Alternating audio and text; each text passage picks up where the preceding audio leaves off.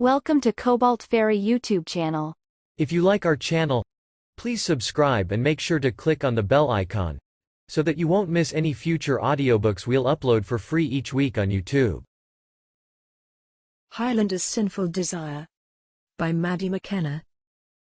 Chapter 1. England, 1383. Rowena pushed a wayward strand of blonde hair behind her rear as she cut one more cabbage from its stalk. She had gone to the Abbey garden to gather herbs and found Sister Prudence straining to harvest cabbages. Rowena said, "The garden is ripening early this autumn." Sister Prudence had paused. And I have not had time to harvest it all."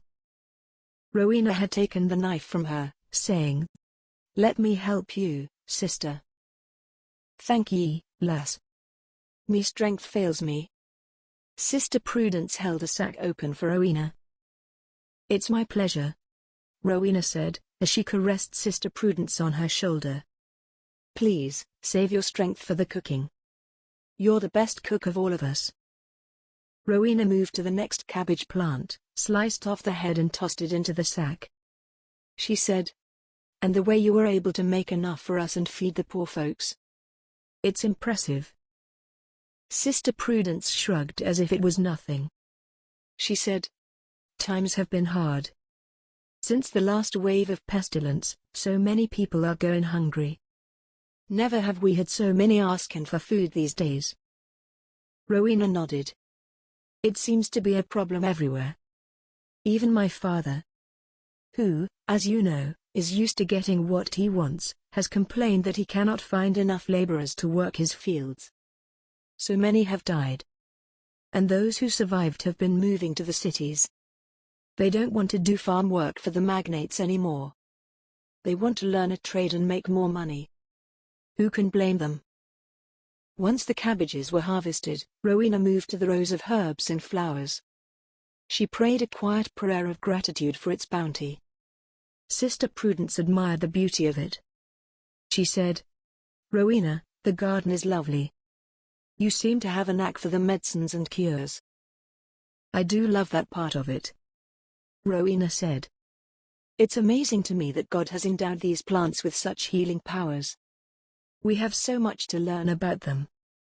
It makes me very happy to know that this little part of a dying rose," Rowena held up the hip of a spent rose blossom, "can help ward off sickness." Sister Prudence shook her head in wonder. "Aye, 'tis a miracle." She walked with Rowena down the garden row. Rowena picked some yarrow and then some echinacea for tea, and tucked it into her heavy sack of vegetables. "Ye've learned all about this from Mother Lenora?" "Yes," Rowena said.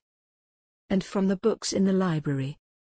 At night, when you and the other sisters are sleeping, I like to tiptoe off to the library and study the books on medicine there. But you must promise, do not tell anyone about that, especially Mother Lenora." Sister Prudence chuckled. "Rowena, we all ken about your midnight library visits." Rowena exclaimed, "No. You can't know. How long have you known?" "We've kenned since ye were a child. Mother Lenora let ye do it. She thought it was good for ye. She liked that ye loved to study." Rowena giggled. "And to think all this time I thought I was so clever. None of you ever mentioned anything to me about it. I don't believe it." Rowena examined the plants, and thought about why she loved learning about them so much. She said, "I suspect I love it because my mother died giving birth to my baby brother. She was in terrible pain for hours. The midwife came. And the physician.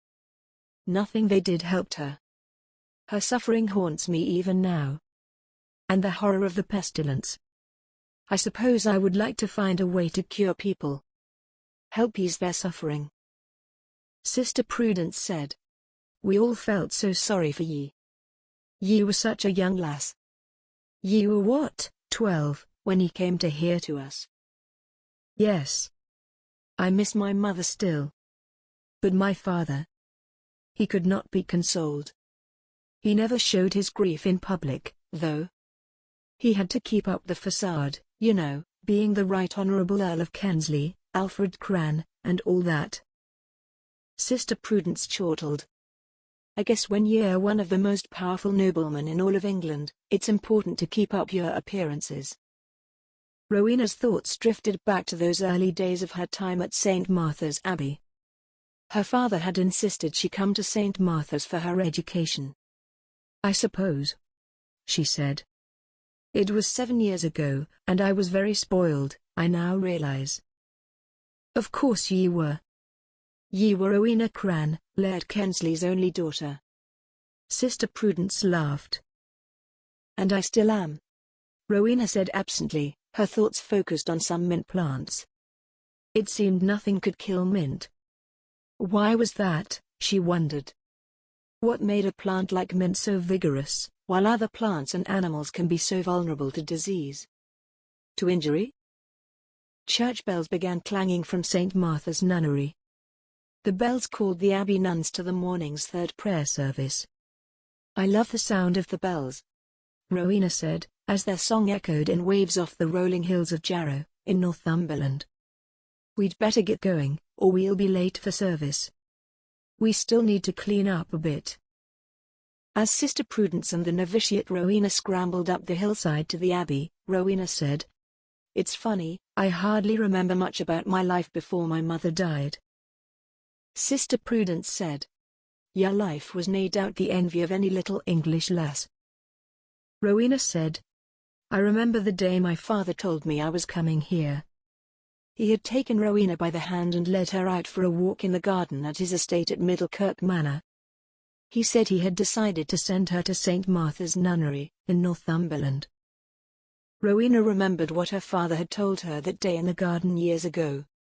She had to learn the manners expected of a noblewoman of rank and refinement. How to weave, to spin, to manage servants, to tend to the sick and injured. He had said, all of these are skills expected of an English lady of your stature. Someday you will be a wife. A mother. Remember, God is always there for both of us. Rowena had clung to his words through the years. To Rowena, Mother Lenora and the Abbey sisters looked old and frightening. But when Rowena met Sister Prudence, she brightened up. Sister Prudence had a sweetness about her that was rather grandmotherly and sisterly at the same time. Something about the way her green eyes twinkled when she smiled, and the faint brogue in her speech endeared her to Rowena. Sister Prudence made Rowena feel like she could tell her any secret, and she would never tell a soul. When they arrived at the Abbey kitchen, Rowena gently dropped the big sack of vegetables on the floor. It was heavy, but her years of living at the Priory had made her strong and sinewy. She found bread dough covered with a cloth. A bowl of cherries sat next to it. Sister Prudence followed Rowena into the kitchen. She said, Me dear child, thank ye. Some of these will go into the pottage right after prayers, and just in time for our hungry visitors. Sister Prudence then plucked a ripe, red cherry from a bowl on the table. She put a finger to her lips and said, Shh. With mischievous eyes, the nun placed the cherry in Rowena's hand. Rowena grinned at the treat and gave Sister Prudence a warm hug and peck on the cheek. Your secret's safe with me, sister, Rowena said, popping the cherry into her mouth. The nun said, Me dear, it has been such a pleasure having ye with us these last 7 years. It's hard to believe ye will finish your tutelage here next year. Have ye decided yet what ye plan today? I think so, sister. May I confide in you? I'd like your advice about something, Rowena said. From the moment Rowena arrived at St. Martha's, the nuns had taken her in as one of their own. They adored the little girl. They taught her good manners, how to weave, and how to speak French. Rowena was not the only girl the nuns had ever schooled. Mother Lenora saw that Rowena was especially interested in the healing arts, and had worked to teach her all she could. But Rowena and Sister Prudence had a special closeness between them. Of course, me dear. Let's talk on our way to chapel or we'll be late. Sister Prudence handed Rowena a damp cloth. They wiped the garden dirt and debris off their hands. Rowena offered an arm to Sister Prudence as they walked to the chapel.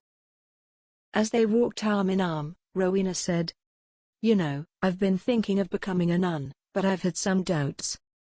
Yesterday at morning prayers, I thought I heard God's calling.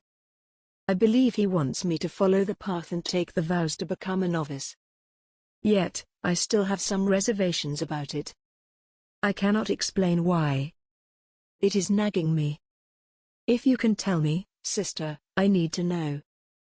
Did you have doubts when you decided to follow the path?" Sister Prudence smiled. "Aye, Rowena. I had me doubts at first. But once I took me vows, me doubts disappeared. Looking back I ken it was the best decision I ever made. However, the fact that it was right for me does nae mean it is right for ye. 'Tis a deeply personal decision. 'Tis good that ye are mulling it over carefully. Have ye talked it over with your father?" Rowena said, "Some. He knows I'm thinking about it. I haven't yet told him that I'm close to a decision. I plan to tell him when he next visits me. I hope he will be happy about it," she thought. Sister Prudence squeezed Rowena's arm. "He will want to ken that. I only hope I make the right choice," Rowena said, a bit of doubt still sounding in her voice. "Trust in your heart, child. God speaks to us in the still small voice that we hear in our hearts. He will not steer ye wrong," Sister Prudence said. Rowena bit her lip.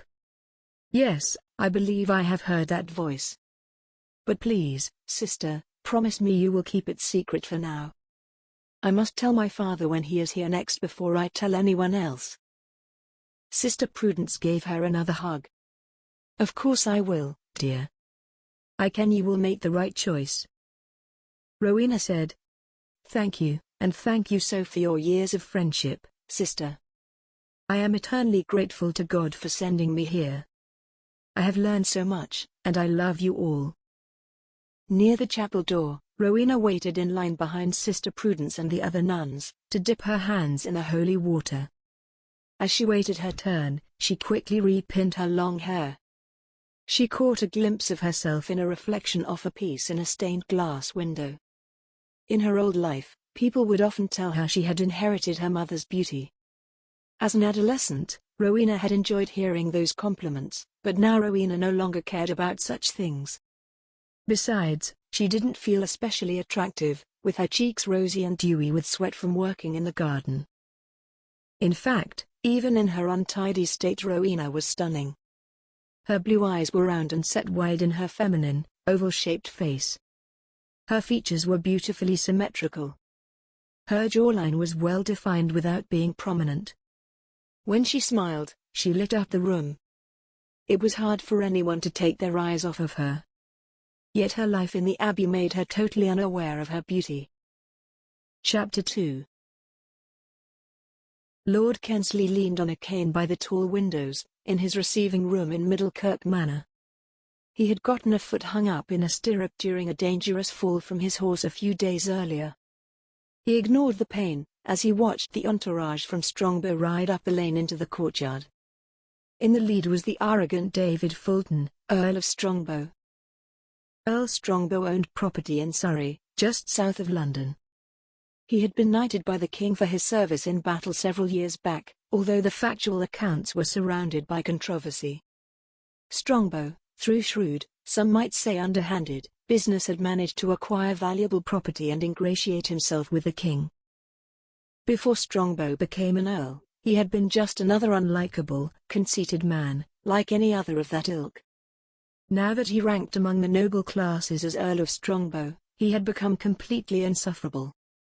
His affluence had brought him fortune and treasure. It also had put many pounds on him and his fitness had begun to suffer some. His breathing was now raspy, as if he smoked too much, and his gluttony was beginning to bloat his face. Though his new lifestyle showed in his appearance, it had not yet impaired his fighting skills. He could still ride a horse and wield a sword as well as he ever did before. Lord Kensley had gotten to know Earl Strongbow through parliamentary meetings and various social events. Earl Strongbow was a powerful friend of the king, and he was the only one who was able and willing to help Lord Kensley defend his land and livestock. No one else had resources at their fingertips like Earl Strongbow. "Lord Kensley," his valet said. "The Right Honourable Earl of Strongbow has arrived." "Show him in," Lord Kensley said. Before the valet could usher the Earl in properly, Earl Strongbow barged into the room. The valet bowed respectfully and left, closing the door behind him.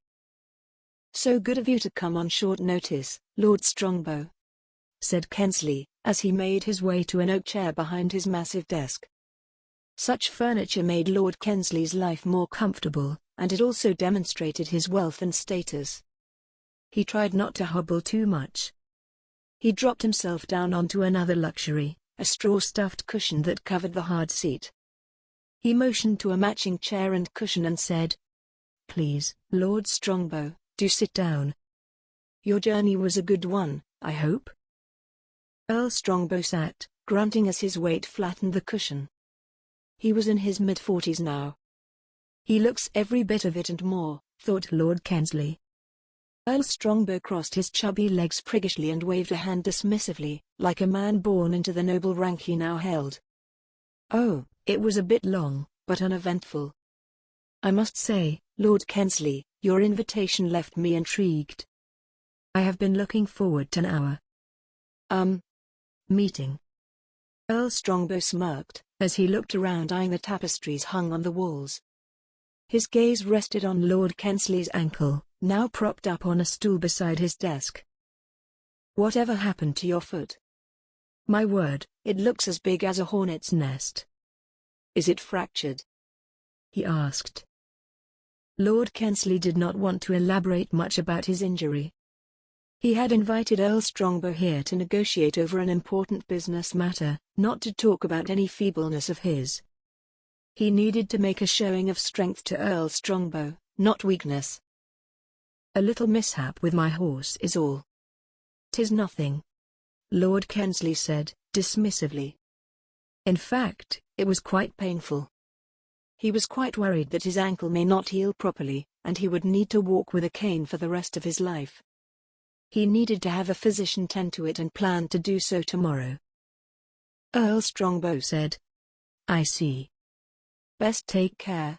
Have you seen your physician?" "All that swelling appears to be broken. Needs to be set. Watch out for fever, abscess, and gangrene." "Thank you for your concern. I assure you it is only a minor sprain," Lord Kensley said. An awkward silence ensued as the men sized each other up. Lord Kensley spoke first. "Well then, Strongbow, let us get down to business, shall we?" Earl Strongbow held up a hand. "Of course. But first, please, Lord Kensley." "I prefer you address me as Lord Strongbow." Fulton smiled. "Certainly. My apologies, Lord Strongbow," Lord Kensley said, as he leaned back in his chair, trying to conceal the pain shooting up his leg. He folded his hands and took a deep breath. Earl Strongbow said, "Now, I understand from your letter that this is an urgent matter?" "Yes, I'm afraid it is," Lord Kensley said, leaning forward and clasping his hands on his desk. "For the last several years, I have suffered great losses from the marauding Welsh bands from the west. The Earls of Cheshire and Shropshire simply cannot, or will not, hold them back any further. Rumours are that the Earls have made some kind of arrangement with the bastards, and now the Welsh are coming across the border at will, coming here to Staffordshire, and stealing whatever they can get their hands on. My own wool production is a fraction of what it once was." Lord Strongbow nodded. "I, too, have heard stories about those thieves." Lord Kensley harumphed. "I wish it were only the Welsh I have to contend with. The famine and the great pestilence took a heavy toll on the population here. Those who survived have left for London, and anywhere they can make a living. Those who are left here cannot be trusted. Today they support the Welsh princes. Tomorrow the English king. I am afraid I will not be able to provide arms to the king, should he request it. I simply cannot rely on the resources I have left. He sympathized with Lord Kensley by saying, I understand what you mean. The country still has not recovered from the pestilence. It has already been a decade, but the population still hasn't recovered. Lord Kensley nodded. Right. And don't forget the peasants' revolt a couple of years ago. King Richard gave them everything they wanted. So no more workers for us and my crops are rotting in the field. No rent coming in. But God forbid the king does not get the money he wants for his next raid. He is quite desperate, thought Lord Strongbow. This could be a wonderful opportunity for me. Lord Strongbow said. Everyone I talk to is looking for workers. There are not enough of them to go around. My own workers are so burdened they hardly get enough rest. But I pay them well, and I have invested in cloth making and other businesses, not simply agriculture and wool exports. Lord Kensley said. Very smart of you, Strongbow. I must say, I would like to go that direction myself. The king will bring us all to ruin if he's not careful. Are you saying what I think you are, Lord Kensley? Are you saying that you are broke? Earl Strongbow asked with a rude bluntness. Lord Kensley bowed his head and said, No. I mean, well, that is, not yet. Lord Kensley then looked directly at Earl Strongbow, trying to hide his dislike for the man. But without your help, it won't be long. Needless to say, I could use a loan, though I would not be able to repay you immediately. You certainly have a serious problem, Earl Strongbow said, assuming an air of condescension. I have the best soldiers in all of England. Many border shires would pay a pretty sum for my assistance. The Welsh are raiding from the west, and the Scots are raiding the northern shires. My services are in great demand. Why should I help you? Lord Kensley had anticipated this question. As Earl of Kensley, my heritage is old and venerated. My allies are indebted to me, but they are not in a much better position than I am. My soldiers are loyal only to me. You will have my allegiance and that of all my allies. I will see that you have privileged and exclusive right-of-way through Staffordshire, its roads and rivers that lead to neighbouring Cheshire and its ports of trade on the Irish Sea. You can peddle your wool and your goods anywhere in the world. Earl Strongbow was quiet. Think of it, Strongbow. Lord Kensley continued. The power of our allegiance would be unparalleled in England. Working together, we could both profit mightily from an alliance. Who knows, thought Lord Kensley. An alliance with Earl Strongbow could be such a deterrence to foreign incursions, the king just may grant them more lands and riches. Earl Strongbow was quiet for another moment. When he spoke, his response took Lord Kensley by surprise. Tell me, Kensley. How is your daughter, the lovely Rowena? My daughter? Why, Rowena is doing well, thank you. She has grown into a lovely young lady under the tutelage of St. Martha's at Jarrow. I made the right decision sending her there.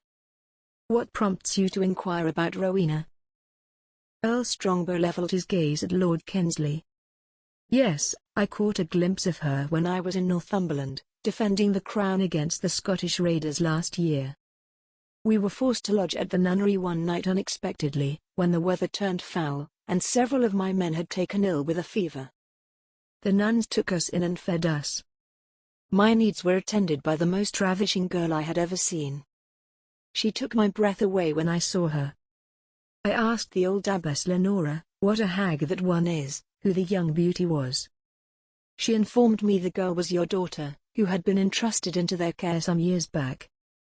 Apparently, she has become quite notorious for her uncommon beauty. Lord Kensley puffed his chest a bit. Why thank you, Earl Strongbow, I mean Lord Strongbow. I am quite proud of Rowena. It took a lot of courage for her to accept things when her mother died, I must say. I visit her every chance I get, but lately I've been remiss. What a shame that she is cloistered away in that isolated wilderness, Earl Strongbow said. She needs to be dressed in silks and finery, and shown off to the upper crust of London. Lord Kensley looked dismayed, but did not argue. He dare not say anything that would jeopardize an agreement with Earl Strongbow. She must be what? 18, maybe 19, now? What plans have you made for her future? Earl Strongbow asked. Lord Kensley sighed. Earl Strongbow was close to touching a nerve. Lord Kensley had been putting off making plans for his daughter's future. She was a grown woman now, and the time was at hand. He sighed again. His life had become overwhelming. Rowena's future was one more worry that he needed to manage that he had happily avoided. At this point, I have no plans for her. She seems quite content at St. Martha's, and has hinted on occasion at her interest in becoming a nun. Her future is up in the air at the moment. I have been so terribly distracted by matters here that I have not yet tended to long-term planning for her. Earl Strongbow's eyes narrowed. He tapped his fingers on the desk, leaned forward and said in a low, suggestive tone, "Have you considered, Lord Kensley, that your lovely daughter may be the key to your financial security?" Lord Kensley shook his head, wary of the direction this conversation was heading. "What are you driving at, Lord Strongbow?" Earl Strongbow looked at him with condescension in his face, as if the solution was obvious to anyone of average intelligence. He gave a smug smile and he said, "Well now. Give your predicament some thought, Lord Kensley." Earl Strongbow looked down his nose at his fingernails and said, "Let me make this easy for both of us. I will agree to an alliance with you under the terms you proposed. But I require one additional concession from you." Lord Kensley kept a stone face, hiding the relief he felt wash over him, followed immediately by apprehension. That was too easy, he thought. What else did Earl Strongbow want from him? Whatever it was, Lord Kensley would do it. It would be bad enough to have to collaborate with this hufty-tufty Strongbow, but it was better than certain financial ruin without his resources and influence. At least Strongbow sees some advantage to an alliance. What else did he want? Lord Kensley asked. I see. Tell me, what is the additional condition you propose? Earl Strongbow slowly smiled, his thin lips pulling back across uneven teeth. Lord Kensley definitely did not like the look in his glittering eyes. Lord Kensley felt like prey, a dormouse, and Earl Strongbow was toying with him, ready to come in for the kill. Earl Strongbow gazed silently at Lord Kensley for a few long seconds. What is it, then, Lord Strongbow? Lord Kensley asked again, uneasily. Earl Strongbow held his piercing stare a moment longer, looked directly into Lord Kensley's eyes and said flatly, "You will give me your daughter's hand in marriage." His demand took Lord Kensley by complete surprise. He sputtered. "I beg your pardon?" "Oh, come now, Lord Kensley.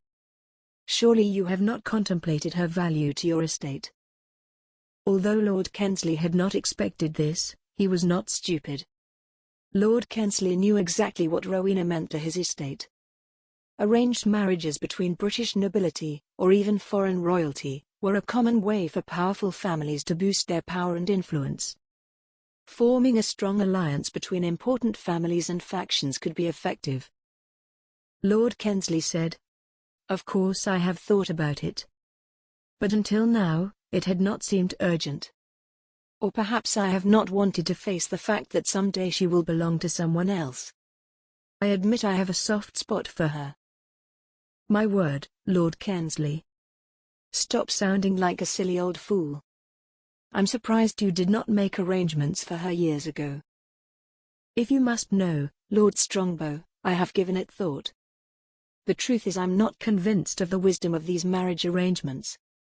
The idea of making my own flesh and blood a pawn to further my commercial or political interests seems, to be frank, it seems wrong. I'm not convinced that it is best for my daughter."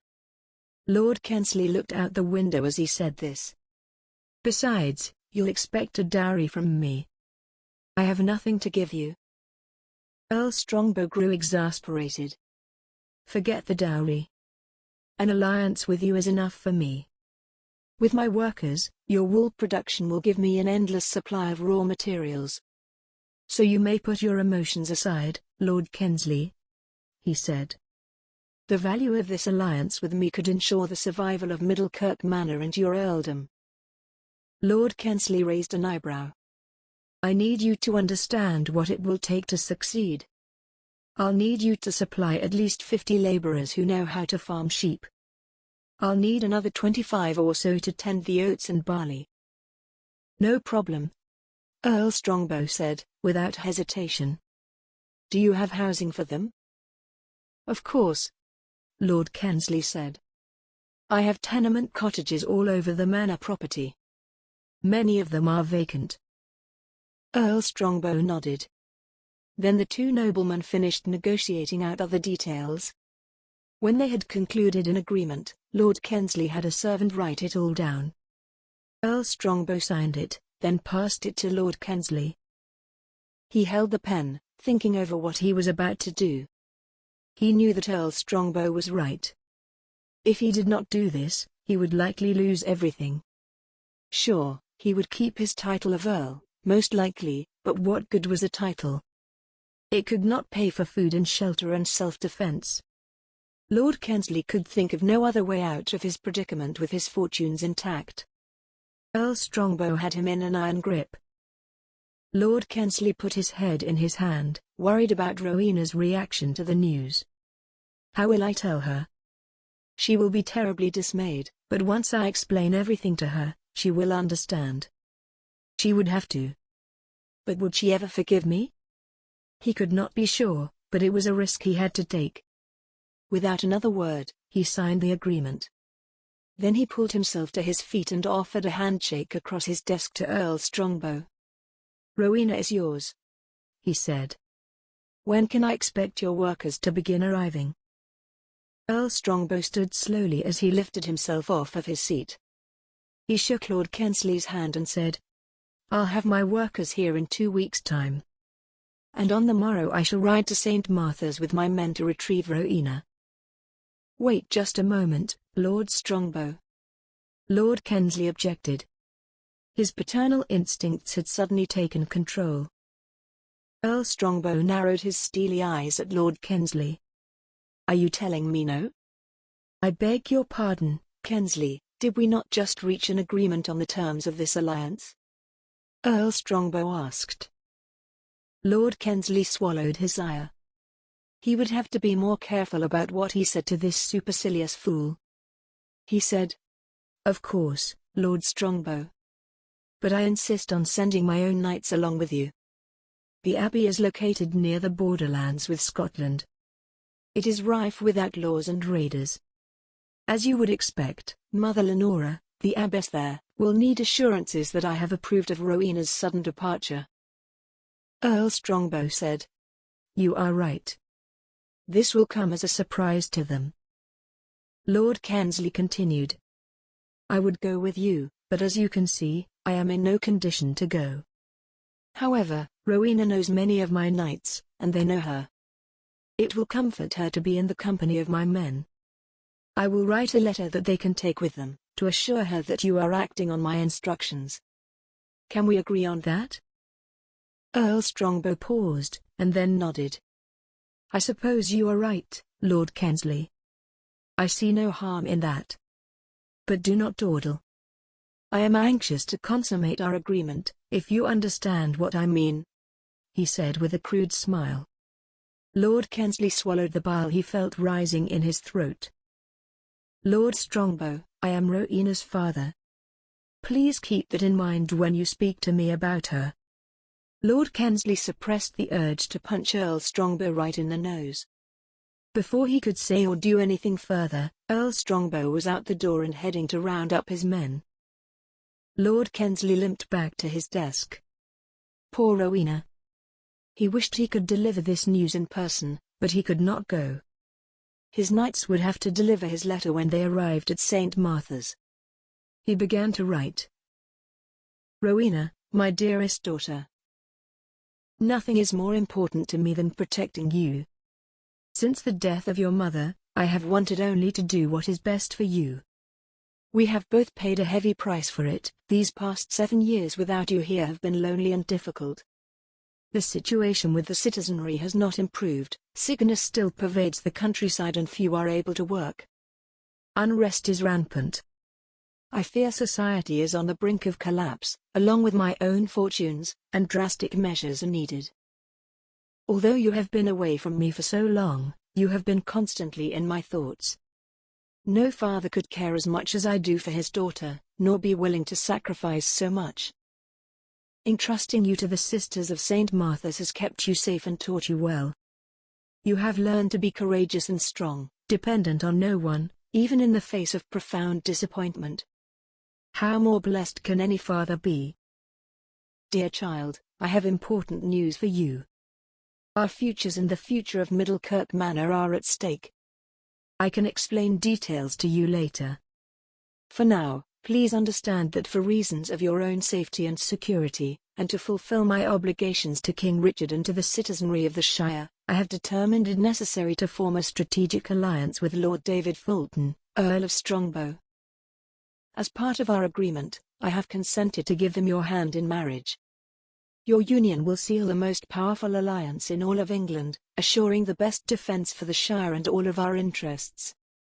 Most importantly, this marriage will establish you as a noblewoman of the utmost prominence, in the highest ranks of British nobility.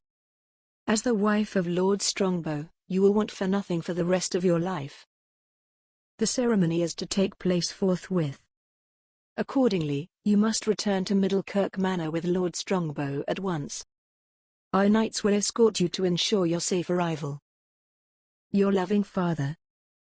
When he finished writing, Lord Kensley folded the letter and sealed it with hot, crimson-coloured wax. He pressed his signet ring into it, leaving his crest embossed deeply into the seal. No one would doubt the importance of this message.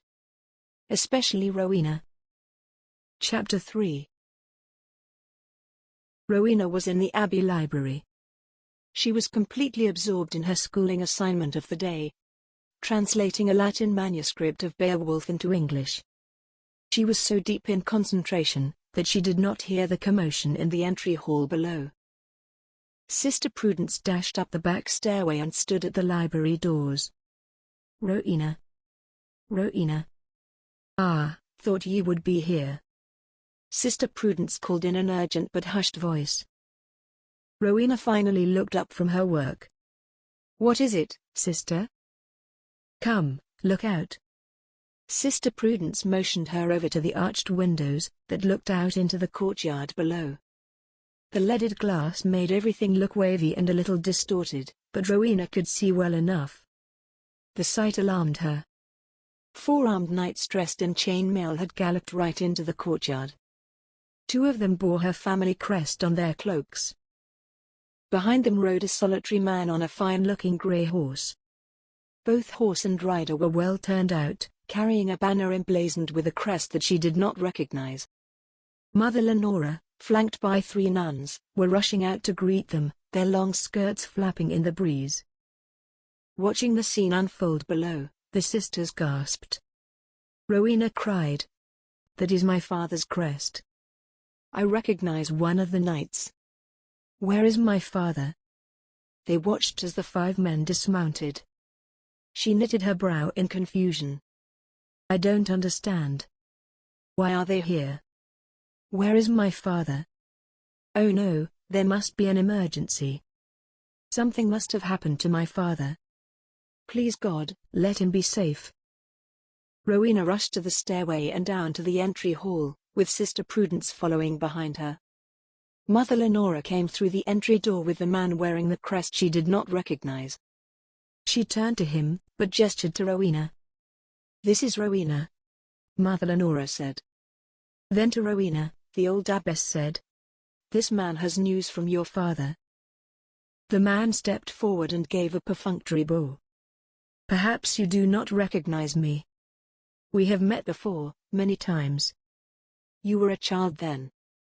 And a year ago, you tended to me and my men when we stopped to rest for a night. I am Lord David Fulton, Earl of Strongbow. Rowena immediately recognized him. She had met him a few times as a child. Then last year, he had come to St. Martha's with his fighters, after they had gotten lost in a raging storm. Strongbow had stared at her impudently and made crude remarks while she served him. He became drunk and started groping at her as she served him. She was able to get away from him when the bells called the nuns for evening prayers. Rowena had not told anyone about this incident, thinking she would likely never encounter him again. Rowena gave a quick curtsy. "Lord Strongbow. Of course I remember you. Pleased to meet you once more." Looking at him now, she estimated he was in his mid-40s and looked every bit of it. He had an unhealthy paunch, and thinning grey hair combed across the top of his head. His face bore the expression of a man whose lifelong unhappiness was transforming to malice. He said with an oily voice, "I suspect our presence troubles you, my dear. No need for concern. My men and I have come to take you back to Middlekirk Manor at first light tomorrow. I am delighted to inform you that you are to become my wife." He handed the letter to Rowena. "This letter from your father will explain it all." She saw her father's seal on the letter and ripped it open. She recognized his hand. It was genuine. She began to read the letter silently. As she read, she clutched at the crucifix she wore around her neck and shook her head. "No, no, no, this cannot be," she thought. Her hands began to tremble. She bit back tears as her eyes burned and the inside of her mouth felt full of cotton. It took all of her composure not to scream out. In a daze of confusion, she swallowed her emotions and assumed an air of calm that she certainly did not feel. She handed the letter to Mother Lenora, who read it as Rowena turned to Lord Strongbow and said coolly, "I see. I shall gather my things and be ready to leave at daylight, as you command." She turned and headed back up the stairs to her cell. She needed time alone. She needed time to pray. Behind her, she heard Mother Lenora instructing Sister Prudence and the others to make preparations for the men to lodge in the visitors' quarters overnight. Sister Prudence scurried off to the kitchen to prepare meals, and the others scattered to tend to their assigned duties. Mother Lenora followed Rowena to her cell. When the abbess reached Rowena's cell, Rowena was already at her prayer bench, kneeling in silent prayer. She heard Mother Lenora come in and looked up at her, tears brimming in her eyes. The abbess gently placed her hands on Rowena's shoulders. "I'm sorry, my dear child. I know how you thought you wanted to dedicate your life to God. But it now seems God has other plans for you. Let Him guide you. Thank you for your words of consolation, my dear mother. I am sorry but I take no comfort in them. I'm afraid God may be mistaken this time." Mother Lenora chuckled. "I sincerely doubt He is mistaken, Rowena. You must take comfort in knowing that we cannot always understand God's reasons. Understanding is not what He calls us to do. We must be willing always to trust that God has a plan for all of us, and we are bound to obey. He will never betray you, Rowena. You must trust Him." Rowena hugged the abbess. "I cannot bear the thought of leaving this life behind, nor all of you. The abbey is my only family now. The church is my family. Nothing else matters to me." Mother Lenora continued her gentle, but firm solace. Her faith in God was steadfast. "Rowena, listen to me. You are no longer a child. As the noble woman you are about to become, you will have many opportunities to show your devotion to God. You can be an example of piety for many others. Your generosity and your strength in spirit will see you through every moment. God will be with you everywhere and in every moment. Have faith in Him, Rowena." With that, Mother Lenora left Rowena alone with her thoughts. Alone in the silence of her cell, Rowena prayed. She prayed to God to watch over everyone she loved, the abbey itself, Nana, and Holiday, who by now was probably feeling his old age. She prayed long and hard, for a way out of this unacceptable predicament she suddenly found herself in. She wondered, was this truly God's will? What about the notion that God only helps those who help themselves? Was there no way out of this for her? Hours must have passed. Rowena's vigil was interrupted by a knock on her cell door. "Rowena?" It was Sister Prudence. She held a plate with some bread and cheese and a cup of pottage. "I thought ye might like something to nibble on." Rowena got up stiffly and opened the door. "Thank you, sister." "Please, come in," she said, glumly. Sister Prudence set the plate on a night table and gave Rowena a motherly embrace. "This must be a heartbreaking blow to ye." "I'm so sorry," Sister Prudence said. "I am despondent. I have been beseeching God to show me His will. The way He wants me to go," Rowena said. There was a quiet but unmistakable determination in her voice. "I did not envision this. Marrying a man I do not even know. A fat old lecher like Earl Strongbow." "Oh? And has he shown ye another path?" Sister Prudence asked.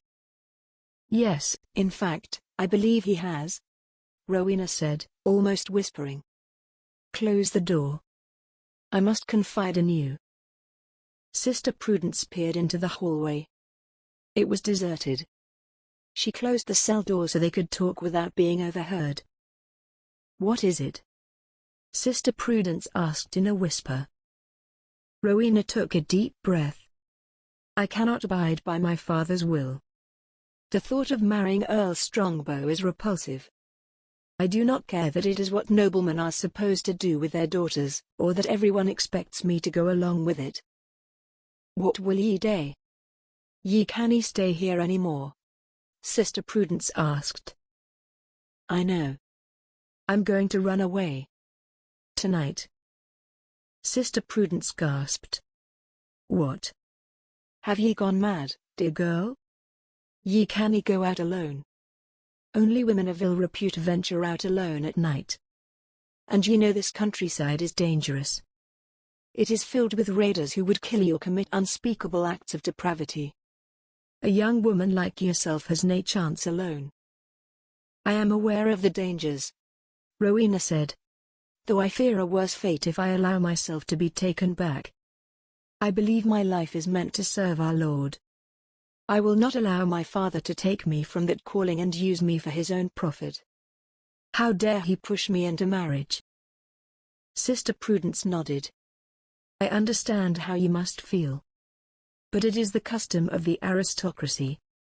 These arrangements happen all the time to young women from prominent families like yours. Think of it. If ye choose to submit, ye can have a comfortable life, and use your riches for the benefit of all that is good. With your beauty and your charm, ye could have the nation at your feet. Think of all the good ye can do. Perhaps that is God's purpose in this." You sound like Mother Lorena," Rowena said wryly. "I do not wish to become a wife.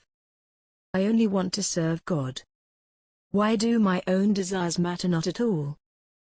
"Rowena, it is not about what ye want. It is about what God wants for ye. Remember that Lord Strongbow is a child of God, too. God sent him to ye for a reason. It is not your duty to understand or question his plans for ye. Your only duty is to obey his will. I fear that ye will have to find his purpose for ye. As Lord Strongbow's wife," Sister Prudence said. Rowena seemed not to hear her. "Sister, have you considered why Lord Strongbow has not yet taken a wife, at his age? My goodness, he is old enough to be my father. No, I want nothing to do with him or his riches. I want only to devote my life to serving our Lord. This wedding scheme of theirs must be the devil's work." Sister Prudence shook her head at all of this. "Oh my word," was all she could say. Rowena then told her about the upsetting encounter she had with Earl Strongbow last year. Sister Prudence raised an eyebrow. "Ye were right to keep that tale to yourself," she said. "It would only have caused ye trouble, for nae good reason." Rowena nodded, adding, "Yes, that is if anyone cared to listen." Sister Prudence stayed silent as Rowena continued. "No. I shall not be his wife. I have made up my mind, sister. I am leaving here tonight. Rowena started grabbing her few clothes and putting them in a woolen bag. But wait. This will be exceedingly dangerous for ye. Sister Prudence clutched Rowena's arm. She could see the girl would not be stopped. And who could blame her, really? If what she was saying about Earl Strongbow were true, Sister Prudence knew she would do exactly the same thing if she were in Rowena's place. I do not care, Rowena said. Have ye considered where you will go? Sister Prudence asked. Rowena said, yes. I will take one of the men's horses and ride to St. James Monastery in Chester. I know the way. I will be there before morning. Surely Brother Ian will provide me with protection, until I can find suitable accommodations in another nunnery. I see, Sister Prudence said. Brother Ian is a godly man. He will certainly be able to give ye refuge for a time. But ye need a longer-term solution. I have an idea for ye. Stay here, I must retrieve something from my cell. I will return quickly. Sister Prudence slipped out the cell door into the corridor. The sun had set and the old stone hallway of the abbey was dark. While Sister Prudence was gone, Rowena finished tossing the few items she had in her bag. The simple life at the nunnery had required her to unburden herself from material possessions. As a result, Rowena had only a few meager articles of clothing and basic toiletries to take with her. She also took her cache of medicinal herbs that came in handy for a variety of minor ailments. She looked around at her cell, her home for the last 7 years. It was simple, but the nuns had been so kind to her. She would miss all of them. Rowena's appetite returned. Knowing she would need food later, she downed the potage quickly, and then put the bread and cheese in the deep pocket of her skirt. With a soft tap on the cell door, Sister Prudence reappeared. She handed Rowena a flask outfitted with a rope belt and already filled with clean water from the abbey's cistern. Bless you, sister. You think of everything, Rowena said, taking the flask and tying it around her waist. Remember that is why I am the chief cook here, Sister Prudence said with a chuckle. Now, listen to me. I ken where ye can go, where ye will find safety and protection. Nae one will find ye there. And ye can continue your path in the service of God. But it will be a dangerous and difficult journey for ye alone. A woman traveling alone, especially at night. I fear for ye. Ye will need help from the monks. Sister Prudence, I assure you I will get help. Now tell me, please. Where can I go? Rowena asked with urgency sounding in her voice. Sister Prudence took a deep breath. Ye need to find your way to the Hebrides island of Iona. An abbey is there. St. Columba Abbey. Rowena had never heard of the place. An island. Where is this Iona island? Rowena asked. Sister Prudence sighed. Iona is a small island. Ye will find it in the Inner Hebrides off the Ross of Mull, on the western coast of Scotland. There is nae much else there but the abbey, I'm afraid. Rowena contemplated this. It sounds far away, she said quietly. Sister Prudence nodded. It is. It will be a difficult journey for ye. But with help, ye can make it and there ye will find safety. Nae one will ever find ye. How do you know of such a place? Rowena asked. Sister Prudence looked away. My birth sister is the abbess there. Philomena is her name. Mother Philomena. Why, Sister Prudence? You never told me of your sister, Rowena said. I can. I dae speak about it much anymore, Sister Prudence said. We were close as children but separated long ago. Dae reveal this secret to anyone. It is a long story but we have nae time for all of that, if ye are to make your escape tonight. It does nae matter now in any case. Are ye sure this is what ye want today? Rowena nodded. Yes. As God is my witness, yes, it is. Well then, said Sister Prudence. I ken Mother Philomena will welcome ye. When ye get there, ye will tell her I sent ye. I will, Rowena said. One more thing, and this is important, Sister Prudence said. They will look for ye in the morning. When they find your cell empty, they will begin a search for ye. They will continue looking for ye everywhere. Rowena agreed. Sister Prudence said, Ye must nae reveal your true identity to anyone, not even to Philomena. Tell her that ye came to me as an orphan seeking a path for service to God, and seeing that ye were sincere, I sent ye to St. Columba Abbey to begin your service as a novitiate nun. Sister Prudence then took Rowena's hand. She placed a golden ring in her palm and closed her fingers around it. Rowena looked at it and saw it was emblazoned with an elegant red and gold shield. This is our family's crest. Show it to Philomena and she will ken it was from me, Sister Prudence said. She will ken ye are in danger and she will protect ye. Rowena tried to fight back the tears that were beginning to spill down her cheeks. Thank you, Sister Prudence. Thank you for everything. You have been a guardian angel to me. I love you dearly, and I will never forget you. They embraced for a long moment, believing this would likely be their last. Sister Prudence said, I must go now and tend to the kitchen.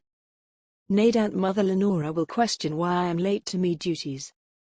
She picked up the empty dishes to return to the kitchen, pausing to toss the sharp knife into Rowena's sack. It may well come in handy, she said with a wink. Then in a serious tone she said, Goodbye, Sister Rowena. May God watch over ye and keep ye safe. With that, Sister Prudence slipped out through the cell door and once more vanished in the dark hallway. When Rowena was sure the nuns had settled in their cells for the night, she moved quietly out of her cell, closing the door carefully behind her. She made her way through the corridor, down the stairs to the entry hall, crept through the back hallway into the kitchen, and slinked out the back door. She heard sounds of men laughing coming from the candle-lit window of the guest quarters, at the other end of the building. She made her way across the cloister, staying in the shadows close to the stone wall. She headed straight to the barn to take a horse, but when she got there, she gasped in dismay. The horses were not in their stalls. Confound it. Where are the horses? She tiptoed to the backside of the barn and peered around the corner. There they were.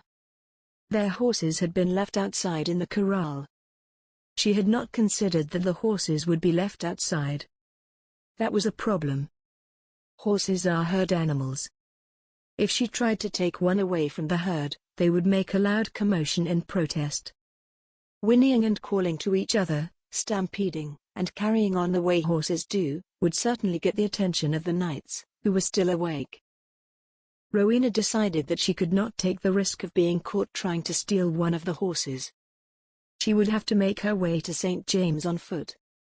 Alone. No matter, she had done it before, and she could do it again tonight. It would be difficult and slow going by herself, but not impossible. On the road, she was likely to encounter other travelers. In the forest, she could hide. Yes, a midnight walk through a forest infested with raiders was preferable to becoming Earl Strongbow's wife. She prayed this was not a harbinger of things to come. Chapter 4. With her sack of meager belongings slung across her shoulder, Rowena scurried down the hill behind the abbey and past the garden. Once she went through the gate in the wall on the edge of the garden, she was off the abbey grounds and into the wild borderlands of Northumberland. Here, she could take the main road that led north into town, or cross the road and cut through Kielder Forest to head northwest.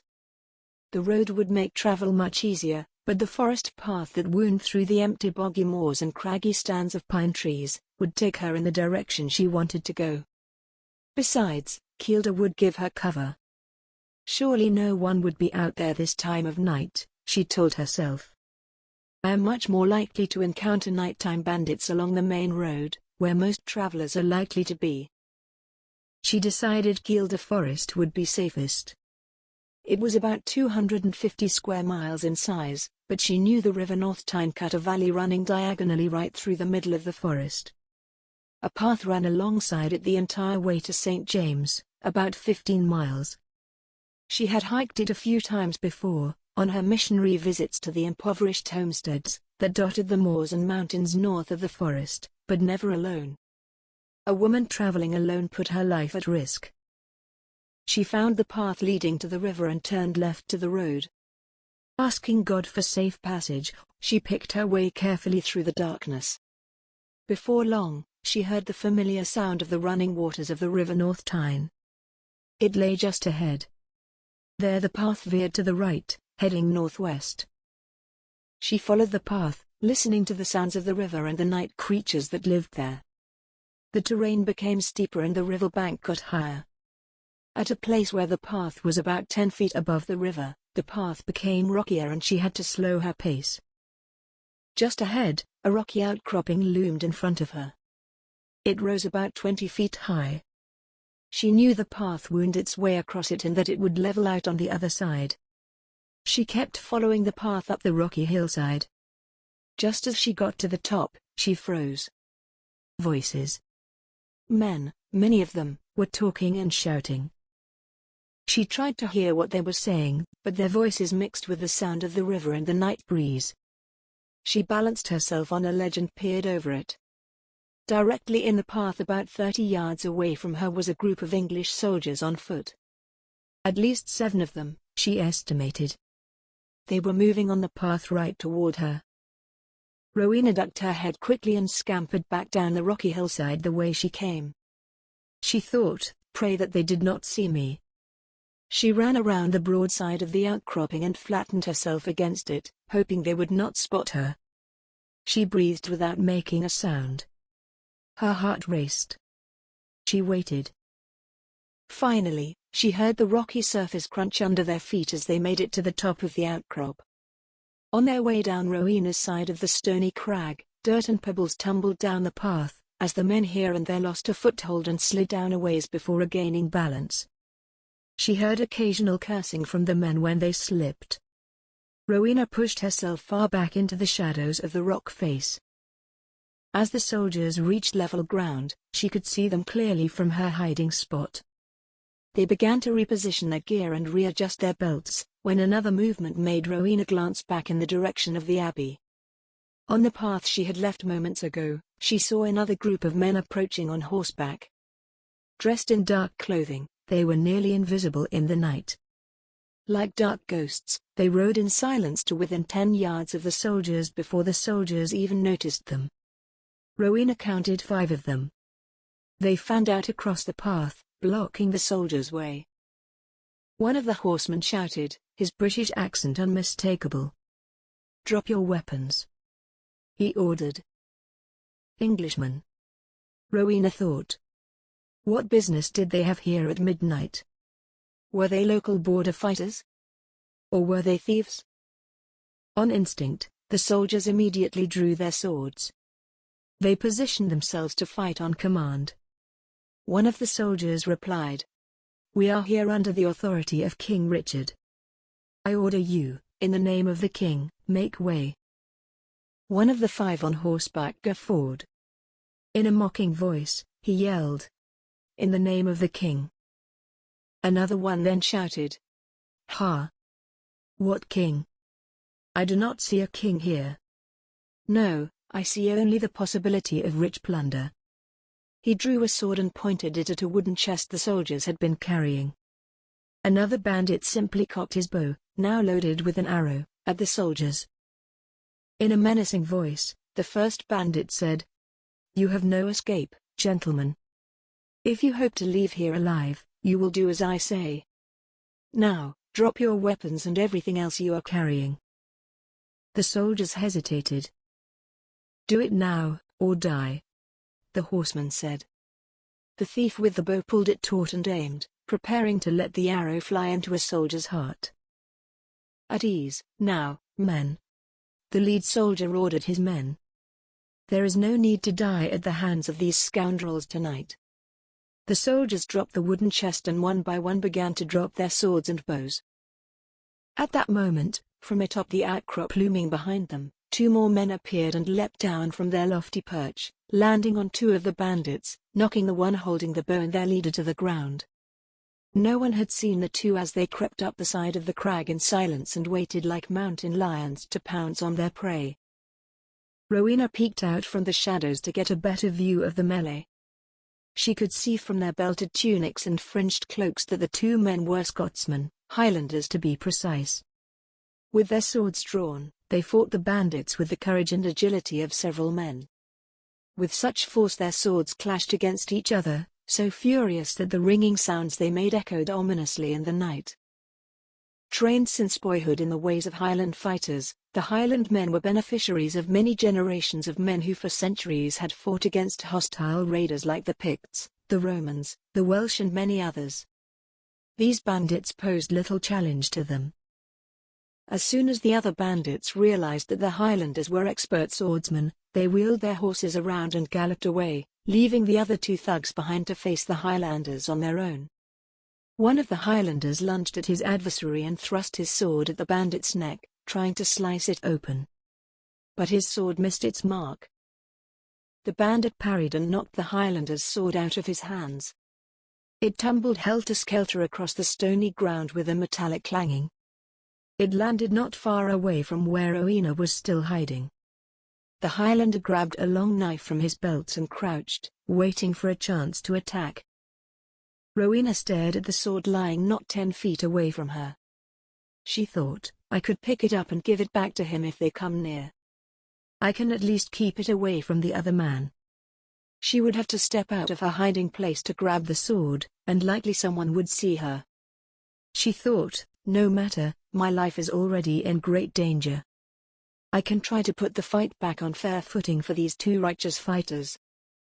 Rowena dashed out of the shadows to retrieve the Highlander's sword. Its golden handle gleamed in the dim light of the moon. It was much heavier than she thought it would be.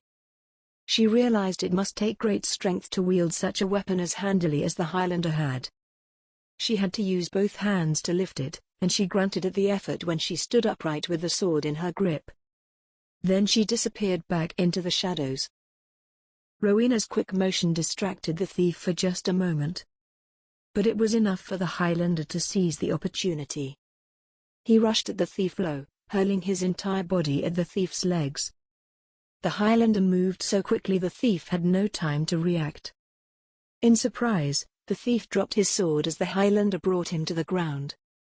The force of the impact caused the Highlander to drop his knife. The Highlander cursed at himself. Taran, you clumsy dobber. Unarmed, both men rolled, wrestling and entwining like 2 mad snakes, each trying to get the best of the other and strangle him with bare hands.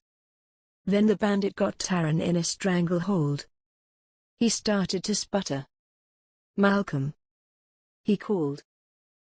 The other Highlander, Malcolm, looked up when he heard Taran call his name. Malcolm had his adversary pinned to the ground, punching him in the face, which was now a bloody pulp. Malcolm saw that the bandit was about to kill Taran. In one lightning-fast motion, Malcolm leapt to his feet, drew his knife, and dashed to Taran's side. He grabbed the bandit's head and dispatched him with a slash across his throat. "Thank ye," Taran gasped, catching his breath. "That was a close one," Malcolm said. "Too close. You were a hair's breadth away."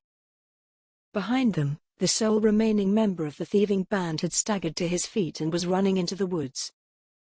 "Let him go," Malcolm said, nodding his head in the direction of the soldiers who had watched the entire incident unfold in stunned silence. Then he whispered, "Maybe he will warn off his compatriots." Meanwhile, the English soldiers had picked up their weapons and watched the 2 Scotsmen dispense with the dead body. One of the soldiers shouted, "Stop right there. Do not move." The Scotsman looked around in surprise. Each of the soldiers now had weapons trained on them.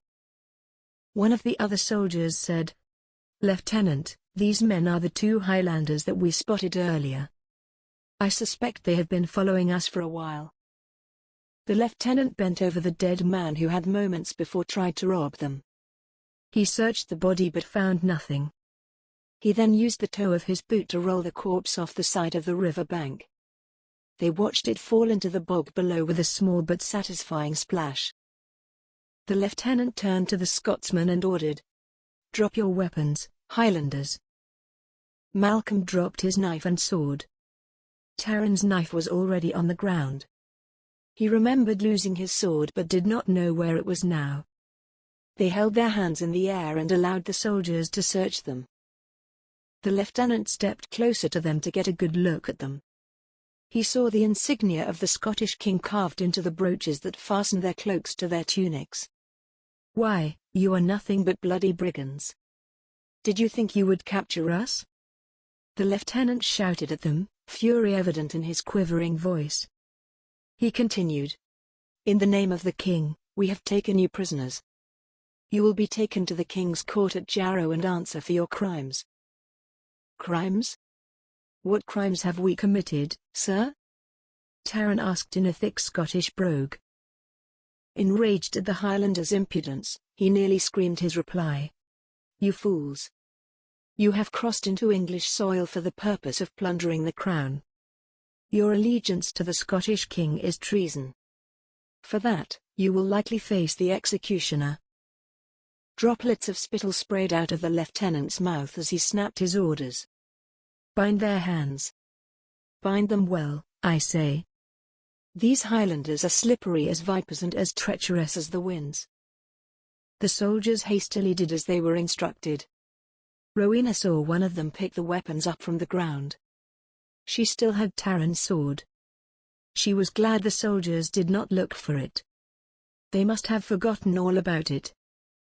The lieutenant then announced, "We will take cover over there in the woods and rest until morning. We cannot risk going any further with these prisoners until daylight.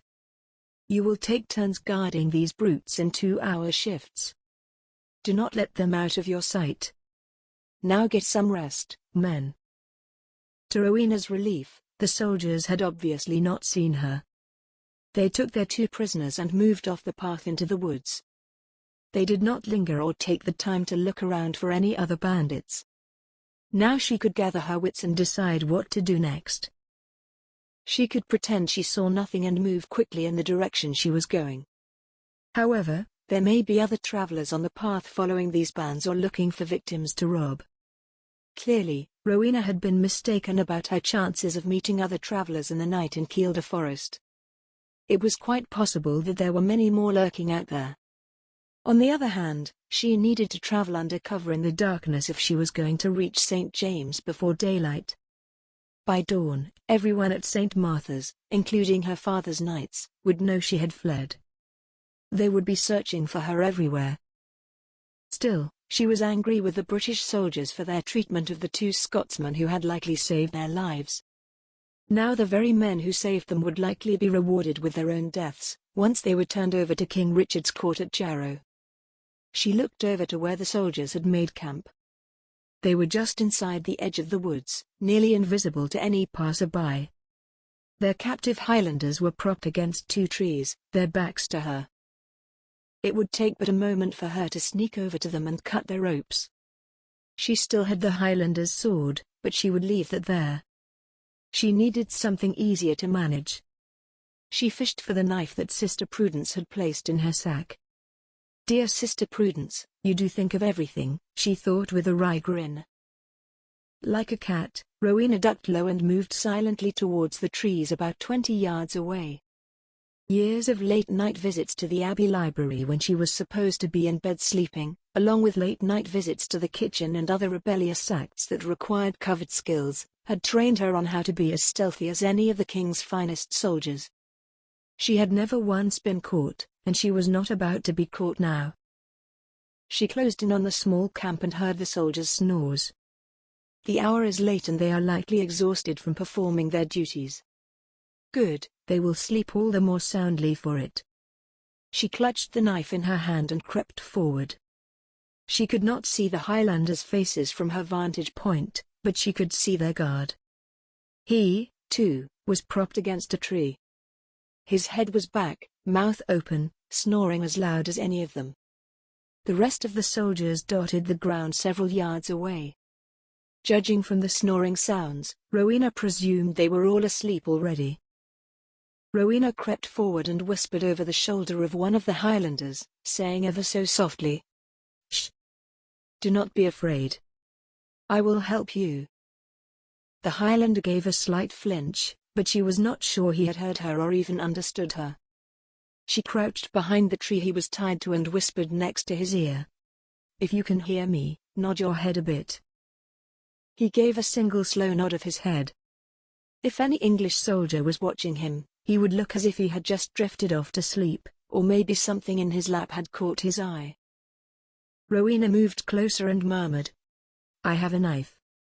I am going to cut you loose. Do not move." Silently, Rowena sliced at the rope binding his hands in place. It took her a few minutes.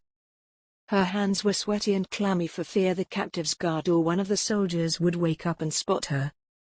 But no one stirred. When she finished freeing the first man, she did the same for his comrade. Once both men's hands were free, they all slunk silently through the brush and beyond the edge of the woods. Rowena led the two men through the tall grass back to the rock, where she had hidden during their skirmish. As they approached her hiding spot, Rowena pointed to the sword that she had rescued, and then left waiting for them against the rock wall. It gave off a diminutive gleam barely visible in the moonlight. "My sword," whispered the Highlander who had dropped it.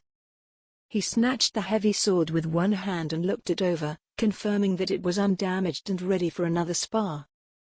He looked at her with twinkling, admiring eyes, and softly said, "Thank ye, lass. I am in your debt." Just then, they heard rustling and a man shouting behind them. "Hey! Stop right where you are." They looked back in the direction of the camp. They saw a soldier standing at the edge of the woods where they had just been. The soldier was waving his arms, shouting, and trying to rouse his comrades. "Run, quick!" the Highlander shouted, sheathing his sword quickly.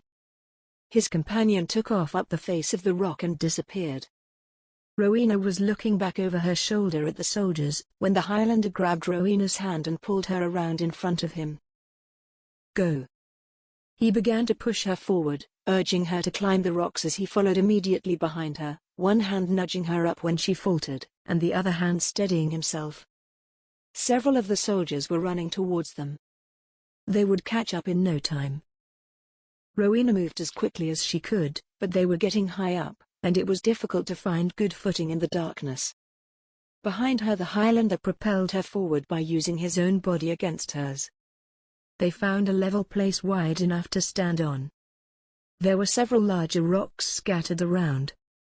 Obviously they had fallen from higher up and lay where they had landed.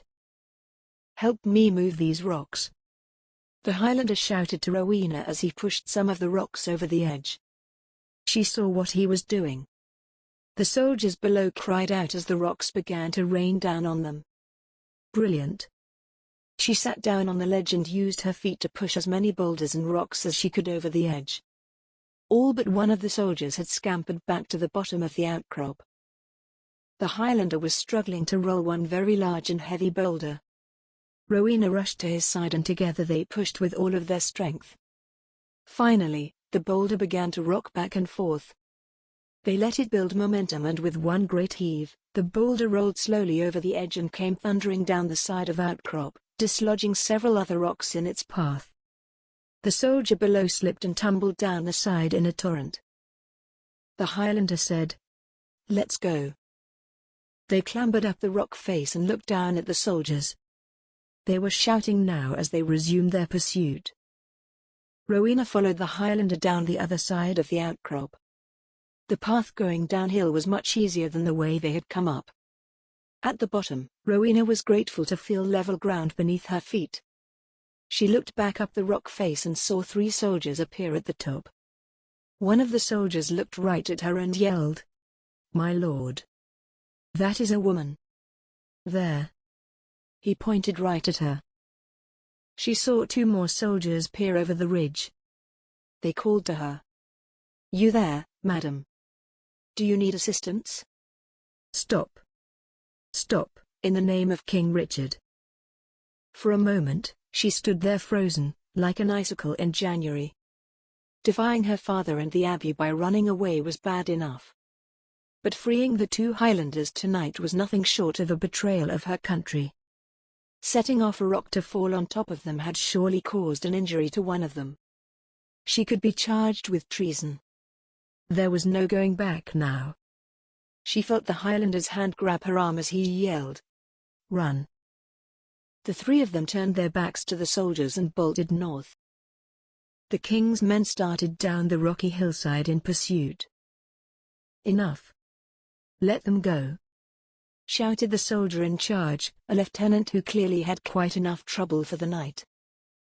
Perplexed, the men looked back at their leader. He said, "Let them go.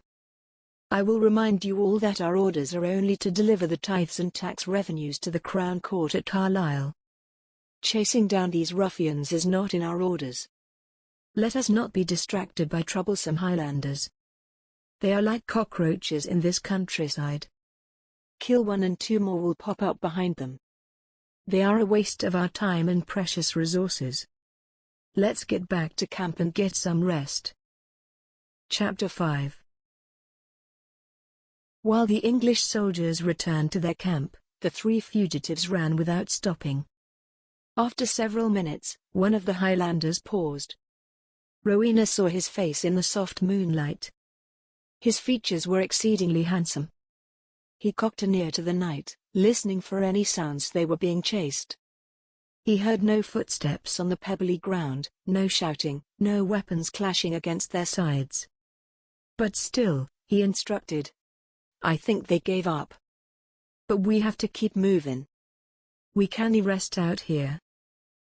They jogged on, trying to put as much distance as possible between themselves and the soldiers. Rowena could barely keep up. She ran until her ribs hurt. Her breathing had started coming in gasps, and her pace slowed. Soon she lagged some 20 yards or more behind the men. Her skirts kept catching the grasses and wrapping around her knees, which made the going even harder and slowed her down more. Finally, she stopped and called out, "Ah!" She sank to her knees, gasping for air as her body tried to replenish itself with oxygen. She could go no farther. If the soldiers caught her, so be it. "Stop. Please, I have to rest a few minutes. I can barely breathe," she called to them. The handsome Highlander said, "Yes, but only for a moment. There is a safe place a little farther north where we can stop and have a proper rest until morning. Can you make it another 2 miles?" Rowena nodded, still trying to catch her breath. "I don't know. I need to rest a moment," she said. "Please, go on your way. God will watch over me." The other man, also a Highlander, scoffed at her reference to God. "God is busy with other matters. It is up to you to make your own destiny." The handsome one said to her, "Ignore that old fool," pointing to his friend. "We'll wait. We can't leave ye here alone. 'Tis too dangerous." Then he noticed the flask tied to Rowena's waist. He bent down onto one knee and put a hand gently on her shoulder. He reached for the flask with his other hand and offered it to her. "Drink." Rowena smiled at the tenderness shown by such a rugged man. "Yes, a drink would be nice. Thank you. Thank you." She looked up at his face, now so close to her own as he leaned over her. He was so attractive, she thought. As quickly as the thought entered her mind, she dismissed it. Where had that come from? She thought. Never mind that, it was completely inappropriate, she scolded herself. "We are in your debt," he said to her, now smiling. Once Rowena's breathing had settled closer to normal, he reached out a hand and helped her to her feet. They locked eyes for a moment. Rowena felt his eyes bore into hers as he took a good look at her. She noticed him blink, as if he had forgotten what he was about to say. He started to speak but then lost his voice for a moment, then gathered himself and cleared his throat. With a respectful bow, he said, "Allow me, my lady, to introduce myself. I am Taran Robertson, Laird of Frenich at the Loch Lomond." On hearing the introduction, the other Highlander stepped closer. He laid a hand over his heart and said, "I am Malcolm MacBrien. You risked your life to save us. We owe ye our lives." "Thank ye, lass," Malcolm said. Rowena felt humbled by their gratitude. She knew that what she had done was risky, but nothing compared to the risks they had taken when they overtook the robbers. She could not have turned her back on them, even though she could be accused of treason if she were caught. But not helping the two men would have haunted her forever. She would have never forgiven herself and doubted if God ever would either. She said simply, "You are modest. Helping you was the least I could do. I was there when you fought off those robbers. I was hidden in a corner of the rocky crag. No one knew I was there. But I saw you. I saw your bravery." She paused and turned to Taran, who was watching her intently. She said to him, "I saw you drop your sword during the fight. It landed so close to me. I thought I would be discovered. But I was able to snatch it without being seen." Both men listened, jaws agape at her story. They seemed spellbound, she noticed. Especially Taran. Once again, she felt a strange attraction to this most rugged man. She stopped talking as she tried to get back in control of her thoughts. She looked away from him quickly. Taran noticed that Rowena had left Malcolm seemingly speechless. Taran decided it was up to him to get more information from this lovely young woman. It was as if she was here in the middle of the night for no other purpose but to help them escape from the Englishmen. "Lass, your bravery was admirable even for a seasoned fighter. Yet, ye have na yet told us who ye are or what business brings ye here to the borderlands of Kielder Forest this time the night. Would ye kindly explain yourself?" Rowena detected a healthy degree of suspicion in Taran's voice. He was clearly younger than Malcolm, his companion. She sensed nonetheless that he had enough experience with treachery that he trusted very few strangers. He probably had never encountered an Englishwoman like Rowena under these circumstances. She said, "I sense you are wary of me. Did I not just rescue both of you from the hands of my own countrymen? You have nothing to fear from me." Taran laughed quietly and said, "I assure ye, I am nae afraid of ye, lass. I wish to ken who ye are. Your name." She remembered the advice Sister Prudence had given her about keeping her identity secret. Rowena had not had time to make up the story she would tell about herself, and deception did not come naturally to her. Now she was on the spot with these two men. She said, "My name is Rowena. I am a novitiate nun." She opted to tell these men her name, rather than lie about it.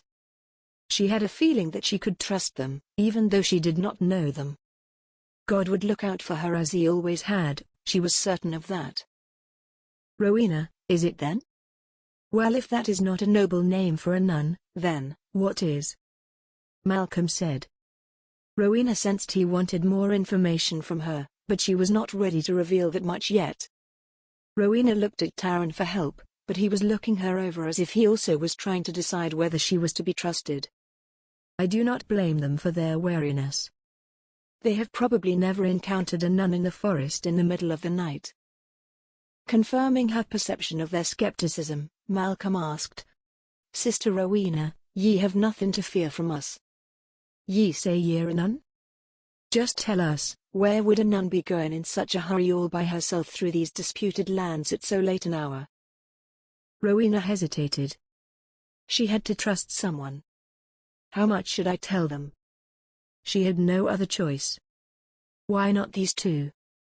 So far, she had not fared very well on her own, and had even begun to regret her decisions. She took a deep breath and told them mostly the truth. "I am on my way to the Iona Island. To the monastery of St. Columba."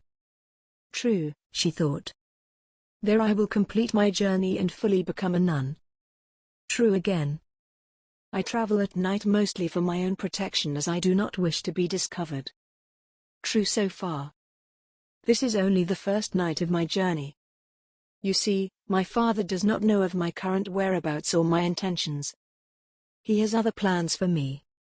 Mostly true, though not the whole story. Wait a moment. Ye say are on your way to become a nun? Taran asked, surprise in his voice. He was about to say, why, and then he caught himself. It was a very rude question and none of his business. Instead, he said, why, that is quite a remarkable explanation. In fact, her explanation dumbfounded him. For his part, Malcolm just chuckled at Rowena's unusual story. I believe ye, Sister Rowena, he said. I believe ye because your tale is too outlandish to concoct. But ye must know that travelling at night through these borderlands is not safe, especially for a bonny young lass like yourself. Taran then said, truth be known, though, I dearly believe ye are telling us everything, but I suspect ye have told us all that ye are willing to share with us this night. Rowena looked at Taran and said nothing further. He had read her perfectly. Am I that transparent? Taran said, Malcolm, we must provide Sister Rowena with safe passage. She has put herself in great danger out here alone. The raiders in these parts are savages. We can't leave her to fend for herself. She has no chance without someone's help. Without our help. Rowena's heart skipped a bit. Had she detected notes of concern for her safety in Taran's voice? They would protect her. God must have sent them to her. She chided herself again. I have to be careful. We have only just met. Taran surely knows that if I am caught by the soldiers, they will expect me to tell them what I have learned from these Highland border renegades. I must keep my wits about me, she told herself. Why am I reacting like this to the things the man says? It is important that I keep vigilant. I am simply exhausted. But no matter, I am on my way to devote myself to the service of the Lord. Without hesitation, Malcolm said, I agree, laddie. I would nae leave her even if she had not saved us from the English. What our enemies would do to her, well, only God knows. Then he said to Rowena, pardon the expression, sister. Rowena took Taran's hands in both of hers and gripped tightly. His hands felt like those of a warrior, strong and calloused. I will be deeply grateful to you for your kindness. Then she looked at both Taran and Malcolm and said soberly, but if my presence will place you in any danger, I insist that you go on your way and forget you met me. Taran removed her hand from her grasp and reached for her chin. With the gentleness of a whisper, his fingertips turned her face to his. He held her eyes. He did not deny to her that having her with them would slow their progress and increase the risk of danger.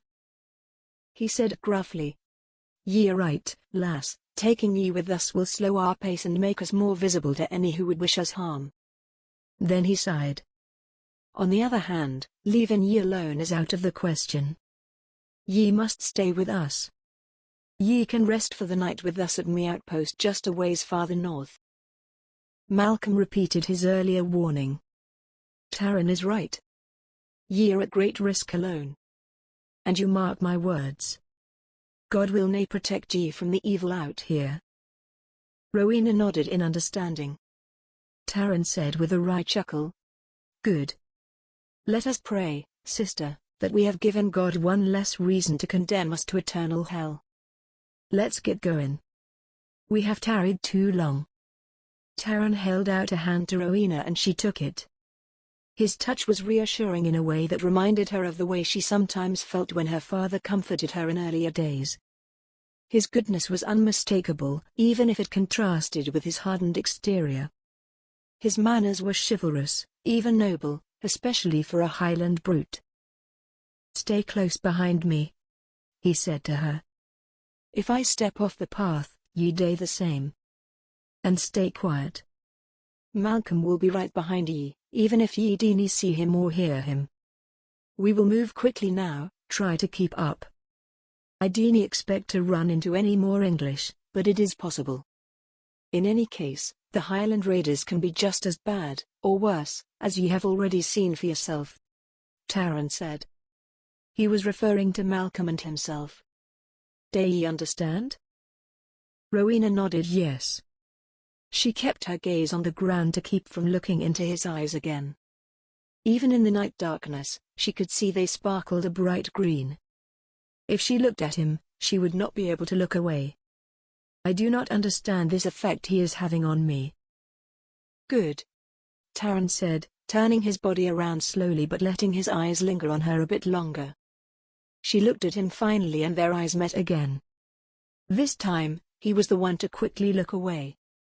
He set off at a brisk walk. Behind him, Rowena started to take a big step but her long skirts wound round her ankle and tripped her. She groaned as she fell to one knee. Taran turned around to look. "Wait, one moment," she said. She untied the rope belt with the flask attached, grabbed her skirt waist, and hiked it up until the skirt hung just below her knees. She doubled the extra cloth over at the waist, rolled it a few times, and secured it. "That's better," she muttered. She saw Taran avert his eyes. Exposing her calves like this was highly improper, but she would be able to move more freely now. Without looking back at her, Taran said, "Ye ready now?" "Yes, thank you," she said. She stole a look back over her shoulder to see if Malcolm was watching, too. Malcolm was nowhere in sight, but Rowena sensed his presence nonetheless. Taran took a few easy strides and then picked up the pace. Rowena followed in his footsteps just as he had instructed. She worked to stay no more than 10 feet behind him. Somehow, she found the strength to keep up, though she was certain he would be moving much faster without her. With fascination, she watched Taran's back and shoulders roll in rhythm with his gait. He moved with confident athleticism, each movement performed with maximum efficiency and awareness.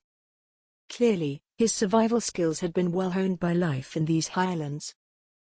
Rowena began to feel sleepy. She forced her feet to keep moving forward. She began to lose track of time. Not once had they paused to rest. The path seemed to have become more difficult. Was it, or was she so tired that every step seemed to sink into mud and hold on to each foot so that it was harder and harder to take another step? It could be mud they were slogging through. They were still traveling on the path that ran alongside the river, and her feet were feeling wet. Or was that sweat? For what seemed like at least an hour or maybe 2, the terrain had been flat and soft in places like it was in the river plain. Another while longer, and the ground seemed drier underfoot. Rowena felt her pace change underfoot. They seemed to be going uphill now, or was she just that tired? She soon realized that Taran had gradually led them off the river path and onto higher ground. Slowly, almost imperceptibly, they had begun climbing. Then, unmistakably, the way became steeper as they began to ascend up the side of a hill. Rowena thought the path they were now on seemed less traveled, if it was a path at all. In the darkness, she could not tell. She felt her legs pumping hard and her breath laboring to keep up with Taran, who showed no sign of weariness. She fought the urge to ask him for a rest.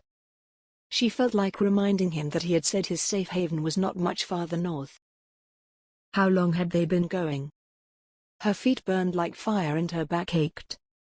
She was exhausted. How much further could she go? If she had been alone, she would have reached St. James Monastery by now. She would have been sleeping under the watchful eye of the monks. They had climbed a steep, craggy hill, and Rowena's legs felt as heavy as 20 sacks of flour. Behind her, she first sensed and then saw Malcolm appear out of the woods, as quiet as a whisper. Taran stopped in the dense shadow of a stand of evergreens where they were invisible to anyone who had seen them. He stood motionless, an ear cocked, listening for any sound. Rowena was about to tell him that she could go no farther when he turned to face her. He whispered, "Our outpost is just the other side of these trees. We can rest in the lodge there in safety." "In Scotland?" Rowena said weakly.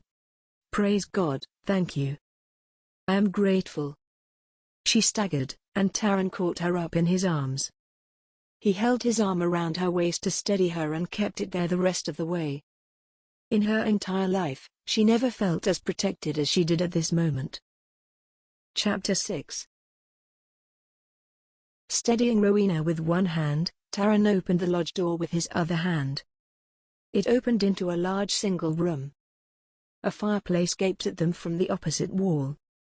The room was simply furnished with a couple of comfortable chairs, and a rustic dining table and chairs. A bed stood in one corner and another bed occupied the corner across the room. Taran led Rowena to the nearest bed and helped her sit down. "What is this place?" she asked. "It is an outpost on me family's farm. We have owned it for many generations. This lodge has been a refuge for us many times. We are safe here," Taran said. "Now get some sleep. We'll have time to talk tomorrow." His answer satisfied Rowena for now. She was too tired to inquire further. She immediately stretched out and fell asleep. He watched her for a few more moments. He could hardly take his eyes off of her. Why was he so spellbound? He had just met her. He had known many beautiful women. What made her irresistible? She was probably just like any other, yet something about her was quite different. Was it her piety? Her courage? Her determination? He did not know. He had spotted her looking at him and had pretended not to notice. He was used to women watching him, he was well aware of his charm. His dark red hair and green eyes attracted their attention, and he had a grin that melted their hearts. Banish these thoughts. "I am weary," he told himself. "I need some rest to clear my thinking." He put the crossbar down across the lodge entry door jamb and locked it into its place. It would hold off a small band of raiders long enough to put up a defense or escape. It had never been necessary for as long as Taran's family had owned the lodge and the land it sat on, but these were dangerous times. The English soldiers had probably given up chasing them, but he did not know what other menace was lurking out there tonight. He could not be too careful. The lodge was small but large enough to easily shelter the three of them for as long as necessary. Taran noticed Malcolm silently removing his boots and did the same. He motioned to the other bed and said, teasing his longtime companion, "Malcolm, old man, you take that bed. I'll take the floor over there. The bearskin makes a fine enough bed for a young and vigorous man like myself." Malcolm chuckled. "I'm only a wee bit older than ye, laddie. Just 10 years, as I recall. So enjoy your youth while it lasts, it will nae be long before your bones speak to ye." As Malcolm lay down on a hard Spartan bed, he teased Taran. "Ah, the comfort of this fine soft straw is delightful." He glanced at Taran to gauge his reaction to Malcolm's ribbing. Taran was watching Rowena and had not heard Malcolm. Malcolm said in a soft but more serious voice, "Mind your manners, now laddie. Remember, ye're betrothed to Lady Deirdre. She will nae have ye fooling with another." Taran glanced at Malcolm, offended at the suggestion that Taran would do anything unbecoming of a gentleman. "Dinny worry, old man," he shot back. "I have nae ill intentions. Now get some rest." Taran stood over the bearskin. It lay in the center of the room in front of a large stone fireplace. The fireplace warmed the cottage in the cold season and cooked meals whenever the lodge occupants wanted to eat. Taran was glad the night was comfortable enough that no heat from a fire was needed. The bearskin would be sufficient to keep him warm. He took one more glance at the sleeping Rowena and noticed she was still wearing her shoes, now caked with mud and grass. He gently removed them and placed them on the floor by the door, then he pulled a blanket over her. He peered out of the window above the bed and looked at the sky. It was still dark as night, but the stars had slid farther west. Faint traces of light were barely perceptible on the edge of the eastern horizon. He estimated it was about 4 in the morning, about the time when the local sheep herders and peasants would be getting up to start their days. Taran thought the immediate danger was past, but not for long. They should be able to sleep until they were rested and eat some breakfast. Then they would be able to plan the next phase of their journey. Taran glanced back at Rowena. She was breathing deeply but was otherwise still. His heart softened as he watched her in the stillness of the night. She was so vulnerable out here alone. He finally laid himself down on the bearskin. Despite being exhausted, his mind was full of images of Rowena from the night's events, her dashing to keep up with them, hitching her skirt up to free her movements, averting her eyes from his, and then holding his gaze just a little longer than was usual. Should he make anything of that? I will be Mary and Lady Deirdre in a few months. She is the one who should be on me mind, not this fair-haired beauty I just met. He conjured Deirdre's face in his mind and remembered the last time they made love. He remembered how she had played his body with her experienced hands and mouth. He had been completely spent when she had finished with him. Still, she had hungered for even more. Strands of her flaming red hair had plastered to her cheeks and framed her face. She was bred to be a Highland queen, no doubt about it. Lady Deirdre's image faded and Taran's mind wandered back to Rowena. He wondered what motivated such a breathtaking beauty to become a nun. Her manner was gentle and refined, nothing like Deirdre's tough, haughty nature. No question that both women came from well-bred stock. Yet the quality of character that Rowena had shown in the face of so much danger, so many obstacles, was not what he expected. If she had once been sheltered, pampered, and spoiled, she had overcome it. Rowena's courage and confidence was nothing short of admirable. It all raised many questions in his mind.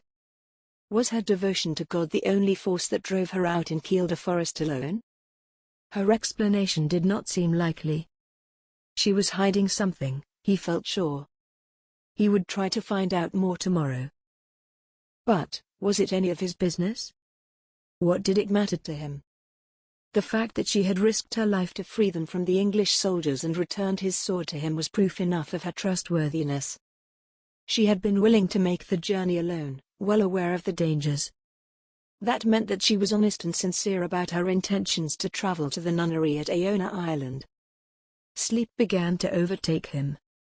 As Taran drifted off to sleep, he decided that he and Malcolm needed to escort her there.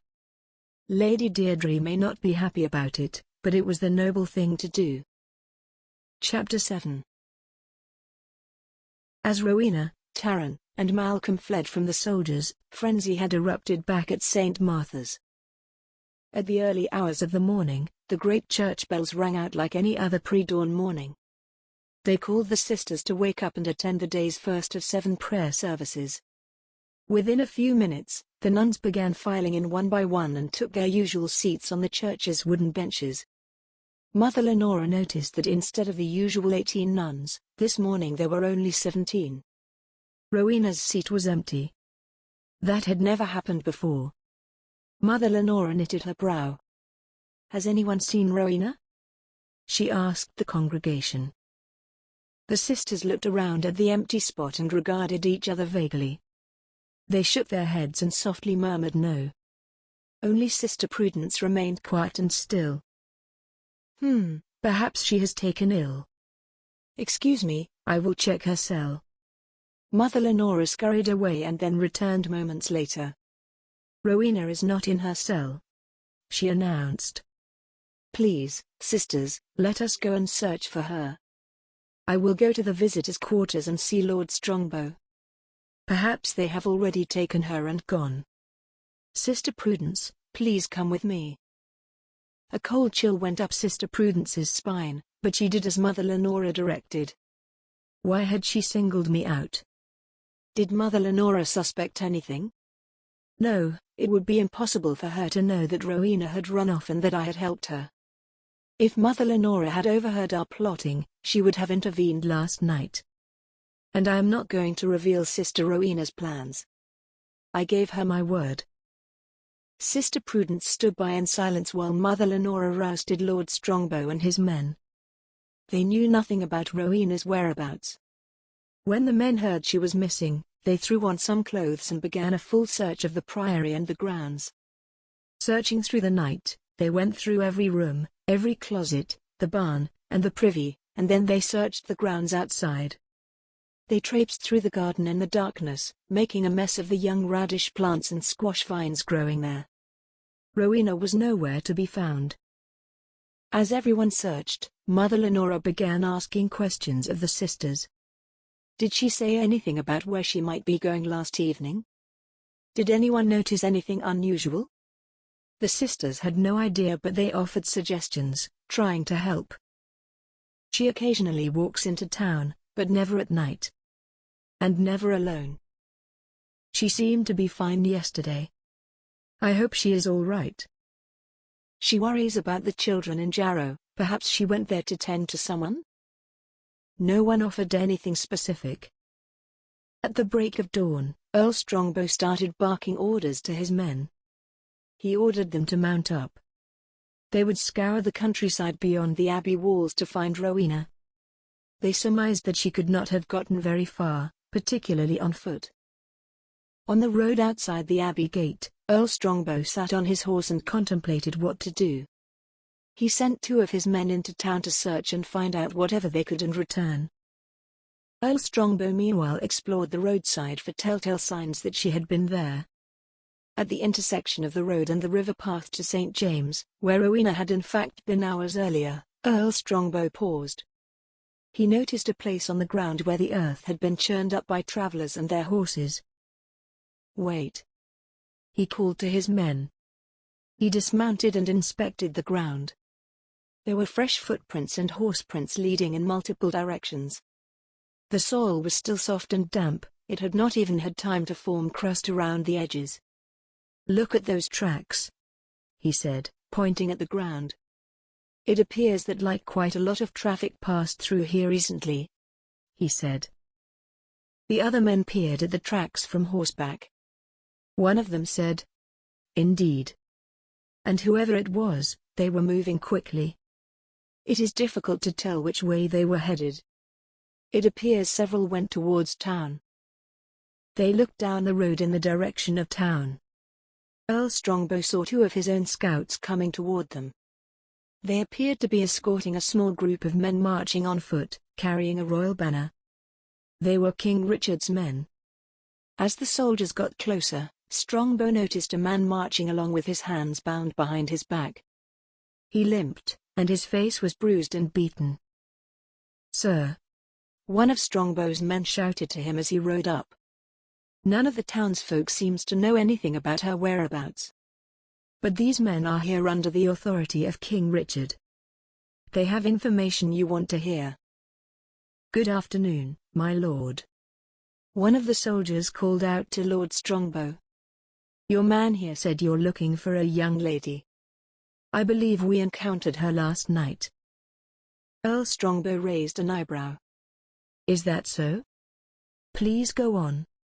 Tell me what you know."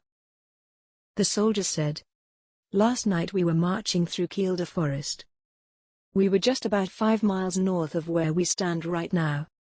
We were minding our own business. Out of nowhere comes a gang of highway robbers. They ambushed us. We captured 2 of them, Highlanders they were, but they escaped. We chased them and nearly caught up to them, but they got away from us. We got a good look at them, though. A beautiful girl was with them. She fits the description you gave, blonde, wearing what looked like nun's attire. But it was dark, and—" Earl Strongbow cut him off. "It had to be Lady Rowena. Did she seem injured?" he asked. The soldier hesitated, mulling that one over. He said, "My lord, she did not appear to be. But it was dark. We called to her, and she heard us. But they all ran from us." "I see," Earl Strongbow said, not sure what to make of that. "Where did you see them?" The soldier pointed up the path that led to the river North Tyne. "Up that way, several miles alongside the river. Stay on the path by the river, heading north. It goes to the St. James Monastery about 12 miles or so away near Chester. You will see a high rocky outcrop that rises in the middle of the path. It marks the edge of the disputed lands. You have to climb it or go." Before the soldier had finished his explanation, Strongbow and his men had already spun their horses and were galloping down the path at full speed. They kept their eyes on the path. From the tracks that were everywhere, they could see a lot of frenetic activity had occurred in the area the night before. In a short time, they reached the rocky outcrop that slowed their progress. The path continued up the side, winding back and forth around the boulders protruding from the formation. On closer inspection, they could see where recent traffic had disturbed the terrain, and places where people had lost their footing and slid down the side. The way forward here was steep but passable. One of the men asked. The soldier mentioned St. James Monastery. "Do you think it's possible that is where she headed?" "It is certainly possible. I am certain that she came through here. Whether she went voluntarily or was taken hostage by someone is a question," Earl Strongbow said. "Wherever she is, make no mistake, we shall find her. A young lady of her caliber cannot hide out here in this wilderness for long. But let us beware. We are in disputed territory. Keep yourselves alert." Chapter 8.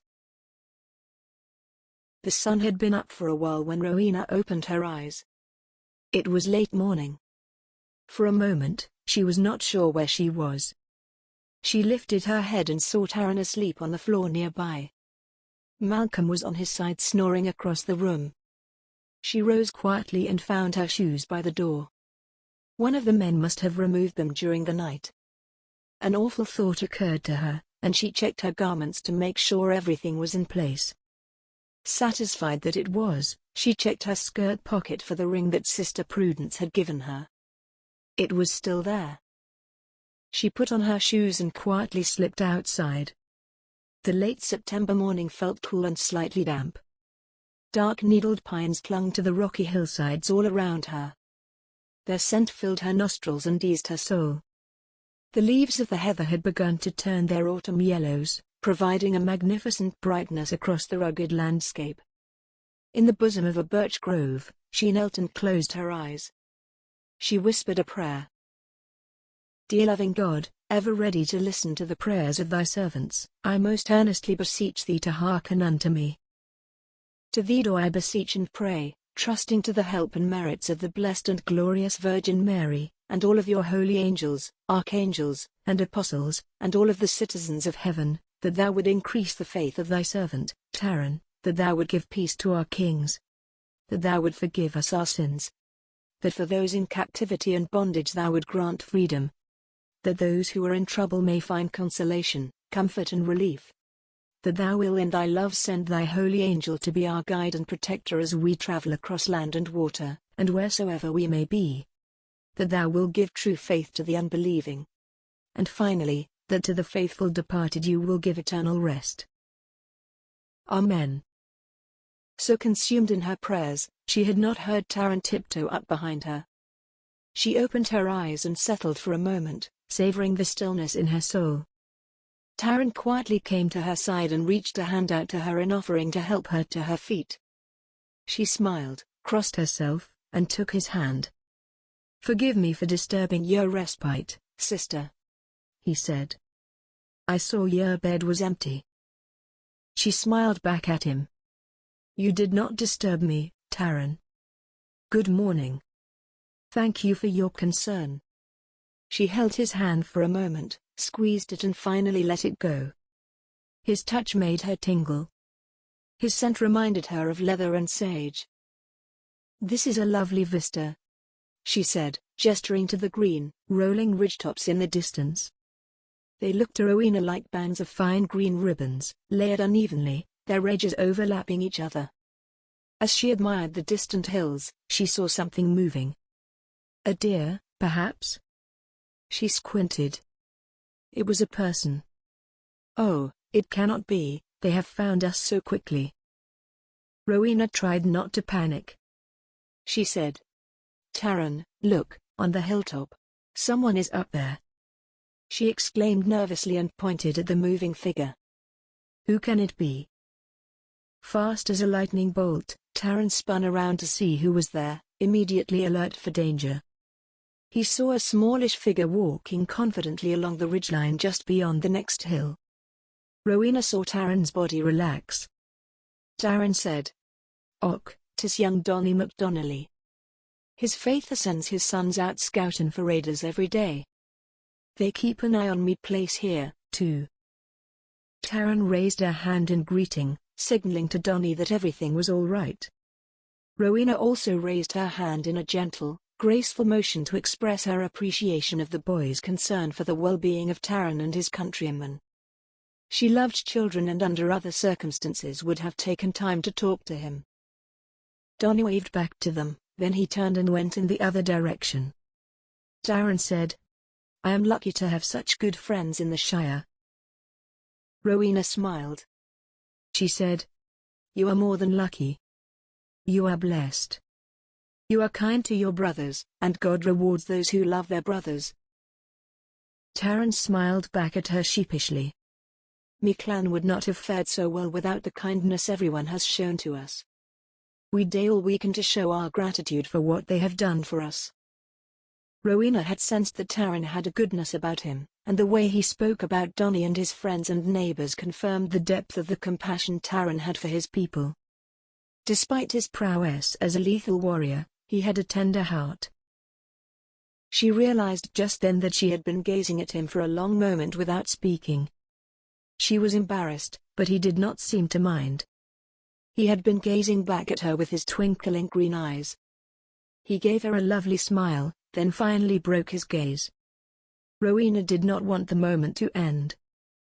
Taran motioned to a stack of firewood. "I will get a cooking fire started for us.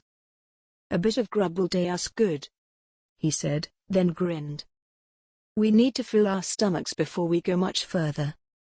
There was that smile again, Rowena thought. When he smiled at her, she felt her heart nearly leap out of her chest. In the daylight, his bright green eyes sparkled. Dark red hair tumbled in unruly waves across his forehead, and nearly touched his shoulders in the back. His complexion was smooth and tan, with cheekbones that seemed carved in stone. A smattering of the palest freckles dusted his tan cheeks, which gave him a slightly boyish look. His smile was wide, with generous lips pulled tight across gleaming white teeth.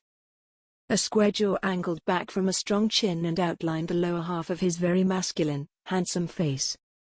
My goodness, God had created a fine-looking man in this one, she thought. "Let me help you," she said. She was very hungry but was not about to admit it. All she had was a little bit of bread that Sister Prudence had tossed in her sack just before she escaped. He said, "Thank ye, but this is heavy work. I will get the wood and make a fire. Ye will find a vegetable garden in the side yard. I cannae be sure what is there. I'll meet ye there in a moment." They stood looking at each for several moments, as if not wanting to leave each other's company at all. Rowena was having trouble ignoring the heat stirring inside herself whenever he was nearby. Was he feeling the same way? No matter, she thought. I must set aside these strange feelings and think only of my God. Rowena forced herself to turn away and find the garden. It did not take her long.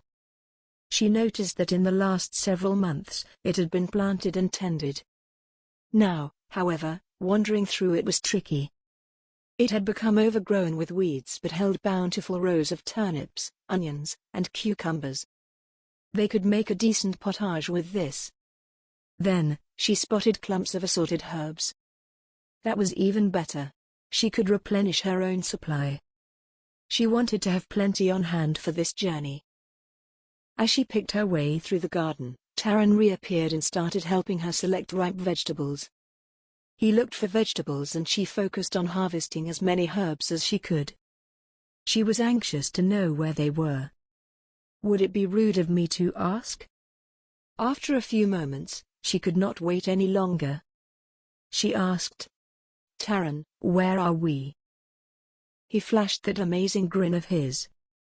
"We are about 10 or so miles south of Glasgow. On land owned by me family." "So, we are in Scotland, then?" she asked.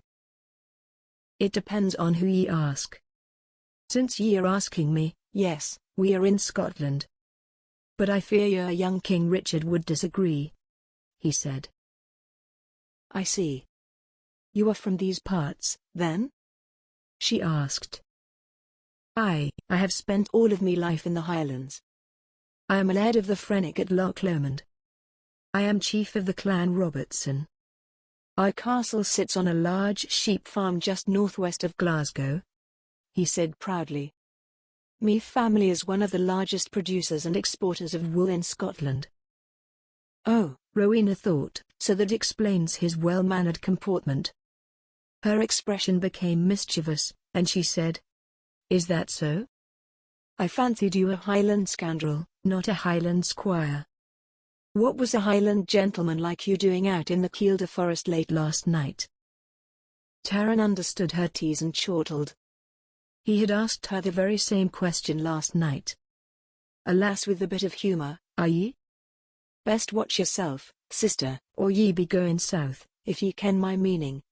He joked. Then in a more serious tone, he said, Sure, I can see why ye would question me. But nay, a raider I am nay, though I confess me loyalties lie with Scotland, nay with England. Rowena eyed Taran warily now. She could not mistake the depth of his passion as he spoke. Nay, I cannae hide me loathing for the English, begging your pardon, sister. She said. I am not offended. Remember, I have been living in an abbey for 7 years. People confide in us about their problems all the time. People harbor all sorts of hatred toward others, and most believe themselves justified. Taran said. I suppose I am nay different from any other troubled soul. Who better to confide in than a nun? Yes. People come to the abbey seeking counsel from the sisters all the time. Some seek spiritual guidance. They are all trying to unburden themselves. Praying with them is core to the life of a nun. I am happy to do it. Rowena smiled easily as she described a little bit about her life as a nun. Taran saw that she was being completely honest about the fact that she liked it. He sensed no guile from her. He found it a little unsettling. He was used to women who flirted with him and teased him. Awkwardly, he said, I admire your charity and all of that. Listening to people's problems and such. Rowena ignored his comment. She wanted to hear Taran talk about his own source of hatred of the English. She suspected that he needed to talk about it in order to purge it. She said calmly, Taran, hatred destroys your soul. If you cannot love your enemy, ask God for clarity and wisdom. As a nun, I am called upon to help people see that. Forgive me, but I cannot help notice that your hatred for the English runs deep. Taran sighed but only shook his head. She said, I suppose it's not easy for you to talk about. He sniggered. Nay, 'tis easy. Too easy. But I dae wish to offend ye with it, considering that ye are English yourself. In her gentlest voice, she said. Indeed, English I am. She said. Yet here I am, in Scotland, unarmed, under your protection, for which I am deeply grateful. Does that not make us friends? She grinned at him. She saw his eyes flicker, and he laughed. Aye, it does. We are friends, sister. Then he started talking. I once had an older brother. He was 10 years older than me, so I barely knew him. One day, the English came onto our lands and plundered our sheep. Our claim to the land was not in dispute, yet they came anyway. Me brother tried to fight them off, but they killed him with the stroke of a broadsword across his neck. Rowena gasped. Oh, that is terrible. You must have been so sad. She put a comforting hand on his shoulder and said, I'm so sorry. I loved me brother. Och, but that is not all of it. He continued. That following spring, me 2 older sisters were to be wed. One was betrothed to an English nobleman, an arrangement created by me faither. Her betrothed was nae a friend of the English king, King Edward. We did nae care. Finally, Joy had returned to the castle. But it all came to an end on their wedding day. What do you mean? Rowena asked. Taran looked at her and said, Both of them vanished. Me sisters, on their wedding day, they both disappeared. We dinna know what became of them for certain, but we suspect they were taken prisoners by the English and killed.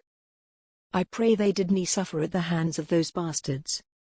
So, me lass, that is why I detest your countrymen and your king. He spat the words out. Rowena nodded. There was not much she could say. I see. Yes, you have suffered great losses, Taran. You have my heartfelt condolences. Taran looked away. He had not known his brother well, but looked up to him. His two sisters were another story. He adored his sisters. When his mother had become so ill and the black blotches of pestilence erupted all over her, everyone knew she would die. His sisters stepped in and took over the motherly responsibilities. They doted on him and spoiled the adorable little Taran. He grew into a fine-looking, well-heeled young lad and became the target of many young girls' fantasies. Taran kept talking. As Rowena had said, talking about it was making him feel better. He hoped it cleansed his soul and helped him think more clearly. He said, When me sisters vanished, I could nae find comfort.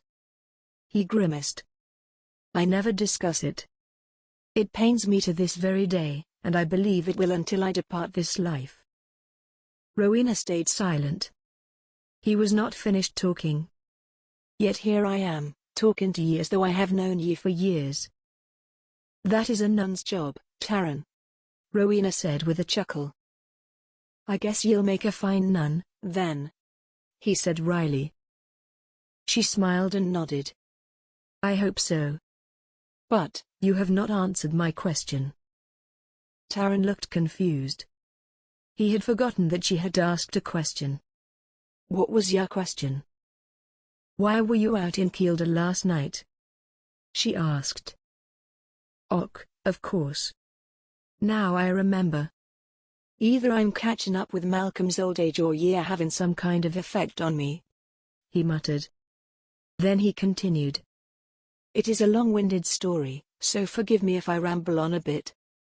The fortunes of the clan Robertson now rest with me. Some weeks back, I had contacted some English wool merchants about supplying them with good quality fleece for their wool fabrics. 2 days ago, Malcolm and I left Glasgow to meet with them in Staffordshire. We were supposed to be in Staffordshire, well, it would have been today just about the noon hour. We stopped here at me lodge to rest and restock the place with supplies. I like to keep it well tended. It is hidden from view by the pine trees and a good place to seek refuge. As fate would have it, we got a late start yesterday because me horse turned up lame. We left the horse in the care of a reaver and set off on foot. We finally got started just after supper and planned to stay overnight in Staffordshire.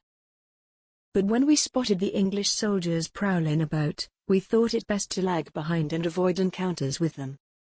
When we saw the thieves attack them, we had nae choice but to help. As ye saw, the soldiers did nae appreciate what we did for them. Rowena nodded. It all sounded plausible to her. She was impressed by Taran's selfless decision to protect the English soldiers at the risk of his own life, and suspected that God probably was, too. She said, What the soldiers thought about you is of no concern. What is important is what God thought. I am certain he appreciated what you did for them and protected you. Taran laughed wryly and shook his head. Well, sister, if only I had your faith. Your faith clearly runs deep. But tell me, why, if God cares about any of us, why does he let us hurt each other the way we do? Rowena shook her head. I have no answer for you, Taran. I only know that love is the best way. God is love. Love prevails over all else. Taran sighed. In any case, whether it was God's hand at work or the devil's, we could nae leave those men to die a certain gruesome death. As much as I despise the English, I could nae watch them be executed. Well then, perhaps there is hope for you yet. Rowena said playfully. He took her hand. That is wonderful news, sister. They went back inside where Malcolm was up and putting his boots on. Mornin', Taran said. Mornin' to ye both, Malcolm said. Seems ye've got a fire blazing. Do ye think it wise to linger? Nae doubt Lady Deirdre is wondering about ye, Taran said. She can take care of herself, Malcolm, thank ye. Nay, we should cook up some hashin to feed ourselves now and take with us. We'll be on our way well before nightfall, Rowena asked with worry in her voice. But the smoke from the fire, won't it attract whoever may be searching for us? Who would be looking for us now? Taran asked, surprising Rowena with his question. She stammered. Wouldn't the English soldiers be chasing us? Taran shook his head. Nay, they turned back last night. How can you be sure? She asked. Trust me, lass, I am nae mistaken about that, he said with confidence. Unless they're tracking ye. Are they tracking ye? He asked her pointedly. She did not know how to respond. It was a sin to lie. She gave a vague response that was not really a lie, but it was not the complete truth, either. She said, I don't know. I merely presumed that the soldiers would be chasing after us, that is all, she said. Taran eyed her as if he knew she was not telling him everything. He did not push it. Instead, he said, we are well north of the most disputed area now. All the local folk know of this lodge. Me clan makes it available to anyone who needs refuge. It is well hidden and well protected. If an enemy tries to get this far north into the disputed lands, someone will alert us. Trust me, lass, me friends already ken we are here. Ye saw young Donny, remember? While they talked, Malcolm busied himself with cooking stew in a pot over the fire with the vegetables that Rowena and Taran had brought in. He opened a bag of oats and tossed a handful into the stew as well. Like most Highland men of that time, Malcolm and Taran both carried dried oats with them all the time. They used it for emergencies and would never go hungry. Taran retrieved a fresh loaf of bread and some salt pork from a cupboard near the fireplace. Rowena watched, hunger pangs rolling in her stomach. Her usual breakfast at St. Martha's consisted only of a hunk of bread dipped in wine. It would be wonderful to have a good meal. While the men worked, she busied herself tying herbs into bundles and stuffing them in her bag. We may need these if any of us get sick during the long journey ahead. She watched Taran and Malcolm cooking out of the corner of her eye. This is quite a meal, she said. Now I understand where you Highlanders get your strength and endurance. Taran smiled. Rowena had already determined that he was quite proud of his Scottish heritage. Aye, the might of we Highlanders is legendary. Nourishment is the reason why we will always defeat your English armies. Deenie forget the righteousness of our cause. Malcolm chimed in. Aye. With that, Taran reached for earthenware drinking cups and poured them each some ale. He raised his cup in salute. To Scotland. When the stew was cooked well enough, they each ate their fill. The food and ale made them feel good, and they chatted like old friends. Malcolm joked. Taran, do ye think I'm a better cook than Lady Deirdre? Taran blushed and looked at Rowena. She asked. Who is Lady Deirdre? Is she your cook? Malcolm guffawed at her question. Nay, sister. Lady Deirdre is young Taran's betrothed. Someday she might well do some cooking for him, but I'll wager that will never happen. Oh, you are engaged to be married? Rowena said, unsure how she felt about this news. A pang of disappointment rippled through her, but she smothered it and hoped it did not sound in her voice. Taran said. Aye. We are to be wed in December. Rowena said. Congratulations, Taran. You must be very happy. Taran shrugged. Aye. I reckon I'm a lucky man. He does not sound like a lucky, happy man, Rowena thought. Taran changed the subject. He peered at Rowena and said, "Ye are determined still to go to the Isle of Iona, Are ye?" She hesitated a moment, then nodded. "Do ye have any idea what that journey will entail?" he asked. She looked at him in silence. Obviously she did not. "It's quite a journey, sister.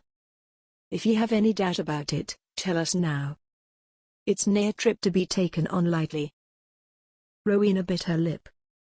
There was that nagging little doubt again. The doubt she had mentioned to Sister Prudence. The doubt that would likely go away once she took her vows. Taran raised an eyebrow. "Come outside. Let me show ye what it will involve." Taran took Rowena's hand and led her outside, with Malcolm following. The air was cool, and Rowena pulled her cloak tighter around her shoulders. Taran knelt on one knee in front of her. She fought an urge to reach out and caress his face. Taran used his knife to draw a rough map on the ground, showing Rowena where Iona was and what kind of terrain they would have to traverse to get there. She crouched down beside him to get a better look at the map he was drawing.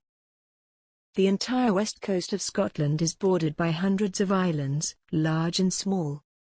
"This," he said, drawing shapes that resembled 3 fingers in the dirt, "is the coast of Loch Lomond. Its high ridges rise from the sea and run inland diagonally from the southwest to the northeast." He drew a large circle at the end of the northernmost fingertip. "This is the Isle of Mull." He drew a smaller circle right next to it and said, "This is the wee Isle of Iona." Rowena nodded. It was a journey that would require travel by foot and by boat. He was doing a good job of making the point. It would be a long and arduous trip. "I see. How far is it from here?" Taran looked at Malcolm and said, "About 150 miles. Would ye agree, Malcolm?" Malcolm said, "Aye. On horseback it will take about 4, maybe 5 days' travel to reach the boat crossing at Oban. That is the safest place to cross." "I agree," Taran said. He looked at Rowena, staring deep into her eyes. "Are ye up to it, then, Sister Rowena?" She gave a self-assured nod of her head. If Earl Strongbow was hot on their heels, she would not rest well until she was safely hidden at St. Columba's on Iona. "I am anxious and ready to get started this moment," she said. That was an understatement, Rowena thought. But was she motivated more by a desire to escape or by a desire to serve the Lord? She was not certain. "By now, everyone at St. Martha's knows I am missing. Quite possibly a search party led by Earl Strongbow is underway. The sooner we can get moving, the better." "You're in a hurry, I see." "So be it," Taran said. "Let us take our leave at first light on the morrow then. We will go on foot north to me clan's castle. We'll have to stay overnight at Carnaluke, and be at me castle by the next night. 'Tis safe there. We'll have a warm bath, fresh horses, fresh clothes, and everything else we will need for our journey. We can stay there as long as we need to prepare for our journey to Iona." Chapter 9. Earl Strongbow kept the pace as fast as he dared over the changing terrain. They climbed up and over rocky outcrops, then back down and along the boggy riverside. In the soft ground here and there, he could see indentations forming the partial outlines of men's boot heels. Occasionally a smaller footprint was visible, as though they were left by a lighter weight person. A woman, perhaps, Strongbow surmised. The marks were fresh and they headed north, staying on the path. The only other prints he could find were going the opposite direction. Those were deeper and had churned up the ground much more. Most likely those were left by the retinue of English soldiers that they had encountered earlier. The same soldiers who had seen a woman. It had to be Rowena. It all made sense. "Let's make haste, men," Earl Strongbow called. "I know they are close. I just know it in my bones." The ground rose and leveled back out. He urged his horse into a faster trot. The river valley they were traveling through had opened up into a wider, flatter plain, and the path had leveled out as it continued to parallel the river. Earl Strongbow was thinking about his future with Lady Rowena, and the benefits he would reap from an alliance with her powerful father. With my connection to King Richard and Lord Kensley's hold on the wool trade in Staffordshire, we will all be richer than anyone can fathom. And once Rowena is my wife, she will bear our children. The girls will be beautiful like she is, and noble, and our sons will carry on my name. Distracted by such thoughts, Earl Strongbow had not noticed that the footprints they had been following had vanished. His daydreams were interrupted by one of his knights who said respectfully, "My lord, the trail has gotten cold." The knight pointed to the ground which was undisturbed by recent traffic. Earl Strongbow halted his horse and looked down. "By Christ, so it would seem," he said. Where had they gone? He wondered. He called to his men. "Look around, gents, does anyone see anything?" They all began inspecting the ground alongside the path. A couple of them hopped off their horses so they could get a closer look at the ground. They retraced their steps, poking the brush with their boots looking for any evidence of their quarry. "I see nothing but animal tracks, birds, maybe a rat, nothing human," one of the knights mumbled. Earl Strongbow thought for a moment. He turned back to the rest of the men and muttered, "They cannot have simply disappeared. We have overlooked something." "But what?" He stroked his chin and said, "Let's split up." He pointed at two of them and ordered, "You two, come with me. We should be very near St. James now. We will go there. Even if Rowena is not there, perhaps someone has spotted her or knows something. The rest of you, go back the way we came and look for signs that she or the men she may be with left the main path. If they went another way, follow it. We shall reconvene at St. Martha's in a day or two's time, preferably with the Lady Rowena. Are we all clear?" "Yes, my lord," the knights muttered. The knights split up as Earl Strongbow had ordered. 7 of them turned their horses around and headed back in the direction they just came from.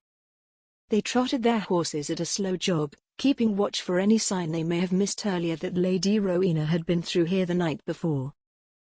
The Earl watched them go for a moment, muttered a curse, then spun his horse around and galloped off in the direction of St. James, flanked by his 2 knights. Chapter 10. When Taran had finished describing what their journey would entail, he stood up. He then took Rowena's hand and helped her to her feet. He used a boot to wipe out the map he had drawn in the dirt. Taran said, "Before we go, I have something I want to give ye, sister. Something special." Rowena looked at him, bewildered. "What is it, Taran?" He ran into the house. Rowena looked at Malcolm with a perplexed smile. Malcolm winked at her, shrugged his shoulders and said, "He's a charmer, that one is. Full of surprises, too." Taran was back in moments, with something in his hand. He took one of her hands and laid it carefully in her palm. It was a crucifix. It was made of wood and gold, with a fine filigree of gold on each end of the cross. Rowena took it from him. "It's lovely, Taran. But this looks very special to you," she said. Taran nodded. "Aye, 'tis. 'Twas me mum's. I brought it here after she passed. But I have nae looked at it nor prayed in years. I want ye to have it. Maybe it will give ye inspiration to stay on the path of your callin'." Rowena gasped. "Thank you, Taran. I will cherish it. This is so kind of you." She kissed him on his cheek. She suddenly felt heat race through her body and wanted to throw her arms around him and kiss him long and deeply. She pulled herself away from him, then kissed the crucifix, and placed it in her shoulder bag. Taran's face had turned as red as his hair. He cleared his throat and said gruffly, "I'm pleased, sister. Now, let us be on our way. Malcolm, stuff your pockets with some drink and fodder for the long walk ahead of us, douse the fire, and close up the lodge right well. Then we'll be off. Aye, Malcolm said. 'Tis best we move along quickly. Nay need to wait another night and give the Englishmen time to find us. Are ye ready to go now, Sister Rowena? She said.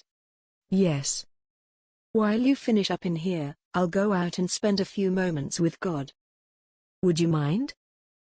Nay at all, Taran said. Dinny strayed too far now. We'll take care of things here. Rowena gave him a respectful nod of her head and walked down to the beautiful birch grove. She needed to pray. Taran watched her as she removed her cloak and laid it on the ground. She knelt on it, closed her eyes, and bowed her head in prayer. Malcolm nudged Taran. Let's nae tarry, lad, he said. He and Taran went inside to pack things up and secure the house. Once they busied themselves getting prepared to leave, Malcolm said, Taran, me friend, I've known ye a long time.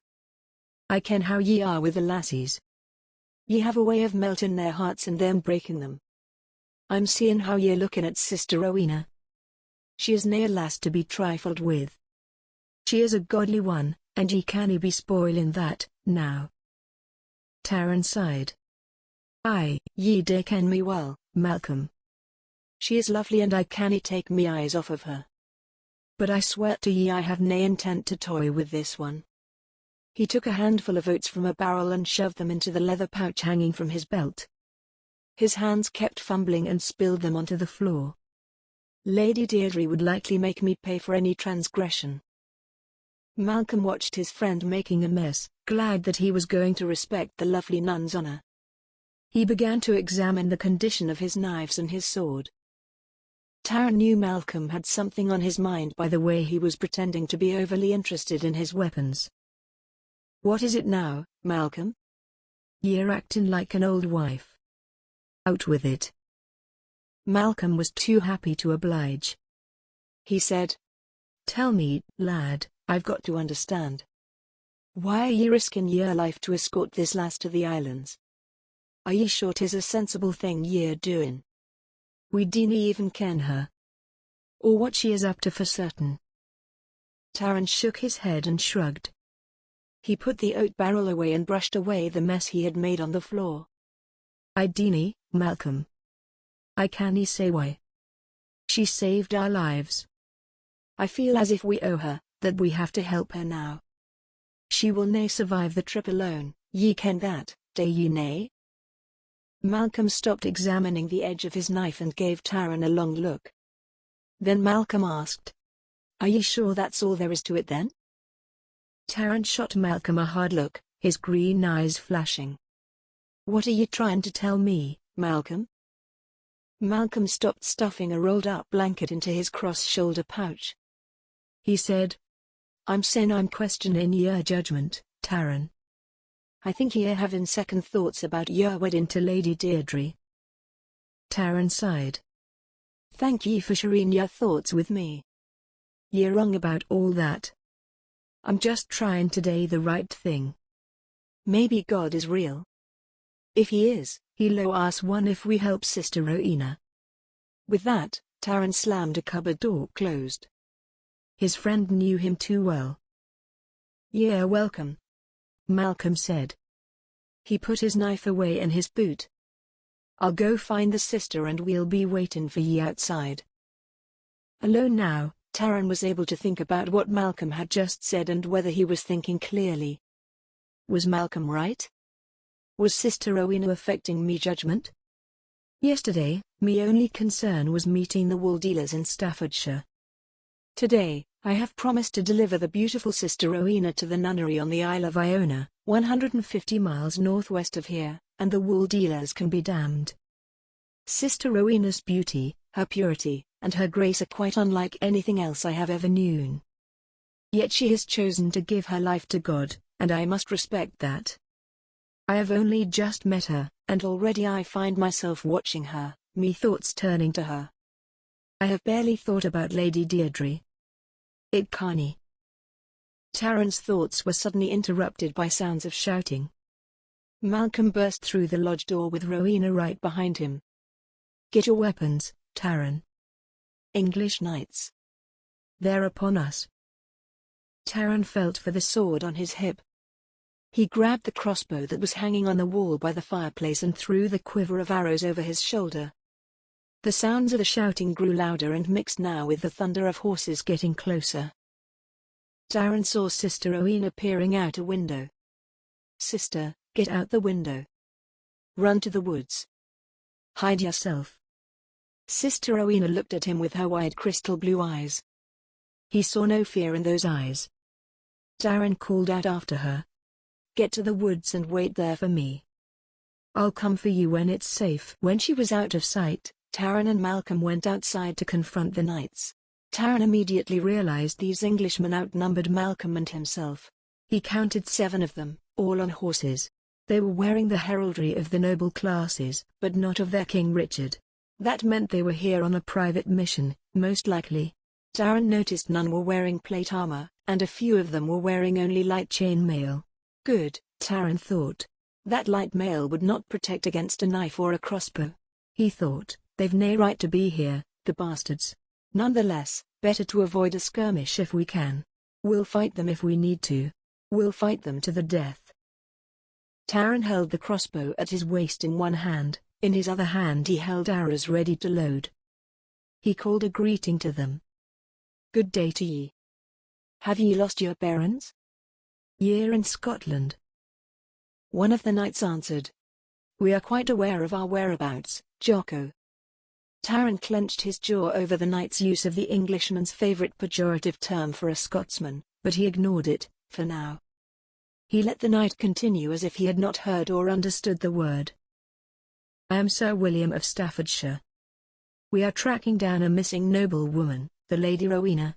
She disappeared from St. Martha's Nunnery and Jarrow last night. We found tracks which we believe to be hers and those of 2 men. Tell us, sir, what do you know about it?" Taran shrugged, shook his head and said, "Nothing. There is nae Lady Rowena here." "Ye are mistaken." Sir William shook his head. "Well, sir, I believe you are mistaken. The tracks, which are quite fresh, have led us right to this place, right here. Are you the owner?" He glanced around at the surroundings and his eyes settled on the lodge. Taran said, "Aye, me clan owns this property." Sir William nodded. "We need to search your property." Taran did not even try to hide his disdain for these English intruders. "I cannae help ye with your search, Sir William. Too bad ye've come this far for nothing. Now, ye and your men, sir, ye have nae authority here. Ye are trespassing. Ye'd best be leaving now." Taran waved his crossbow at them.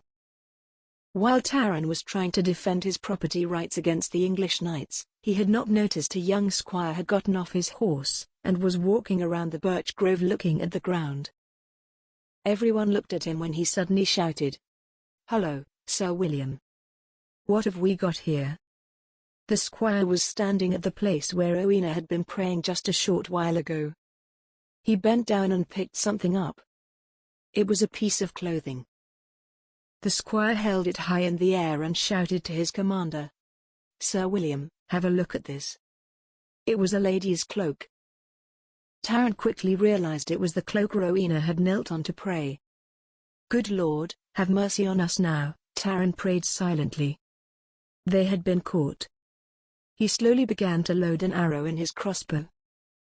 Sir William yelled, "Bring that here, Squire John. Let me see it." With Rowena's cloak clutched in his hand, the squire brought it to his commander, who was not going to turn his back on Taran. Squire John passed the cloak to Sir William and said, "See here, it has a symbol right on the shoulder, there." The men's exchange confirmed for Taran that Sir William was the leader of this band of English cavaliers. Sir William grabbed the cloak from Squire John and turned it over and inside out, examining it. He found the embroidered symbol on the shoulder. Without looking up, he said in an officious tone, "Well, I believe this is indeed a lady's cloak." It appears to be made of the same grade of wool that I observed the nun were wearing at St. Martha's. And look. He pointed to an embroidered cross with the letters Street Emma stitched beneath it. 'Tis indeed the insignia of St. Martha's. While the knights were distracted by the cloak, Taran made his move. Gripping his cocked and loaded crossbow in one hand, he swiftly pulled his knife from its sheath. With all of the skill and stealth of a seasoned warrior, he was ready to strike. Malcolm gripped his own knife in one hand and had his other hand on his sword handle, poised to draw it. Unaware that the two Highlanders had their weapons drawn and ready, Sir William turned to face Taran and arrest him. But before Sir William could utter a word, Taran moved in close to him and drove his knife as hard as he could into the knight, burying it into his stomach all the way to the hilt. It was a mortal strike. As Sir William doubled over, Taran fired the arrow in his crossbow right into the heart of a knight who was holding Rowena's cloak. The knight dropped the cloak and fell backward, dead.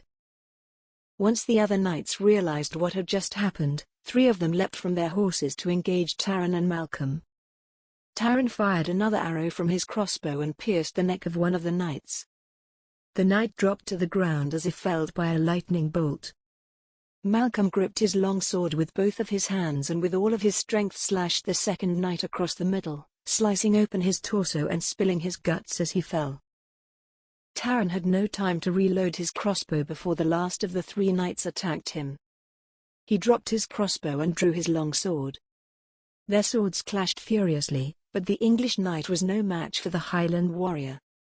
As Taran fought, Malcolm held the remaining 2 knights at bay by waving his bloody sword and knife at them.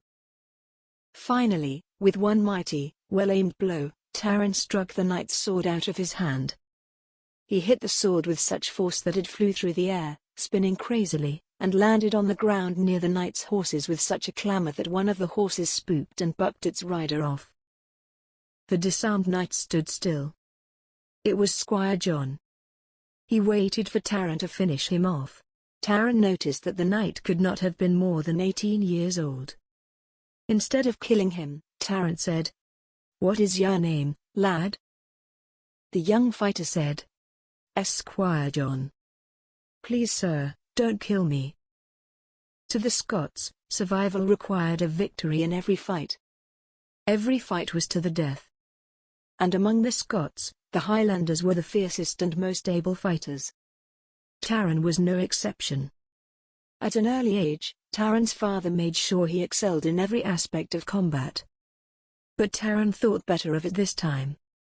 He said, "Well, Squire John, I have won this fight. Go back and tell your lairds next time we will nae be so kind to ye. They nae return here unless ye're ready to die. Now go." Squire John said nothing. He bowed his head in a show of respect and gratitude for the Highlander sparing his life, then turned and got back on his horse. He rejoined his 2 comrades, and they collected the horses that had belonged to the knights killed by Taran and Malcolm. They galloped away back toward England. Once the knights were out of sight, Taran picked Rowena's cloak up and looked at Malcolm with a knowing look. "We best be going. Now they ken where the place is. Will nae be long before they send out a revenge party." Malcolm nodded his agreement. "Aye, but first, we need to get some answers from Sister Rowena." Taran said, "Aye, Malcolm. I fear she has lied to us and put us in real jeopardy. Ye lock the door and windows, I'll fetch the sister. I told her I would find her when it was safe, and then we'll be on our way. I dae wish to spend any more time here, we must be going. We can get the answers we need from her while we travel." "Good then. Glad you're seeing clearly now," Malcolm replied and went inside to finish locking up. Taran went around to the back of the lodge and called Rowena. "Sister Rowena." He surprised himself at the gruffness in his voice. "I'm still on edge from the fight with the English." He tried to settle himself down and called again, keeping his voice calmer. "Sister Rowena." Still no answer. "Sister," he shouted. Where was she? He wondered. He peered through the thick woods but saw nothing. Growing impatient and feeling even more betrayed, he called again. Sister Rowena. Come out. We've got to go, now. Nothing. Taran turned to go. The hell with it. The hell with her. 'Tis her own choice now. He heard a rustling behind him. He spun around. There she stood, her braided hair and robes covered with leaves and brambles. What the devil? What have ye got into? Taran inquired. Rowena answered quietly. I covered myself in leaves and brush. I did not want to be found. Taran still held her cloak in his hand. He threw it at her. She picked it up off of the ground, brushed herself off, and put the cloak around her shoulders. Taran grabbed her hand and pulled her roughly along behind him. When he could hold his temper in check no longer, he pulled her around so she stood facing him. He grabbed her by her shoulders and put his face close to hers. In a low, rough voice he said, I dinna ken who ye are, sister, but ye've nae been honest with Malcolm and me, have ye? Telling us ye are some kind of nun and putting us all in great danger. The English will be back for ye, for all of us now that we've killed 2 of their men. I've half a mind to leave ye here to fend for yourself. Rowena opened her mouth to speak. Taran, you don't. Taran quickly cut her off. Hold your tongue, sister. I'm in nae mood to listen to your lies at the moment. Wide-eyed, Rowena merely looked at him. She could do nothing but bow her head and accede to his wishes. Just then, Malcolm came out and gave Rowena a cold glare. Malcolm had bolted the window shutters closed and anything of value was now stashed inside. Then he looked at Taran and said, All locked up. We're all set to leave now. Taran said, Thank ye, mate. Taran pulled an iron key from his belt and locked the door. He checked it to make sure it held. He deposited the key in a concealed hole under the roots of a pine shrub. The place would be ready for the next time Taran, one of the clan's sheepherders, or one of the local Highlanders needed shelter. They all knew where to find the key. As they turned to go, Malcolm gestured toward Rowena. What are your plans for the sister here? Taran sniffed. He said, For now, she's coming with us. We dinna have time to waste here while she tells us another story. She can explain herself while we're moving. Let's hear what she has to say for herself, then we can decide what to do with her. Let's get moving, quickly now. The 3 fugitives sprinted down the hummock away from the lodge. At the bottom, they waded across a wide, shallow creek, then ascended the gentle slope of the next hill. It was the tallest one in the range visible from the lodge, the one that Rowena had admired from her perch in the birch grove. At the crest, a ridge ran along the top and sloped off to one side. Malcolm reached the ridgetop first. He turned around to survey the countryside, looking for anyone who may be in their path or in pursuit, but when he looked back at the lodge, what he saw stunned him. "Och, nay me lord!" he exclaimed. "Taran, have a look back at ye lodge." Taran turned around and looked back across the valley. His lodge sat atop the hummock below them, shielded from the main trail by pines and birch trees. He gasped at the sight below. Black smoke was billowing up into the sky. Flames were shooting out the windows and licking the walls. He saw the Englishmen running around carrying blazing torches in their hands. Taran's jaw twitched. He steadied himself against a pine tree, as though he might collapse. He pounded a fist against the tree. Through clenched teeth he muttered, "Ye foul Saxonich bastards! I swear to ye, I will kill ye for this." His voice rose to a yell. "For me brother. Me sisters." Then he roared, "For all of Scotland." Rowena put her hands over her mouth. "No. Oh, Taran, your beloved lodge. It's awful. I'm so sorry." She laid a hand on his shoulder to try to comfort him. Taran jerked away from her. "Dinna touch me." Malcolm went to Taran's side. He put a hand under Taran's elbow and urged him on. Taran, let's move. The lodge is gone. We can do nothing to save it now. Ye'll get your revenge later. Aye, me friend, Taran said grimly. God help me, I will take me revenge. After one glance back at the burning lodge, he led them away and found the path he was looking for. The path was not easily visible but was used often enough that it was not overgrown. It led them almost directly north, toward the town of Carnalook and the castle of Taran's clan. Taran positioned Rowena so that she walked between the two men. Malcolm, he said. Keep your eyes open for a Saxon ambush sneaking up behind us. And keep an eye on the sister here, make sure she does nae leave anything behind for her kinsman to find. Malcolm nodded. Aye, Taran. Chapter 11. Earl Strongbow rode into the St. James courtyard flanked by his two knights. A monk rushed out to greet them. My lord. Welcome to St. James. I am Brother Robert. What brings you here? The monk spoke with a clear English accent. Thank goodness, Earl Strongbow thought. I won't have to confront any Highland loyalty. Perhaps the friar will regard me as a kinsman and cooperate. Without dismounting, Earl Strongbow said, We are in search of an English noblewoman. Actually, an English nun. We understand that she was traveling here to St. James last night and planned to seek refuge here. She may be in the company of two Scotsmen, whether voluntary or not, we cannot be certain. Tell me, have you seen her? Brother Robert shook his head. No, sir. This is the first I have heard about such a thing. As they spoke, other monks were coming out to see the English visitors. A red-headed young boy of about 12 years old trailed behind them.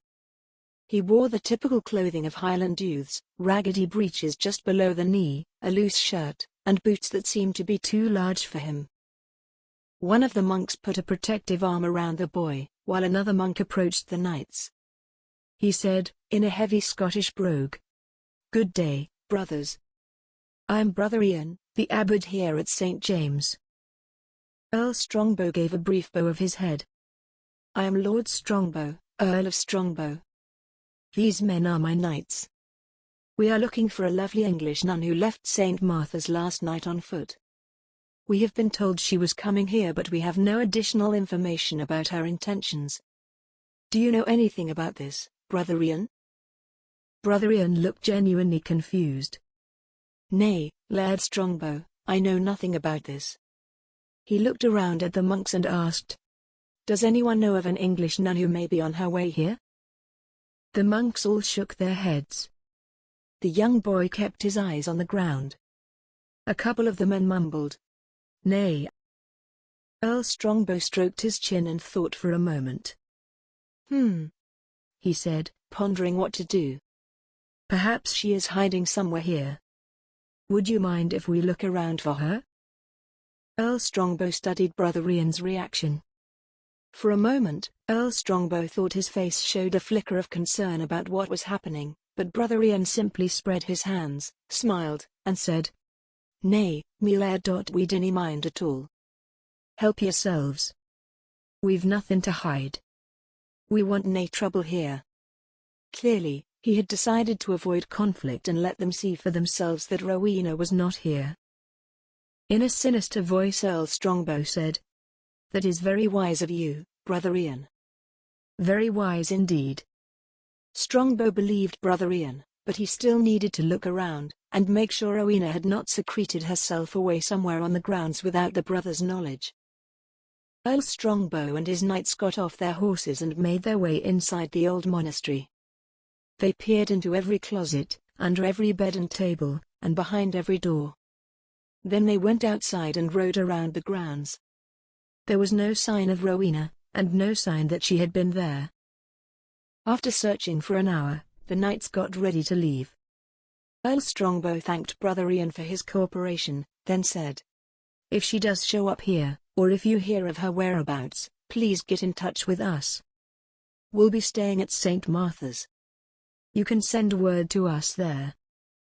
Brother Ian said, Certainly, me laird. Ye can count on that. The monks watched Earl Strongbow and his men canter away. Brother Ian looked at Brother Robert and winked at him. By the grace of God, that was a close one, was it nay, Brother Robert? Brother Robert said. Yes, indeed it was. It pays to have loyal, church-going parishioners in these parts. You Highlanders do stick together, I'll grant you that. Brother Ian agreed. Aye, we're a tight-knit lot, we are that. He called to the boy. Donald, me boyo. Come over here, laddie. As the boy came forward, Brother Ian murmured to Brother Robert. I cannae tell ye how many times one of the McDonnelly's lads has given us warning about strangers wandering through these hills, looking for trouble. Word does travel fast in these parts. 'Tis the best way to protect our lands and ourselves. Brother Ian clapped Donald McDonnelly on the back. Good job, Donny. Day ye ken where Taran and Malcolm were going? Donny shook his head no. They were on the path going north within the last hour. I dinna ken any more than that. Brother Ian said. Ah. Most likely they're going to Carnaluke to Taran's place there. They'll be safe. Donald said. I can follow them, if ye'd like. Brother Ian said. Nay, Donny. Ye did a good job here. Stay out of trouble now. Dinna go following the soldiers. Your faither would nae fare well if anything were to happen to ye. Dinna be talking to people about this, understand? Donny nodded. Then he turned and scampered off. Brother Ian turned back to Brother Robert and said, Brother Robert, thank ye for keeping mum about all this. Ye'll make us Scotsmen yet. The two monks laughed together. For his entire jolly demeanour, Brother Robert knew the abbot was a deeply religious man. He also was deeply patriotic and loyal to Scotland. Brother Ian said, Be so kind as to tell the brothers to inform me if anyone spots an English nun meandering around the area. If she needs refuge here, she'll have it. Brother Ian said. Brother Robert said, I will, Brother Ian. 'Tis strange, though. I expected them to arrive sometime around midnight last night. The Donnelly lad said he saw her with Taran and Malcolm down by the river. He said he heard them talking specifically about coming here and asking for our help in hiding them from the English. But they never showed up. I pray they fared well during the night. Brother Ian patted Brother Robert on the back and nodded. I suspect they are heading to Taran's castle in Carnaluke. His clansfolk are there and the town loves him. He is the pride of the clan Robertson. They have helped many townsfolk, and this monastery is a regular beneficiary of their generosity. Be assured, Brother Robert, Taran will have our help whenever he needs it. Now, excuse me, it's time for me nap. Chapter 12. Rowena wanted badly to apologize for not explaining more about her own situation, but she needed to wait until their tempers cooled. They had nearly lost their lives. If the knights tracked them down and found them, they would likely try to kill Taran and Malcolm to avenge the deaths of their comrades. Or worse, the knights could take them prisoner and turn them over to the crown to suffer death by drawing and quartering. Such a fate would not be out of the question at all. She thought, they were right to be angry with me. God, forgive me. Perhaps I should have told them who I really am and what I was running away from. If they had known everything about me, perhaps they would have taken more precautions. Perhaps we would have left this morning at first light instead of lingering about the lodge. Or perhaps we would have kept traveling throughout the night, and not rested until we were much farther away. On the other hand, if I had told them everything, I would only breathe new life into my old identity. I do not wish to be the daughter of a powerful nobleman with no ability to make my own decisions about my life. I am merely a pawn to be used to increase the prosperity of my father, to be given away to a man I dislike, and to become the mother of his children. That is the identity I wish to leave behind forever. Once Taran realizes that I am indeed a progeny of the English stock that he detests, his anger will turn to hate. He will hate me forever. He may even use me for ransom or do something worse with me. No, she thought. I do not believe Taran would hurt me. But, telling him my secrets could put his life in jeopardy. After all, the search party now knows of his outpost lodge. They will summon reinforcements and return there for him. If he were taken captive by the knights, they will interrogate him and he will have no choice but to tell them where I am hiding, on pain of death. Why, that could even put St. Columba's in jeopardy, if I am able to make it there. As Rowena mulled things over, she did not mind that the men had settled into a fast pace. She was glad they were putting distance between themselves and her father's search party. She was going to be tired at the end of their journey, but for now she was having no trouble keeping pace with the two Highlanders. She ruminated for a while longer about what Taran would do if he knew the truth about her. The skirmish they just had with the search party had partly given her identity away. They now suspect that I have noble blood, but they know nothing about the proposed alliance between father and Earl Strongbow. That is what I am running from. I am running from them to God, our Savior. Lord God, I am placing myself in your hands. Please show me the way. They walked in silence for a long while. Finally, Rowena decided she needed to say something to clear the air with them. She said, I am sorry that I have caused you harm. Forgive me. You must know I did not intend any harm to come to you. I would rather travel alone than ask you to risk anything else for my protection. Please believe me. I have not lied to you about anything. Then she stepped in front of Taran, blocking his path. She looked him straight in the eyes and said, I would never lie to you. Taran was still angry. He said, So ye're apologizing, are ye? When are ye going to tell us what ye're concealing? We dinna ken who ye really are. Why did the Saxons call you Lady Rowena? Rowena was quiet. She was afraid to tell them everything, though she was afraid not for herself. If they knew her story, she was afraid what would happen to them. They did not, could not, understand what was at risk. Frustrated by her silence, Taran persisted with his questioning. Who were those Englishmen? What did they want with ye? He demanded. Rowena looked deep into his sparkling green eyes. She felt as though she could lose herself in them and she wanted that feeling to go on, but he was in no mood for it. She summoned her courage and said evenly, I cannot say, Taran. He asked. You cannae say, or you will nae say? She hesitated a moment before answering. She then said, I will not say. So help me God, Taran, it's for your own good that you not know. He scoffed and looked away. She said, You have to trust me. It is best that you not know. Taran and Malcolm exchanged glances. Malcolm shook his head in dismay. Ye cannae trust these bloody English, Malcolm muttered. Taran ignored his comment and asked, Sister, tell us. Why are ye going to the abbey at Iona? Rowena said, As I already told you, I am a novitiate nun. You saw for yourself my cloak from St. Martha's.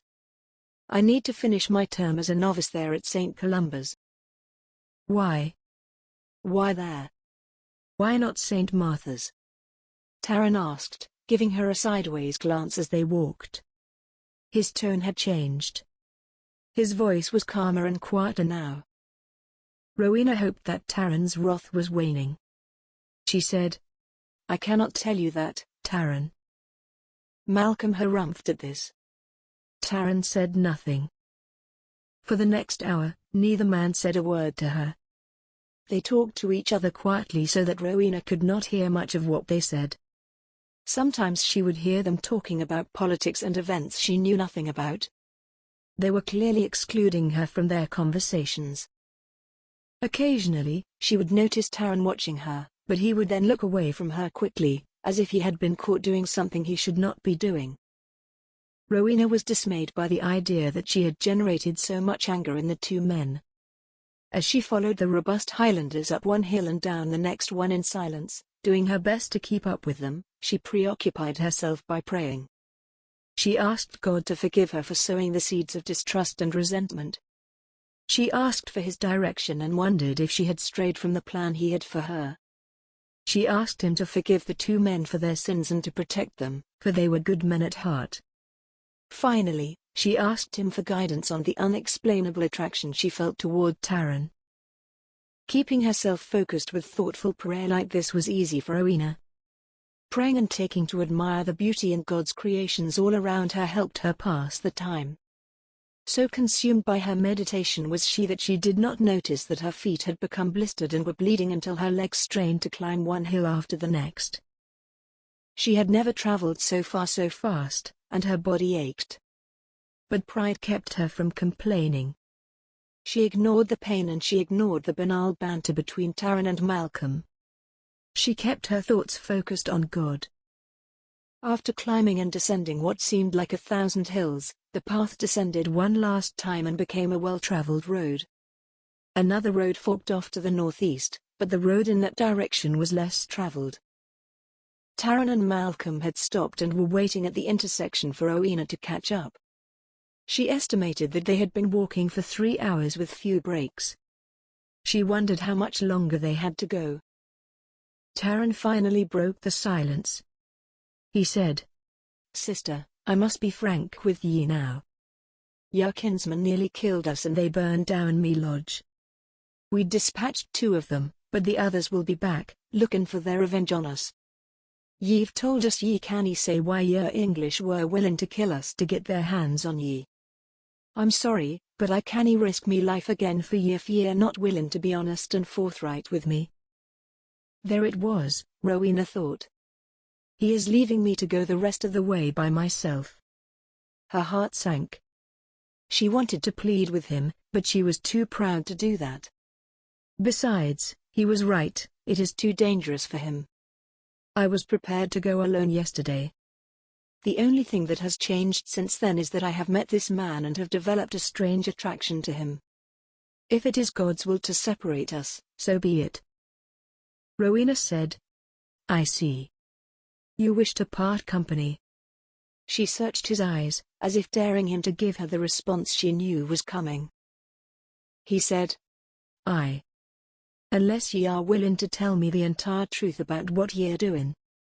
They locked eyes for several moments, then Taran looked away. He pointed to the road and said, "Ye can follow this road straight to Carnaluke, another couple of miles. Ye can find proper lodging there at the inn on High Street at Chapel Street. Proprietor's name is Sean. Tell him Taran sent you and to give ye a room." Rowena nodded. Then she reached into her shoulder pouch and retrieved the crucifix he had given her earlier that day. She handed it back to him, saying, "I think you should have this back, Taran, considering the circumstances." He looked at it and shook his head. "Nay. Ye keep it." She paused, then put it back in her bag. "I will treasure it always." She smiled dryly, and then gave Malcolm a hug goodbye. "Thank you, dear Malcolm. May God always smile on you." She then gave Taran a hug and had to keep herself from holding him tight and never letting go. "Thank you, Taran, for everything. For getting me safely this far. May God be with you always." She felt Taran put his arms around her and hold her tightly. She savored the moment. As she drew back, he kissed her on the forehead. "Goodbye, sister. Though we have only just met, ye will be forever in me thoughts." They looked deeply into each other's eyes for the last time, then Rowena turned to go. She did not know that Taran and Malcolm watched her as she walked away from them, headed to Carnaluke. She did not turn around for one last look or wave goodbye.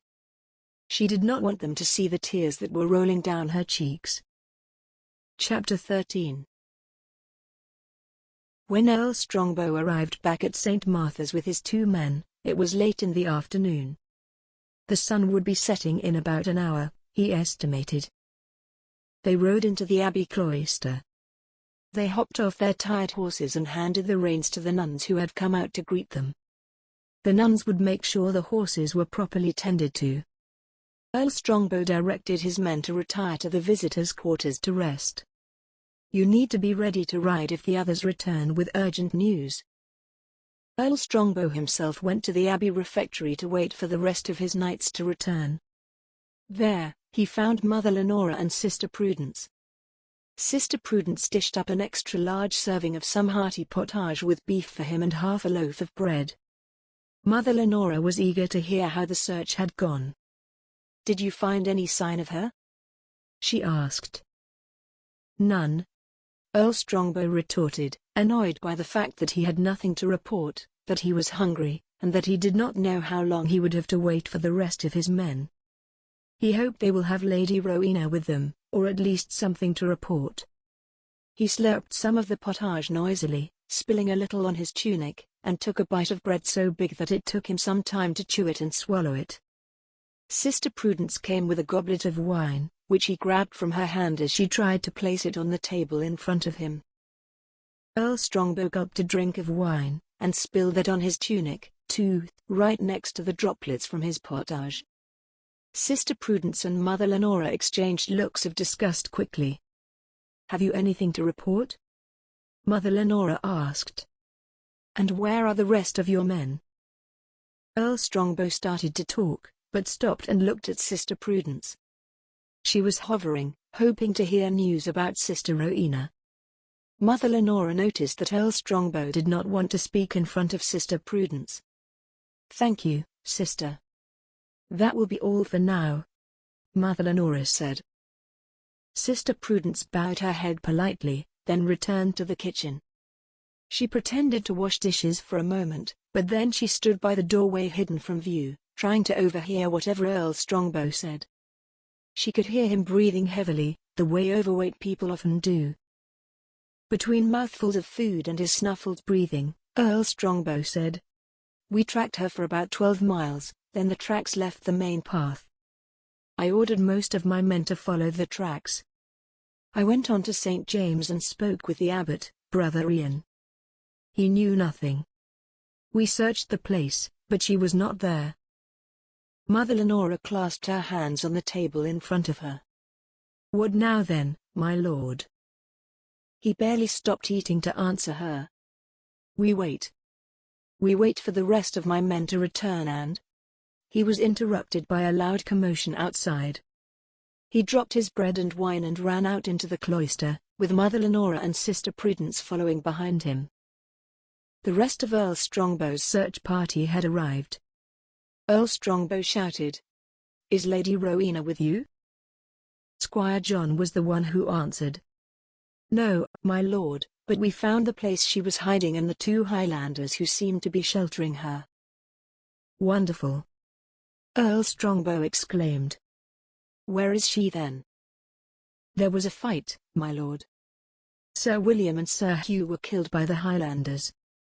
I'm sorry to report that the Highlanders escaped, and Lady Rowena is with them. We believe we caught a glimpse of them on a distant hilltop. We torched their hiding place and burned it to the ground. There is nothing left of it." At this news, Mother Lenora rushed forward. "Oh, sir, please tell me, Sister Rowena, is she hurt?" Squire John looked at her, then he remembered his manners. "Good evening, Mother." He bowed his head in respect. "To my knowledge, no, Lady Rowena seems to be unharmed." "Praise God," Mother Lenora and Sister Prudence said, nearly in unison. Squire John turned his attention back to Earl Strongbow and said, "She appears to be on the run, under the protection of 2 skilled Highland fighters. She did not show herself when we identified ourselves and called out for her." "I see. Did you happen to ask the names of these Highlanders?" Earl Strongbow asked. Squire John looked down, as if he felt that he had failed the Earl on an item of key importance. He should have demanded to know their names. "No, my lord, there was no time for such pleasantries, I'm afraid." Earl Strongbow snorted. "Quite so," he said. "Where do you think they were going?" Squire John shrugged. "I do not know, my lord. Only that they were heading north when we last spotted them." They are on foot, which will slow their progress. Earl Strongbow was becoming frustrated with the knight's handling of things. He asked one more question, sputtering and spitting out the words. You fool, why the devil did you not follow them? You are on war horses, some are the finest mounts in Staffordshire. They are only on foot. By the blood of Christ. Squire John wilted under the Earl's criticism. Earl Strongbow's words fell hard and heavy on him, like the blows of a cudgel. But Squire John was not going to stand there and take it from this pugnacious, arrogant nobleman, especially in front of the nuns and his peers. He marshalled his courage and said, "With due respect, my lord, they know the terrain well, much better than we do. We were well inside the undisputed Scottish lands. The Highlanders had already killed 2 of our men. We could not know how many more of them were lying in wait, ready to overtake all of us in a second." Squire John continued. "So, we decided it was best not to pursue them. It seemed most prudent to return here and gather sufficient armory to engage in conflict on foreign territory. Our quarry will not get far on foot. And in any case, Lady Rowena will be easy to find. Anyone who sees her will remember the sight of her." Earl Strongbow really could not argue with Squire John's reasoning. He was right, it was dangerous for this band of knights and irregulars to be galloping around the borderlands, killing property owners and burning down their homes, like common criminals. Someone very important needed to go with them if they were to retrieve her from the midst of Scotland. Someone like himself needed to ride with them, in full armor, and perhaps Lady Rowena's father, Lord Kensley, should accompany them as well. Before Earl Strongbow could say anything else, Mother Lenora spoke up. "My Lord Strongbow, I am very concerned about what has happened. We must notify Sister Rowena's father of these developments. He will want to know this disturbing news of his daughter." Without hesitation, Earl Strongbow said, "Agreed. I will dispatch a messenger forthwith." He turned to Squire John and ordered, "Summon Sir Henry at once. Then get some rest yourself. We will likely ride out tomorrow." The weary Squire John was relieved that someone else would have to ride out to Middlekirk Manor this evening. "Yes, my lord," he said, and went off to find Sir Henry. Chapter 14. The road into Carnaluke was rutted and pitted from all other wear, from ox-drawn wagons loaded with produce, pedestrians, horses, sheep, and merchants, and every other kind of traffic that towns and villages handle on a regular basis. But the road was easy to walk on compared to the rugged trails she had been traveling since she left St. Martha's. As she neared the town proper, evidence of civilization became more apparent. People were moving around, seemingly unconcerned about the world beyond the town. Clearly, the area was far enough north of the disputed borderlands and people felt safe enough from raiders to settle here. Rowena could see that it was near the end of market day in Carnaluke. Market day in every town always brought out a variety of people in England, and it must be the same here in the Highlands. Everywhere she looked, people were coming and going, but most of the traffic seemed headed out of town. She saw farmers carrying goods back to their home, merchants leading pack horses laden with supplies, children chasing each other around and through the traffic, and a number of men and women had stopped in the road to chat each other, oblivious to the commotion around them. Open ditches lined the roadsides, clearly there to allow the town's sewage and waste drain off into the River Clyde. The ditches emanated the unmistakable stench of town life. They were filled with several inches of foul standing water, unable to drain because of the piles of scattered refuse blocking its flow. Rowena saw rotting animal carcasses, waste, both animal and human, fish heads, broken pottery pieces, a couple of dead, bloated rats, and several indiscernible items that had been there so long it was impossible to know what they once were. The stench hung in the air and filled her nostrils. It reminded her of London, though nowhere near as bad. As Rowena entered the town proper, the road narrowed to a lane, and the houses got closer and closer to each other. Soon, only a few feet of space separated one from the next. Rowena walked at a moderate pace, keeping to the side of the narrow road to avoid oncoming traffic. She began to notice that several people had stared at her openly as they passed each other. Some had even stopped talking to each other to stare. Rowena remembered that she was still in the same nun's attire that she had been wearing for a couple of days.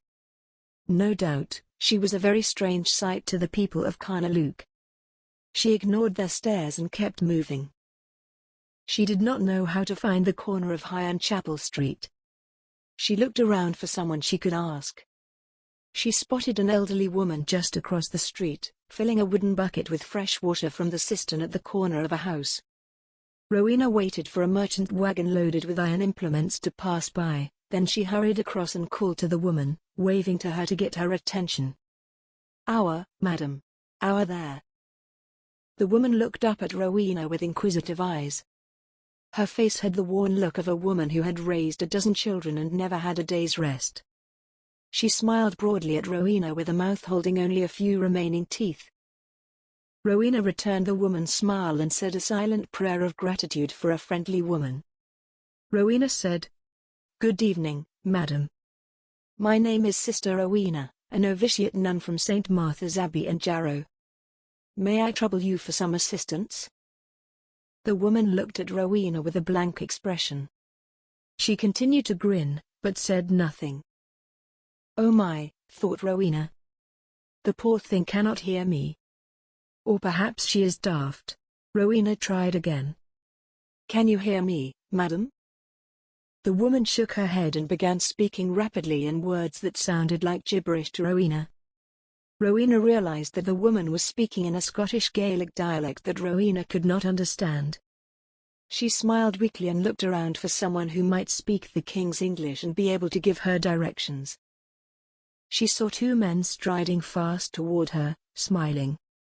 One was a fair-skinned strawberry blonde with a face covered in freckles and pimples, the other had hair so dark it looked almost black, though his eyes were a bright blue. The dark-haired one called to Rowena, in English with a thick Scottish brogue, and in an overly loud voice said, "Och, lass, never mind the old widow Dunlevy, no one understands anything that Dublin hag says." The redhead snickered. His companion called to Mrs. Dunlevy through her door.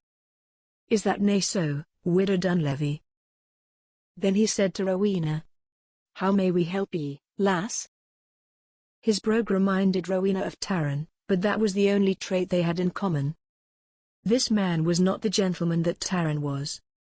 Still, she needed them to tell her how to get to the inn, and they seemed willing to help. Rowena said, "Why, how kind of you, I would be so grateful for some directions."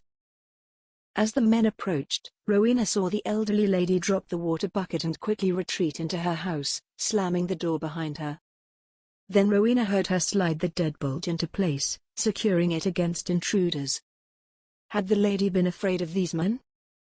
They wore the bland clothes of tradesmen, wool tunics that hung down to their knees, belted at the waist with a leather belt. Rowena surmised they were most likely a couple of peasants, who had moved into town to learn a trade and get away from grueling farmer life. Learning a trade afforded people the opportunity to make a better living than they could as farm laborers, and have a life with more freedom from the manor lords like her father. The two Scotsman men looked her over from head to toe, ogling her. This time the redhead spoke. "Ye nae from around here, are ye, sister?" It was more a statement than a question. "Never seen ye before. And I would have remembered seeing a bonny lass such as yourself." Rowena blushed. "No, I am Sister Rowena, from the Abbey of St. Martha, in Jarrow." The dark-haired man said, "Ye dinna mean it? A nun? Ye're much too lovely to be wasting your days in a nunnery." Rowena sighed at this remark. She wanted to slap him, but she decided the safest way to handle it was ignore it. "Would you mind telling me how I can find the corner of High Street and Chapel Street?" she asked with a smile. With one eyebrow raised, the redhead said, "That's a mighty nice part of town. What's one like ye looking for there?"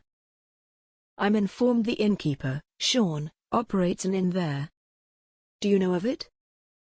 The redhead leered at her and grinned. He said, "Maybe, lassie. But I'll need some payment." Rowena said. Please, sir, I have no money to pay you. The dark-haired man hooked his thumbs in his belt and stepped closer to her. He pushed his face close to hers and said with a sinister tone, "That is nay the kind of payment we had in mind, lass." The redhead took a step closer, too. They both stood looming above her, grinning obscenely at her. Across the street, a man had been lurking in a narrow alley in the shadows between two townhomes, intently watching the entire scene unfold. No one had noticed him. He had witnessed the entire encounter and heard everything they said. The men had been known troublemakers since childhood, and now they were becoming ill-mannered adults. He stepped out of the shadows and made a beeline for the street. It was time to intervene. At that moment, Rowena comprehended what the two miscreants were suggesting. She needed to end this encounter. She shook her head no, then took a giant step backwards and started to turn around. As she did so, she crashed into a well-dressed man and a woman. Rowena stumbled and fell to her knees, while the two scoundrels spun around and scurried off in the other direction. "Mon Dieu, pardon-moi mademoiselle," the man said, extending a hand to help her. "Are you hurt?" She took his hand and struggled to her feet. "I apologize, sir. I was not watching where I was going," Rowena said, adjusting her shoulder bag and feeling in her skirt pocket for the ring Sister Prudence had given her. It was still there. She took a deep breath and smiled at the gentleman who had helped her. He had the somber bearing of a military man. On the breast of his well-fitting leather tunic was embroidered a bright blue shield decorated with 3 golden fleurs-de-lis. A golden crown studded with precious jewels rested atop of the shield. No doubt he was a fighter of some rank, but she had never seen this insignia before. The woman with him was fair-skinned and dressed in colorful attire. Meanwhile, across the street, Rowena did not notice the man who had been watching it all unfold. He retreated back into the shadows and disappeared. No one had noticed him. He continued his surveillance from his concealed vantage point. In a heavy French accent, the gentleman said, "You are English, oui?" Rowena nodded.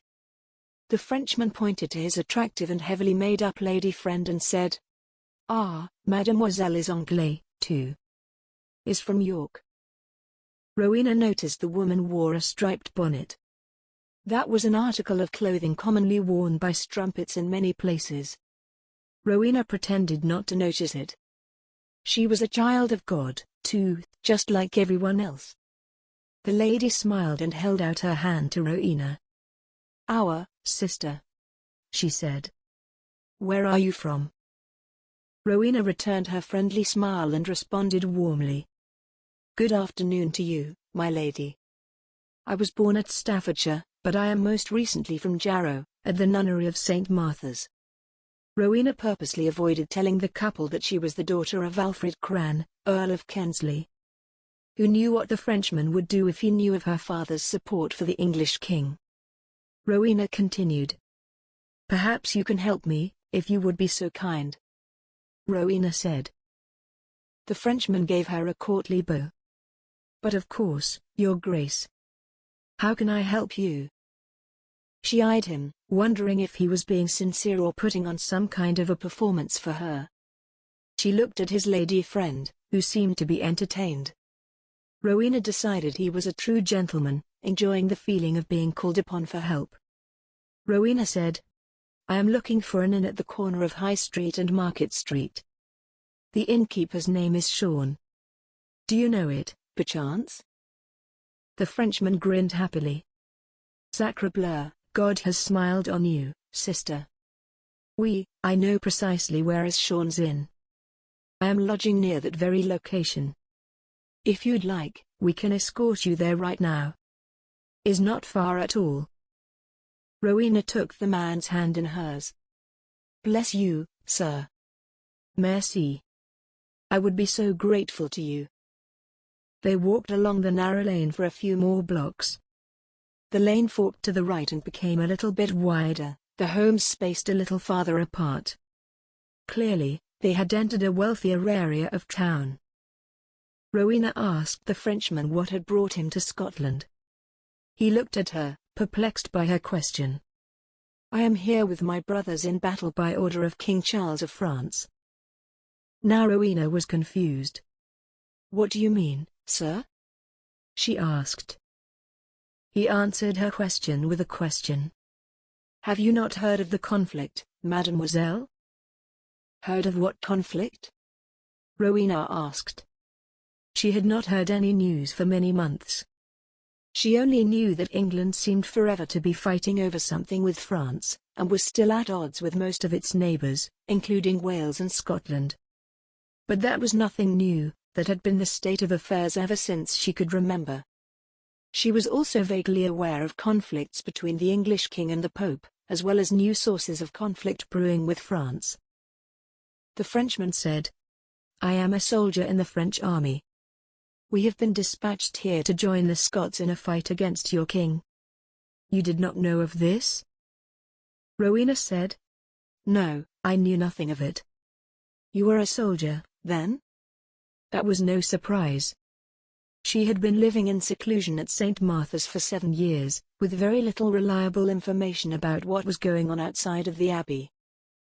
The French soldier said, Oui, mademoiselle. Our presence here is no secret anymore, mon chéri. My soldiers are all around here in Scotland. Yet your King Richard has outposts spread across France. His uncle, John of Gaunt, prefers to fight in France, but your parliament will not give him money.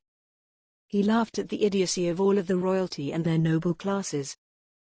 Rowena thought, Parliament. So that was what father had been worried about when he agreed to marry me off to Lord Strongbow. On top of the loss of his labourers and rents, father and the other senior earls were likely being asked to support the cost of sending English fighters into France.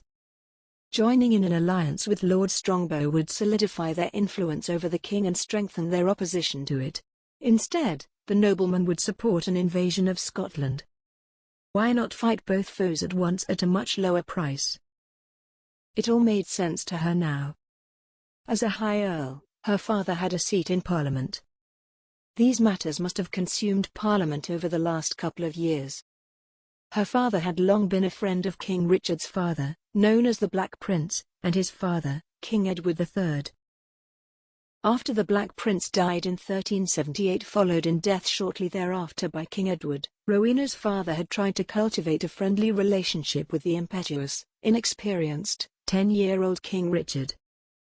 Her father's financial interests aligned with those of Lord Strongbow, who had proven his allegiance to the Black Prince on the battlefield. When King Richard ascended to the throne, Lord Strongbow became an avid supporter. Lord Strongbow's ability to self-promote and curry favour with the boy king was unmatched among the noblemen. Regardless of the petty differences between the noblemen, they and their like-minded friends resented John of Gaunt's influence. During the last years of the lives of King Edward and the Black Prince, they were both debilitated by illness. During this period, John of Gaunt took effective control of the government. The nobleman believed John placed his own interests above those of England. It was commonly recognized that John of Gaunt was driven solely by his personal ambition to become King of France. It was obvious to everyone, it seemed, except young King Richard. After another 15 minutes passed, they arrived at a street corner. It was in a lovely area of town, where the streets were dotted with churches, churchyards, well-kept homes, and a couple of inns. The clamour of market day and the noxious smells were gone. It was quiet here, and the only smells were the enticing aroma of bread baking in the inn's kitchen. The French soldier gestured to the inn on the corner and pointed to the sign hanging above the door. It read, Carnaluke Inn, Sean Donaldson, proprietor. This is the right place, Rowena thought. Thank you, sweet Taran. I would not have found this on my own. She said to the couple. I cannot thank you enough for your kindness. I will pray that God keep you both safe. The soldier gave her a courtly bow. Was our pleasure, chérie. We're very happy to help you, he said. Bonsoir. The couple left Rowena at the inn's entrance and went their way. Chapter 15. Sir Henry arrived at Middlekirk Manor as darkness fell. He dreaded delivering the news to his boss, Lord Kensley. Sir Henry had been under the employ of Lord Kensley for many years, and he knew how much Lady Rowena meant to him. Sir Henry handed his horse to a servant, who would tend to it properly and give it some food and water. It had been a demanding couple of days, and everyone needed rest, including the poor horses. He knocked on the manor door, and let himself inside. "Lord Kensley. Lord Kensley, are you here?" A servant rushed into the receiving hall and greeted Sir Henry. "Where is Lord Kensley?" "I have urgent news for him." "Right this way, sir," the servant said, and led Sir Henry into the same room where Lord Kensley had reached his agreement with Lord Strongbow. Lord Kensley was sprawled in his large wing chair, nursing his injured ankle and smoking a pipe. He was concentrating on reading what looked like a letter and was deep in thought. Sir Henry noticed the unmistakable royal seal on the paper in Lord Kensley's hands. So absorbed in studying the letter was Lord Kensley that he had not noticed Sir Henry standing in the doorway. Sir Henry rapped on the door frame to get the Earl's attention and said, "My Lord Kensley, I bring important news for you," Sir Henry said, trying to keep his voice calm. Lord Kensley looked up in surprise. "What is it, Henry? I thought you were out with Lord Strongbow's search party." "Yes, I was, but I'm back to deliver you news. It's Lady Rowena. She is missing." Sir Henry blurted it out. Lord Kensley looked confused. "What's that you said, Henry? Lady Rowena is missing? I'm afraid I don't understand. Explain please." Sir Henry took a deep breath and told Lord Kensley that they had delivered his letter to Rowena, and they were going to return to Middlekirk Manor the next day, but she disappeared sometime during the night. They sent out a search party and spotted her in the company of Highlanders in enemy territory, Scotland. Lord Strongbow therefore believes that he needed more fighters to pursue her. Sir Henry finished by saying, "Most importantly, we need you with us. Your presence will provide us with the authority we may need to confront Scottish armies to gain access to their territory and retrieve Lady Rowena from the territory." Lord Kensley harumphed. "Good God, Henry. What have I done? What have I done to my daughter? Of course I'll join you. I can leave at first light. Unfortunately, we do not have many more men available, just the squires. They are all in the employ of that blasted John of Gaunt. They are either on their way to Scotland or already there." Sir Henry said, "I beg your pardon, sir? Why would they be doing that?" Lord Kensley shook the letter he had been reading at Sir Henry and bellowed, "Because the king wanted to prove his mettle. Parliament would not finance another campaign in France, so instead they have decided to invade Scotland, seeking revenge for their border invasions. They have taken nearly every able-bodied fighter who was still in England with them, leaving the rest of us unable to fend for ourselves." Sir Henry said, "But my lord, I am still here along with the knights of the search party. Our numbers may be small, but you have our allegiance." Lord Kensley said, "Thank our God for that small miracle. At least Gaunt was smart enough to leave some of the best fighters with the earls in case we needed someone to defend the country against an invasion. Lord knows, this would be the time for an enemy to invade us, as almost no one is home." Sir Henry kept silent and let Lord Kensley rant. He was clearly in a foul mood. "We should all be ready to leave at dawn. Please inform the squires." "Yes, my lord," Sir Henry said. "Will that be all, sir?" Lord Kensley thought a moment and said, "I dare say, Henry, if the Highlanders capture us and find out who I am, they may take me for ransom from King Richard. They won't care at all about Lady Rowena. Who knows what they might do to her?" Sir Henry agreed. "You may be correct, my lord. However, it is indisputable that we will need to invade Scotland to track down Rowena and bring her home. Having you and Lord Strongbow in our search party provides us with credibility about our purpose, should we be stopped by their army," he added. And if it is true that English fighters are swarming Scotland as we speak, Lady Rowena could be caught up in the conflict. Your presence could resolve such an untenable situation. Lord Kensley said. Yes, I suppose you are right, Henry. and I should be there to face my daughter. To convince her to return home, If that is what is necessary. I should have delivered the news to her in person. Sir Henry turned to go, But then stopped. Lord Kensley, if I may ask. Your ankle. How will you manage? Lord Kensley said. I will find a way, Henry. Thank you for your concern. Now go get some food And some rest. And don't forget to tell the squires to be ready to go by dawn. Chapter 16. Rowena opened the door and stepped inside the Carnaluke Inn. She found herself in a large room with worn wood floors, stone walls, and exposed wooden beams in the ceiling. 3 lead glass windows were set in 2 walls. Each window was framed by expensive-looking tartan draperies. On the far wall a diminutive fire burned serenely in a large stone fireplace. One wall was lined with heavy wood shelves that held an array of bottles, jugs, pitchers, platters. A few people lingered at the tables in the room, talking quietly over their libations. A man wearing a smock was going around the room lighting the candles on the tables and in the chandeliers that hung from the ceiling, giving the room a beautiful golden glow.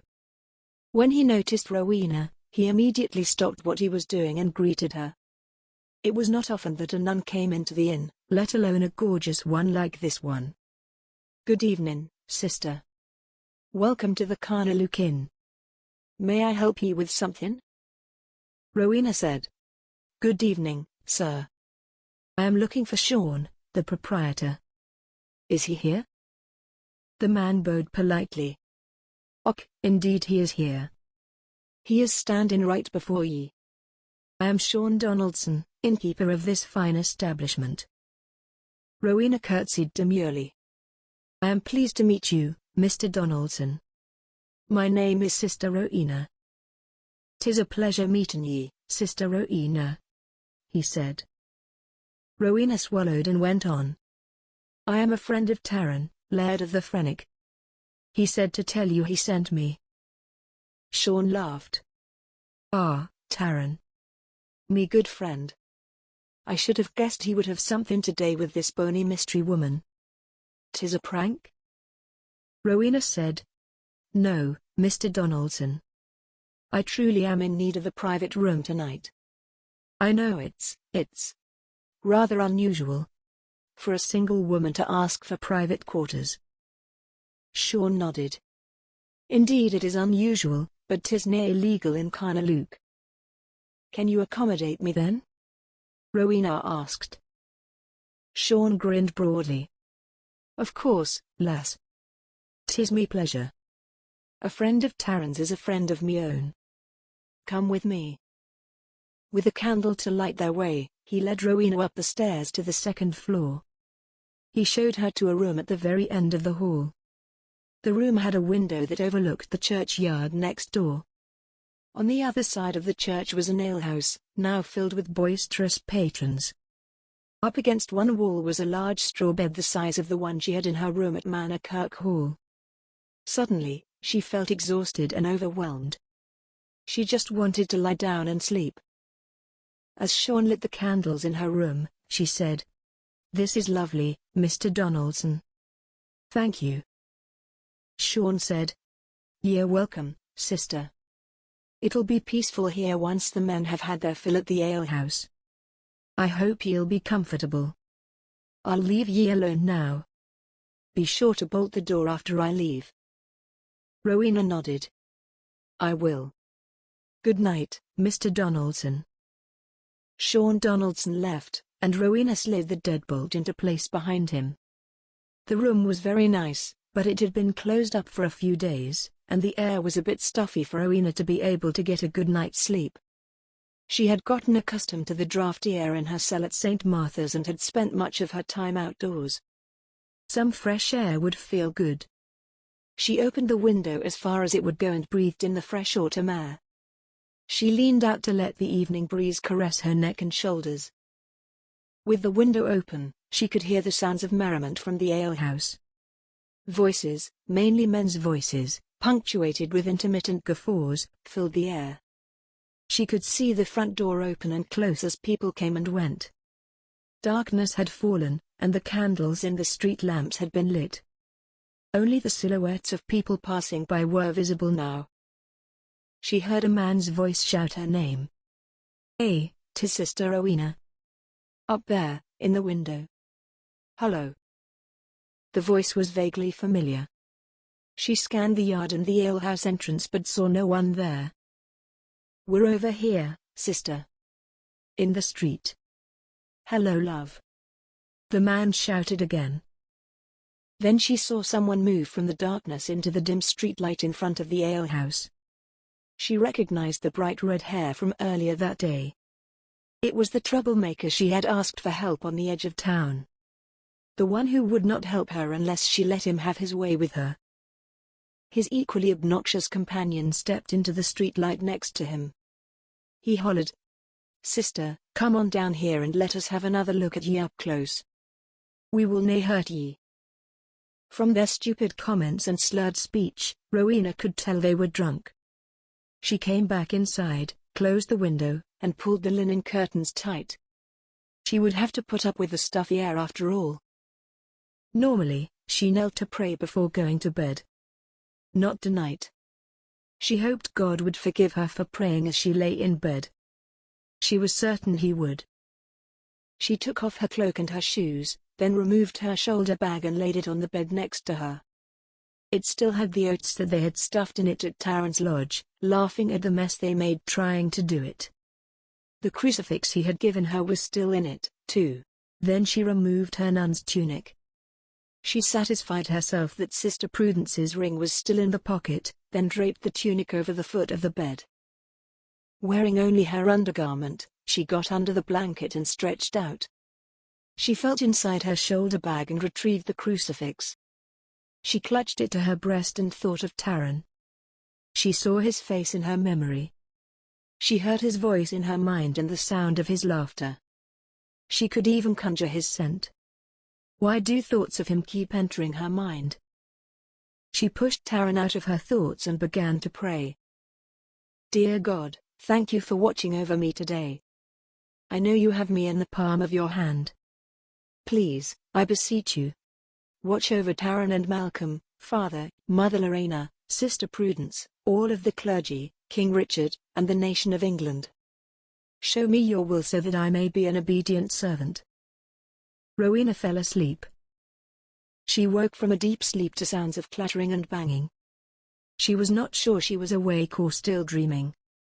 She had no idea what time it was, but the blackness of the night told her it was probably after midnight. The banging noise happened again. It was coming from just outside her window. She started to sit up when suddenly the window flew open and a man came barreling into her room. He hit the floor and staggered to his feet. Right behind him another man's leg came through, then another leg, then he slithered in like a demonic snake. They reeked of ale and dirty clothes. One of them said, "Hello there, lassie." It was the two no-gooders. "What are you doing in my room? How did you get in here?" "Get out," she cried. "Get out, or I'll scream for help." One of them pounced on her and covered her mouth with one of his hands. With his other hand, he held a knife to her throat. "I would nae day that if I were ye," he said in an evil voice. She struggled, her voice muffled by the hand covering her mouth. "Now be still, nun," he said. She stopped trying to speak. "That's better," he said. He pushed a hand under the covers and felt for her breasts. She squealed and pushed him away. His friend said, "I'll hold her while ye have a go with her. Then it'll be me turn." The other man tore the covers off the bed and spun Rowena around so that she lay across the bed. He pinned her arms over her head with one hand and held her by the neck with the other hand. "Dinna move," he shouted at her angrily, through gritted teeth. He was breathing heavily and his breath was foul. It made Rowena gag. His friend went to the other side of the bed and pulled his tunic up. Rowena could see his cock, hard and standing erect. He pulled up Rowena's gown and began to grope her. He spread her legs apart roughly and positioned himself to thrust into her as deeply as he could go. At that moment, another figure crashed through the window. The two attackers were surprised at the intrusion. The one holding Rowena released his grip. She wriggled herself out of his reach and jumped up. When she looked at the intruder, she could not believe her eyes. She cried, "Taran! Taran! Thank God it's you. Please, help me." Taran looked at her and then at the men.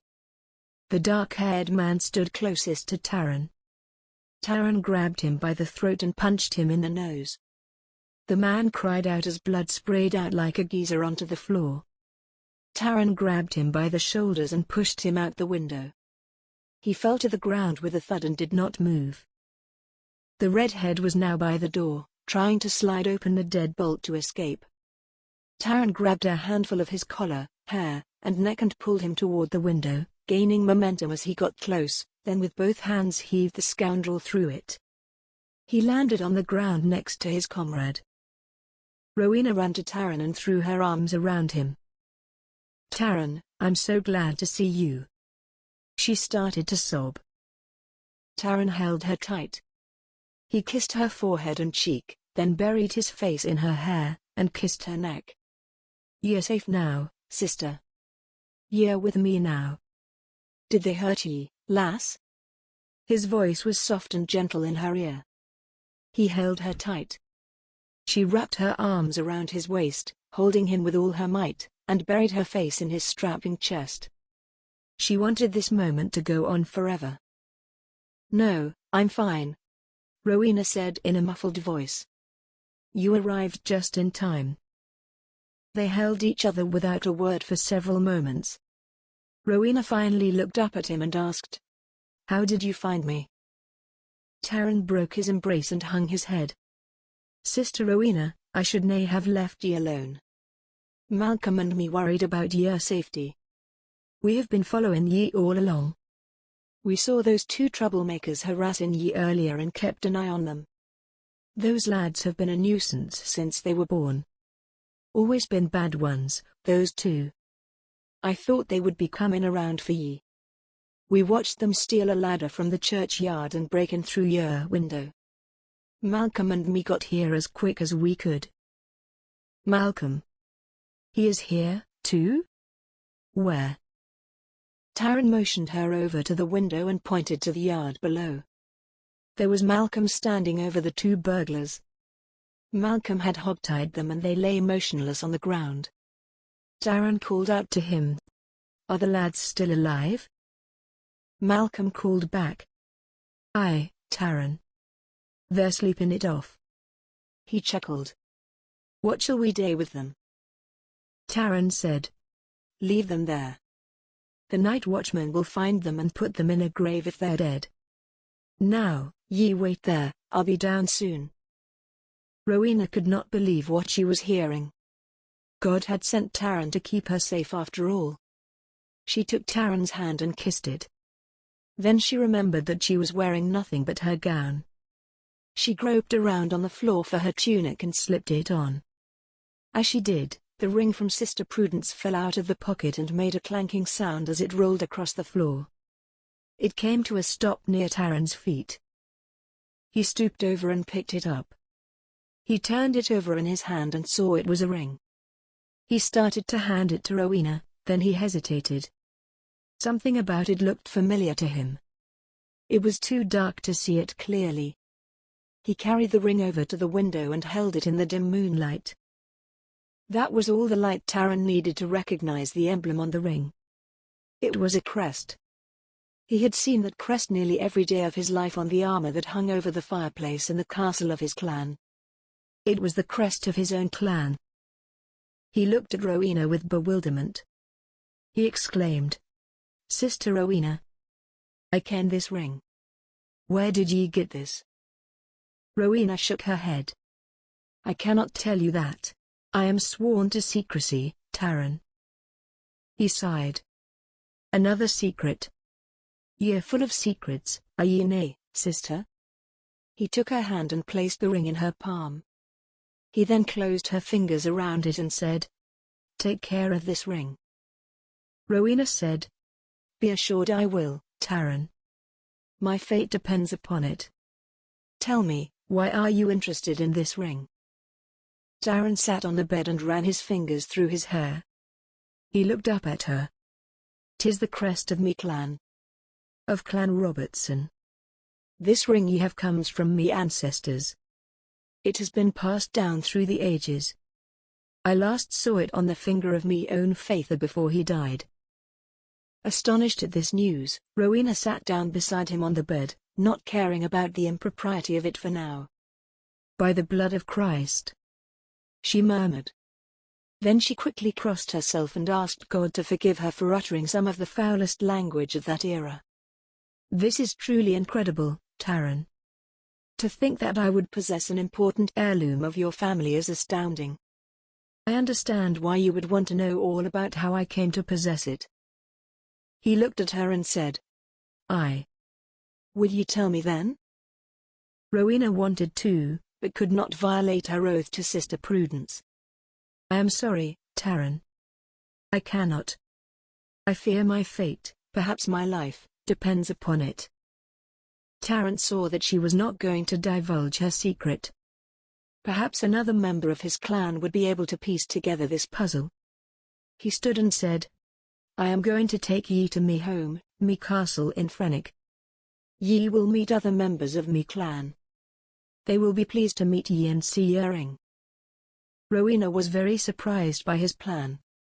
"I thought you wanted nothing to do with me, Taran. That is why you sent me away today. I am English, and your clan may despise me." Taran nodded. He touched her beautiful face and said gently, "Ye cannae help being English. Ye are still a lovely lass, and leaving ye alone was wrong. I should nae have done that to ye. Now that I have seen ye ring, and been close to ye like this, I have no doubt ye must come with me.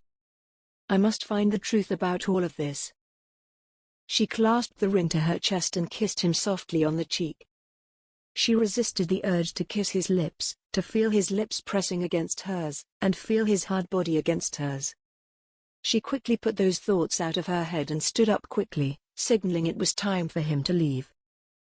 Taran did not force himself on her. He said, "Ye'll be safe for the night here. Malcolm and me have taken a room downstairs. We'll leave in the morning." He bent over and gave her a peck on the forehead. "Get some rest," he said, then unbolted the door and left. Rowena slid the bolt back in place behind him. She placed the ring in her shoulder bag, tidied the covers, then got back in bed. As tired as she was, it was a long time before she could sleep. She kept reliving the memory of Taran's embrace, his kisses, his voice in her ear. Her mind reeled from the events of the last 2 days as she drifted off to sleep. Chapter 17. Lord Strongbow had been up since dawn. The blasted bells of St. Martha's woke him every few hours. How anyone slept with that going on all day and night he did not know. The nuns seemed to need little sleep.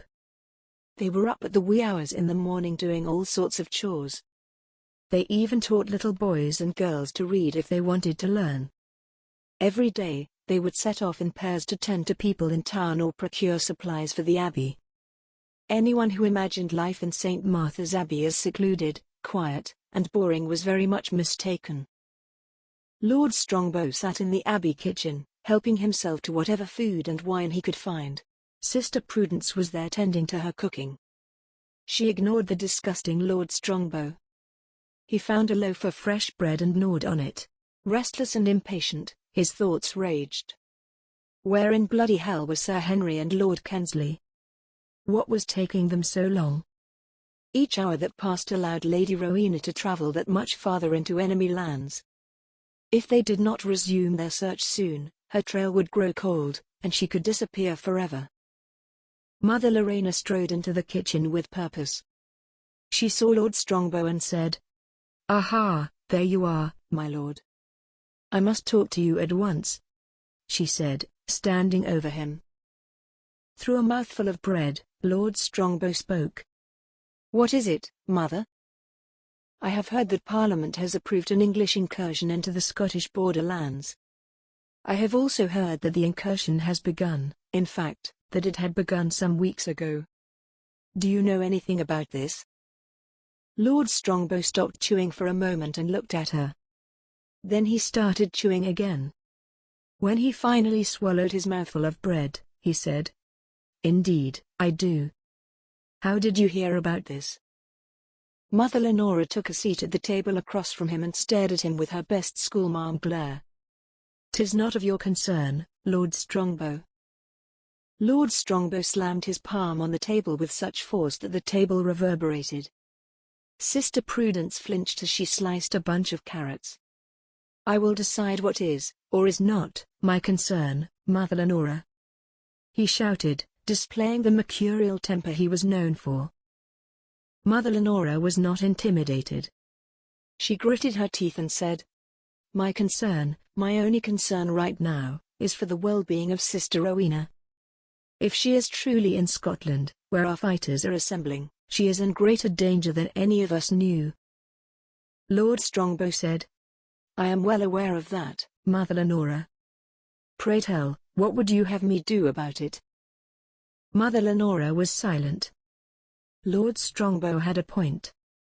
What else could his men do that they were not already doing? Resources were stretched thin everywhere, even for the earls. She was about to reply when one of the nuns came rushing in from the reception hall. "Lord Strongbow." "Mother Lenora." "'Tis Sir Henry. He has arrived with Lord Kensley and a retinue of squires." They both jumped to their feet and ran out to the front entrance. They saw 10 young men on horses. Some were carrying longbows. Sir Henry was at the front of the bank with Lord Kensley, resplendent in his leather and mail tunic, his crest emblazoned on the shield strapped to his horse. The men dismounted with the agility of cats. All except Lord Kensley. He waited for Sir Henry to come around and help him remove his foot from his stirrup, and then support his weight as he slipped off the horse. When his feet touched the ground, Lord Kensley leaned against Sir Henry to stand. He greeted Mother Lenora first with a polite peck on the cheek. Mother Lenora said, "Lord Kensley, what has happened to your foot?" He tried to make light of his injury. "I had a fall from my horse last week. The physician has splinted and wrapped it. 'Tis nothing." Lord Strongbow exclaimed, "By God, Kensley, that ankle looks quite painful. You know I cannot allow you to ride with us like that. You will only slow us down and put us in danger." Lord Kensley took a step forward as if to prove he was up to it. He nearly collapsed. He said, "Perhaps you're right, Lord Strongbow. I do not wish to endanger anyone. If Mother Lenora has room for me, I may have to wait here for your return. I cannot go back to Middlekirk. I will only sit and fret about Rowena with no one to talk to." Mother Lenora seized on the opportunity to take care of the powerful Lord Kensley. Anything she could do to ingratiate herself and the Abbey to the rich and powerful English nobility she was all too happy to do. "Of course, Lord Kensley. We will put you in private quarters until you are healed enough to travel. Our nuns provide top-notch care for the sick and injured. You will be quite comfortable here." "Thank you, Mother Lenora." Lord Kensley turned to Lord Strongbow and said, "Take my squires with you. They will benefit from the experience. Some are promising archers. They are all good fighters. Be on your way. Find my daughter and return her safely." As Lord Kensley hobbled to the Abbey entrance with Mother Lenora, all of the knights and squires assembled in the yard. There were a total of 18 in the search party, consisting of Lord Strongbow, 7 knights, and 10 squires. Lord Strongbow told them all where they were going and who they were looking for. Any attempt to commandeer one of them by any other lord should be regarded as illegal in the absence of a written order from the Crown. "Be it known by all of you, I myself have official dispensation from the king to undertake this search for Lady Rowena. That was a huge exaggeration of Lord Strongbow's authority, if not an outright lie, but who would ever know? He could not afford the risk that one of the men would be tempted to abandon this effort by the lure of higher pay from another lord. With Lord Strongbow leading the way, the men cantered down the lane, bound for the borderlands. Chapter 18. Taran rode in the lead on a well-muscled courser. Rowena was on her own mount, a sturdy mare with lots of forward motion. Behind her was Malcolm, riding a fine bay courser happily taking up the rear. Taran had gotten their 3 fine mounts from Sean that morning and left before much of the town was moving about. Taran's castle was situated about 30 miles to the northwest of Carnalook, a hard, full day's ride, dawn to dusk. The route will take them through Glasgow, and then north to the edge of the mountainous highlands. The horses would make their journey easier, as well as give them additional speed if they found themselves being hotly pursued. As soon as they got on the main road leading north toward Glasgow, they encountered several groups of people. Some were locals, heading south into Carnalook to take care of their day's business. Others were heading north toward Glasgow. Taran noticed groups of men banded together, some were on foot and some on horseback, wearing cloaks with tartan brooches. No one loitered. He heard very little chit-chat between the passers-by. Discreetly, he peered at them as they passed. Where was everyone going in such a hurry? Rowena said, "Taran, do you see the men were wearing tunics marked with the beautiful blue and gold insignias? That is the same emblem that the French soldier I met yesterday had been wearing." He had noticed it, too, with some concern. He did not want to alarm the already terrified Sister Rowena, so he simply said, "Aye, the road is crowded with Frenchmen this morning." He turned to look at Malcolm, who was frowning. "Aye, and most of them are going south. I see some of our Scotsmen marching along with them." Between Carnalook and Glasgow, they saw very few people loitering. Everyone they encountered seemed to be on the move. Particularly troubling to them was the occasional homes dotting the side of the road seemed to be abandoned, with no living farm animals in sight. Several of the fields and structures had been laid waste very recently. Animal carcasses lay rotting in some of the yards. Farms had been burned, and some still smoldered. Taran frowned. He glanced back at Malcolm, who seemed equally dismayed. They had only been through this place a week ago. Nothing had seemed amiss then.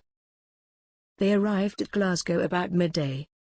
On the outskirts of the southern side of the city, they stopped and dismounted by the River Clyde to water and rest the horses. Signs of trouble were now visible everywhere they looked. Across the river, smoke billowed from buildings into the air, like jagged black scars marring the light blue sky. Ox-drawn wagons filled with household belongings, mothers with their children walking alongside, men with weapons strapped to their backs passed by in large numbers. They were all leaving the city. The only traffic going into the city consisted of French and Scottish fighters. Taran called to a man with a woolsack slung over his shoulder and a wife and child at his side. "Hello, sir. Can ye tell me what has happened here?" The man looked at him with sorrowful eyes. He said, "Aye, 'tis the English. They have ransacked the city and parts north. Rumour is their army is now moving to the southeast and engaging our lads near Edinburgh." The news left Taran dumbfounded. Malcolm said, "Taran, let's stay on the road this side of the River Clyde. We can follow it northwest and cross the river up at Drummoyne. If 'tis nae safe there, we can go farther upriver and cross at Kilpatrick." Taran nodded and said, "Aye, Malcolm. Like 'tis not safe in Glasgow, or what remains of it."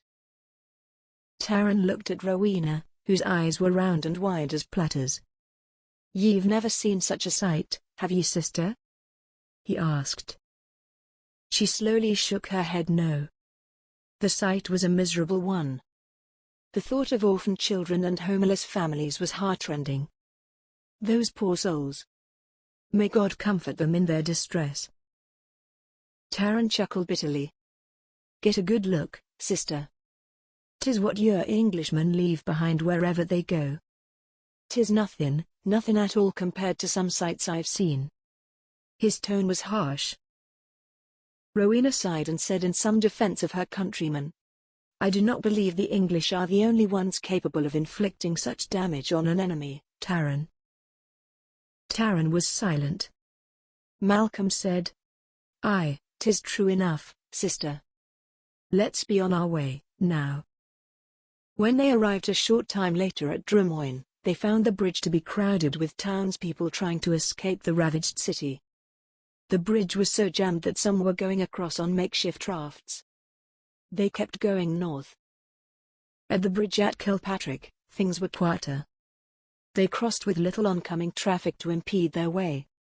Once across, however, the countryside lay in ruins around them.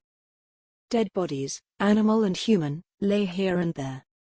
Rowena crossed herself and prayed to God to accept their souls into heaven. Taran could see the Highland ridgetops looming in the distance. He urged his agile courser into a canter. They needed to get into the safety of the hills where he knew the terrain would protect them from any remaining enemies lingering about for more plunder. He looked over his shoulder to make sure Sister Rowena was managing all right at this faster pace. To his surprise, she was sitting comfortably in the saddle, looking as though she was actually enjoying this run across the edge of the Highland moors. The young nun was clearly a confident and experienced horsewoman. That pleased him. He shouted out to her, "Faster!" She shouted back to him gleefully, "Away!" Malcolm's horse burst forth without urging so as not to be left behind by the other two. They galloped to the base of a steep hill and slowed to go around it where they would be invisible to anyone looking across the plains for survivors of the ransacked Glasgow. The run was cathartic for all of them, despite the danger. They stopped and laughed heartily for a few moments, bragging about their skills and the abilities of their horses. For the next hour, they guided their horses at a walk up hillside, and below them the land opened up into one of the most beautiful valleys that Rowena had ever seen. A large lake was on their left, as if trapped there by the hills and mountains all around them. "This is Loch Lomond," Taran told her with pride in his voice. Rowena said, "It is stunning." "Aye, 'tis indeed the most beautiful place in the world." "Me castle sits at the base of the next ridge," Taran said, pointing north. The familiar territory filled him with joy, and Rowena could hear his anticipation of getting home in his voice. They were on his land now. But his joy soon turned to despondency. Just as they had observed along the road to Glasgow, the farm homes and buildings were abandoned. Destruction lay everywhere. Taran cried, "Let's go." They pushed their horses into a gallop. This time, however, it was out of a sense of urgency. Taran needed to get home. He would go mad if the English had destroyed the ancient castle that had been home to his clan for centuries. The castle came into view when they rounded the base of the next mountain. Built of stone blocks, it perched on the side of the mountain, not quite halfway up, but high enough to have a vantage point of the loch, the valley, and the distant moors and mountains. Any enemy that tried to approach would be spotted and fought off well before they could get inside the castle.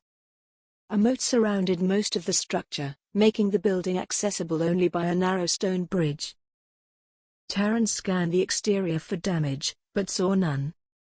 The castle had been built to withstand the rigors of time and enemy attacks.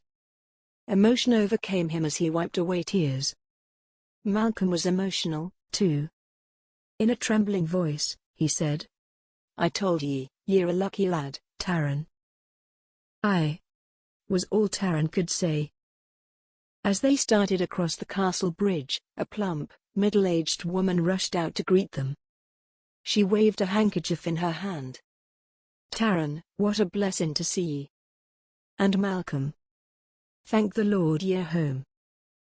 "Auntie Lily," Taran called, as he hopped from his horse and hugged the woman. Tears of joy ran down her chubby cheeks. She dabbed at them with her kerchief. Malcolm was right behind him and gave her a quick hug and a peck on the cheek. She grabbed him and gave him a bear hug, which he returned heartily. Rowena gracefully slid off of her horse and waited for the clan members to finish greeting each other. Taran did the introductions in a courtly manner. Auntie Lily, May I introduce Sister Rowena? She is from the Abbey of St. Martha's at Jarrow, in Northumbria.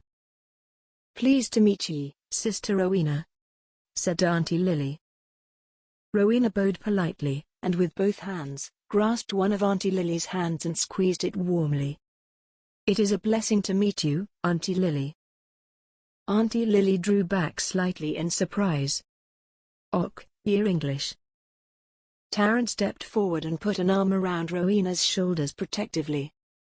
He said, Aye, she is, Auntie, but Sister Rowena here is a special guest. Ye'll understand what I'm saying a bit later. Auntie Lily searched Taran's face for confirmation that Sister Rowena was a friend, not a foe. He nodded. With that as assurance from her beloved Taran, Auntie Lily's demeanor toward Rowena warmed back up immediately. She said, Well then, Sister Rowena. Any friend of me dear departed brother's son is welcome here at Frenich. That is, what is left of it. Let's go inside where we can talk and have supper. A servant came out and took their horses. They followed Auntie Lily through the castle gatehouse and entry hall which opened up into the great hall. Rowena estimated its wood-beamed ceiling was 20 feet above them. Massive windows along one wall let in enough sun to light the room in the daytime. The hall was abuzz with activity. People were milling about everywhere, most of them dressed like peasants and farmers. Mothers held their crying children close, trying to comfort them. A toddler chasing his older sister stumbled to the ground at Rowena's feet. Rowena said, Uh-oh. She helped the child to his feet, then sweetly cooed as he screwed up his face, about to burst into tears. She lifted him quickly in her arms, held him tightly her chest, then tickled his chin, talking softly and reassuring him. He reached out to touch Rowena's cheek and broke into a big grin, now enchanted by the warmth in Rowena's loving face. Taran's heart melted as he watched Rowena work her magic on the child. She handed the happy child to his bedraggled mother. Taran took her hand to lead her through the crowded hall. A few merchants and tradesmen wandered through the throng. Massive oak tables were covered with food and dishware. Servants scurried back and forth, stopping only to answer questions before returning to their errands. What on earth is happening here? Taran asked Auntie Lily. Auntie Lily led them through the great hall into a corridor and then into a sumptuously furnished, oak-paneled drawing room.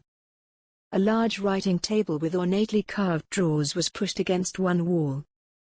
It was covered with parchment papers, writing pens, and important-looking documents. At the far end of the room, Rowena saw a large stone fireplace. A crest of arms hung above it. The crest matched exactly the insignia on the ring given to her by Sister Prudence. She glanced at Taran, who had been watching her reaction to the sight. They locked eyes for a moment, then she nodded and looked away. Auntie Lily motioned to them all to sit down. Rowena sat demurely on a long bench, and Taran sat next to her. Malcolm sat in a wooden chair, and Auntie Lily remained standing up. Taran asked again. Auntie Lily, what in the devil is going on here? I've only been gone a fortnight, and I barely recognize the place now. As she started to speak, tears again welled up in her eyes. While you were gone, Taran, the English armies came. They ravaged the city of Glasgow, and the town of Frenich. They ransacked most of our farm buildings, but the sheep were scattered about so we did nae lose many of them. While the armies were here raiding, people had to flee. Many of them came here for shelter. I did nae have the heart to turn them away.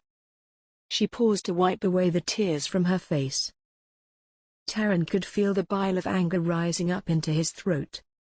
Again, his clan had lost so much to the English invaders. When would it all stop? Such waste. Such destruction, and to what purpose? Auntie Lily composed herself and continued. A few days ago, we had hundreds of people here seeking refuge. We could see the English coming right up the lane. And what did the people do? Ye'd have been proud, Taran. They grabbed anything they could to use as a weapon. Men, women, children, all of them. They marched out into the street and faced those English bastards.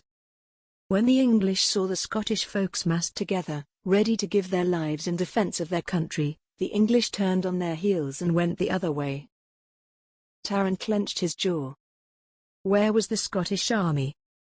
They had an alliance with the French, and we saw plenty of them in Carnaluke. Auntie Lily said. They were busy fighting in Glasgow, I'm told. Malcolm said. Makes sense. We saw people pouring out of Glasgow on our way here. They must have been trying to get away. We saw lots of destruction there, too. Auntie Lily sighed. She said, many of our laborers and merchants have nowhere to go now. They have lost their homes, everything. Many are sheltering here until it's safe to travel about and they can make other arrangements. Taran said, Aye, 'tis the right thing to do, Auntie Lily. Auntie Lily plopped down onto a wooden armchair. She said to Taran, Now tell me how ye came to be in the company of Sister Rowena here. I dare imagine ye as the sort who spends his time cavorting with English clergy. Taran and Malcolm both laughed at that remark. He and Malcolm told Auntie Lily about how Sister Rowena had rescued them from the English soldiers, her desire to become a full nun at St. Columba's at the Isle of Iona, the English search party looking for her, her courage to travel alone, and her determination to overcome whatever obstacles God or the devil put in her way. From the way he spoke about Sister Rowena, it was clear to Malcolm and Auntie Lily that he had developed quite a soft spot for her. Taran finally got around to telling Auntie Lily about the ring Rowena was carrying with her. When I saw the ring she has, there was no doubt in my mind that ye needed to see it, too. Show her your ring, Sister Rowena. Rowena reached into her bag and retrieved the ring.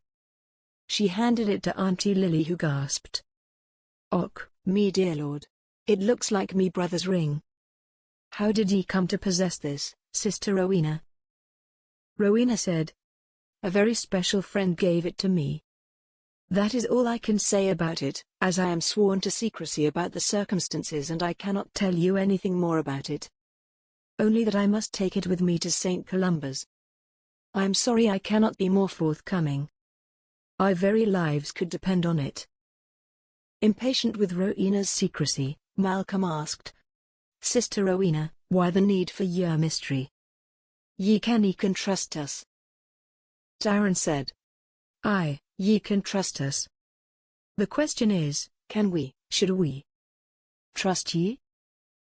Rowena shot him a hard look and said, Just what are you insinuating, Taran? He looked her right in the eyes. I'm questioning whether we ought to trust ye. Ye will nae tell us anything and what you dae tell us makes nae sense. Rowena looked at him with fury in her eyes. It was the first time Taran had seen her truly angry, despite everything they had been through in the last couple of days. Are you accusing me of lying to you? Her voice sounded as hard as iron. Taran said, I'm saying that I dinna ken what to think. He started to rattle off all of the events of the last couple of days. Ye happened to appear in the middle of the night, in the borderlands all alone, at just the moment that Malcolm and me fend off the robbers, and then taken prisoner by the English. Ye managed to rescue us right out from under the noses of the English soldiers, showing the prowess not of a nun but of a trained warrior. Then ye tell us ye're a nun travelling to some remote abbey in the Hebrides. While we hide ye at me lodge, a gang of English fighters come looking for ye, calling ye Lady Rowena, nay sister. They were ready to kill us for ye, and instead they burned me place down. Next, I see ye talking to a French soldier in Carnaluke, a French soldier who just happens to be allied with the Scottish army during the very week the English decide to invade Scotland. Then I find this ring. A ring that I believe once belonged to me own faither. Taran paused, waiting for her to offer an explanation that would make sense to everyone. Rowena said nothing. Awkward silence hung in the room.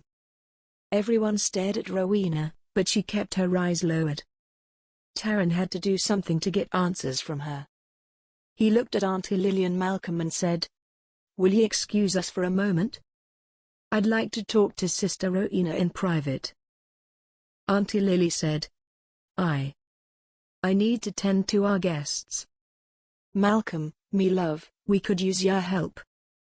The two got up and left. Taran turned to Rowena. She got to her feet, but said nothing. He took a deep breath and said angrily, I think "You're a spy, sister. a spy for the English. And the English are searching the countryside for you because they think we've taken ye prisoner. So ye must be someone important to them. Or perhaps they think ye've betrayed them. And now they're looking for ye. They're looking for all of us, and if they find us, they will nae spare us our lives." Rowena could hardly Think of how to respond to his wild accusation. She felt her fury rising up inside her. Her honor was something she held dear. Never in her life had she been accused of such betrayal. Did he not know that he was accusing her of treason? That was a hanging offense. A spy. How dare you accuse me of that? Taran, you cannot really believe that about me. He felt helpless.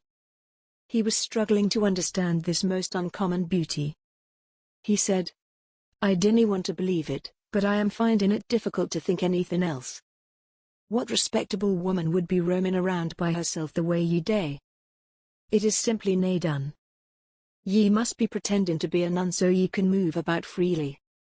And talk to anyone ye meet without anyone wondering about your motives. His allegations left Rowena flabbergasted.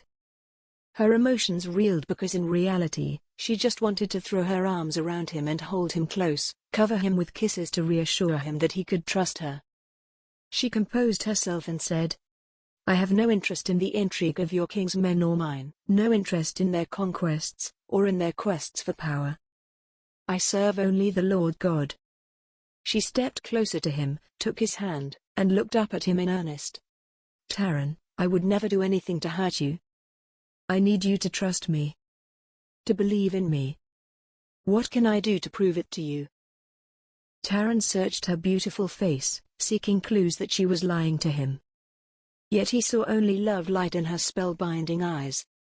Her touch, her closeness, filled him with desire. She seemed to want him, too, but he could not be sure. He felt stiffening in his groin and tried to shake it off. He thought, her beauty is making it hard for me to think clearly.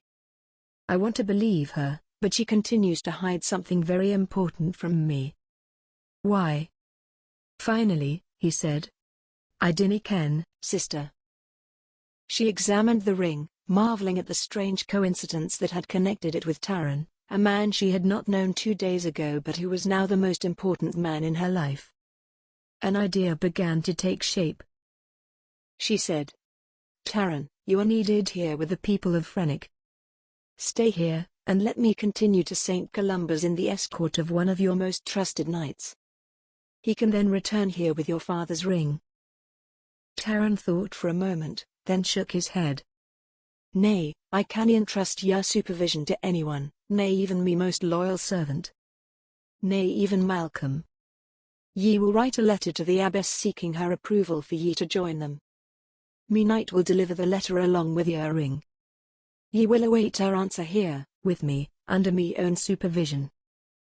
Rowena was silent. I'm giving ye nae choice in this matter, sister, Taran said in a somber tone. He pulled a chair over to the writing table and motioned her to sit down. Right now, he said, as he grabbed a pen and held it out to her. She nodded. Of course, she said. She sat down and thought about what the letter would say. I must be careful not to put too much information in this letter lest it fall into the wrong hands, she realized. After a few moments, she wrote a short letter. It said, to the Abbess of St. Columba, Isle of Iona, Scottish Hebrides. Dearest Mother, I have been referred to you by a sister in faith of the Abbey of St. Martha in Jarrow, of Northumberland. Our sister advised me to contact you to express my desire to complete my service as a novitiate nun and enter into full sisterhood under your guidance at St. Columba. I am enclosing a ring that she gave me to assure you of my good faith and my commitment to the service of our Lord God. With this letter I beseech you to grant my request. I fear that my life is in danger here. Please entrust your response to my messenger along with the enclosed ring. If you are amenable to my request, I shall travel to St. Columba with all haste so as to begin my new life there. Yours faithfully in Christ our Lord. Lay Sister Rowena Cran. She handed the letter to Taran so he could read it. He nodded his approval, then folded the letter, sealed it, and put it in a breast pocket. He felt a twinge of heartbreak at the idea that Rowena belonged to God and would never be his. He ignored the feeling and said, "Thank ye, sister. I will have it sent out first thing in the morning." What she said next surprised him. "Thank you, Taran. While we wait for an answer, I insist on helping you and Auntie Lily tend to the needs of your many refugees. The women and children need consolation.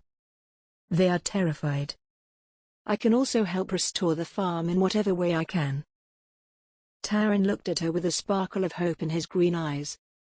What a blessing she is, he thought. I think that may work. Rowena's expression brightened. Wonderful. I will get started immediately.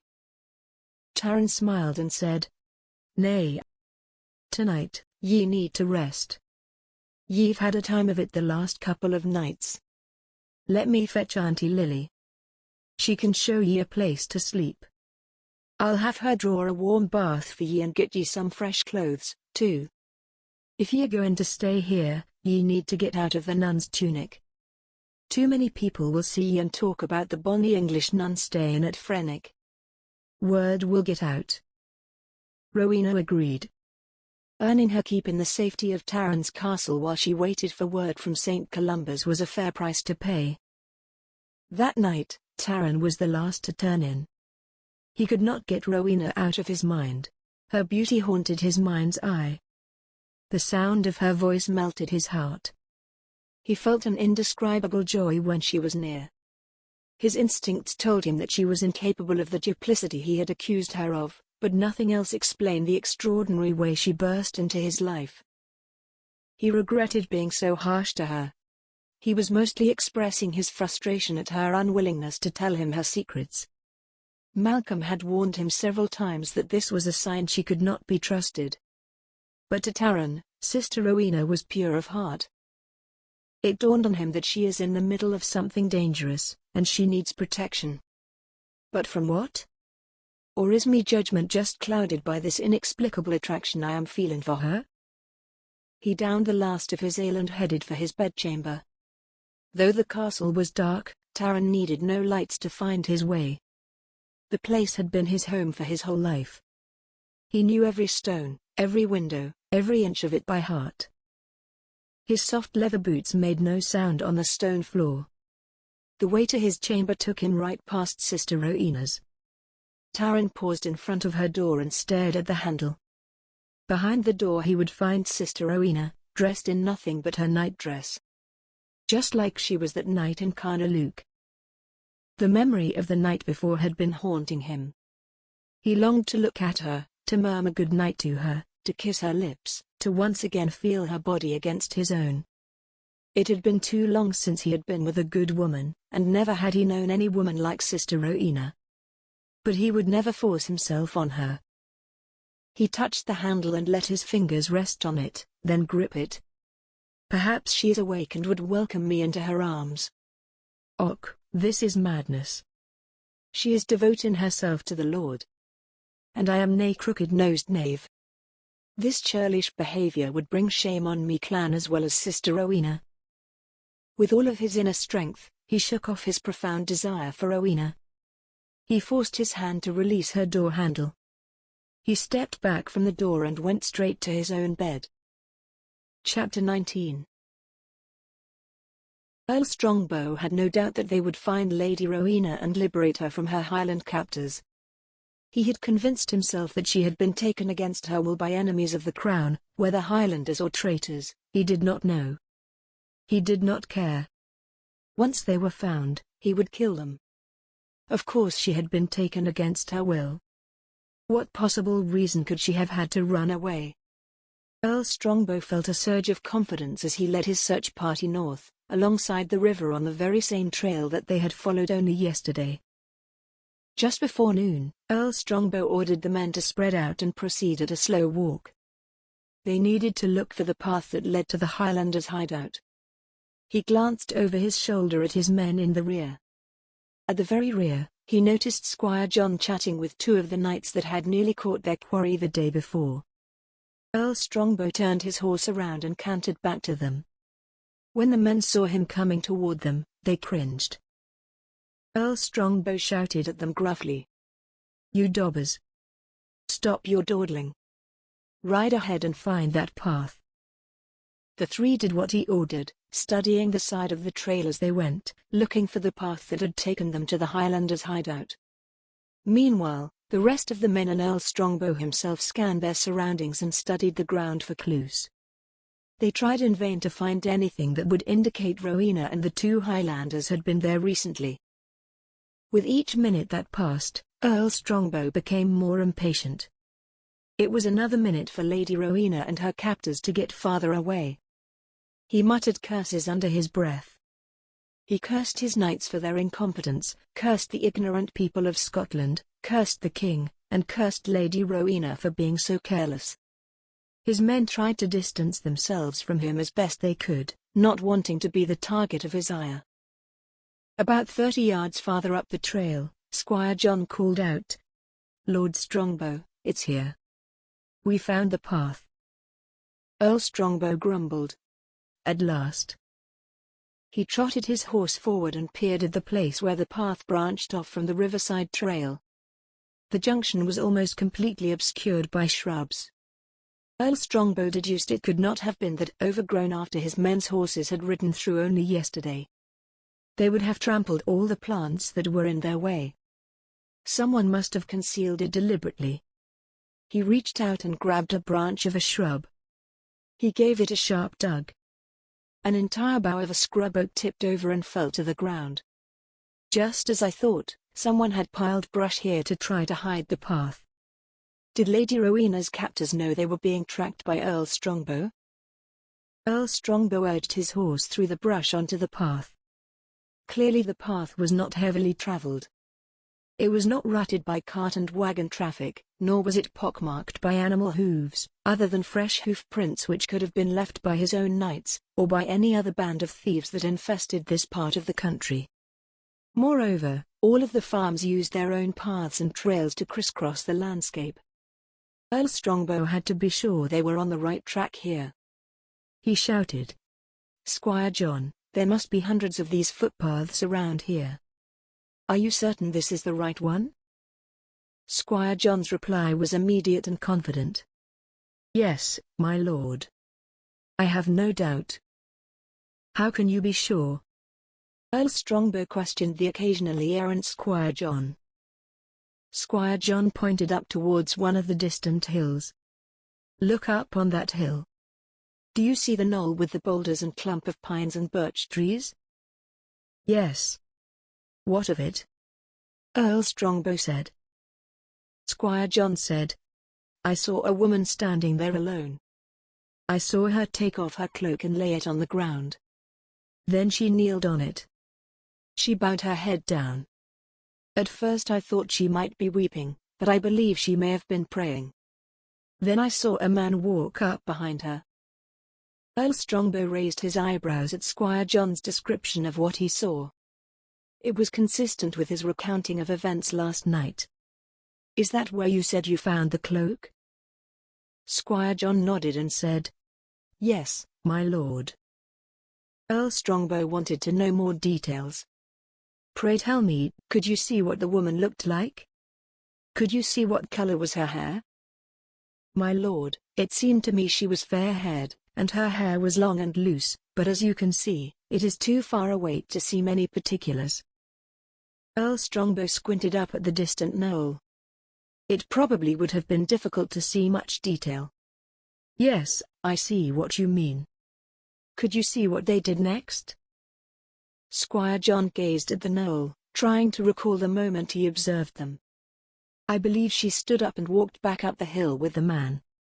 He hesitated, wondering if he should tell Earl Strongbow something else he observed. That he had seen the two of them holding hands. He decided against telling him, as it would only further irritate the foul-tempered Earl. But Earl Strongbow wanted to know more about what Squire John had seen.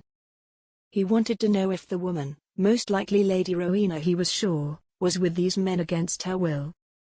Earl Strongbow asked, "Did the woman seem afraid of the man?" Squire John did not like the direction this conversation was going. He said, "My lord, they were too far away for me to say either way." "How far is the cottage you burned down?" Squire John pointed up the path and said, "It is only a mile or so that way, just around the base of the hill and about halfway up the side." Without another word, Earl Strongbow raised a hand in the air and signaled his men to follow him. They followed the path up to what was left of Taran's lodge. All that remained standing was the stone walls. The roof had fallen in and lay in a pile of charred rubble in the middle of the structure. It still smoldered in a few places. "It's too hot to go in and search it," he said. "Too bad, we may have been able to find something that could tell us where they were headed." He looked again at Squire John and asked, "Tell me again. What did they say to Sir William when you demanded them to release Lady Rowena?" "They denied anyone named Lady Rowena was with them." "Did you see her in the house?" Earl Strongbow asked. "No, they fought us off when Sir William demanded to search the place. They killed him and 2 others. They spared me only so I would warn you against coming back." Squire John winced as he remembered how close he had come to dying. "Did you get a name, or anything that would help us in our search, Squire John?" Earl Strongbow asked. "No, my lord. Only that the 2 men we are seeking are Highlanders." Squire John snorted as he said the word Highlanders. He continued. "We returned quickly, in hopes of taking them by surprise, but they were gone. We saw them over on the hilltop. They were on foot. It looked like the 2 Highlanders we fought and the woman I had seen kneeling. We searched the cottage but found nothing useful. We torched it to deny them refuge in case they returned." Earl Strongbow looked at the hilltop where Squire John had seen them. "Once again, Squire John, I must question what you were thinking. Why did you not follow them? They were on foot. You were on horses." Squire John bowed his head. "My lord. They disappeared into the forest. They know this territory, and we do not." One of the senior knights, Sir Percy, interrupted Squire John. Sir Percy could not keep standing by while Earl Strongbow bullied the junior knight. Sir Percy said, "My lord, we are many miles inside of the disputed territory with Scotland. We were unsure of our authority to be here. We were unsure that the woman we saw is Lady Rowena. The 3 people we found here may be of no interest to us. We perceived the risks of making such serious mistakes on enemy territory could be grave." Earl Strongbow glared at Sir Percy, but said nothing. Sir Percy had a point.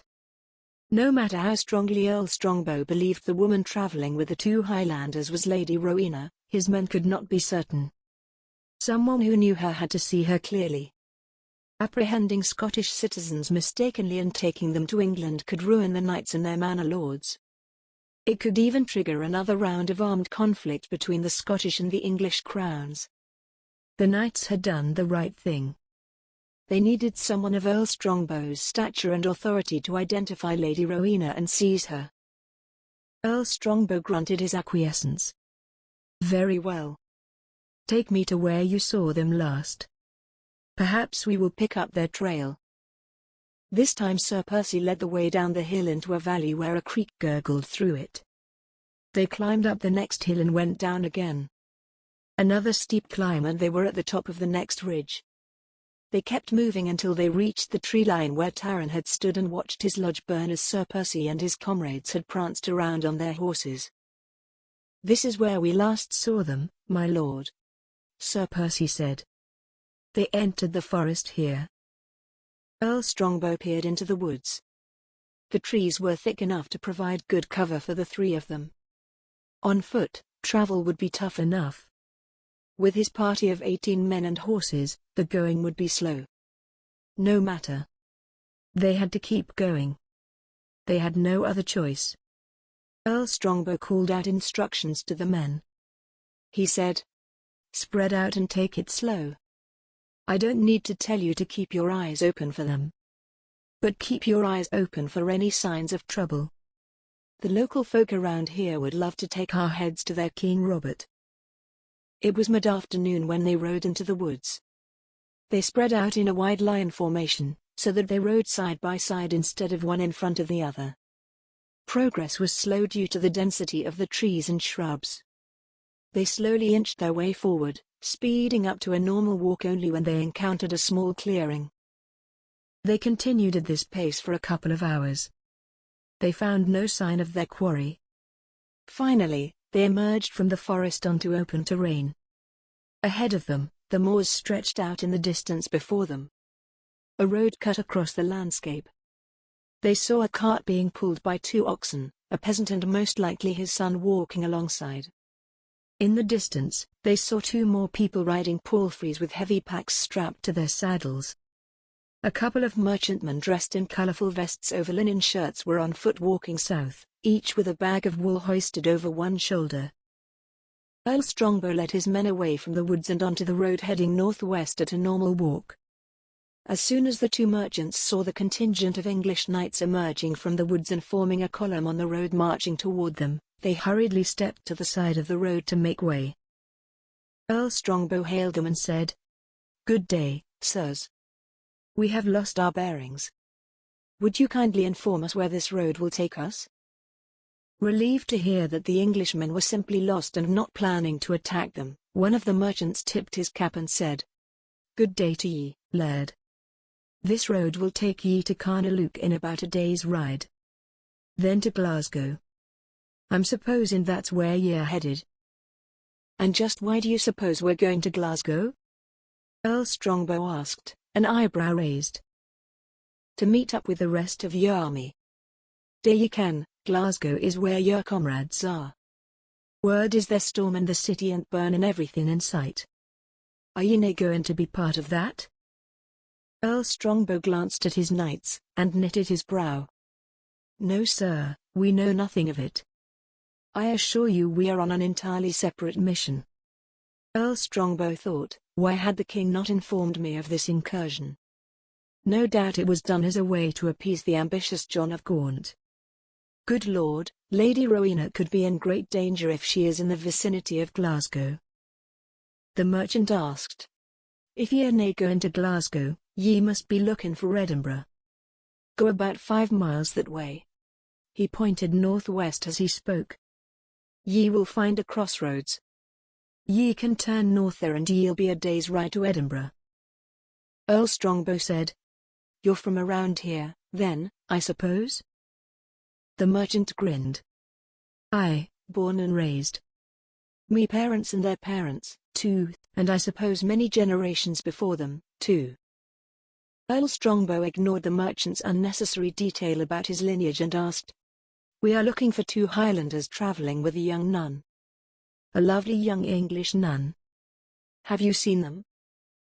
The merchants looked at each other with puzzled expressions. "Nay, Laird, that is a sight we would surely remember." "I see," Earl Strongbow said, disappointment showing in his face. "Can you tell us where we might find a place to rest for the night?" "Aye. Ride up to the crossroads and ye'll see McEwen's farmhouse. He'll take ye in if he has room. He might be full. His place was crawling with English the last we saw it." Earl Strongbow said, "So be it. Good day, sirs." They spurred their horses into a fast trot. As they rounded the next bend in the road, they were met with heavy oncoming traffic. There were people on foot, on horseback, and walking alongside loaded ox-drawn carts. Everyone seemed to be in a hurry. The road was so crowded with travelers that Earl Strongbow's men had no choice but to slow their pace. He finally had his men block the road. As the crowd bottlenecked and stopped, Earl Strongbow called out, "We are here on the authority of King Richard. We are not here to fight. We are seeking a woman, likely dressed in nun's clothing, traveling with 2 of your countrymen, Highlanders. Her name is Lady Rowena. It is imperative that we find them. If any of you know anything about them, you are commanded to inform me immediately." The crowd remained silent. No one thought anything good could result from giving the Englishman the information he wanted, even if anyone had information to give him. One brave man hollered from somewhere in the middle of the bottleneck, "We dinna care about your lady or your king. Ye have invaded our land for the last time. Now get out of our way or we'll kill you right here." With a sudden clashing of metal and wood, the men in the crowd drew their swords, pulled their knives, or raised any implement they had on hand. They shouted and held their weapons high in the air, threatening Earl Strongbow and his men. They were all Scottish, and many had their carts and their animals loaded up with everything they could carry, trying to save what they could from the English onslaught. Earl Strongbow saw quickly that he and his men could not fight this angry crowd. He estimated that the mob had swollen to at least 100 people. They could easily have overtaken his paltry band of 18 men. No doubt they were more interested in getting to safety than they were in killing Earl Strongbow's men. He thought, besides, they're not stupid. They know the English army is close by and would readily take their revenge on them along with everyone they love. Another man, emboldened by Earl Strongbow's hesitation and his fellow Scotsmen, shouted, "Move your bloody English asses." Others began shouting and the crowd began to heave forward. As they surged ahead, they began to stream around Earl Strongbow, no longer intimidated by him or caring that he was in their way. Earl Strongbow was outnumbered. The flow of travelers forced him and his men to ease over to the side of the road. As they were buffeted off the road, Earl Strongbow found himself trapped in the crowd. He was pressed up against the side of a cart on one side, and on the other side a number of peasants with sheep, a couple of cows, and a few goats were trying to go by. The peasants pushed and pulled their animals along, and as they passed, one of the peasants was jostling a rusty iron pitchfork along with other implements. It stabbed Earl Strongbow in the thigh just above his knee. It did not appear to be purposeful, but in any event Earl Strongbow felt rage surging in his chest. He wanted to draw his sword and hack the Scottish fool to bits right on the spot. But he restrained himself. His men were not prepared to fight this large mob. It would be a foolish and costly mistake. He took a look at the wound. It was bleeding a little bit, but it was a minor puncture wound. He had suffered many more serious injuries in his days on the battlefield. Earl Strongbow ignored it. They moved off the road to let the crowd pass. Earl Strongbow watched them in dejected, frustrated, angry silence. Lady Rowena's trail had gone cold. He desperately needed a good night's sleep, perhaps 2. He needed a good meal, and then he could think clearly about what his next steps should be. He hoped they would find what they needed at McEwen's place. After the flow of Glasgow citizens subsided, Earl Strongbow led his men northwest for another 2 hours, dodging in and around the stream of traffic that continued to flow away from Glasgow and Edinburgh. Finally, the exhausted knights came to the crossroads and McEwen's farmhouse. It was exactly where the wool merchants had said it would be earlier that day. McEwen's place was a small manor house that had been converted to an inn. It was situated a mere 20 feet back from the road. A wooden sign was nailed to a post in front of the house with the name McEwen on it. Even without the sign, it would have been easy to find because at least 10 English fighters, a mix of archers, foot soldiers, and knights, were standing outside deep in conversation, no doubt discussing the day's exploits. Earl Strongbow hopped off of his horse. Upon hitting the ground, he felt a twinge of pain from the stab wound and groaned. "Wait here," he said gruffly to his men. When Earl Strongbow approached the English troops, they fell silent. "My lord," they murmured and bowed respectfully. He barely acknowledged them as he walked into McEwen's farmhouse. He found McEwen inside, in the middle of the hustle and bustle of servants waiting on 3 long wooden tables of hungry, noisy English soldiers. When McEwen apologized to Earl Strongbow and said he had no room for 18 more men and their horses, the Earl's response was stony. "Make room," he said, handing McEwen 2 gold nobles, the highest value coin in all of England. Earl Strongbow was going to have his way. McEwen's eyes popped at the sight of the gold coins. It was nearly 6 months of income for him. "Of course, my lord," McEwen said with a smile. If you like our channel, please subscribe and make sure to click on the bell icon, so that you won't miss any future audiobooks we'll upload for free each week on YouTube. Chapter 20. Rowena could not remember the last time she slept so soundly. Taran's servants had prepared a warm bath with fresh water, scented with rose petals and lavender oil. The bed in her private chamber was covered with clean linens. She prayed to God, thanking him for delivering her safely to the castle of Frenich. By the time Rowena rose, the sun was already up. She found a fresh set of colorful clothes, no doubt left by the chambermaid, hanging on the back of her door. Her nun's habit had been taken to the laundress. She quickly washed her face and hands in a basin on a dressing table, then slipped into a finely woven linen tunic. A lovely white gown with embroidered blue trim that matched the blue of her eyes went over the tunic. The clothes hung loosely on her slender frame, though when she fastened the belt around her waist, they looked as if they were made for her. She took Taran's crucifix out of her bag and attached it to her belt. She would be able to feel it whenever she moved, and touch it any moment she wanted. She put on a pair of soft, leather-turned shoes and tied them securely. She braided her hair and started for the door. She realized she was forgetting something. She went back inside and found her bag on the table next to the basin. Rowena removed the assorted herbs she had picked from Taran's garden and spread them on the stone windowsill to speed their drying. With a sigh of relief she found the knife from St. Martha's in the bottom of the bag. She slung the bag over her shoulder and made her way to the castle hall. Today she would begin delivering on the commitment she made to Taran the day before. She opened her chamber door and slipped into the passageway to the great hall. Like yesterday, it was bustling with servants going about their assigned tasks and refugees. She saw bread and cheese and jugs of water scattered about on the hall table.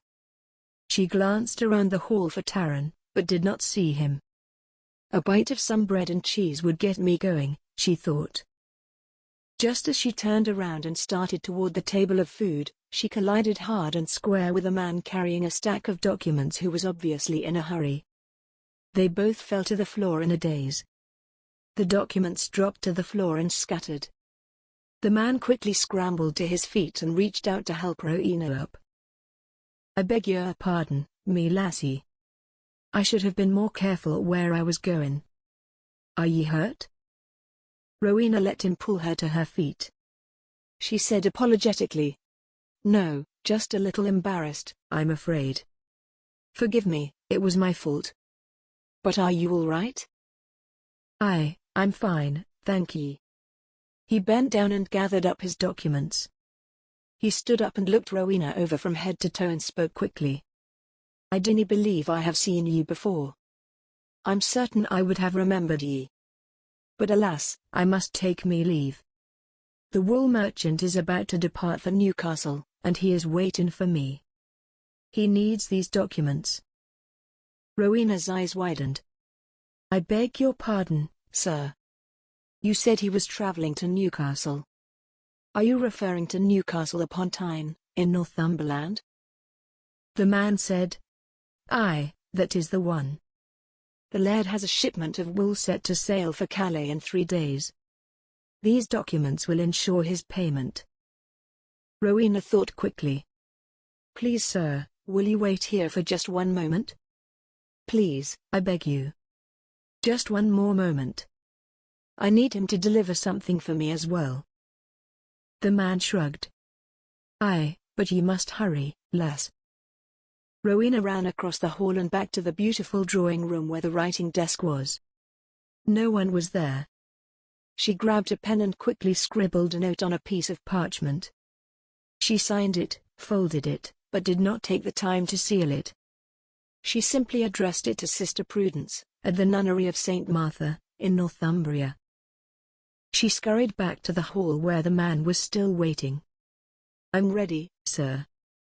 Please, take me to your merchant." The man was relieved she had not taken too long. Now he was happy to oblige her. But of course. Follow me." He led Rowena quickly through the hall, out through the gatekeep, and across the moat bridge. There a merchant and his assistant sat in a horse-drawn wagon loaded with sacks of what Rowena presumed to be the wool. She ran up to the driver, waving the letter at him. She said, "This good gentleman informs me you are traveling to the port at Newcastle in Northumbria." The driver nodded and said, "Aye." His assistant nodded, too. In a clear Northumbrian dialect, the assistant said, "We are, me lady. Is there something we can help ye with?" Rowena gasped.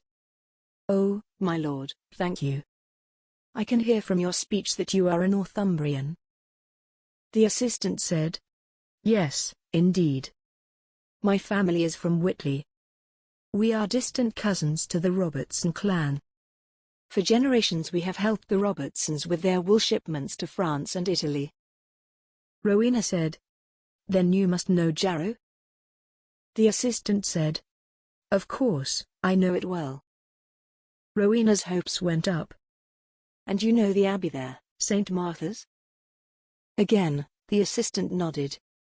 "Yes, me lady." Then the merchant himself spoke. "Aye, we are familiar with St. Martha's. There have been times we had to spend a night there, but not in many years." Rowena handed him her hastily drafted letter. "Please, I don't wish to impose on you, though I would be eternally grateful if you would deliver this letter to one of the sisters there. Her name is Sister Prudence." The two men glanced at each other, uncertain what to say. Stopping in Jarrow really would not take them out of their way. Rowena said, "Please, I implore you. No doubt Sister Prudence cooked for you during your stay, and the sisters tended to your horses. They provided you shelter from the night. They will be grateful to receive word from me." The men shrugged. The assistant said to his boss, "We can stay the night there on the cheap, sir." The merchant said, "Why nay, lassie. We'd be glad to deliver it for ye." Rowena took the man's hand and pulled his face close to hers. On her tiptoes, she was tall enough that she could stretch out and plant a kiss of gratitude on his cheek. He blushed through his whiskers. She said, "Thank you, sirs. I cannot tell you how much it means to me. May God keep you safe on your journey." They clucked at the horses and off they went, trotting down the Frenich Castle lane. Rowena turned to the servant and thanked him again for bringing her to the wool merchant. He bowed to her, hoping that they could spend the afternoon together. But his heart sank when she said, "Now, I must get inside and get to work." In the hall, a number of unruly children were running around in ragged clothes, unsupervised. The servants were too busy to tend to them, and their parents seemed to be absent. Perhaps their parents were off trying to do their work, or were these children orphans? Rowena immediately set about getting the children's attention. She went into the drawing room and found a Bible. She prepared the room by pushing all of the furniture against the wall, except for a single chair. She returned to the hall and one by one engaged each child in a conversation. She handed them small pieces of fruit and promised to tell them a great story if they followed her into the drawing room. Auntie Lily appeared with Taran and watched from a corner of the room as Rowena worked her magic on the children. "Would ye look at that?" Auntie Lily said, clearly impressed by Rowena's way of managing them. "I've been trying to get these little ones under control since they arrived." Taran agreed. "I'm pleased that she is able to take care of them. They have been driving the servants batty with their mischief. Everyone will be glad to have them preoccupied." Within minutes, every child who was too young to work or physically unable had followed Rowena into the drawing room. Taran and Auntie Lily followed them, too, staying inconspicuous. They saw Rowena sit in the chair with the Bible in her lap. Each child was either seated or stretched out on the floor. Rowena said, "Welcome to story time, boys and girls. Did you know that you are all brothers and sisters in the eyes of God? That's right, you are all children of God, and He loves all of you very much. He wants you to love each other, too. Do you know what that means?" Some of the children shook their heads, some said aye. She went around the room and asked each child what that meant. Some of their responses tickled her. Unnoticed by Rowena in the back of the room, Auntie Lily and Taran had followed her into the drawing room and were enjoying her engagement with the children while suppressing their laughter. Auntie Lily whispered to him, "'Tis wonderful to hear the laughter, is it nay?" Taran agreed. He had a soft spot for children and looked forward to the day he would become a father himself. "Let's go, and let them be. Sister Rowena does nay need our help." They slipped out of the room. Rowena opened the Bible and began to read the story of the birth of Jesus. She would pause occasionally to ask each of them questions that required them to think a little deeper about it. "Why do you think they ran away?" Or, "What would you think if you saw a bright star in the sky?" After a while, all of the children were sound asleep. While they slept, Rowena read psalms to herself, relishing in the love she felt in the Word of God. Later that afternoon, she took a seat at the table for supper. She was not especially hungry, but all day she had longed to run into Taran. She hoped he might come in for supper, though she had no idea what he might be doing. It was not long before Rowena got her wish. Taran strode into the noisy hall, but he was not alone. A stunning, beautifully dressed redhead was on his arm, laughing and captivated by whatever Taran was saying. He was smiling and gesturing around the hall, entertaining her. Malcolm was with them, too. Taran saw Rowena at the long table and waved. He brought his lad friend over to Rowena and said, "Good evening, Sister Rowena. I was hoping to see ye.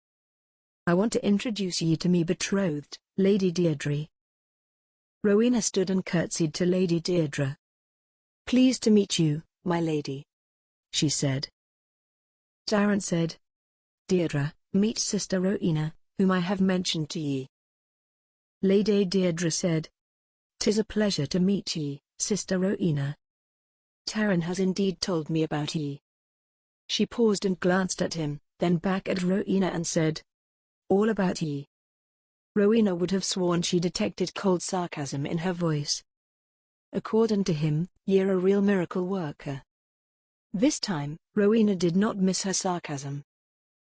Rowena kept her composure. "Taran is a kind-hearted man. You're both blessed to have each other." Taran asked Rowena, "May we join you for supper?"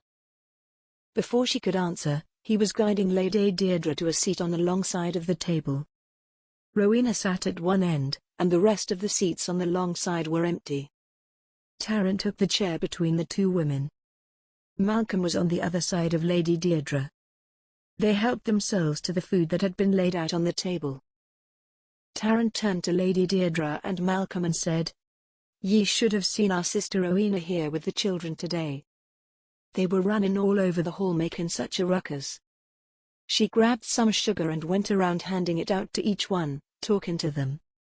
Before long, she had them all following her around like pups chasing their mamas. Rowena blushed. "They are so sweet if you remember they are only children." Lady Deirdre pretended to be interested. She said only, "How nice." Taran continued, "Truly, ye were remarkable, sister. I'd like ye to take on that responsibility every day we have children here in the castle, if ye'd like." Rowena's eyes lit up. "I would love nothing more. Many of them have lost one or both of their parents. It breaks my heart. They have no one to care for them and nowhere to go." Out of the corner of her eye, she saw Lady Deirdre roll her eyes. Taran said, "Aye.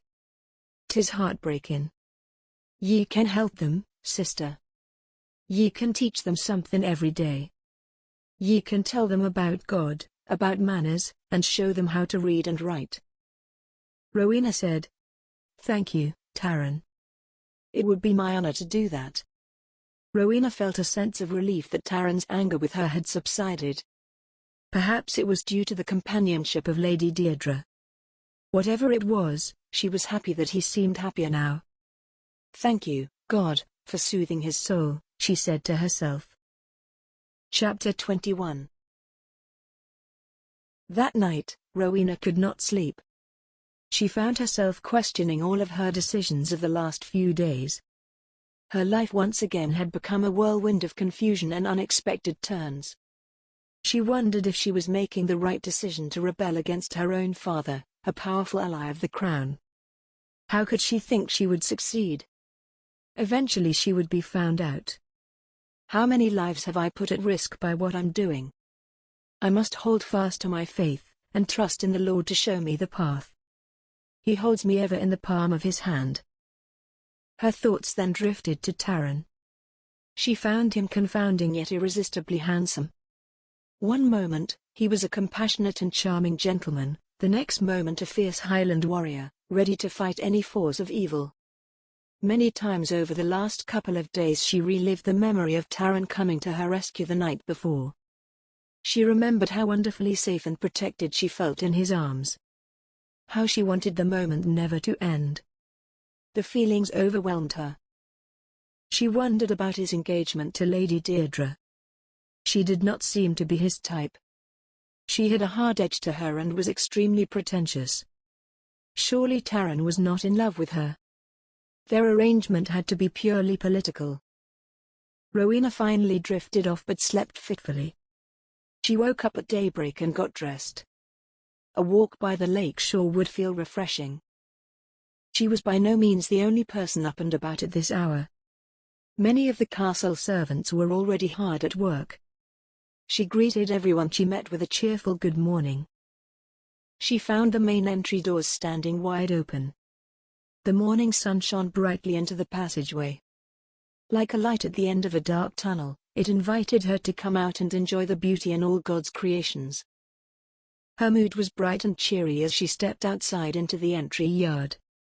As she started toward the moat bridge, she saw Taran, Malcolm, and two servants with their backs turned to her.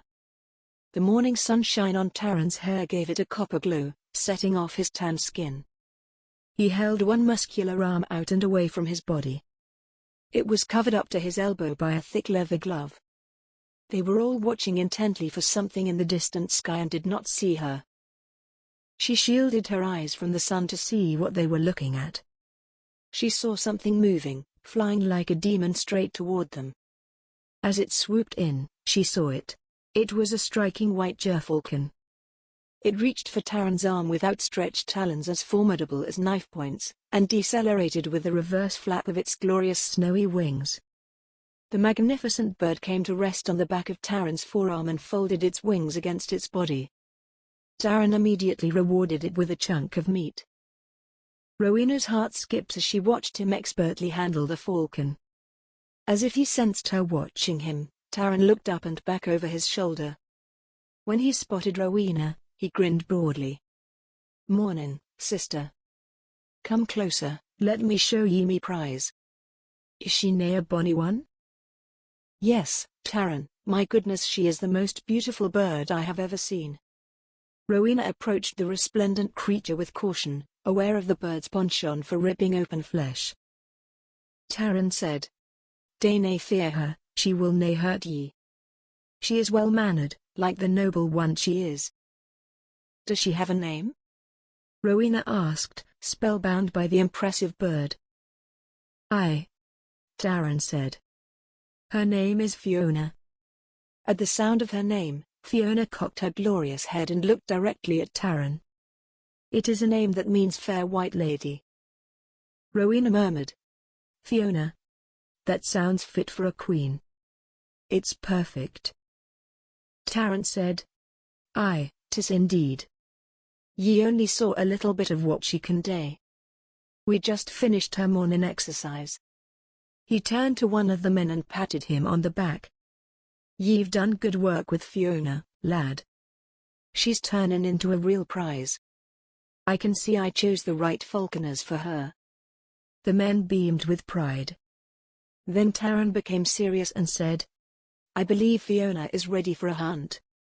If ye agree, I'd like to take her out in the morning and give her a try. We'll bring some of the peregrines as well." The falconer said, "Aye, me laird. I'm wagering we'll return with enough pigeons and hares to feed all of us for several days." "Aye, I hope ye're right, lad. We need to stock up the castle stores. We're feeding a lot of mouths these days," Taran said grimly. The falconer held out his arm and coaxed Fiona onto it with a chunk of raw chicken. She hopped easily from Taran's arm and took the chicken. Taran gently covered her head with a leather hood for her ride back to her mews. Taran turned back to Rowena. His eyes seemed to bore into hers, as if he could read every thought, see every image, and hear every sound that was going through her mind. It was too much. She had to look away.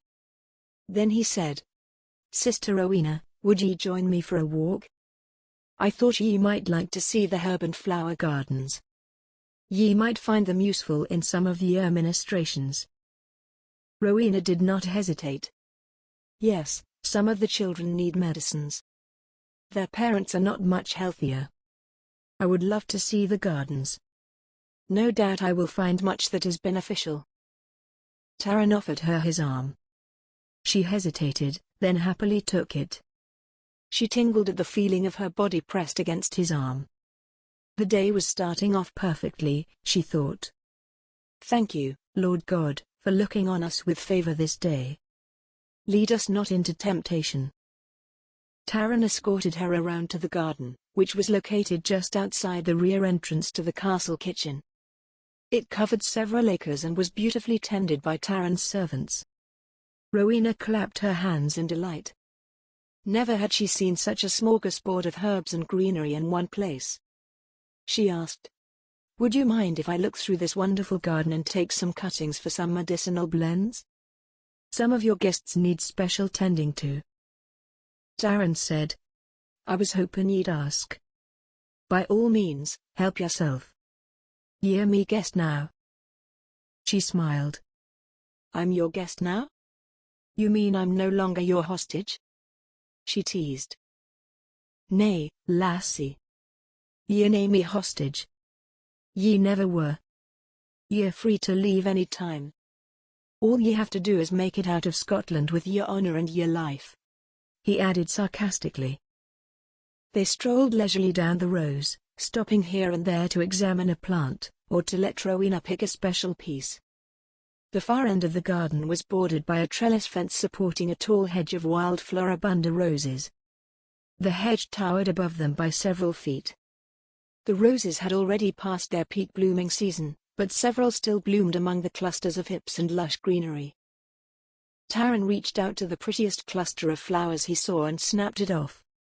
He handed it to Rowena and said, "Please accept this with me apology, Sister Rowena." She took the rose from him and looked confused. "What are you apologizing for?" "I shouldn't have abandoned ye the other night. Ye could have been killed. It was wrong of me today that. Ye're a kind and gentle lady. Ye did nae deserve that." Rowena did not know what to say. She had started on this journey alone and would continue it alone if necessary. She had never expected to find a man like Taran to help her. "Think nothing of it, Taran. You owe me nothing. It is I who am grateful to you. I believe God has sent you to watch over me." He chuckled at that. Then he turned serious and said, "What do you think of Lady Deirdre?"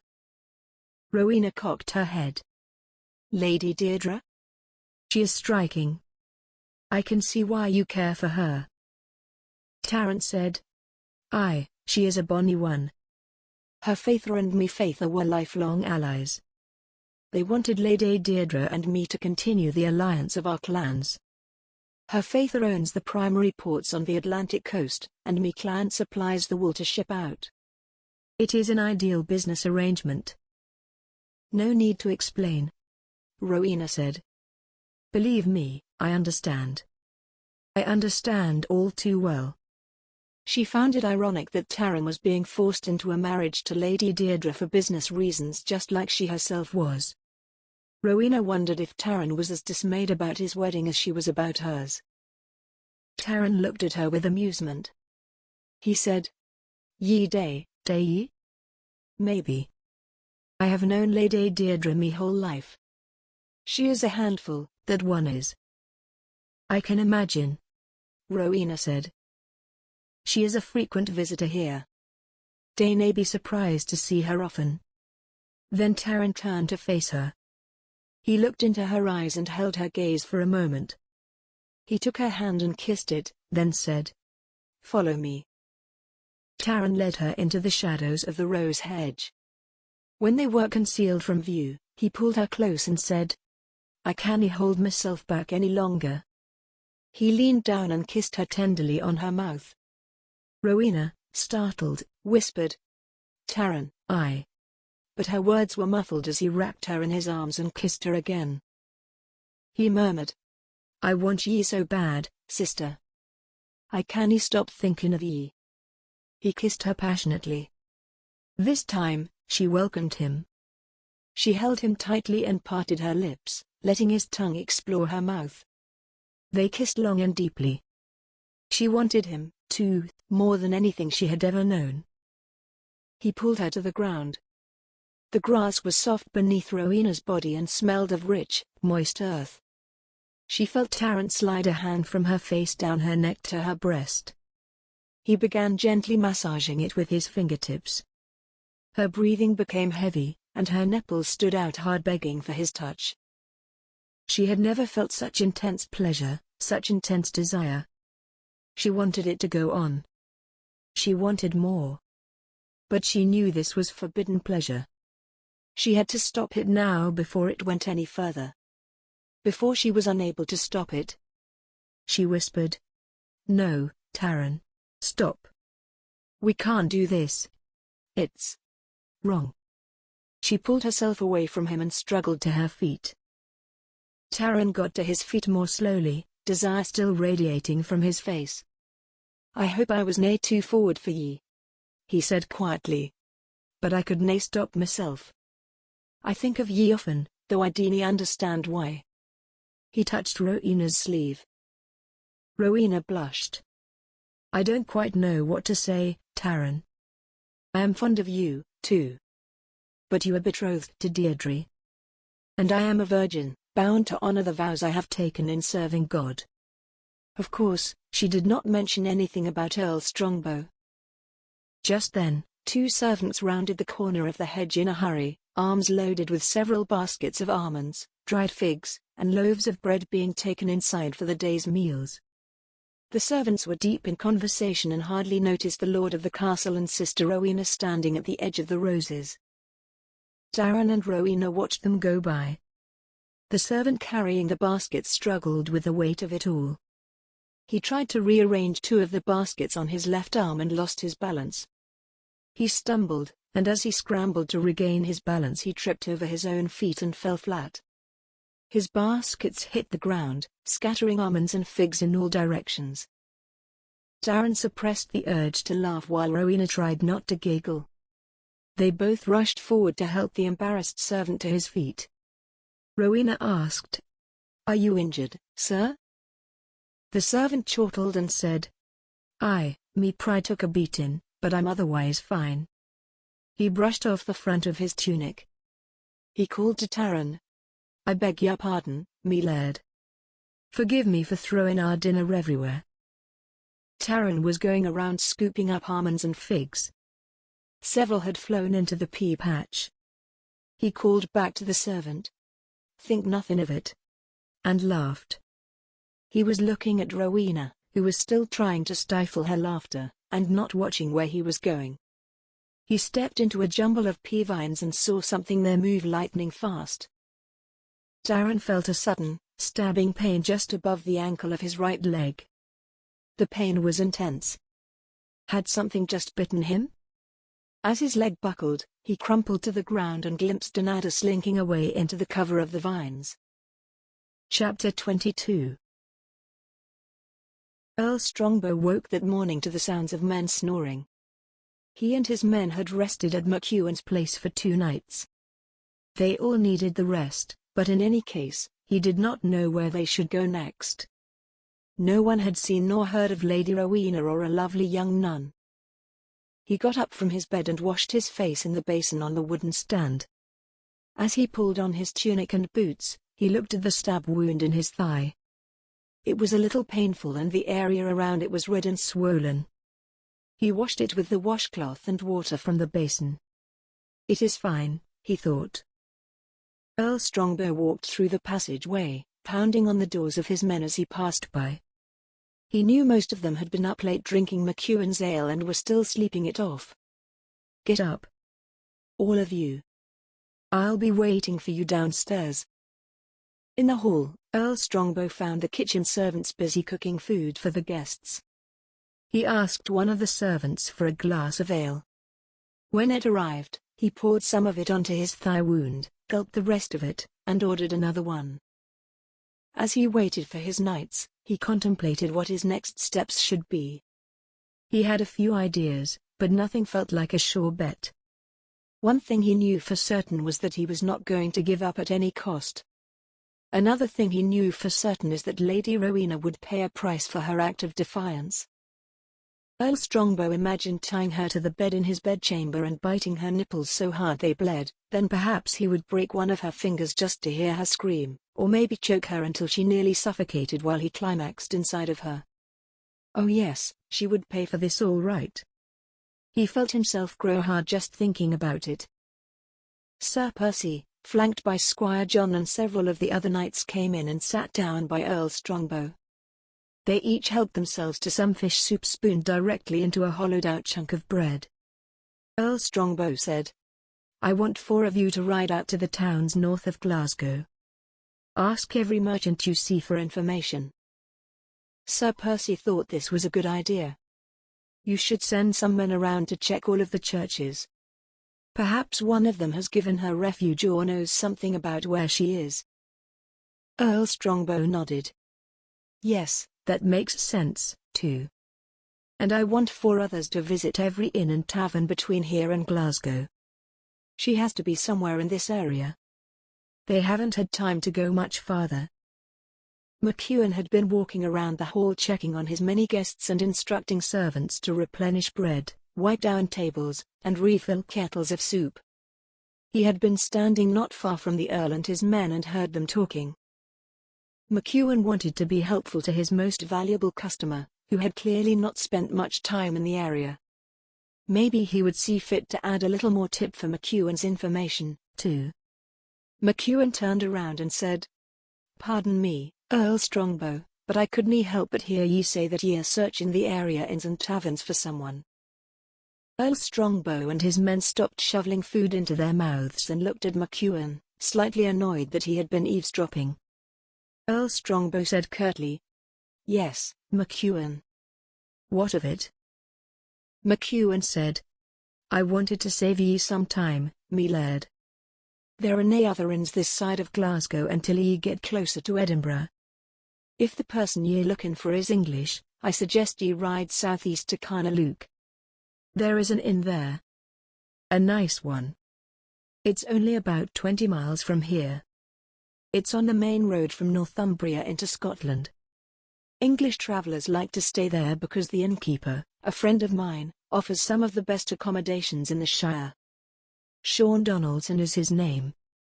He might ken something helpful for ye." Earl Strongbow cocked his head. "Is that so?" He thought a moment, then shrugged and said, "It sounds like it is worth sending some men over to ask some questions and look around. Percy, you take your group north of Glasgow. I'll take 4 men to the inn at Carnaluke and see what we can learn from this Sean Donaldson." Earl Strongbow took one last swig of ale and said, "Thank you, McEwen." McEwen bowed respectfully.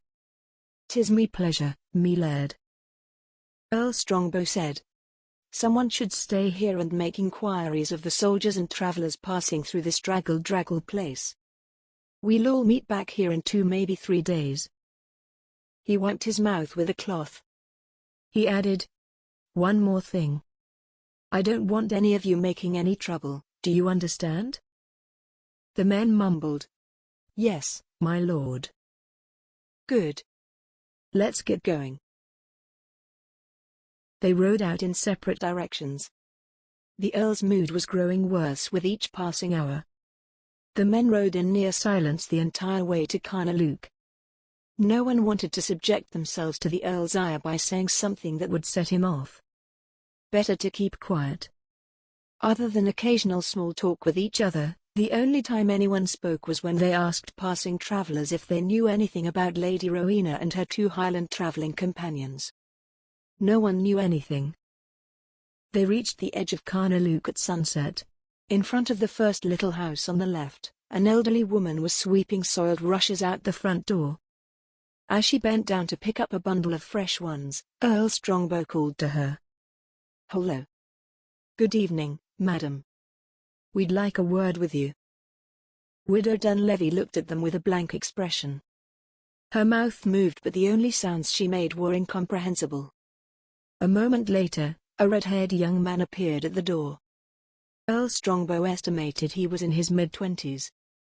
The redhead spoke something to her. She nodded and went inside. He spat into the dirt and said, "What ye want here?" He had fresh cuts on his nose and chin. His eyes were bruised purple and black. He was limping. Earl Strongbow said, "We're looking for a woman. A nun. If you've seen her, you would remember her. Do you know anything about her?" Earl Strongbow saw his demeanor change, and hope rose in his chest. The redhead stood up straighter, cocked his head and sneered. He said, "Why are ye looking for her?" This kid is looking for trouble, the Earl thought. He ignored the question and kept his ire in check. "You've seen her then? Where was she?" The redhead said, "It'll cost ye." Earl Strongbow pulled a coin out of the bag fastened to his belt and tossed it. It landed on the ground in front of the redhead. He scampered to retrieve it. He said, "Aye, we seen her. She said she was a nun from St. Martha's. She stayed at the inn 3 nights ago." Earl Strongbow massaged the wound on his thigh, which had begun bothering him during the last hour. Then he took a deep breath. "Finally. Perhaps we'll make some progress here after all." "Was she traveling alone?" "Seemed so to me."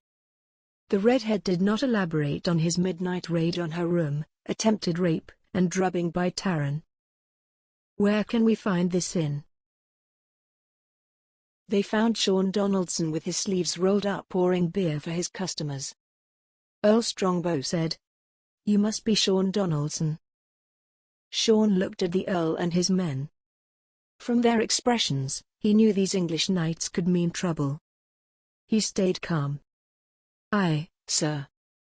What can I do for ye?" Earl Strongbow said, "We're looking for a young woman who may have stayed here a few nights ago. She is a nun. Her name is Rowena. She was probably traveling alone. Once you have seen her face, you will not forget her." Sean tried to keep his face blank. He thought fast. He did not want to betray her, as that would likely mean betraying his good friend, Taran, too. Did these men know for certain that she had been here?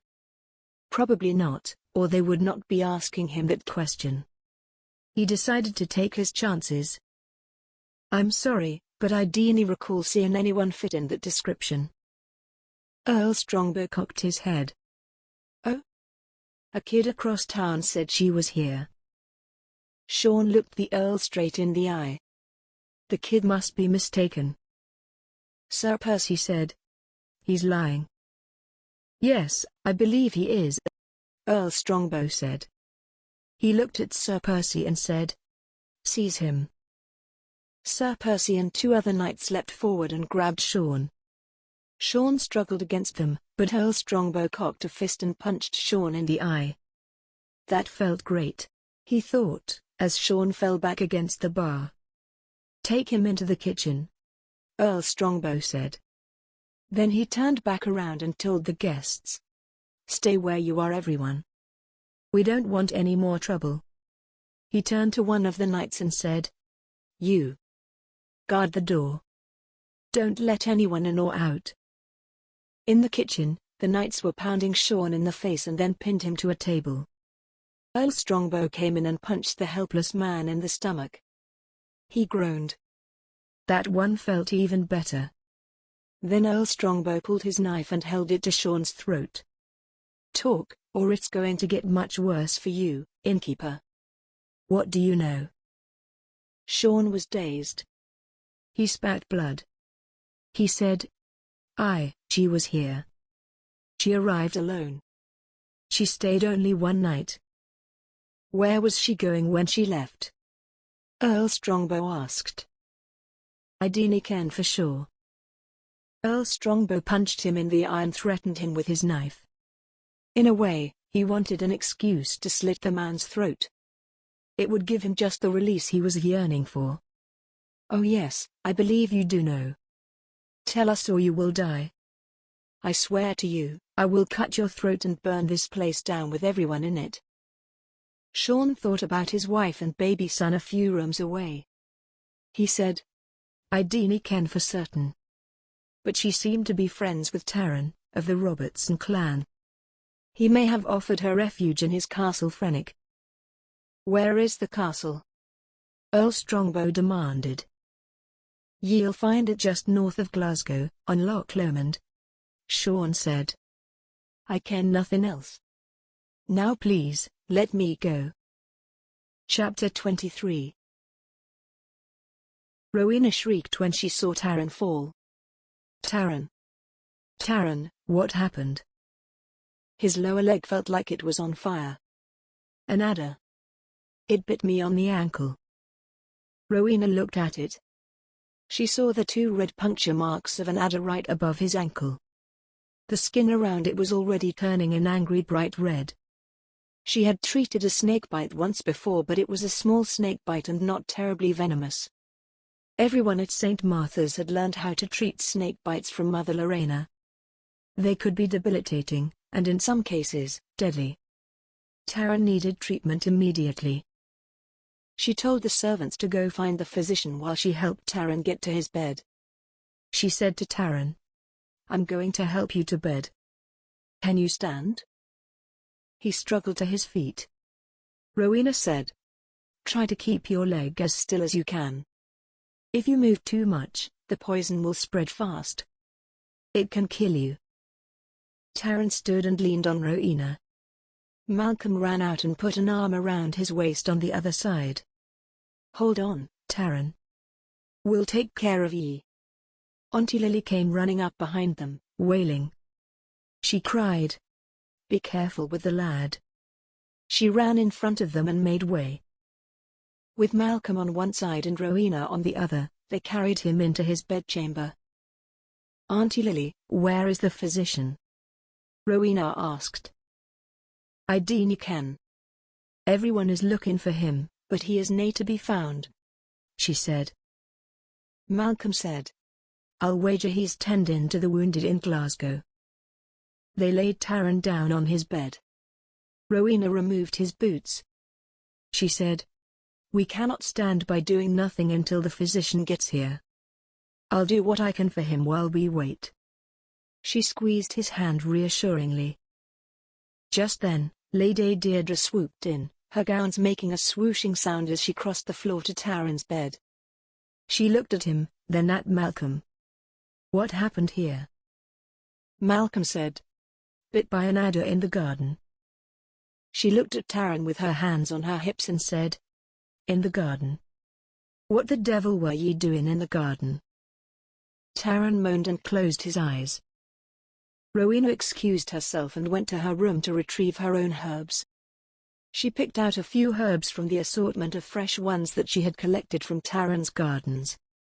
Then she ran to the kitchen and grabbed a few items that she knew would help. She found the emergency cabinet in the kitchen and was thrilled to find a small vial of opium poppy there. When she returned to Taran's room with her arms loaded with supplies, she found Lady Deirdre standing over Taran with a knife. She held the knife point at the bite wound. "Stop. What are you doing, Lady Deirdre?" Lady Deirdre said. "I'm going to cut it open and suck out the poison." "No." Rowena snatched the knife from her hand and handed it to Malcolm. "That will only cause infection. And the poison can make you sick as well. Let me take care of this until the physician arrives." Lady Deirdre was flabbergasted. She lunged at Rowena. "I canny have ye English cow treating me betrothed. Ye're a nun. Ye deeny what ye're doing." Rowena said. "Oh, but I do know what I'm doing." "Malcolm, please take Lady Deirdre outside until I'm finished here." Malcolm took Lady Deirdre by the arm. As he led her out of the room, she shrieked at Rowena. "If he dies, we'll kill ye." Auntie Lily stood watching, aghast. Rowena put her hand on Taran's forehead. He was already sweating and was probably going to become very feverish. Rowena said, "Auntie Lily, I'd like you to keep him comfortable. Use this cloth to wipe his face while I apply salve to the bite." "Aye, lass," she said, and began wiping his face with a damp cloth. Rowena used a cloth soaked with water and vinegar to clean the bite. Taran groaned when she touched it. He jerked his leg away from her. "Och, sister, that is painful. What are ye doing to me?" "Taran," Rowena scolded him. "You've got to be still. Don't move your leg around too much, you'll spread the poison through your body. You don't want it going into your heart and lungs." Taran's face was soaking wet. "Och, me Laird," he groaned. Auntie Lily sobbed. Rowena said, "Auntie Lily, hold his leg so he can't kick when I touch it." "Taran, you may know that the bite of an adder is rarely lethal. However, if you move around you will spread the venom into your organs and it can then kill you. Now be still and let me clean it for you." Taran grew still. Rowena explained what she was doing. "I'm using water and a little vinegar to wash it out. It is painful, but we can't let it get infected. The infection is more dangerous than the venom." She saw that his ankle was already swelling. The bite area felt hot to the touch and the skin around it was as red as Lady Deirdre's hair. She saw bruises beginning to appear. Rowena knew his whole leg would soon look the same way. At the rate these symptoms were appearing, Rowena suspected that Taran had a heightened sensitivity to the venom. That would explain his labored breathing and swollen mouth. If so, his condition was potentially grave. As Rowena flushed it with water and vinegar, Taran clenched his teeth and groaned loud and long. He sounded like a bear caught in a trap. Rowena murmured softly to him, reassuring him as she worked. "There now, that's it, Taran. I'm doing the other one now. You're doing fine. I'm nearly finished now." When she finished cleaning it, she put some mint, rue, and yarrow in a bowl and ground it to a paste with a pestle she found in the kitchen. She added some wine to the mixture and applied it to the bite wound. Taran was staring at the ceiling with sweat running down the side of his face. His color had turned pale, even a little green. He said, "Me body is on fire, sister." Rowena needed to give him something to help him sleep despite the pain. In the same bowl, she crushed some opium poppy to a powder. She added some wine. Taran's breath became wheezing. He said, "I feel I'm going to vomit." Auntie Lily helped him sit up. She grabbed the wash basin and held it for him while he vomited until his stomach was empty. Then he retched. When he was finished, Rowena handed him the wine and opium mixture. "The snake's venom is coursing through your body. Drink this," she said. "It will ease the pain and help you rest." He was so weak he could not raise his hands. Rowena held the bowl to his lips for him to drink. His lips and tongue were swelling from the effects of the venom.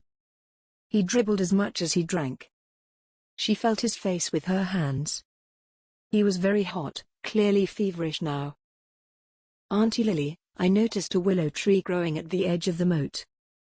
Would you be so kind as to cut some limbs from it? Rowena asked. It would help control Taran's fever, and it would give Auntie Lily something to do. Of course, dearie. She laid the cloth on Taran's forehead and left. While she was gone, Rowena sat beside Taran's bed and prayed. O loving Lord and God, ever ready to listen to the prayers of thy servants, I most earnestly beseech thee to hearken to me. Please watch over Taran, thy faithful servant, and restore his health. He is a good man. So many people love him and depend on his kindness. Please keep him in the palm of your hand. I beseech thee heartily, take him, a sinner, unto thy great mercy and grace. Taran heard her praying for him. He said, Thank ye. For that, sister. She asked, How do you feel? He could hardly speak. Nay. Good. Rowena mopped his face with the cloth. Auntie Lily came in with some willow branches. Rowena sliced some hefty pieces of the willow and ground it with the pestle. She added wine to it and held it to Taran's lips. Drink, she said. This should ease your pain. Taran drank it all, then collapsed back on his bed. Rowena said, Get some rest now, sweet Taran. She turned to Auntie Lily and said, We should go. I've done everything I know to help him. They left Taran alone to rest and closed his bedchamber door behind them. Out in the passageway, Auntie Lily said quietly, Thank ye, Sister Rowena. I dae ken where the physician is, but I'm sure ye did a good job. Rowena said, Although I am not a proper physician, I had to learn about the healing arts at St. Martha's. We were often asked to render aid to the poor sick townspeople who could not afford a proper physician. We grew our own herbs and received donations from the merchants in Newcastle. It was just one way we could serve the Lord our God. Auntie Lily asked, Have ye treated these bites before? Rowena nodded. Once before. The child survived, in case you're wondering. I've also assisted on 2 other occasions when another nun tended to the victims. Auntie Lily finally asked the question she cared most about. Do ye think Taran will recover? Rowena said, That is in God's hands, Auntie Lily. Taran seems to be having a very bad reaction to the venom. Or perhaps he already has an infection. I cannot be certain. But the opium poppy should make him sleepy. He needs to sleep and let the willow help his body fight any infection. I will be back every hour to put a fresh poultice on the wound. In the hall, Lady Deirdre was drinking hot tea, sulking. When Rowena walked in, Lady Deirdre sniffed. So, how is our dear Taran? Rowena answered her without any disdain. She reminded herself that Lady Deirdre was a child of God and Rowena's job was to treat her with love and kindness. As much as Rowena wished Lady Deirdre would stop hanging around the castle like a woman with nothing else to do, Rowena had to show compassion. Lady Deirdre was clearly a troubled soul. Rowena said sweetly, He is resting. The venom is spreading through his body. We'll know more tonight. Lady Deirdre played with her teacup. He is a strong man. I'm certain he'll be fine by the morrow.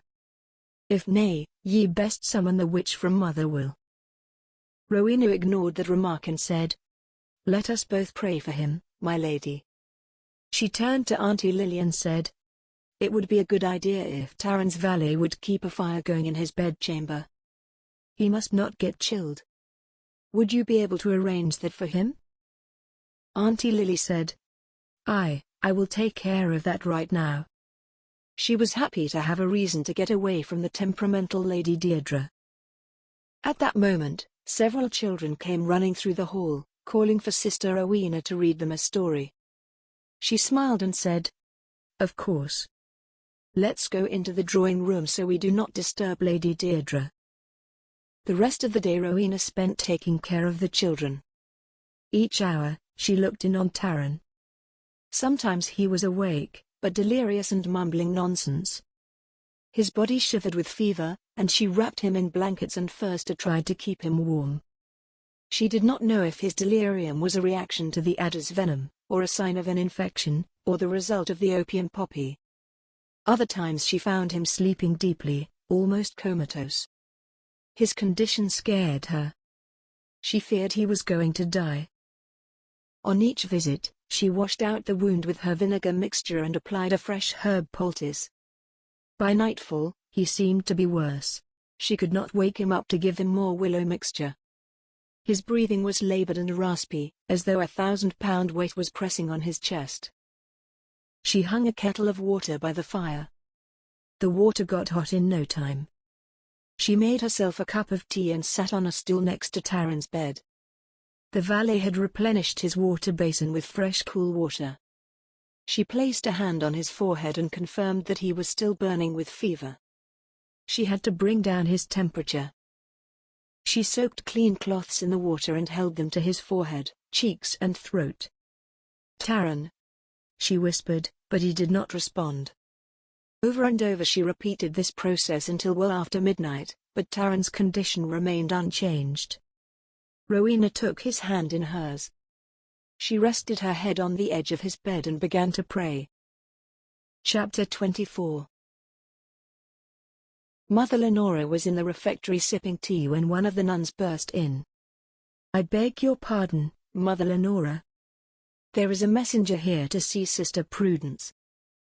"Sister Prudence has not yet returned from Newcastle. She is not due back until the morrow," Mother Lenora said. "Show him in." "I'll be right there." Mother Lenora rinsed her cup and put it back in the cupboard in the wall.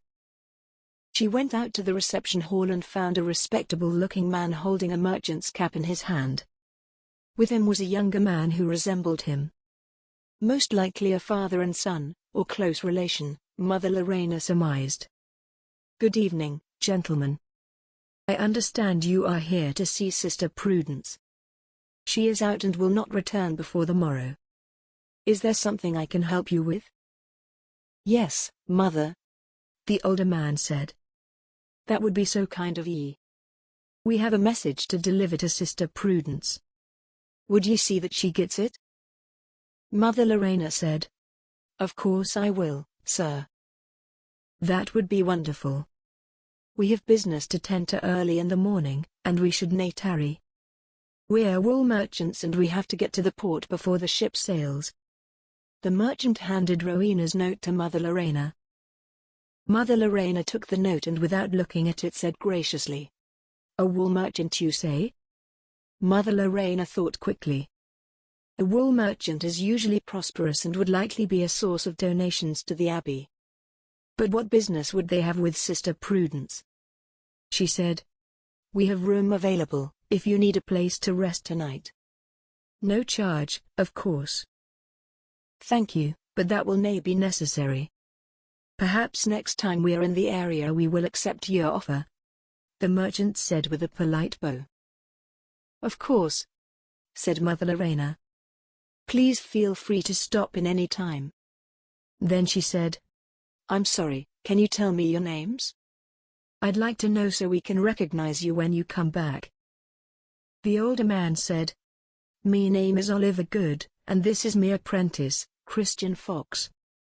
We are wool dealers for the clan Robertson, of Frenich Castle, in Loch Lomond. Pleased to make your acquaintance, Mr. Good." "And Mr. Fox?" Oliver Good said. "Likewise, Mother Rowena. We should be on our way now." He tipped his cap. "Wait. Please, let me offer you some of our ale and chicken soup." "Why, thank ye, Mother Rowena. A bite to eat would do us some good." "Excellent. Please, come in and sit down. The sisters will take good care of you." As if on cue, a sister appeared in the doorway to the refectory and said, "Good evening, gentlemen. Please follow me." Once they were gone, Mother Rowena looked at the note to Sister Prudence. It was unsealed. She had to know what business Sister Prudence was doing with wool merchants dealing in Scotland. Mother Rowena unfolded the note and gasped. It was in Sister Rowena's hand. And there was her signature at the bottom. She read the note. My dear Sister Prudence, do not worry. I have found refuge at the Castle Frenich in Loch Lomond under the protection of the clan Robertson. The lord of the manor is Taran, a kind and generous man who has promised to deliver me safely to Iona. I will write you again once I have arrived there. Your loving sister in Christ, Rowena. Mother Lenora read the note twice to make sure she had read it correctly. She would deal with Sister Prudence when she returned from Newcastle. For now, she had to inform Lord Kensley of the whereabouts of his daughter. She knocked on the door of Lord Kensley's room and burst in without waiting to be invited. He was sprawled on his bed with his injured leg stretched out in front of him. The nuns had determined his ankle was fractured. Like trained physicians, they had expertly splintered and wrapped it to immobilize it, but it was still painful. She waved Rowena's note in front of him and said, We found Rowena. Lord Kensley said, By Christ, that is good news. Where is she? Mother Lenora handed him the note and said, Read it for yourself. When he read the note, Lord Kensley became furious. What in blazes is that girl up to? It seems she has run away, my lord. How dare she defy me like this? He boomed. What impudence! Mother Lenora said. And I will discipline Sister Prudence as soon as she returns, I assure you. She obviously played some part in this. Lord Kensley said. I have got to go retrieve her. I will leave for Scotland tomorrow. Mother Lenora said. But Lord Kensley, your ankle. You cannot ride a horse in your condition. Lord Kensley said. Perhaps not. But I will find a wagon and ride in it. Mother Lenora slapped her forehead. I think I know just where you can find one. She turned and headed to the refectory. Oliver Good and Christian Fox would have a passenger to take back to Scotland with them. Chapter 25. Rowena jolted awake. She looked around and realized she had fallen asleep there beside Taran, still sitting on a stool with her head and shoulders propped on his bed. She heard Taran stir. He mumbled something she did not understand. Taran? Taran? She said, pushing his hair off his face. His skin did not feel feverish now. He mumbled again, and this time Rowena saw him blink a few times, then opened his eyes. The first thing he saw was Rowena's face, backlit by the firelight. Her eyes were wide, liquid and bright with hope that Taran's fever had subsided. Sister Rowena? His voice was muffled, as though he was not yet fully awake. Yes. I'm here, Taran. She felt his face and this time he did not feel feverish. She reached for a damp cloth and mopped his cheeks and brow gently. How do you feel? She asked. Better now, he said. He did not take his eyes off of her. I'm glad you're here with me. She took his hand and squeezed it. I could not bear to leave you. He took her hand in both of his and pulled her to him. All of their passions unleashed as he kissed her hard and deep. He plunged his tongue into her mouth where it probed, searched, and fondled hers. Rowena felt everything around her go still as her body burned hot with desire. Yet, she pulled back. What is it, sister?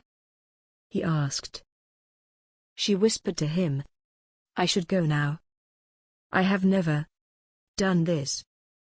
He held her tenderly. I dae nae want ye to leave. I want ye with me all the time. I cannae explain how much I feel for ye. I will nae force ye to dae anything.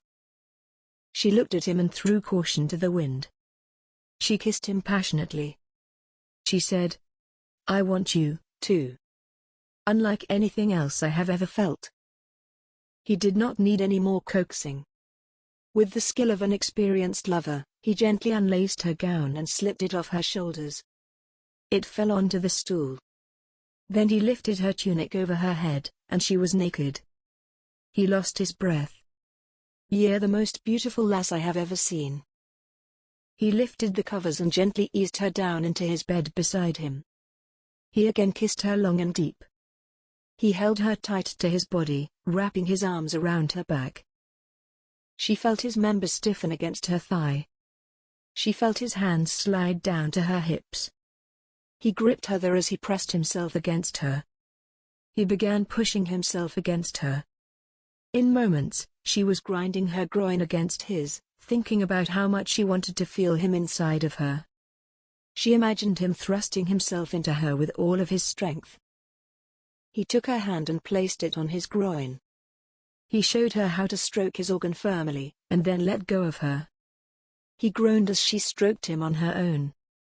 His hands moved to her breasts and fondled her nipples gently, then simultaneously squeezed and pulled them. He positioned his muscular body on top of hers and nuzzled her ear. Then he drew his tongue down the side of her neck, across her breasts, and began kissing and sucking her very erect nipples. She moaned. "Taran," she whispered, her voice full of desire. She thought she would explode. He moved his hips, poised to enter her.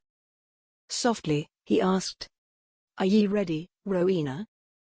She could barely find her voice. "Yes," she moaned again. She held her breath as she felt him push into her, gently. He seemed to grow even harder when he felt her wetness. He pulled out a little, then went back in a little deeper. He did the same again, going a little deeper each time. She wanted him to go as deep as he could go. He said, "This next time might hurt, and I day nay wish to hurt ye." She had heard that when a woman loses her virginity it can hurt, but the pain is momentary. She said, "I'm all right." He plunged into her powerfully, going as deep as he could go. Rowena felt an immediate stabbing pain, but it was nothing compared to the usual sort of pain everyone has now and then. This pain was a pleasurable pain. It was an indescribably delicious pain. She moaned with pleasure. She pulled his hips into hers and began to move with him. Rowena relished the feeling of fullness each time he thrust deep within her. The friction of him inside her as he slid up and down made her frenzied with excitement. Just when she was sure she would explode, he paused. He moved his hands to her genitals and started to massage her with his fingertips. His fingers moved in a rhythm on her while he kept moving gently inside her. She felt her body begin to stiffen as if every muscle in her body were being stretched by ropes. She opened her mouth and began to moan, then louder as she reached the peak of excitement. Suddenly, her muscles began to spasm softly, then the spasms came in waves and expanded out, like ripples in the water.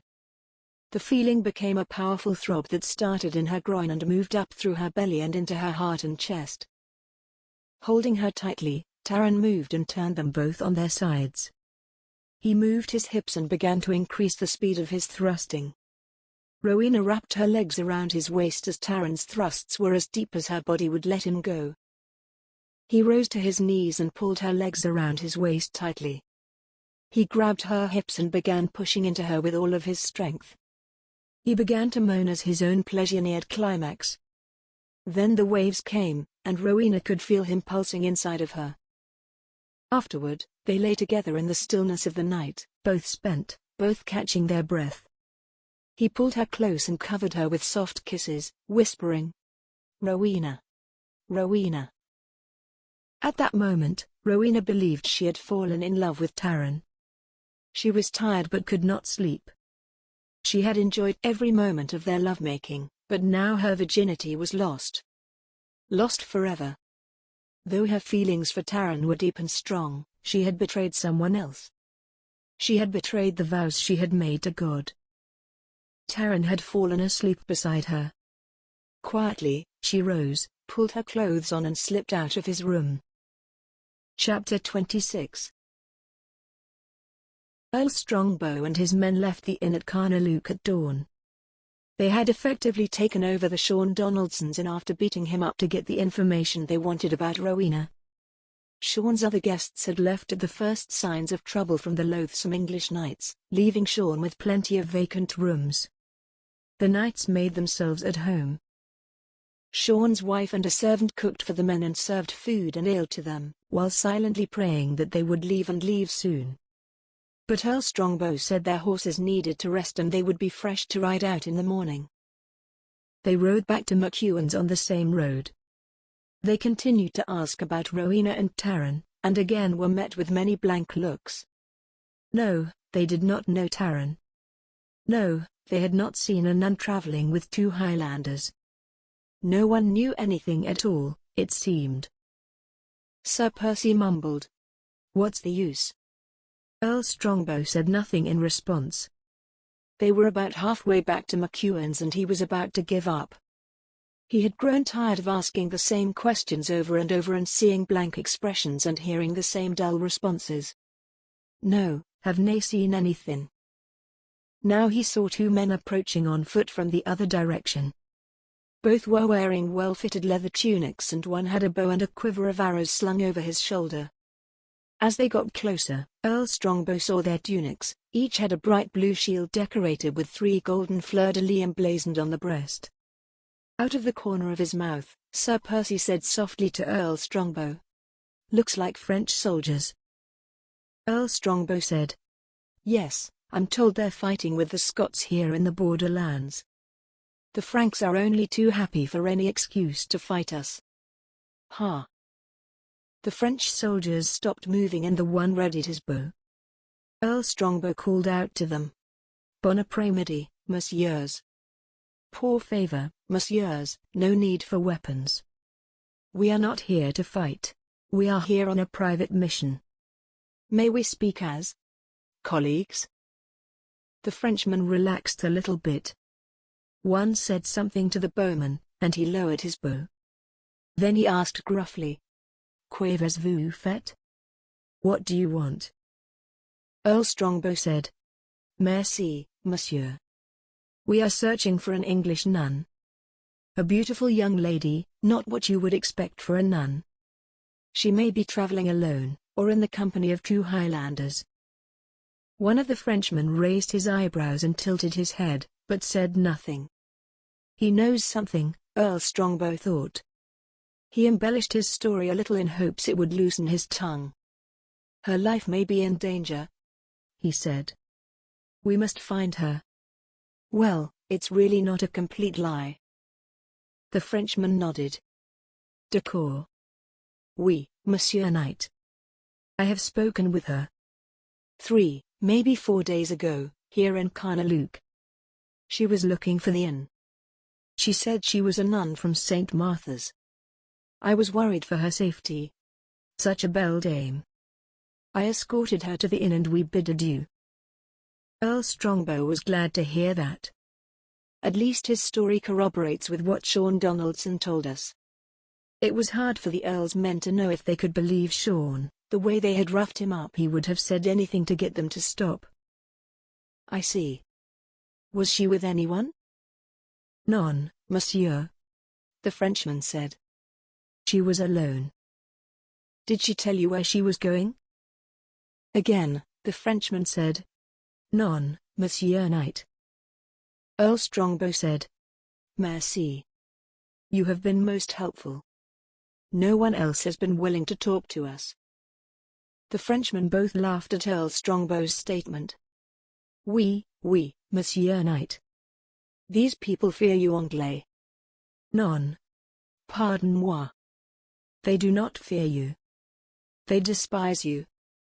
You are too arrogant to understand that." "Bon chance." The Frenchman walked on, laughing bitterly and sharing their disdain for the English. His honor deeply insulted, Sir Percy shouted after them, "You Frankish rats." The Frenchman glanced back and made an obscene gesture, then laughed heartily. Sir Percy's hand went for his sword, but Earl Strongbow seized him before he could draw it. "No, Sir Percy. Let it go. If you start a fight now, we'll have the French and the Scottish armies looking for us, and we've no time to get involved in all that. We will stay focused on our mission. Our only mission. Which is to find Lady Rowena and bring her home. Understand?" Sir Percy bowed his head. "Yes, my lord." We've found her trail again, and we know she is not far away. The next move for us is to return to McEwen's and await the rest of my men to return. Once we have regrouped, we will be better equipped to fight if necessary. Sir Percy said again. Yes, my lord. When they reached McEwen's place that evening, they found some of Earl Strongbow's knights had already returned. They had spent most of the last 2 days visiting churches and talking to all of the clergy they could find. No one admitted to knowing anything about Rowena. I'm not surprised, Earl Strongbow said. He informed the men about the information he had learned from Sean Donaldson and confirmed with the French soldiers.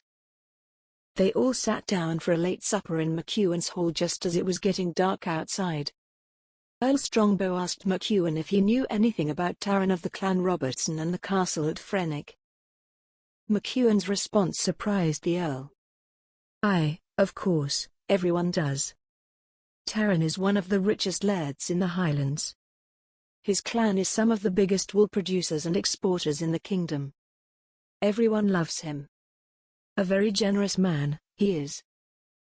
Earl Strongbow said. Ha. You say everyone knows him? That's quite amusing. We found no one who would admit that to us. McEwen shrugged. Ye're English. What did ye expect? Earl Strongbow gave McEwen a tight-lipped smile, and then raised his mug of ale as if in a toast. Touché, McEwen. Touché. Earl Strongbow took a swig, and rubbed the wound on his thigh. His thigh was feeling a little sore. Probably from spending too much time in the saddle these last several days. A thought occurred to him. McEwen, he said. We could use some fresh horses. Do you have any available? Aye, McEwen said, eager to help the rich English knights. That is, I have a few of me own, and I can get ye a few more on the morrow. Splendid. We will likely be here for 2 or 3 more days. We'll need 18. Do whatever it takes to get them. Earl Strongbow tossed McEwen a penny, then rubbed his thigh again. Chapter 27. Rowena spent most of the day in her chambers. She prayed, asking God's forgiveness for betraying him. For committing sin with a man who was betrothed to another woman. Rowena had never felt so much remorse. She thought she needed to confess her sins to a priest. Funny, I have been so preoccupied with earthly matters I have not made an effort to meet the chapel priest. She came out just before noon to snatch a bite of food and tend to any children who had come around wanting a lesson or a story. Even then, she peered around the corners to make sure Taran was not there. She could not bear to face him. She saw Auntie Lily coming toward her, beaming, but Rowena had no way to avoid her. Rowena put on a light-hearted smile. Good day, Auntie Lily, she chirped. The cheerfulness she put on felt very false, but she needed to put on the same happy demeanor that she did every day. Rowena felt in no condition to respond to an inquiry from Auntie Lily about how she was feeling. She started to Auntie Lily about locating the priest. But Auntie Lily was unusually bubbly and gave Rowena a big hug before Rowena could bring up the question. "'Tis a wonderful day, Sister Rowena. Taran is feelin' much better. He's eatin' and talkin', but still a little weak. I dinna ken what ye did but it worked. Have ye looked in on him yet today?" That caught Rowena off guard, though she should have expected Auntie Lily would have checked in on him at least once this morning. Rowena was not going to tell her that she had been with him most of the night. She dodged Aunt Lily's question. "Yes, he is. Isn't it wonderful? I'll check with him again after I finish with the children. I will see you at supper, I hope." She slipped away from Auntie Lily as fast as she could. That felt terribly awkward. Rowena was not accustomed to so much deceit, and yet, this last week felt as if she had plunged into a world filled with sin and deceit. After she finished her session tutoring the children, she went through the great hall and turned into the passageway to go straight back to her chamber. As she rounded the corner, she nearly collided headlong with none other than Lady Deirdre.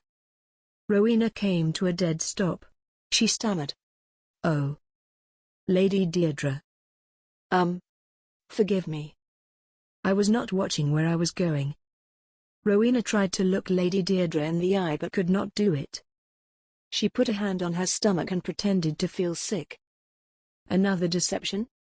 "No, I suddenly do feel as if I'm going to vomit," she thought to herself wryly. Lady Deirdre raised an eyebrow and looked at Rowena with the most condescending expression Rowena had ever seen. Lady Deirdre hissed. "Ye ought to watch where you're going, Sister Rowena." Rowena kept her head down. "I'm sorry, Lady Deirdre. I'm so sorry. I'm not feeling well. Please excuse me." Rowena brushed past Lady Deirdre before she could respond. She was the last person on earth that Rowena wanted to talk to right now. Rowena got to her chamber and closed the door. At some point, she felt she should check on Taran, but that could wait. She did not want to go into his room. She did not even want to see him right now. She got on her knees beside her bed and rested against it. She began to sob. The foolishness of her decision to run and all that had followed had finally overwhelmed her. She thought about last night with deep remorse. Though she could not deny feeling a strange and intense affection for Taran, she should not have succumbed to temptation last night. Yet she could not stop herself. She had violated her commitment to purity and honor to God and could never go back. What would happen now? She began to pray.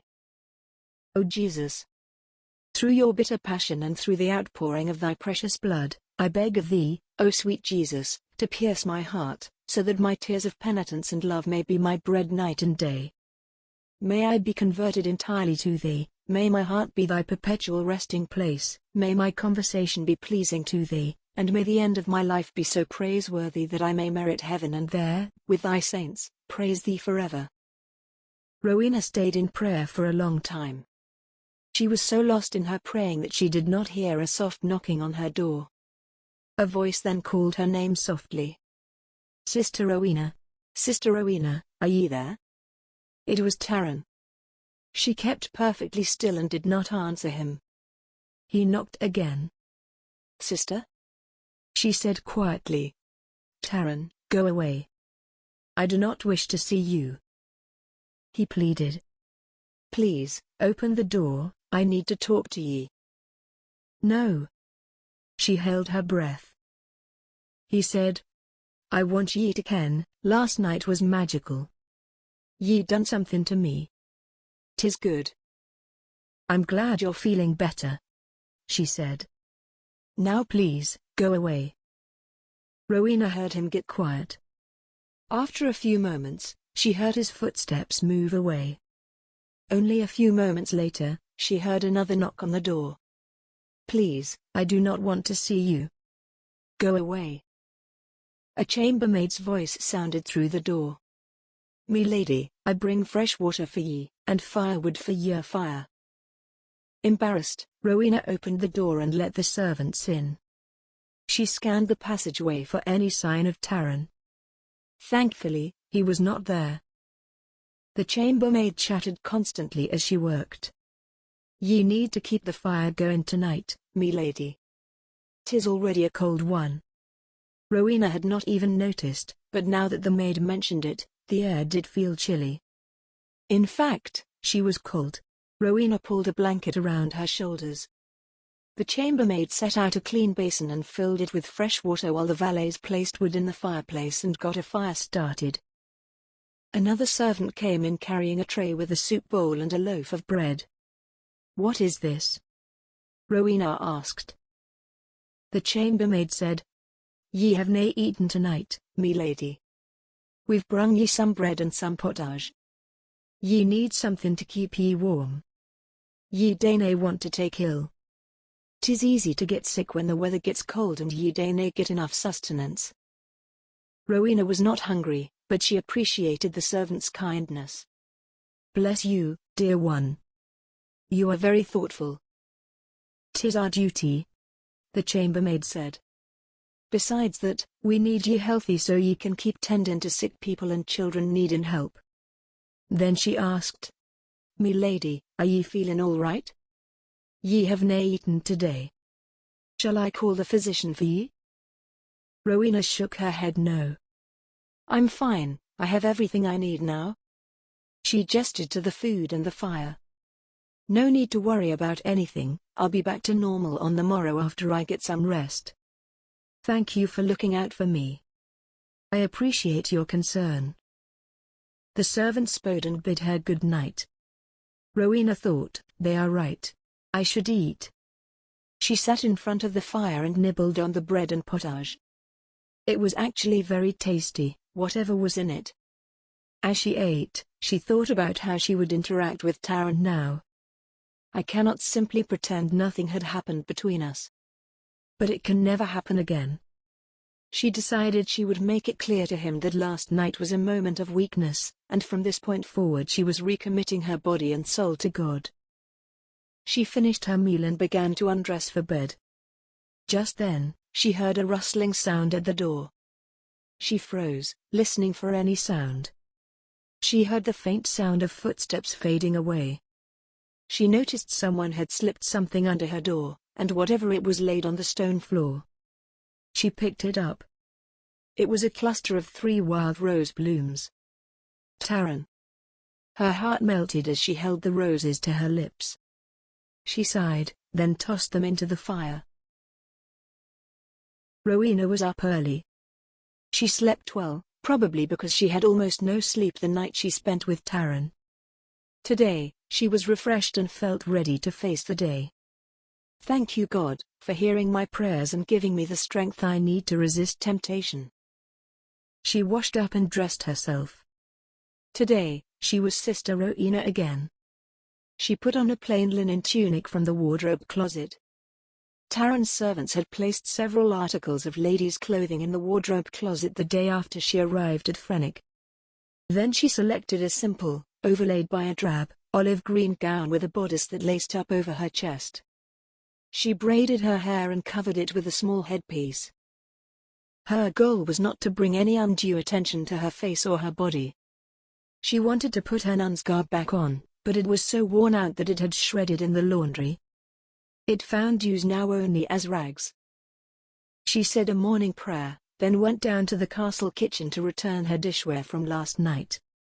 She greeted all of the kitchen servants with a heartfelt "Good morning," and thanked them for their hard work. She saw a slightly built cook struggling with a heavy kettle and huge stirring spoons, so Rowena came to her side. "Let me help you with that," Rowena said as she took the spoons from her. The cook said, "Thank ye, me lady. I'm taking this to the hall for dinner." Rowena followed the cook into the hall, carrying the heavy stirring spoons in her arms. They engaged in friendly chit-chat as the cook hanged the kettle on the large hook over the hall fireplace, where it could simmer over the fire all day. Rowena hung the spoons on their special hooks next to it. The cook thanked Rowena for her help and made a joke about how it took the 2 of them to do the job. Rowena said, "Think nothing of it. You are my sister unto God." In fact, Rowena felt better this day than she had in many, many days. She felt positively elated. God has heard my cries for his help and has answered my prayers. This will be a new day. What joy he has brought to me. Thank you, my Lord God. She headed to the drawing room and prepared it for the day's group of mothers and children. She felt so wonderful that she nearly skipped her way there. It took her only a short time to straighten the room and arrange the simple furniture to accommodate snacks of fruit, a story hour, followed by a nap. She found herself humming the Te Deum, an ancient hymn that she learned as a child. She walked back to the great hall and stopped dead in her tracks. There was Lady Deirdre, sitting at the table, nibbling some breakfast. Lady Deirdre scowled at her. She said, "I see you're feeling better, sister." Rowena stammered. "Yes, I am, thank you." "Good morning to you, Lady Deirdre." Rowena kept walking, trying to exit the hall quickly. But Lady Deirdre called out to her. "I thought I should inform ye I just left Taran's chamber." Lady Deirdre paused, as if there was more coming. Rowena's heart pounded. She knows. She knows about our tryst. How could she know? Taran. He must have told her. My God, No. Lady Deirdre asked. have ye seen Taran lately? Rowena turned around slowly to face her. No, I haven't felt well myself. I should look in on him. Lady Deirdre sneered. He seems to be doing better. He asked for ye this morning. Rowena smiled and said, Well, that is wonderful news. What is wonderful news, the fact that he's feeling better or that he asked for ye? Lady Deirdre asked, her voice dripping with sarcasm. Rowena blushed. I'm sorry, I do not understand your point, Lady Deirdre. Lady Deirdre said, Oh, please deign be coy, Sister Rowena. I have seen how ye look at Taran, with your bright face and stars in your eyes. But be aware, many bonny lasses look at him that same way. And he has had his pick of them, too. Rowena thought she detected a hint of sadness in her last comment. Rowena once again did not know what to say. She tried to deflect Lady Deirdre's comments and said, Taran is a handsome man. No doubt he catches the eye of many young ladies. He certainly caught mine. Lady Deirdre looked Rowena straight in the eye and said, He asked me to stay with him last night.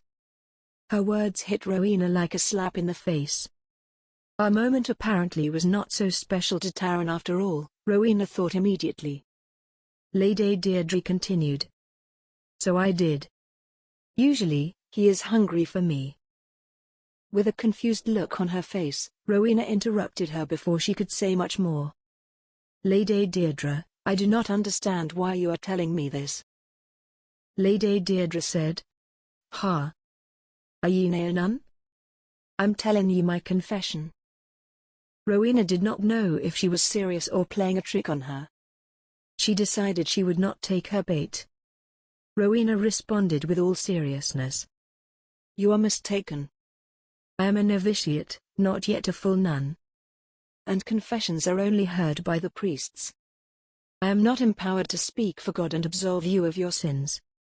However, I believe that God forgives you if you are truly sorry and wish to repent.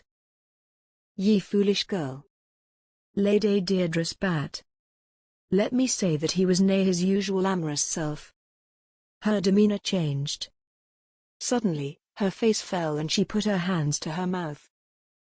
Rowena was quiet. You must not worry about that.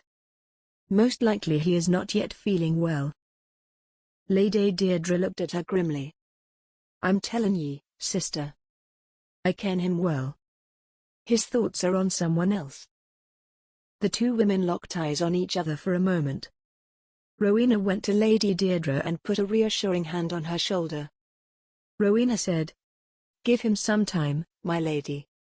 All will be well. Rowena left to go out in the garden and see what herbs might be out there. In the garden, she could find peace. Besides, she needed to replenish her own supply. This time of year, she should be able to harvest the last of the mint and rosemary. Both could be dried and kept through the winter. As she bent over to clip the choicest pieces, she heard a man's lovely voice singing Foy Porter, a love song well known across the land. The voice was coming from the rose hedge, near where she and Taran had shared their passionate kisses. She hummed along with the words.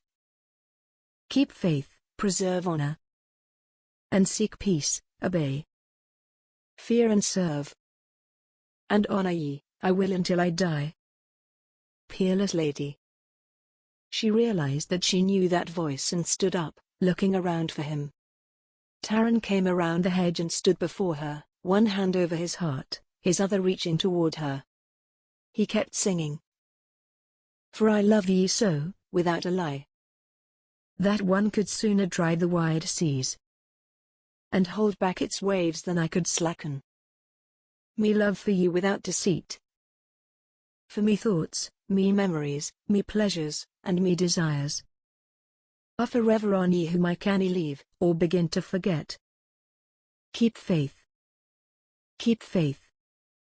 There is nae joy or pleasure nor other good thing one may feel or imagine, which does nae seem to me to weaken, when your kindness wishes to sweeten me bitterness, for which I will praise and adore and respect ye. Suffer all things, accept all things, endure all things, more than I desire to be rewarded. When Taran finished singing, Rowena stood still. Deep in her soul, something whispered, "Go to him." She dropped everything and ran straight into Taran's open arms. Chapter 28. On the eastern shore of the tiny island of Iona, Mother Philomena, the abbess of the Nunnery of St. Columba's, sat at her desk. The letter from Rowena lay on the desk in front of her. But the abbess was not focused on the letter, she was concentrating on the item she held in her fingers. An item she had not seen for many years. It was a gold ring. Engraved on it was the familiar insignia of the clan Robertson. The ring itself was a message from Mother Philomena's past. It was warning her of imminent danger. But Mother Philomena had no idea exactly what was afoot. As Mother Philomena mulled things over, the messenger sent by Taran stood on the other side of her desk, waiting respectfully and patiently for Mother Philomena to give him her response. His instructions from Taran were to return to Frenich with the ring as soon as he could. Out of a window behind the abbess, the messenger watched the ferry that had brought him across the Sound from Mull Island. It was waiting for him at the water's edge, not far from where the old stone priory of St. Columba stood. Mother Philomena recognized that she had a few different ways to respond. She could return the ring and say nothing, which would seem overly harsh, unmannerly and confusing to the young nun. She could respond by either granting or denying Sister Rowena's request. She ruminated. If I grant her request, would I be inviting danger to St. Columba's? I am responsible for the safety and well-being of all of the sisters here. I want to help Sister Rowena, but I must keep the welfare of the abbey in mind. On the other hand, if I denied the request, would I be placing the life of a young nun, one of our sisters in faith, in danger?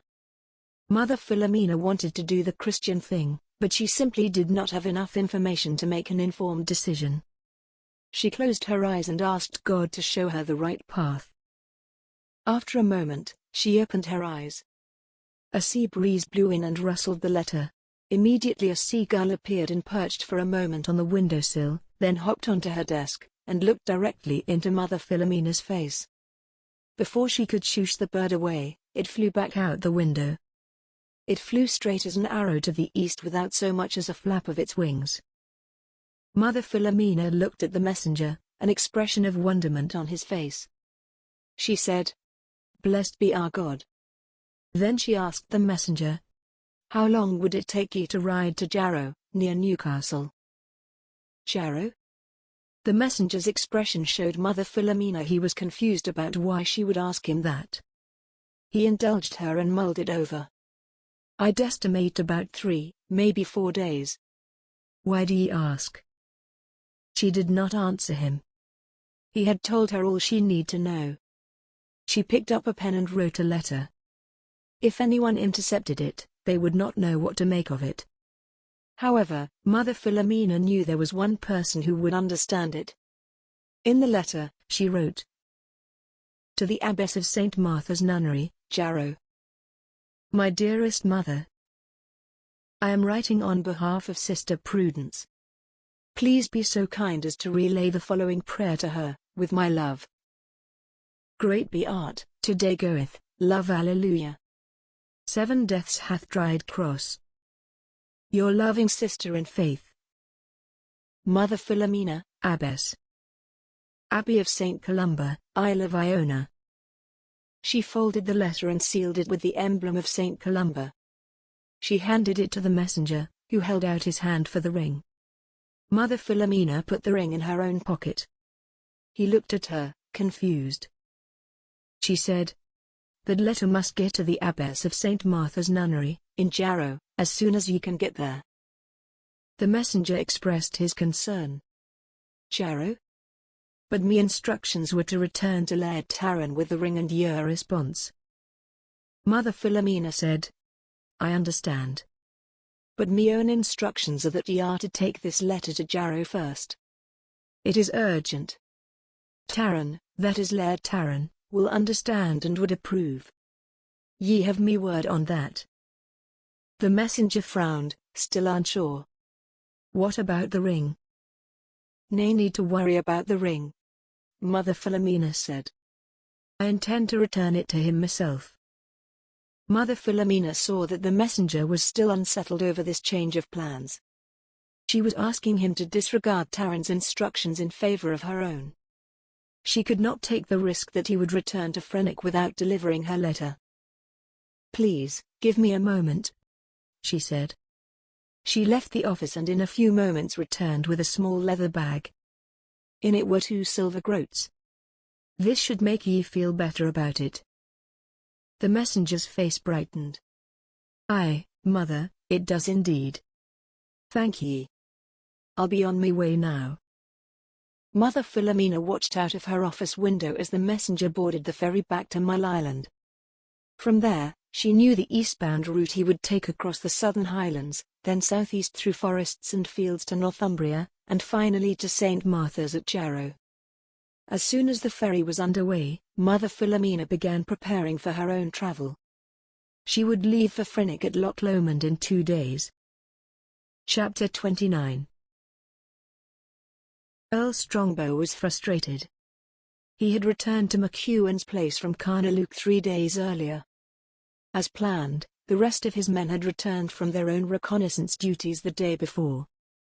They had spoken with a few people around Glasgow who said they had heard about a beautiful woman, perhaps a nun, who was staying at the Castle Frenich as a guest of Taran, of the clan Robertson. Several local families who had been displaced by the English incursion were staying at Frenich, too. The men learned that it was located due north of Glasgow in the Loch Lomond area. Earl Strongbow was pleased to hear their reports. It confirmed the information he had beaten out of Sean Donaldson in Carnaluke. They would ride north and find the Castle Frenich as soon as possible.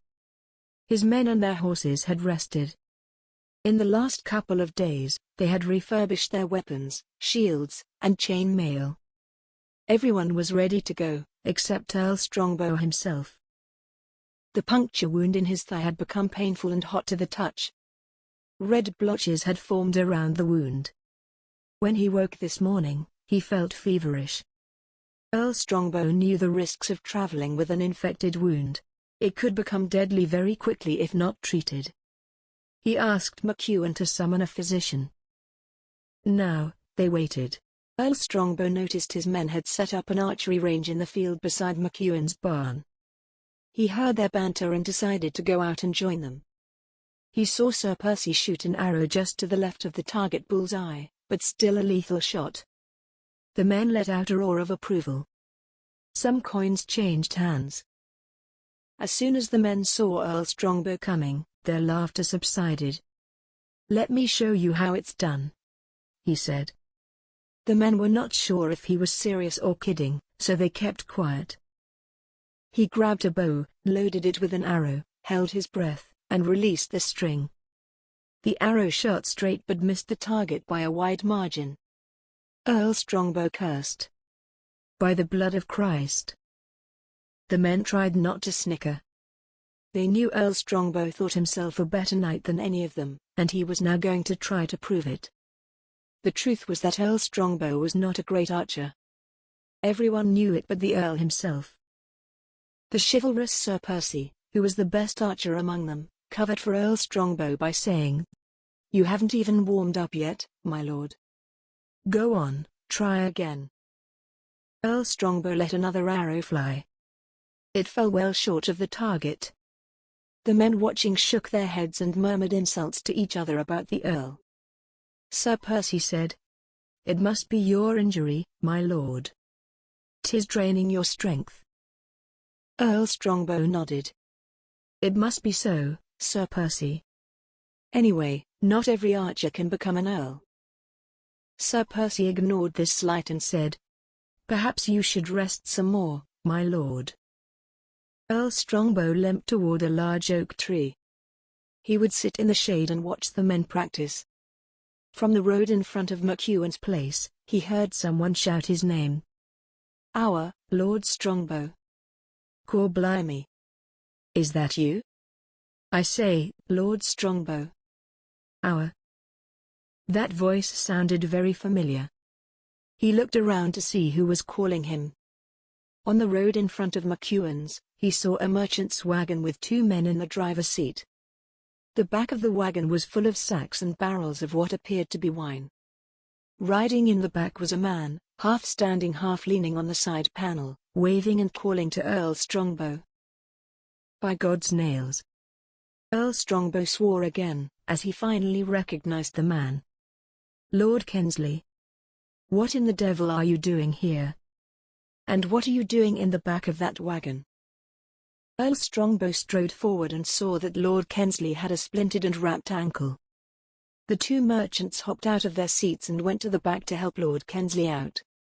Oliver Good carried Lord Kensley's crutch, while the younger and stronger Christian Fox helped him to the ground. The bumpy ride had made Lord Kensley sore, and his ankle throbbed. It took him a few moments to steady himself with the support of Christian Fox. Oliver Good handed him his crutch. Lord Kensley said, "Thank you, dear Mr. Good, Mr. Fox. I would not have been able to get this far without your help." He dug into a bag and handed each of the men a penny. "'Tis our pleasure, me laird," said Oliver Good with a polite bow. Lord Kensley leaned on his crutch while he shook Earl Strongbow's hand. Then he said, "Earl Strongbow, these kind fellows can take us directly to my daughter." Earl Strongbow should have reacted with excitement, but instead he felt faint. "The fever.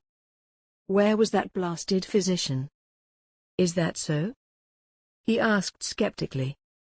He turned to Oliver Good and asked, "How do you know where Lady Rowena is?" Oliver Good and Christian Fox glanced at each other. They were not sure about things now. They had not counted on involvement by English soldiers. They had only agreed to reunite a father with his daughter for a decent sum of money. Oliver Good said, "Sister Rowena asked us to deliver a letter for her to St. Martha's." Lord Kensley added on, "By the grace of God, these gentlemen arrived with Rowena's letter while I was waiting for your return.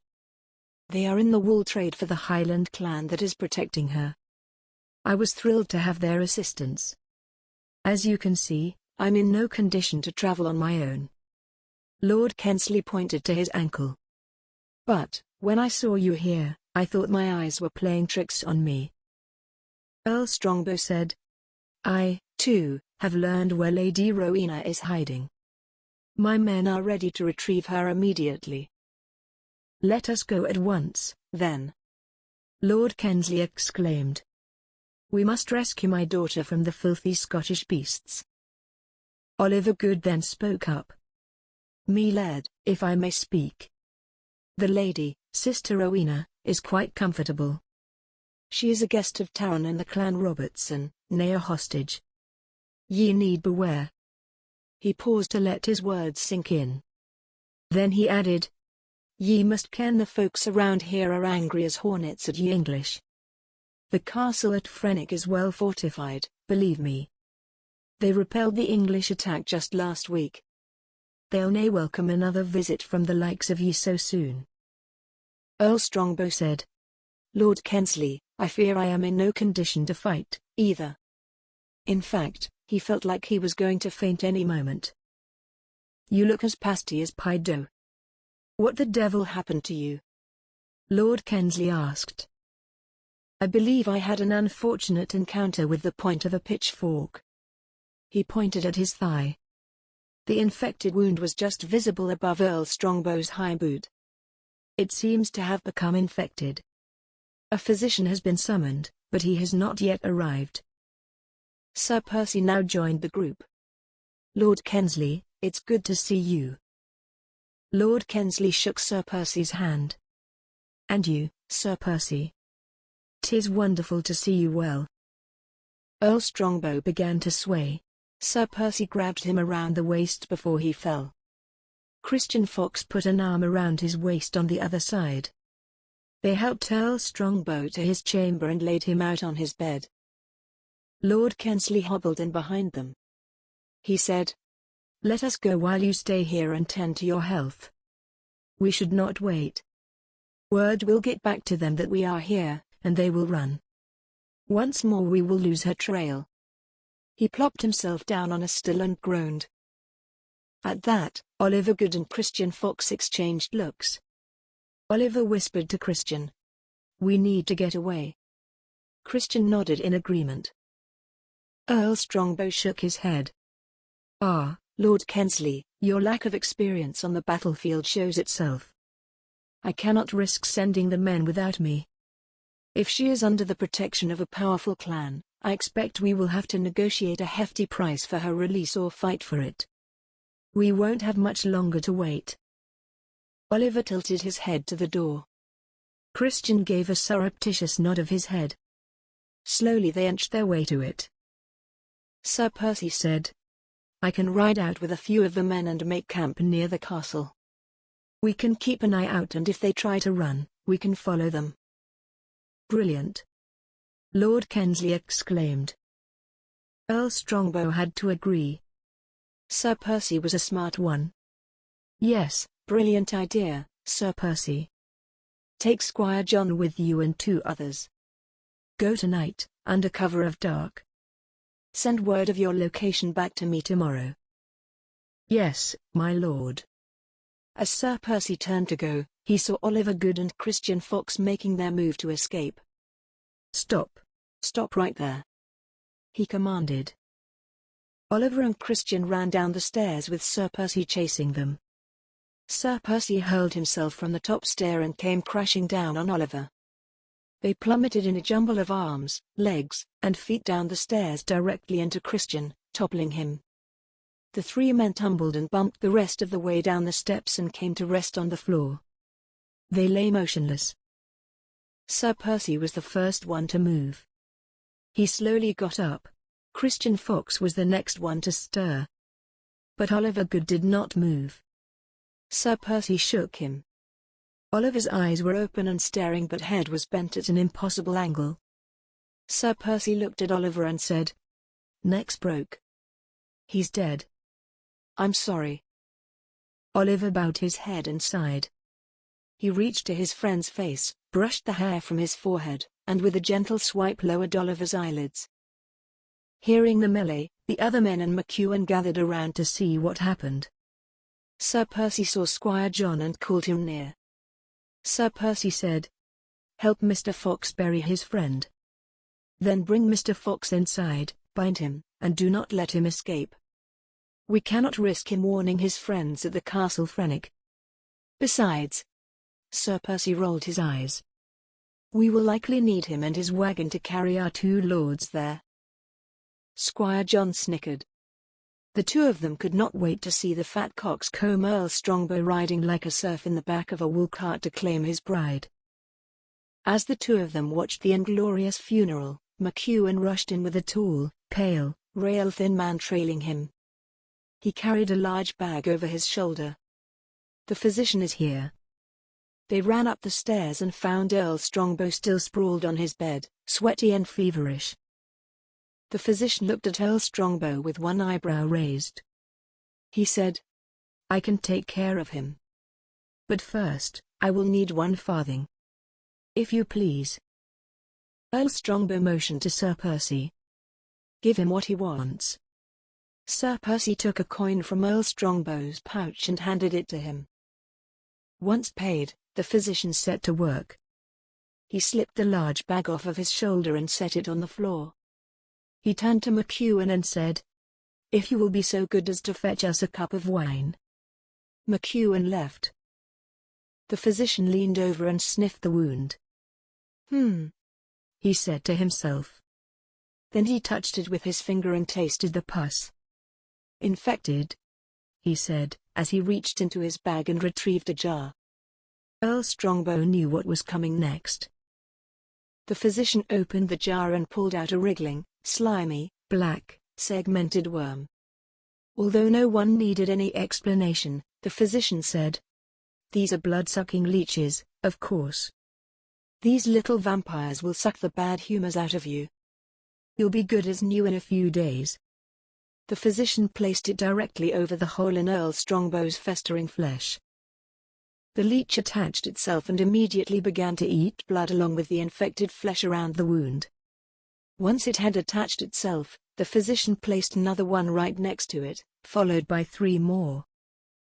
Their bites may sting for a few moments, but their saliva will relieve your pain. We must let them eat until they fall off. It takes about 30 minutes. McEwen came back with a bottle of wine and several cups. He poured a cup of wine for the physician, and then poured drinks for Earl Strongbow and the other men in the room. They sipped their wine while they waited for the leeches to finish their work. Just as the physician had predicted, the leeches fell off almost exactly 30 minutes later. The physician put the leeches back in their jar, then flushed the wound with wine until it ran down Earl Strongbow's leg and drenched the bed underneath. Once satisfied, the physician then took an ointment from his bag and rubbed it into the wound. Finally, he placed what looked like a spider web on top of it and bandaged it with a clean cloth. It's going to bleed for 4, perhaps 5 days. You'll want to rest until the bleeding stops and your color returns, he said to Earl Strongbow. Earl Strongbow barked. I do not have that long to lay here on my back. The physician cowered, packed up his supplies, and left. Earl Strongbow then snapped at Sir Percy. Get yourself and your men north to the castle tonight. Find a place to camp discreetly and watch who comes and goes. I'll expect your messenger on the morrow.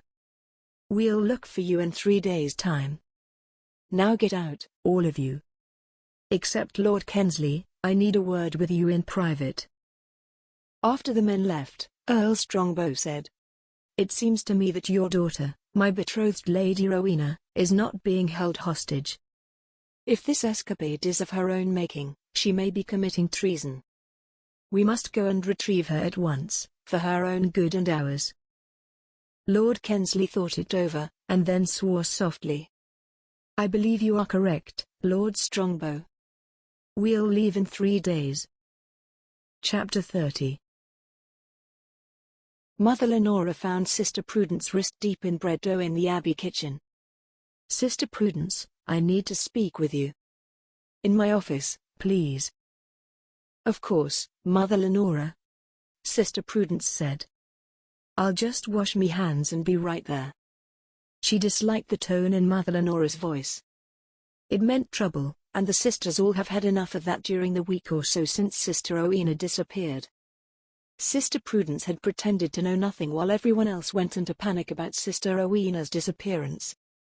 Then Earl Strongbow, her father, Lord Kensley, and their retinues arrived and turned the place into a hornet's nest of activity. Sister Prudence gave herself the sign of the cross and muttered a quick prayer for God's protection before she entered Mother Lenora's office. A young man was with Mother Lenora in her office. Mother Lenora held a letter in her hand. She told the man to wait for her in the entry hall. Mother Lenora closed the door behind him. When they were alone in her office, Mother Lenora said, I just received this letter from St. Columba's. She handed the letter to Sister Prudence. When Sister Prudence first saw the handwriting, she felt the hair on the back of her neck stand up. She did not have to read the signature to know it was from her sister, Mother Philomena. What is the meaning of this, sister? Great be art, today goeth, love alleluia. 7 deaths hath dried cross. That is the most unusual prayer I've ever heard. Mother Lenora said, her voice filled with concern. Sister Prudence sighed.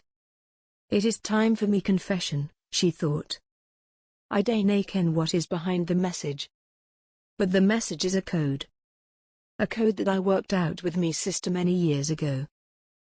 Mother Lenora looked confused. Sister Prudence said. Me sister and I, we made a difficult choice long ago. We loved our Laird God, but our family had other plans for us. They arranged for us to marry Scotsmen, noble Scotsmen they were. We were to become their wives, have their babies, and pass on our birthrights to their heirs. They didn't care what we thought of the men we were to marry, how they may treat us, or of the life they planned for us. Mother Lenora nodded. That is an all too familiar story, I fear. Deeply ironic, she said. Aye, Sister Prudence said. It is Sister Rowena's story as well. She ran away last week on her own accord. She could nae bear the thought of becoming the wife of Earl Strongbow, a man she could never love. I suspected as much. Can't say I blame her, either, she said with a wry smile. I am sorry, Mother Lorena, but ye should ken that I helped her. I tried to talk her out of it at first, but she would not listen. I understood the despair she was feeling, and I helped her run. I helped her try to escape a life of misery and separation from her love of God. I see, Mother Lenora said. It all makes sense now. But that doesn't answer my question about the strange prayer in this letter. Prithee, Sister Prudence, explain. Yes, Mother. Sister Prudence stood over the letter on Mother Lenora's desk. She pointed at each letter as she explained. Great be art, today goeth, love alleluia. 7 deaths hath dried cross. Each word has a letter that corresponds to a letter of the words in the true message. The first word great means the first letter of the first word in the message is G. The second word, B, means the letter E is the second letter of the first word. The third word, art, means the letter T is the third letter of the first word. The comma means that is the end of the first word. So the first word of the coded message is get. Clearly impressed, Mother Lenora said. My goodness, that is brilliant, sister. I must remember this. Sister Prudence said. 'Tis quite simple once ye understand it. The next phrase, today goeth, means the first letter of the first word is T, and the second letter of the second word is O, followed by a comma. The coded word is T. Mother Lenora studied the last phrase. Something is wrong, here. The last phrase translates to the word L. That is no word. Sister Prudence understood her confusion, but there was no confusion whatsoever. She said, L means Loch Lomond. The message is telling me to get to Loch Lomond.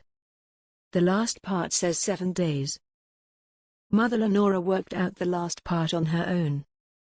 So, Mother Philomena is telling you to get to Loch Lomond in 7 days? Yes, that is what her message says. Loch Lomond is our birthplace. She needs me for something and is warning me of danger. That is the only reason she would send a coded message like this. Mother Lenora still had one more question. Tell me, what is your connection with Mother Philomena? Why is she seeking your help? Sister Prudence looked Mother Lenora straight in the eye and said, Mother Philomena is me sister. Mother Lenora leaned back in her chair at this news. She thought a moment and smiled.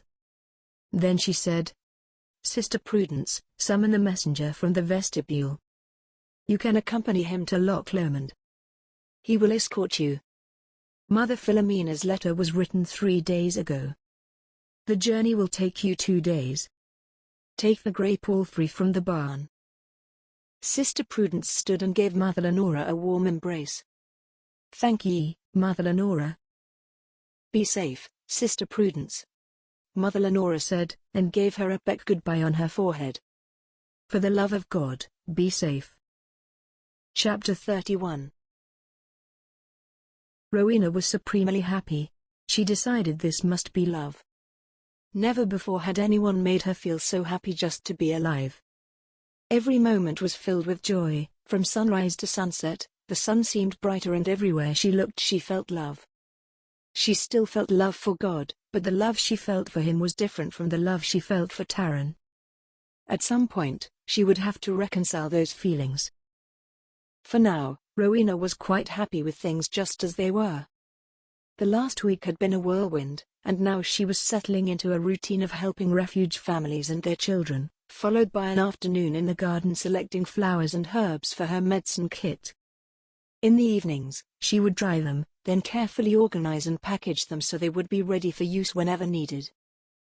In the short time she had been at Frenich, her chamber had become an apothecary of sorts. The castle servants and residents alike began to come to her for help with minor wounds and ailments. She was thrilled that Taran's garden yielded so many different useful plants. Throughout the day, she would have a visit by Taran. When they were together, Rowena felt indescribable bliss. In a short few days, it had become clear to everyone that the couple had fallen in love. The way they looked at each, hung on to each other's every words, and were often seen walking together, was unmistakable proof of it. Auntie Lily noticed it, too. Auntie Lily decided she needed to discuss the matter with her nephew and determine where it would all lead. She was very fond of Sister Rowena. Who wasn't? But the clan Robertson did not need a scandal involving Taran, who was already betrothed, and a nun. She found Taran talking with Malcolm in the library. Good, she thought. Malcolm can help me make Taran understand that he needed to leave Sister Rowena alone. Ayla, lads. She greeted them as cheerfully as ever. Taran, me lad. I want to talk to ye about something. Malcolm said. Good afternoon, Auntie Lily, I was just taking me leave. Auntie Lily said. Nay, Malcolm.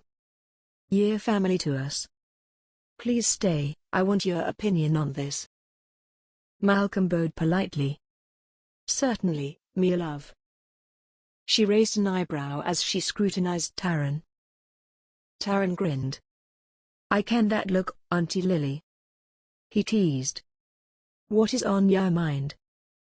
I'm nae going to hold anything back, Taran. I'm just going to ask ye. Ye're smitten by Sister Rowena, are ye nae?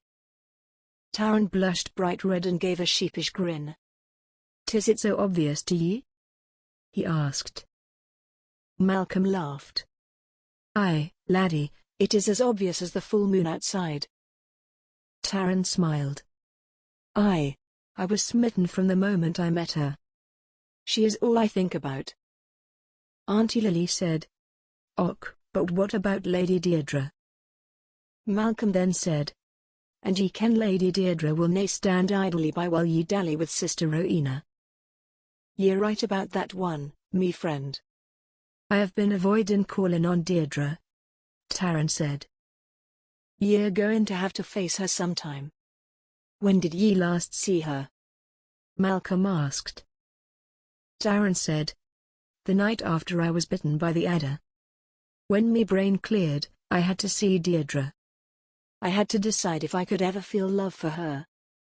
I had to make sure of what I have been feeling." Auntie Lily asked. "What did ye conclude?" He said. "That I want to be with Rowena. Only Rowena. Nay Lady Deirdre. Never have I felt love for Deirdre the way I feel it for Rowena." Auntie Lily cackled. "Love? 'Tis love ye're speaking about? Love is for children, Taran. It's here now, gone tomorrow. Ye were born into a noble clan. A powerful clan. For centuries it has endured and prospered. Think about what you're putting at risk, your fortune, your reputation, the clan's reputation, Lady Deirdre's dowry, her faith as Aya, all for the sake of some whimsical notion of love. It's nae but a fairy tale. Ye best nae risk your future on love. Ye need to be sure ye ken what ye're doing." Taran placed his palms flat on a table and leaned toward Auntie Lily. He looked at her with intensity that surprised even her. His voice was steadfast. "We dae nae need Deirdre's dowry. Until last week, I was willing to marry Deirdre for the reasons ye've pointed out, nae for love, but for the future and the security of our clans. But now that I ken Rowena, I cannae marry Deirdre." "And when day ye plan to give the news to Deirdre?" "Ye ken her faither will be angry," Auntie Lily said. Perhaps nay. There are many men in Scotland who would fight another man to the death to marry the bonny Lady Deirdre and ally with her faither. Deirdre will have nae trouble finding another man to be her husband," Taran said. Malcolm interjected. "Are ye forgetting something, Taran?" Taran looked at his friend. What are ye getting at? Sister Rowena wants to become a nun. How will that fit in with your own Plans. Taran shrugged. I dinna ken. I have nae thought much about that. 'Tis something ye need to resolve before ye make a decision ye'll regret. Malcolm said. Sister Rowena is certainly an enchanting lass. But ye just met her. Taran said. Aye, but she's a different sort of lass, Malcolm.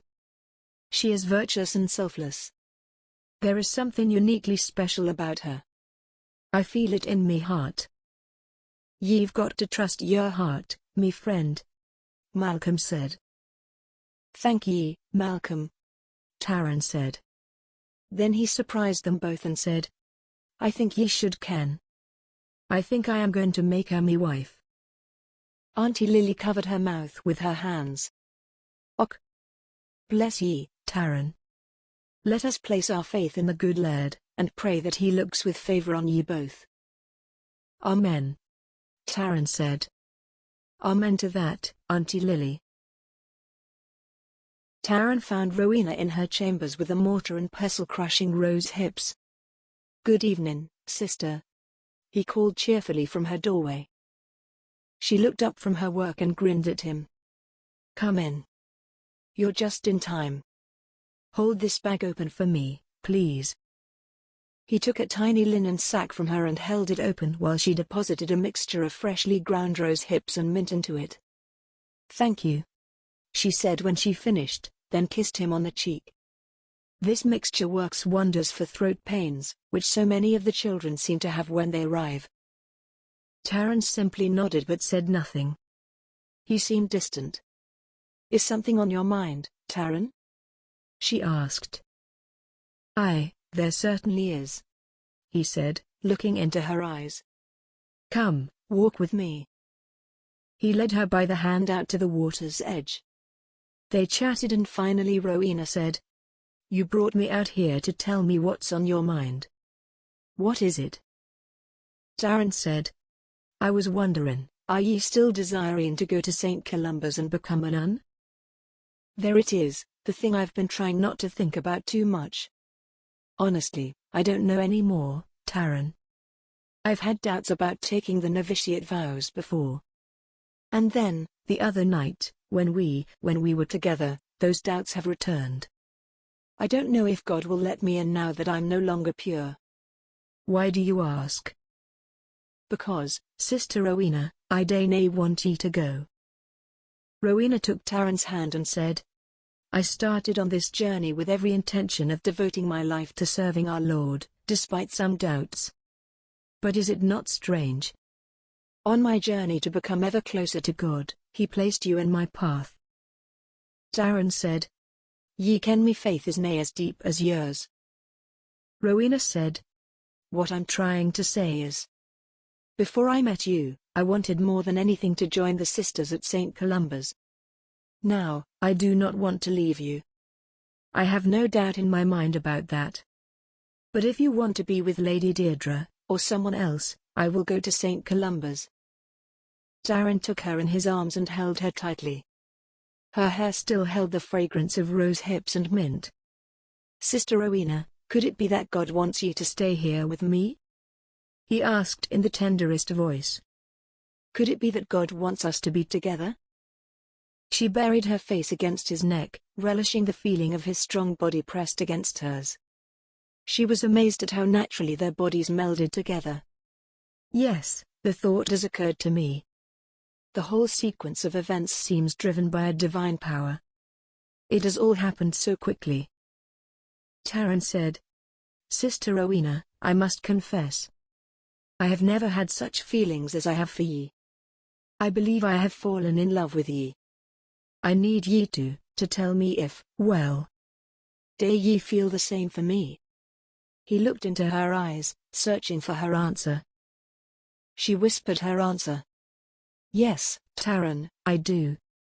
But you are betrothed to Lady Deirdre. He said. Aye, but I have had many second thoughts about it, even before I met ye. I even delayed the wedding twice. And now, Now that I've met ye, I have nae doubt in me mind about it. I canny go through with it. I have never felt the love for her that I have for ye. They stood near the water's edge under a tall pine tree and looked into each other's eyes, baring their souls to each other. He took her in his arms and kissed her passionately. "This is all happening so fast, Taran," Rowena said. "Are you sure?" "I have nae been so sure of anything in me life," he said without the slightest hesitation. Chapter 32. Taran was leading his horse from the barn when he saw a familiar figure approaching him. It was the very woman he was going out to visit. Lady Deirdre, in an expensive silk tunic, low-cut to reveal her ample cleavage. Passing farmhands turned their heads to gawk at the ginger-haired beauty. Lady Deirdre adored their attention. She rushed up to Taran, threw her arms around him, and gave him a kiss on the cheek. "Good morning, love," she said. "Are ye going hunting?" Taran said, "Good morning, Deirdre. Actually, I was coming to see ye." "Delightful," Lady Deirdre exclaimed. She traced his collar with her finger suggestively. "Shall we go to your chambers?" Good idea. Ye go wait for me there while I put me horse up." Deirdre gave him another peck on the cheek. "Day nae be long, love." She turned and went inside. In the passageway to Taran's chambers, she passed Rowena. Rowena was startled to see her. "Oh, Lady Deirdre, good morning. I did not expect to see you here," she stammered. "What are you doing here?" she wanted to ask. "Good morning to ye, sister," Lady Deirdre said. "I'm just paying a quick visit to me betrothed." Rowena stood speechless as she watched Lady Deirdre walk down the passage and let herself into Taran's chambers. She felt like she was going to faint. "He has betrayed me. He has betrayed us both." Rowena ran into her own chambers and closed the door behind her. She fell onto her bed, buried her face in her pillow, and cried. She did not hear Taran walk by and enter his chambers. Inside, he found Lady Deirdre on his bed, mostly undressed. He shook his head. "Deirdre," he said. "Put your clothes on. I need to talk to ye." She frowned and cocked her head in confusion. "Oh, Taran, what's wrong? Ye never said nay to me before." "Deirdre, I canny go on with this. 'Tis become a charade. I canny marry ye. Ye dae nae love me and I dae nae love ye. We have never loved each other. The wedding was always a business arrangement between our faithers and nothing more. Ye ken that." Lady Deirdre started shaking her head no, slowly at first, then faster and faster as his words registered. Her expression became a pout. It was as if she had transformed from a grown woman to a little girl who was not getting her way. Taran continued. "Ye and I, we have nothing in common. Never have. Ye can dae better for yourself than me, Lady Deirdre. Ye've had many noble men courting ye. Ye're a beauty. And a noble woman. Your faither can pay a handsome dowry." Lady Deirdre finally spoke.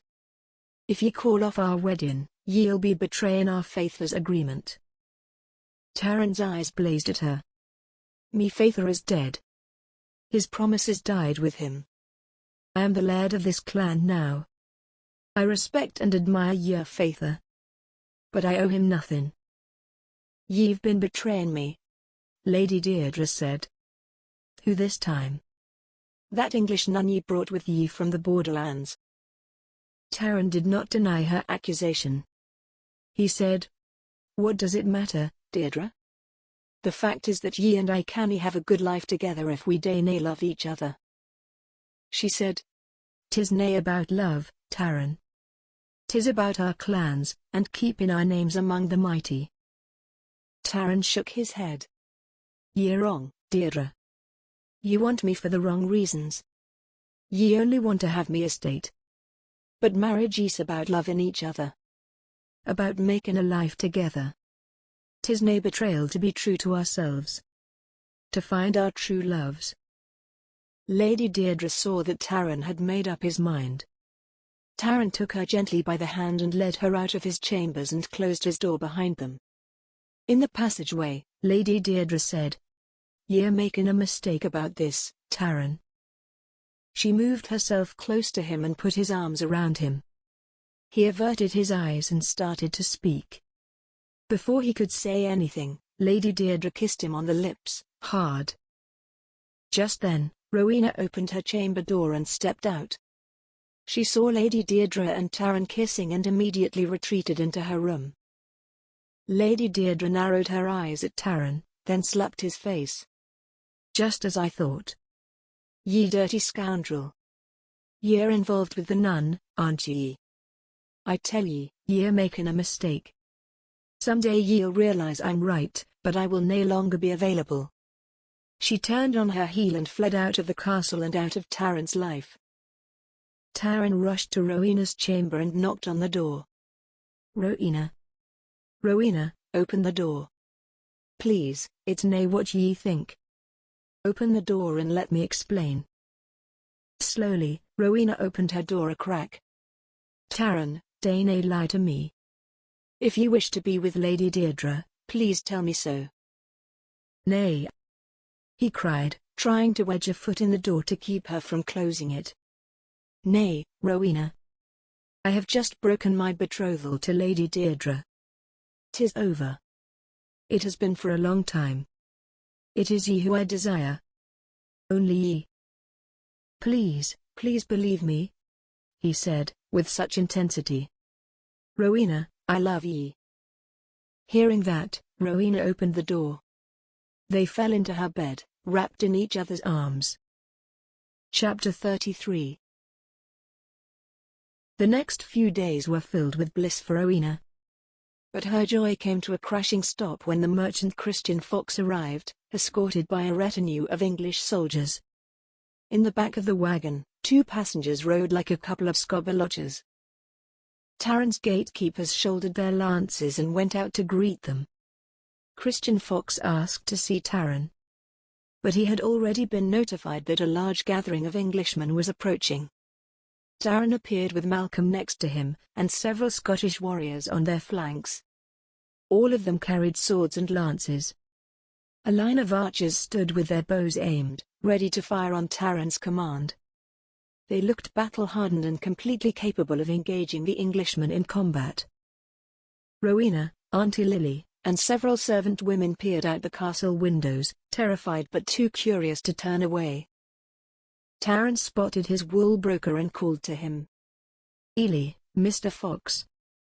Identify this English scum." As he spoke, one of the passengers in back of the wagon stood and leaned over the side. In the condescending tone typical of English aristocracy, he announced, "I am David Fulton, Earl of Strongbow." He pointed to Lord Kensley. "This is Alfred Cran, Earl of Kensley." Inside the castle, Rowena sank to her knees. She buried her face in her hands and moaned. Auntie Lily looked back and forth from Rowena to the scene unfolding outside. Then Earl Strongbow gestured to the knights riding alongside. "These are our knights and archers.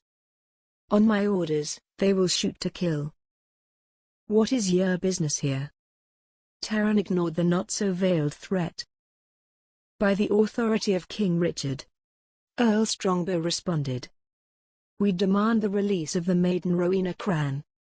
We know she is here under your authority. Turn her over to us and we will leave in peace. If you do not, we will storm the castle and take her by force." Taran said, "Ye have nae say here. If ye want to see the sun rise on the morrow, ye'd better turn around and go back."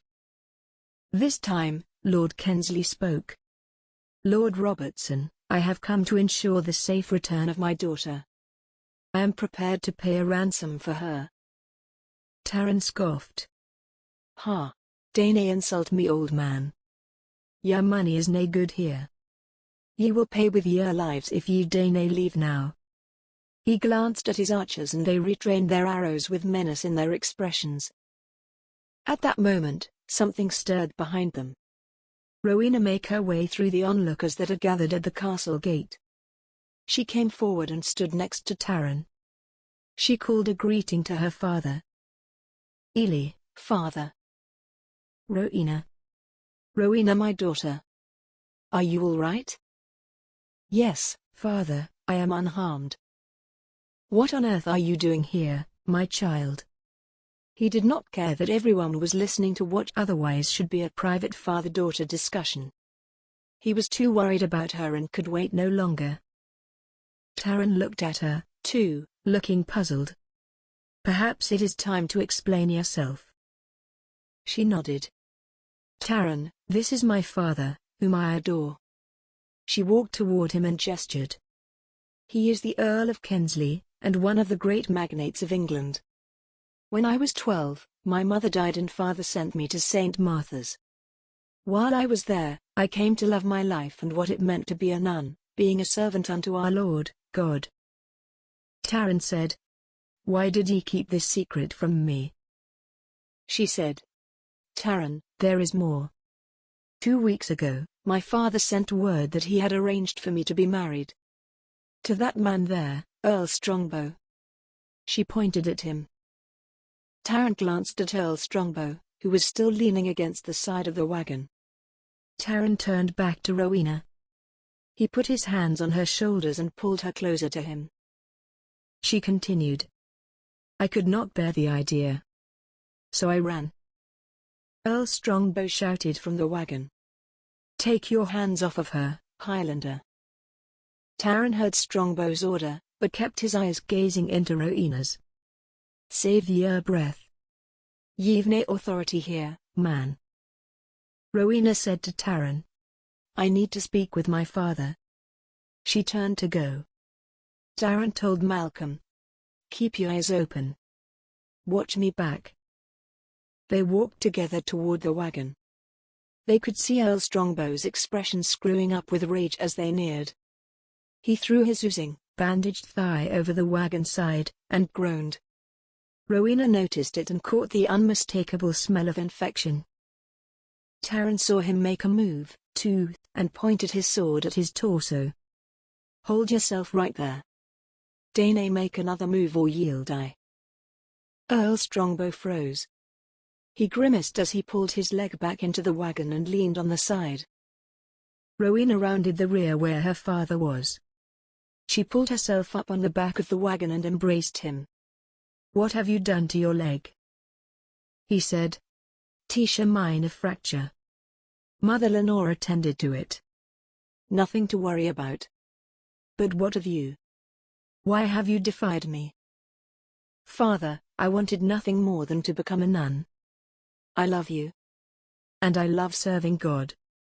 When Mother Lenora said you had arranged for me to marry Earl Strongbow, I felt as if the world had crashed down around me. Lord Kensley said. I see. Do you understand that the arrangement I made is to afford you the best life you can have? Is it, father? Is it really? Rowena's eyes flashed at her father. I rather suspect the arrangement as you call it was to afford you and Earl Strongbow the best lives you can have. It will work for all of our benefit, daughter. Earl Strongbow could not stand by in silence any longer. It was humiliating having the impertinent young Rowena casting him aside this way. She had no right to do it, she was bound by the agreement her father made. He scolded her. Lady Rowena. You have no say in this matter. The law authorizes your father to give you away to whomsoever he chooses. She looked at him with icy cold eyes but said nothing. He was correct about the law, and she knew it. At that moment, Earl Strongbow's eyes fluttered. He began to sway, and then he collapsed onto the floor of the wagon. Rowena gasped, then hopped onto the wagon and peered into his face. She could see his face was flush with fever and it felt very hot. As she bent over him, she could smell the putrefaction coming from his thigh wound. She unwrapped the bandage and nearly retched at the sight. This wound is badly infected. She turned to Taran and said, Taran, Malcolm, get him inside to an empty room and I will treat it. Please. He will die out here. Malcolm said. Let him die. So what? He's nothing but trouble. Nay, Taran said. I cannae have a Sassenach Laird die on me land if I could have saved him. Think of the war it could bring here. Help me get him inside. Maybe Rowena can save him. She saved me. He glanced at her and winked. Rowena had treated a variety of infected wounds back at St. Martha's. She knew too well that infections were a common health threat and could quickly result in death if not properly treated. Most people believed that inducing bleeding, either with leeches or by cutting open a vein, would treat an infection, but the sisters at St. Martha's did not follow that course of treatment. Instead, they focused on regularly cleaning the wound as thoroughly as possible, bandaging it with antiseptic material, and changing the bandages daily.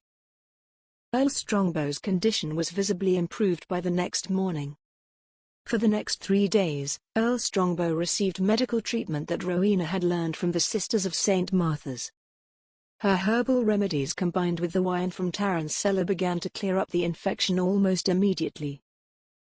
During his treatment, Taran allowed him to occupy a large spare room in the castle. Rowena's father shared the room with Earl Strongbow as they both recovered from their injuries under Rowena's oversight. On Taran's orders, 2 of his soldiers guarded the room and would not allow either one of the Englishmen to leave. The knights had been allowed to camp on the castle grounds while the 2 earls recovered enough to make the journey back to England. By the 3rd day, Earl Strongbow's leg had begun to heal well, and he no longer had a fever. Rowena came into their room with a servant bearing the men's supper on a tray. With a roar, Earl Strongbow knocked the tray to the floor. Enough. Enough of this lying about. I demand to be released immediately. Earl Strongbow got up and began punching the servant. Rowena shrieked.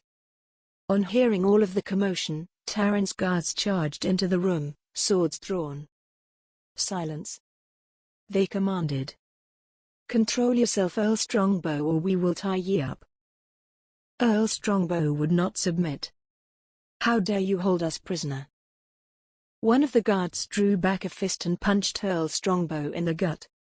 Ouch, he groaned, doubled over to catch his breath. Shut your mouth or we'll knock your teeth out of your head. Earl Strongbow sat down on the edge of his bed and shouted. You will pay for this. You will all pay for this. Summon your Lord Taran, immediately, I command you. One of the guards went to find Taran while Rowena cleaned up the food from the floor. Her father touched her arm and said, Rowena, I hope you'll forgive me. She took his hand. Father, the Lord says we must forgive all who wrong us. Of course I forgive you. I love you. Taran burst into the room with Malcolm and the guards behind him. What do you want with me, Strongbow? Taran asked. I demand that you release us immediately, Highlander. You have no right to keep us imprisoned here. Taran was quick to respond. Is that so? Ye have nae right to be on me land. I'm telling ye, I'll release ye provided that ye take your men and get out of here right this moment. In fact, me knights will escort ye back to the border. Earl Strongbow did not expect that response. He anticipated that Taran would try to hold them all against their will for a ransom payment of some sort from King Richard. Earl Strongbow stood up and began gathering his boots and weapons. Get up, Lord Kensley, we're leaving. To Rowena, he said. Get your things. You're coming with me. Rowena gasped. No, please. Earl Strongbow grabbed her arm. Like I told you before, you have no say in this matter. Now get moving. Taran stepped forward and shoved Earl Strongbow back onto the bed. In a threatening voice, Taran admonished him. But I have a say in this matter. Lady Rowena belongs to me now. Whatever arrangement you 2 gentlemen have made between yourselves has no relevance here. Ye're in Scotland. Earl Strongbow grabbed his sword and jumped to his feet. Malcolm, along with Taran's guards, lunged forward, but Taran held up a fist, signaling them to stop. Taran stood tall and jutted his finely chiseled chin at Earl Strongbow. I gave ye a chance to leave here in peace. I gave ye refuge while ye were sick. Instead of showing your gratitude for what we done for ye, ye threaten me men and ye lay claim to me lass. Ye're a menace to the land. Earl Strongbow held his ground. I challenge you to a duel, Taran. Taran answered defiantly.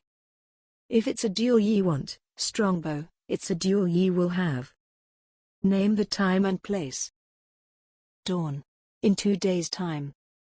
On the bridge. It'll be my pleasure to kill you in front of your own castle. Taran said. Count on it. Earl Strongbow said. And Taran, prepare to die. He snickered. He presumed that Taran was not aware that Earl Strongbow was, if nothing else, one of the most accomplished swordsmen in England. Chapter 34. The messenger kept his large, able-bodied stallion on the main roads from St. Martha's back to the castle Frenich. On her sturdy but slow palfrey, Sister Prudence kept up as well as she could. She had once been a skilled horsewoman, but those were many years ago. Now she was rusty, stiff, and grateful that her mount was level-headed. The trip should have taken them only 3 days, but it took them 4.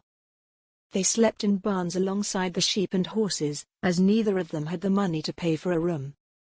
Sister Prudence had brought plenty of bread and fruit from St. Martha's kitchen, and that is all they had to eat on the road. By the time they arrived at Frenich, both of them were exhausted, as were their horses. Sister Prudence could hardly walk and the sun was low. Still, she made the messenger stop in the lane when the castle came into view. The setting sun cast a glow on the high stone walls and reflected off of the moat. The clouds, backlit by the sun, shimmered in halos of light. "It's breathtaking, is it nay?" she asked. The messenger shrugged. "I suppose so." As they approached the castle bridge, 2 guards came out of the keep to greet them. They recognized Taran's messenger. "Ely. Been gone a while this time." "Aye," the messenger said. "I'll let Taran ken you're here." "Wait inside the keep." Sister Prudence walked in a daze through the castle entrance. She looked at every window and ran her hands along the stone walls. She spotted letters carved into a windowsill and traced them with her fingers. Inside the doorway, they stood in the vestibule. She studied everything. The messenger said, "Ye ever been inside a place like this?" Sister Prudence gave him a vague, far-away smile and said, "Aye, a long time ago." She peered into the passageway leading to the great hall. On the far side, she could see a fire burning in the hearth, with kettles and servants silhouetted in front of it. Overhead, chandeliers of candles hung from the ceiling. Then a figure of a man approached from the hall. Sister Prudence could not see his face in the dim light, but she recognized his form. Then she heard his voice for the first time in almost 10 years. She stepped into the shadows so her own face would be hidden. The man was Taran. "Ely, laddie. Ye're late getting back. Did ye run into trouble?" he asked the messenger. The messenger said, "Nay, but had to run a detour. Had to take a message to St. Martha's in Jarrow. Mother Philomena said ye would nae mind." He motioned to Sister Prudence, still standing in the evening shadows trying to conceal her face. "The sister here wanted to come along." Taran looked astonished. "St. Martha's? This can't be a coincidence. Ye're here looking for Sister Rowena?" Sister Prudence lifted her face and looked right at Taran. What a handsome man he had become since she last saw him. "Taran, do ye nae recognize me?" Taran squinted at her, searching her face. He shook his head slowly, trying to remember. She resembled someone he knew a long time ago but could nae place her face. Then it began to dawn on him who it was. She slipped the veils off of her head. Her rich dark red hair, now shot with grey strands, fell to her shoulders. It was the same color as Taran's. She saw his expression change from confused to wonderment as he began to realize who she was. "Fiona?" he asked. Sister Prudence smiled wide, tears filled her eyes. She nodded, so filled with emotion was she that she was unable to speak. She reached out and tenderly touched his cheek. "Fiona!" Taran shouted, and threw his arms around her. They embraced each other for a long, long time, sobbing with joy and disbelief. One of his long-lost sisters had come home. Taran escorted Sister Prudence into the hall. It was empty now except for the servants tidying up. He instructed someone to bring Fiona some bread and wine, and another servant to go find Auntie Lily and Rowena and bring them to the hall. As brother and sister celebrated their reunion, Auntie Lily and Rowena came through the door. As soon as Rowena saw Sister Prudence in the great hall, she shrieked, "Sister Prudence! Oh, my lord, Sister Prudence!" She rushed to her good friend and embraced her firmly. "What brings you here?" "'Tis a bit of a long story, sister." "Never mind that. What a miracle it is to see ye here." "Ye're in good hands, here with me brother, Taran." "What?"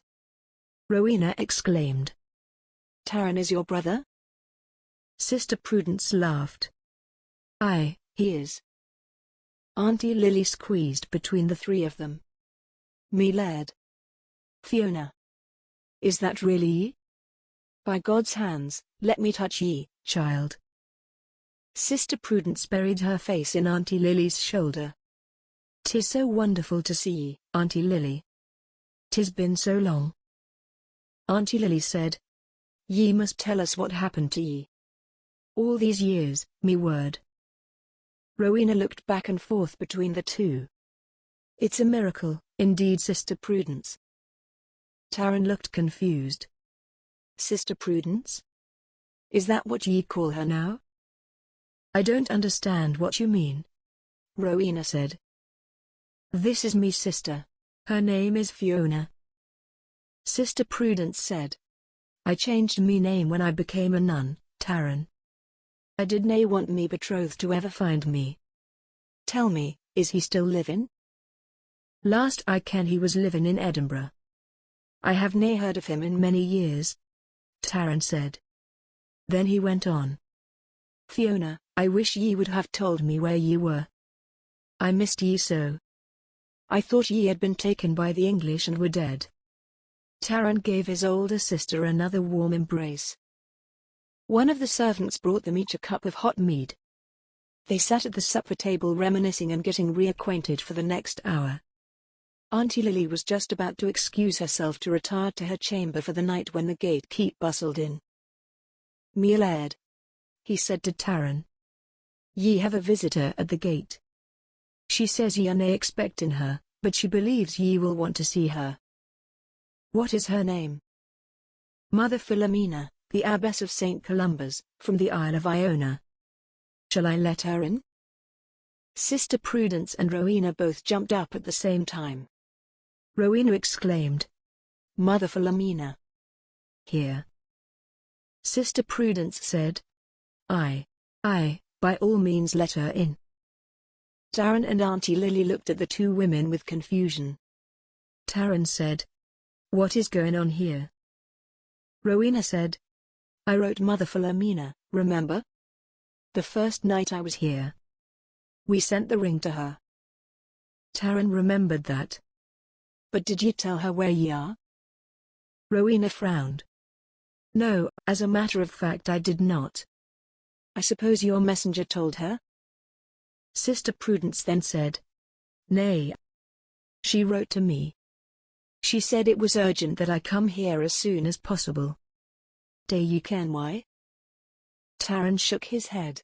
Auntie Lily said, "I dinna ken anything about what we're talking about."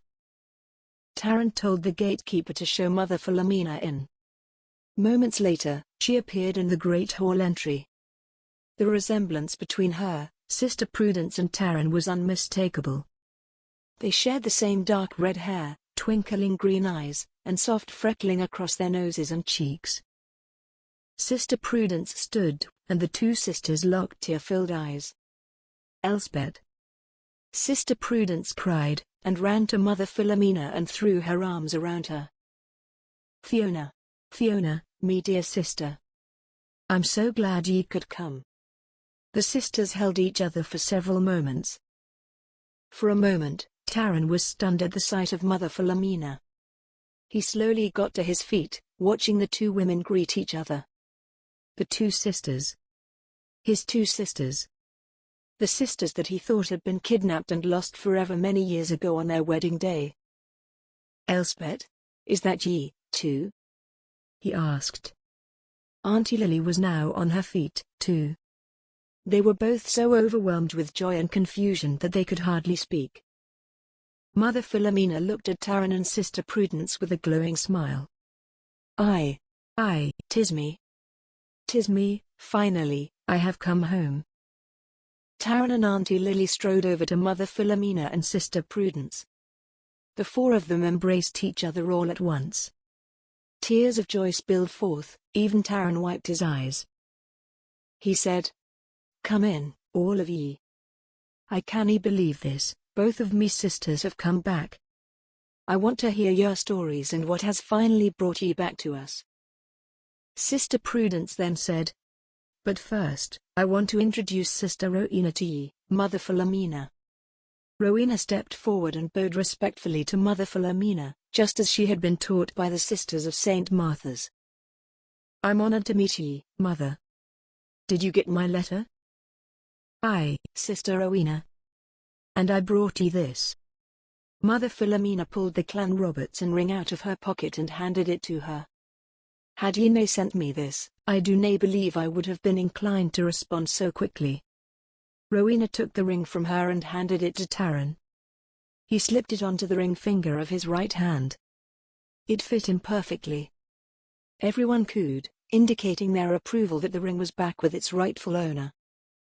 Mother Philomena then turned to Rowena and said, "To answer your request to me, I would be delighted to take ye with me to St. Columba's. Ye will be most welcome there." Rowena kissed her hand solemnly and bowed. "Thank you, Mother Philomena. I am honored to know that." Taran said, "We have much to talk about. Perhaps we should make ourselves comfortable in the drawing room where we can talk in privacy." He escorted everyone into the drawing room where they spent the next 2 hours catching up. Sister Prudence and Mother Philomena told their stories. Mother Philomena started. "Neither Fiona nor I wanted to marry the men our faith had arranged for us. Me betrothed became a drunkard. He had a terrible temper. Even though he was a nobleman, the son of one of Faith's dearest friends, he was mean. Very mean. I dae nae ken if Faith was aware of it. If he was, he did nae care." Taran said, "I dae nae remember him." "Ye were too young then," Mother Philomena said. "His name was Gerald McEldowney. He was very close to Black Prince Edward and part of an important victory in the Battle of Poitiers. He helped the English capture the French king, John II, and his son, Philip. The French government nearly collapsed." Taran said, "I'm aware of that story.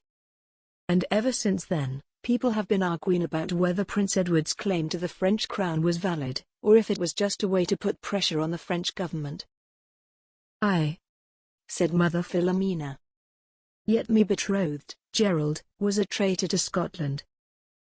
"Did Faith ken about that?" Taran asked. "I believe he did, though he would nae listen to me about it." Auntie Lily then chimed in.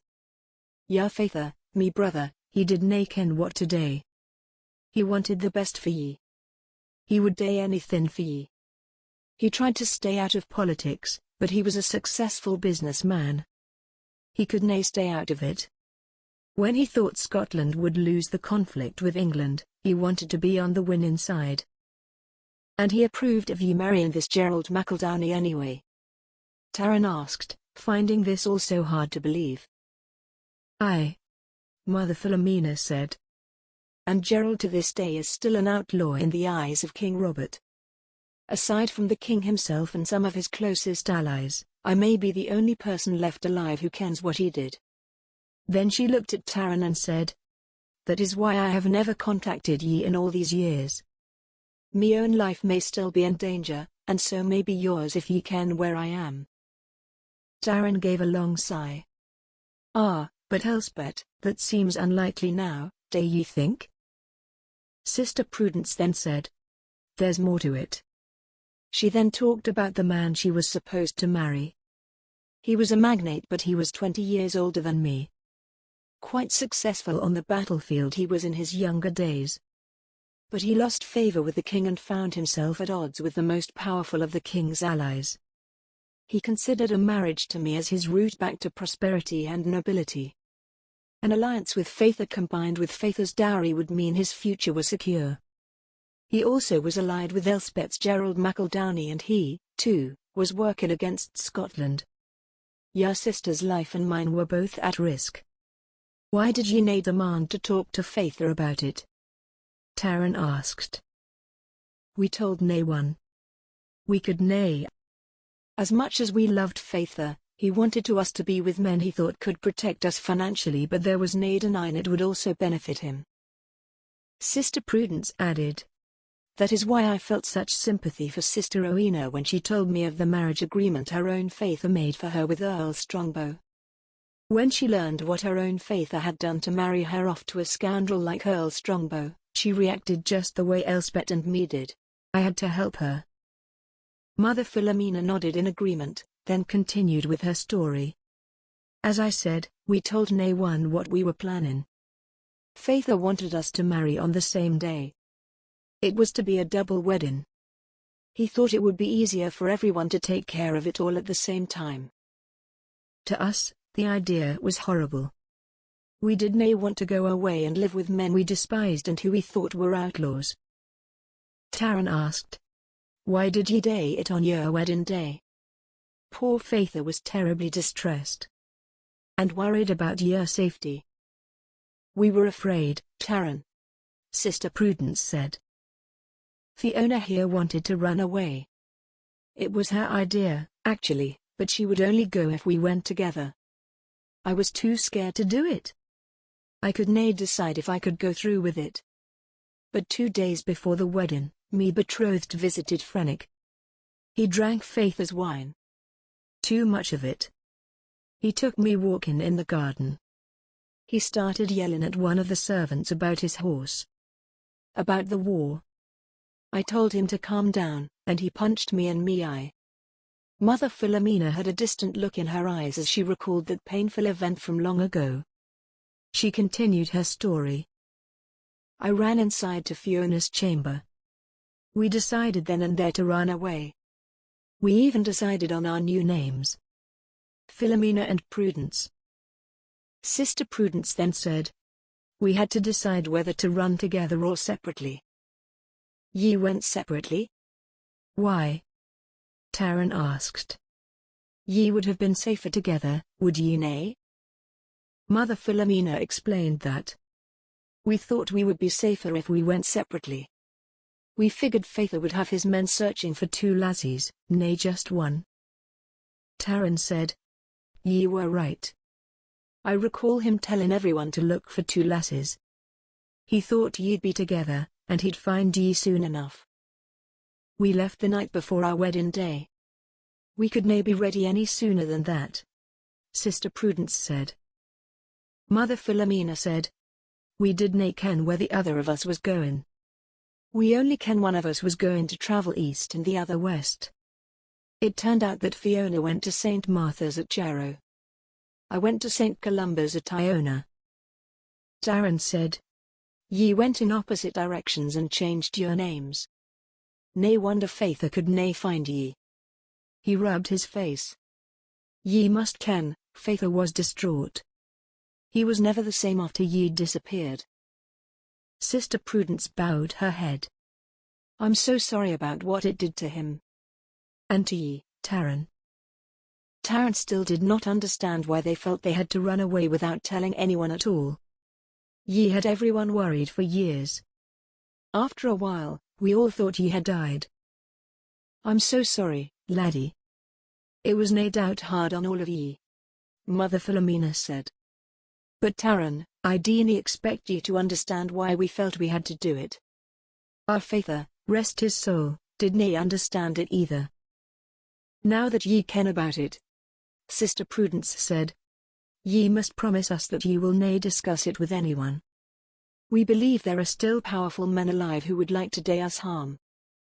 Sister Prudence continued. Ye must also understand that the life of a married woman is nae a nice one if your husband treats ye badly. He might treat ye like a slave, which is quite common. Could be far worse, though. Beatings are common. Terrible beatings, Taran. At St. Martha's, we see it all the time. Many women come to us needing medical attention. 'Tis often because of what their husbands did to them. It's a terrible sight to see sometimes. Sometimes they beat their children, too. We nuns, we pray for them. Tend to their injuries as best we can. Mother Philomena added. And we are thankful we dae have any man doing that to us. Sister Prudence said to Taran. Taran, if ye ever take a wife, promise us ye will treat her well. Though she is only a woman, she is a child of God. Just like ye are. Taran nodded. I ken that, Fiona. I dae nae believe I could ever hurt a woman or a child. Do ye think ye will marry soon? Sister Prudence asked. Taran said. As a matter of fact, Fiona, that is, Sister Prudence. I have been thinking about that. He looked at Rowena and winked. I'm still mulling it over. Rowena looked at him with surprise. Is he planning to ask me to marry him? He couldn't be referring to Lady Deirdre. Surely there is no one else. Chapter 35. Earl Strongbow lay on his bed, thinking about the duel that would happen 2 days from now. Their supper dishes were still on the table in their chambers waiting for the chamberman to remove them. He stood and lit an oil lamp to look at his wound and assess its readiness to stand up to a vicious duel. The pain from the infection had completely disappeared yesterday, along with his fever. The wound itself was healing over and Rowena's medicines had done such a good job he may not even have a scar once it was completely healed.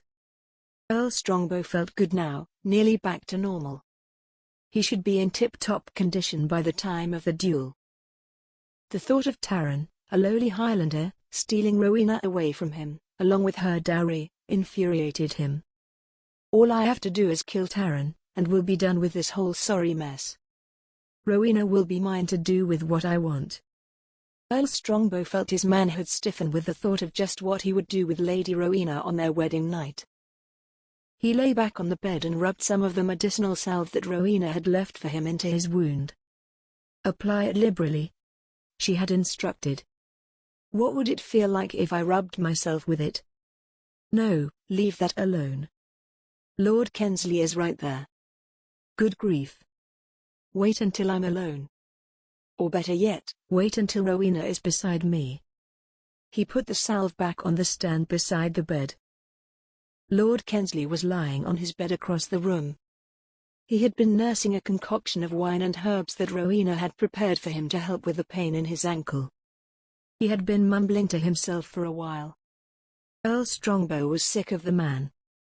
He said, Lord Kensley, are you aware that you might never walk the same way again? After a moment, Lord Kensley said, Yes, that thought has occurred to me.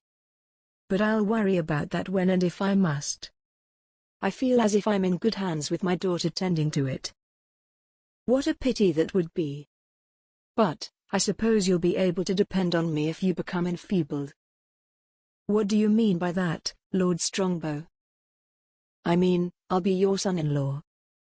Naturally, you'll want to show me how to run your business for you. Manage your estate. Turn over your affairs generally to me. Lord Kensley hesitated a moment before he answered. Frankly, Lord Strongbow, I had not thought about all of that. Perhaps at some point that might make sense. If circumstances warrant, I suppose. I'll give it some thought. In fact, Earl Strongbow's remarks were so astounding that they took Lord Kensley's breath away. Why on earth would Earl Strongbow think I should turn my business and my financial matters over to him? It's not as if I injured my brain. Does his ambition know no limit? Earl Strongbow smiled an eely smile. When Rowena is my wife, I shall have my barrister draw up some papers for you. I will take care of everything, and you can relax and enjoy the rest of your life in peace. Let me handle it all. Warning sounds went off in Lord Kensley's head. Chapter 36. The sisters badgered Taran with questions about the woman he was thinking of marrying. "Tell us about her," Elspeth said. "Yes, they tell us all about her," Fiona chimed in. Taran blushed. "The first thing I must say is she is the most beautiful woman I have ever seen. And one of the purest women I have ever known. One of the kindest, gentlest of women. The most talented, and certainly the bravest." "My word," Fiona said. "She must be very special, Taran." "Oh, she is," he said. "She saved me life, more than once." "What do you mean, brother?" Elspeth asked. Taran took a deep breath and began to describe what happened the night Rowena set Malcolm and him free right under the noses of his English captors. "There we were, our hands bound and tied to trees in the Kielder forest. The English soldiers thought we were part of a bandit gang that had just tried to rob them. Of course, they were badly mistaken about that." Taran glanced at Rowena and winked. He was having fun telling his two older sisters this story about the night he met Rowena. "Malcolm and I thought we were finished. The next thing I ken, a woman whispered in me ear. I thought I was dreaming. She sliced the ropes off our hands and we slipped out of their camp like a bunch of phantoms." "My goodness!" Fiona exclaimed. Rowena had her hands over her mouth to stifle her giggling at Taran's story. "Will we have the opportunity to meet this brave young woman?" Fiona asked. "Och, ye already ken her," he said. He turned to Rowena and took both of her hands in his. "Me Lady Rowena." She looked at him. "Yes?" She could barely contain her excitement. "Is he about to propose?" she wondered. "Me lady, I ken I was nae in your plans until recently. When we met, ye had intended to go finish your training under me sister, Elspeth, though ye didn't ken she was me sister. Then ye'd live out your days as a nun. If ye still wish to do that, I will respect your decision. I will nae stand in your way. Elspeth, that is, Mother Philomena, will take good care of ye, I ken that." Rowena nodded. "I know she would, Taran." But fresh tears sprung to her eyes. She did not want to leave him. She had fallen for him hard. If he changed his mind about her, she would have to get to St. Columba's or back to St. Martha's, any place that let her resume the life of a nun. Taran held up a hand. "Wait, lassie, before ye speak, I'm nae finished sayin' what I have to say to ye." "Oh, please continue." Rowena stayed quiet, waiting for him to finish. She was trembling. He continued. "I want ye. Nay, I need ye to consider something more." He kissed the palm of her hand. "What is it?" she asked. Taran got down on one knee in front of her. He held one of her hands. "Lady Rowena," he said, as she looked at him in confusion. "I have fallen in love with ye. I cannae bear the thought of ye leaving here. Ye going to St. Columba's, or anywhere else for that matter. What I'm saying is, I want ye to stay here with me. Forever. To become me wife. Rowena, I'm asking ye. Will ye marry me?" Rowena could no longer hold back the tears that had filled her eyes. She thought about all of her planning and thinking about becoming a nun, the time she had devoted to becoming the best nun she could be, the doubts, the self-examination she had put herself through in making the decision. With Taran's proposal, However, she knew in an instant that becoming a nun was not the path God intended for her. In a flash she realized her desire to serve God would be fulfilled through her marriage to Taran, not by becoming a nun. "Oh, yes. Yes, Taran," she said with more certainty than she had ever known before. "I would be honored to be your wife." I love you too." Auntie Lily, Fiona, and Elspeth gasped and clapped their hands over their mouths. Feeling such joy in the moment, they watched the couple embrace and celebrate their betrothal. When Rowena accepted his proposal, Taran slowly got to his feet. He felt as if the world had slowed down, as if everything was happening in a slow, surreal motion. He pulled Rowena to her feet and into his arms. He kissed her with intense passion, not caring that his sisters and aging aunt looked on. The sisters and Auntie Lily broke into applause. Auntie Lily poured everyone a cup of wine. She raised her cup in a toast to the happy couple. Rowena could not recall ever being so happy. Only one thing still concerned her: the duel between Taran and Earl Strongbow. The thought of Taran being killed terrified her. Surely he is a better swordsman than the Earl. It was a subject she longed to discuss with Taran, but now was not the time. She was very surprised to hear Taran bring it up instead. He said, "If ye have nae objection, Lady Rowena, I want to summon the priest and have him perform the wedding ceremony on the morrow." "I have no objection, Taran. But why the urgency?" she asked. His face grew dark and serious. "Remember, me duel with Earl Strongbow will take place in 2 days. If I am killed, I want ye to have me manor. I want ye to have Frenich. And I want ye to keep taking care of the people of the Shire. Can ye promise me ye'll do that?" Rowena responded with horror at the fact that he could talk about it so readily. "Oh, Taran, I am so worried about this. Is there no other way to settle things?" "Nay, I think nay. Earl Strongbow is the kind of man that will kill ye to get his way. He is nae a man who will accept anything less than just what he wants." Taran held her and spoke softly. "It'll be a fight to the death, Rowena." She buried her head in his broad chest. She sighed and said, "Promise me you will defeat him. You've got to promise me." "I promise ye. We'll have a long happy life together." Rowena lay in bed staring at the ceiling. She had accepted Taran's marriage proposal and was not the least bit sleepy, even though the day had been exhausting. She thought about using some of her own herbs to help her sleep. Then a knock at her door. She heard Taran softly call her name. "Rowena, Rowena. Are you awake?" She got up and cracked open the door. He was standing in the hallway nearly naked. She opened the door and let him in, closing and locking the door behind him. He scooped her up in his arms and carried her to her bed. He fell into bed beside her and kissed her with all the intensity he felt for her. She was hungry for him. They kissed and let their hands roam over each other's bodies. His hands massaged her breasts and pinched her nipples. When she was fully aroused, one hand slipped to her vagina and rubbed it. She was already so wet with anticipation of his touch. His fingers played with her and then she felt his fingers inside of her. First 1, 2, then 3 of them, stimulating her with such skill. He kissed her nipples, then his mouth moved down, kissing her stomach, going lower, and then licking her all the way to her groin. His tongue found her just where she wanted it to be.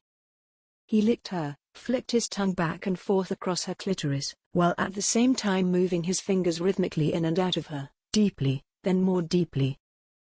His tongue and fingers moved together, as if they were performing a dance on her, then he pressed his tongue against her and moved it back and forth while his fingers kept moving in and out, as deeply as he could go.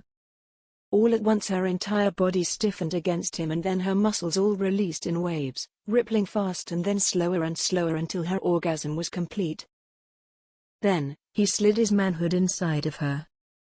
He pushed himself deep inside of her and yet she wanted him to go even deeper. She pushed her groin against his, feeling the waves begin again.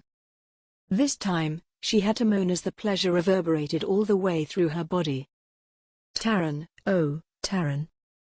She wrapped her legs around his and pushed against him with all of her strength. He felt her climaxing again, and that excited him even more. He quickened his own rhythm as she came again, and in one big explosion he felt his own release. He groaned with pleasure as he spilled himself into her completely. Afterwards, they lay in each other's arms, whispering and touching each other all over. "This is our future," Taran said, feeling very pleased about everything at the moment. "Yes. I never thought I could be so happy," Rowena said, as if in a dream. "Are ye sure you're nae giving up your true desire? To be a nun?" Taran asked her. "I have never been so sure of anything in my life, Taran." "Is your mother still living?" "No, she died when I was 12. She died in childbirth." "It was a boy." "My father never really got over it," Rowena said. "He never remarried." "He loved my mother," Taran said. "He loves ye, too, Rowena. I can see it in the way he watches ye." "I have wondered about that. I don't know why he would promise me to Earl Strongbow. Of all the men available, why that one?" "He wanted to find someone who could provide for ye." "No doubt. But I will do better by ye than Strongbow ever could. Because I love ye, Rowena. I do love ye." Taran fell asleep next to her. Rowena just wanted to savor the time in each other's arms. Chapter 37. The next morning, Rowena went to visit her father in his chambers. Lord Kensley was still unable to walk without crutches, and so he had stayed in the room that he had been sharing with Earl Strongbow. Taran's guards still stood outside their door, making sure they stayed put.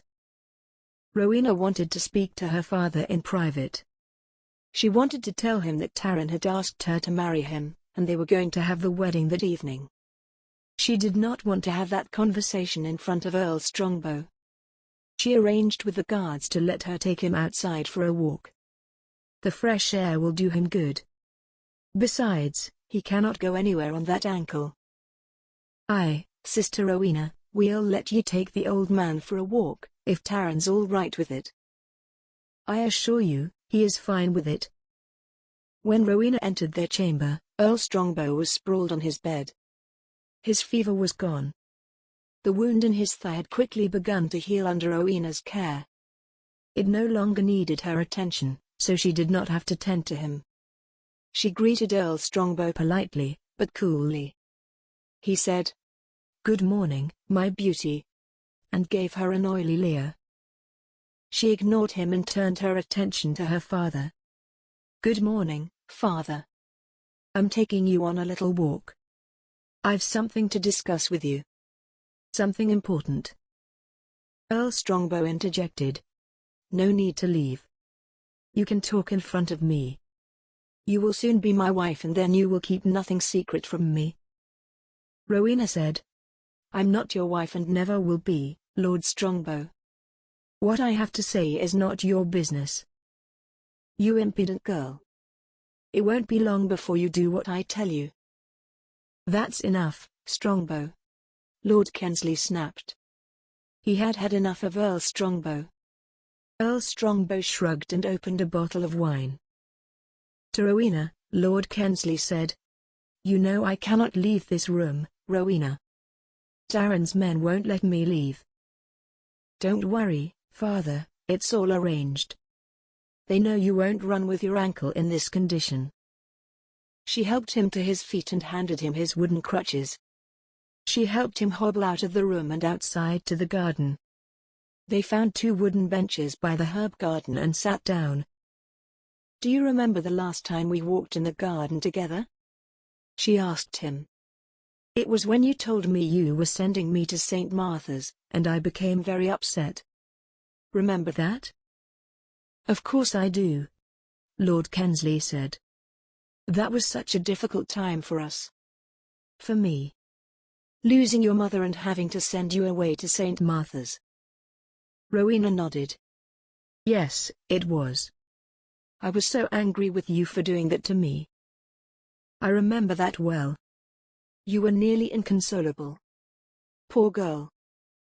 Yes, but father, it turned out to be such a blessing. At first, I hated it.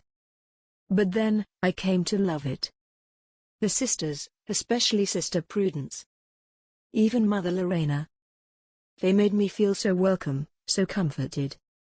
So loved. And I learned so much. Her father took her hand and held it as she talked. I thought about becoming a nun. I spoke to Mother Lenora about it, Sister Prudence, and the others. Then, last month, I had all but decided to do it. Lord Kensley said, I know you gave it considerable thought. You told me in your letters. When I visited you, you seemed so happy about it. I was so grateful for that. But I never told you that I had decided to go ahead with it, even though I had some doubts lingering in my heart. I thought it was what I wanted to do with my life. Rowena, I am your father. I know you. I knew you wanted to become a nun. It was all you spoke about. You did not have to tell me that you decided to do it. You decided to do it a long time ago. He chuckled at how well a caring father can know their children. However, I was not aware you had some reservations about it. His statement confirmed her belief that he had betrayed her. If you knew what I wanted most deeply, father, then why did you arrange for me to become Earl Strongbow's wife? It is what our family needs to survive. His wealth, his access, his connections. Like it or not, I am on the brink of bankruptcy. There are few able-bodied men left to work in the fields or tend to the animals. Those who are left are slackers or demanding more pay. It's an impossible situation for us, Rowena. Lord Strongbow is our only hope. His voice was full of desperation. That's as I thought, she said. They were quiet for a moment, then he asked. You ran away from St. Martha's, didn't you? Yes, she said. I did not want to marry Earl Strongbow. I will not marry him. He is an evil man. I cannot bear the thought of him touching me. How did you end up here? With Lord Taran, I mean? He asked. The night I left St. Martha's. I was going to St. James Monastery to hide. I hiked through Kielder Forest to avoid the main roads. A gang of bandits threatened some English soldiers. Taran risked his life to save them. But the soldiers took him hostage. They thought he was in league with the bandits, but he wasn't. I helped him escape. They chased us, but then they gave up. Taran invited me to come here and stay as his guest until I received approval to move to St. Columba's at Iona to finish out my novitiate obligations and become a nun. Intriguing, Lord Kensley said. Has Taran hurt you? No, father. In fact, since I have been under his protection, he has treated me with the utmost respect. But there is something you should know. What is that? Taran and I. Well, Taran and I plan to wed. What? Her father exploded. You cannot get married. You're betrothed to Lord Strongbow. Break it off with Taran immediately. Rowena narrowed her eyes to slits. No, father, I will not. I will not have you mandating my future anymore. I love Taran. And you should know that Earl Strongbow is evil. Then come back with me to Middlekirk Manor. Rowena shook her head. No, father, I cannot do that. I am going to marry Taran. Today, if the priest can get here to do it. Lord Kensley rubbed his face with his hands. His daughter always was a stubborn girl when she had made up her mind about something. But he's a Scot. A Highlander to boot. Yes, he is. But he is the noblest man I have ever met. He saved my life more than once. Lord Kensley got up to leave. I cannot believe what you've done, Rowena. You have put your life in danger by running and perhaps have committed treason against the crown. You have defied my authority in arranging a marriage worthy of your status. You have instead decided to marry a man who is an enemy of England. 'Tis positively unseemly, Rowena. He lost his balance and nearly fell over. Rowena jumped up to help him. Careful, father. Let me help you. She reached out to steady him, but he pulled away from her. No, thank you. I can manage quite well. Father, I'm sorry if you think I am a disappointment to you. I hope you will be happy for me. I am in love with this man, and I'm certain this is the right thing for me. Lord Kensley did not answer her. She watched her father hobble back to the castle on his crutches. She asked God to help him someday accept Taran and their marriage. The wedding took place that evening. As the priest explained to Taran and Rowena when they spoke with him earlier in the day, the church normally required wedding banns to be posted for a 3-week period before a wedding can take place. Why? Taran had asked. The priest smiled as he answered. To keep the clergy from doing the devil's work. For example, we cannae be marrying ye if ye are already married to someone else, or if ye have taken a vow of celibacy, or if ye are closely related to your betrothed. Taran had responded. Faither, ye've known me since I was a wee lad. Ye ken none of that applies to me. Aye, indeed I day. The priest looked at Rowena. And what of ye? Did ye take a vow of celibacy? Rowena kept her head bowed respectfully as she answered. No, father.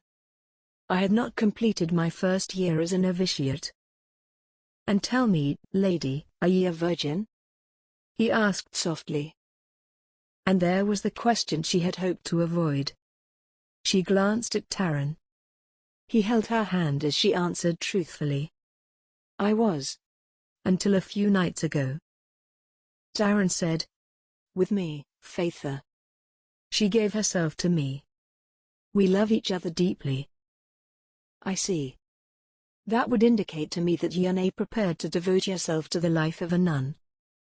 Rowena kept her head bowed in shame in front of the priest. I have been carrying so much guilt for what I have done. I have sinned before the Lord, and I did so with someone else's betrothed. But father, I could not stop myself. I love Taran deeply. Please forgive me for my betrayal. The priest nodded. I am certain that God forgives ye, me lady. I myself make nae judgment of ye, and in fact, I am pleased that ye see now that the life of a nun is nae an easy one. Ye must be willing to put the Lord above all human relationships. The fact that ye are here before me asking me to perform the ceremony confirms for us that God wants ye to serve him not as a nun, but as the wife of Laird Taran. There is nae shame in that, me dear child. He paused while Rowena dabbed the tears from her eyes. Thank you, father. I have prayed the Lord would not condemn me for this choice. This betrayal. Her voice quavered as she spoke. The priest consoled her. Och. 'Tis nae any betrayal, lassie. A marriage based on love is a glorious thing. A godly thing. 'Tis the way God has chosen for ye. And ye're a lucky woman to have Taran for your husband. Rowena wanted to throw her arms around the priest for his counsel. She finally felt absolved for giving herself to Taran and for turning her back on the nun's life. She made a silent vow to perform any service she could in the name of God. Taran put a comforting arm around her. The priest asked, And do ye both consent to this marriage? Aye. Taran said, earnestly. Yes. Rowena then said. The priest leaned back and clasped his hands. I see. In this case, then, I believe it is within me given authority to waive the bans. He smiled broadly at Taran. It would be me pleasure to perform the ceremony for ye this evening. Guests started arriving mid-afternoon from all over. Word had spread fast among the castle servants and the local families that Rowena had helped. They came to see the beloved Lord Taran and the gracious, beautiful Rowena exchange their vows. In the candlelight of the castle's chapel, the wedding party assembled. Taran had been able to engage a trio of musicians to play music for them. The servants had scurried around all afternoon preparing a celebratory dinner for all of their guests. Taran had ordered them to prepare a simple buffet for everyone so that anyone who wanted to could attend the ceremony also. When the clock struck 6 o'clock, everyone had taken their places in the chapel. Taran stood proudly at the altar looking very handsome in his leather tunic and red and black tartan cloak.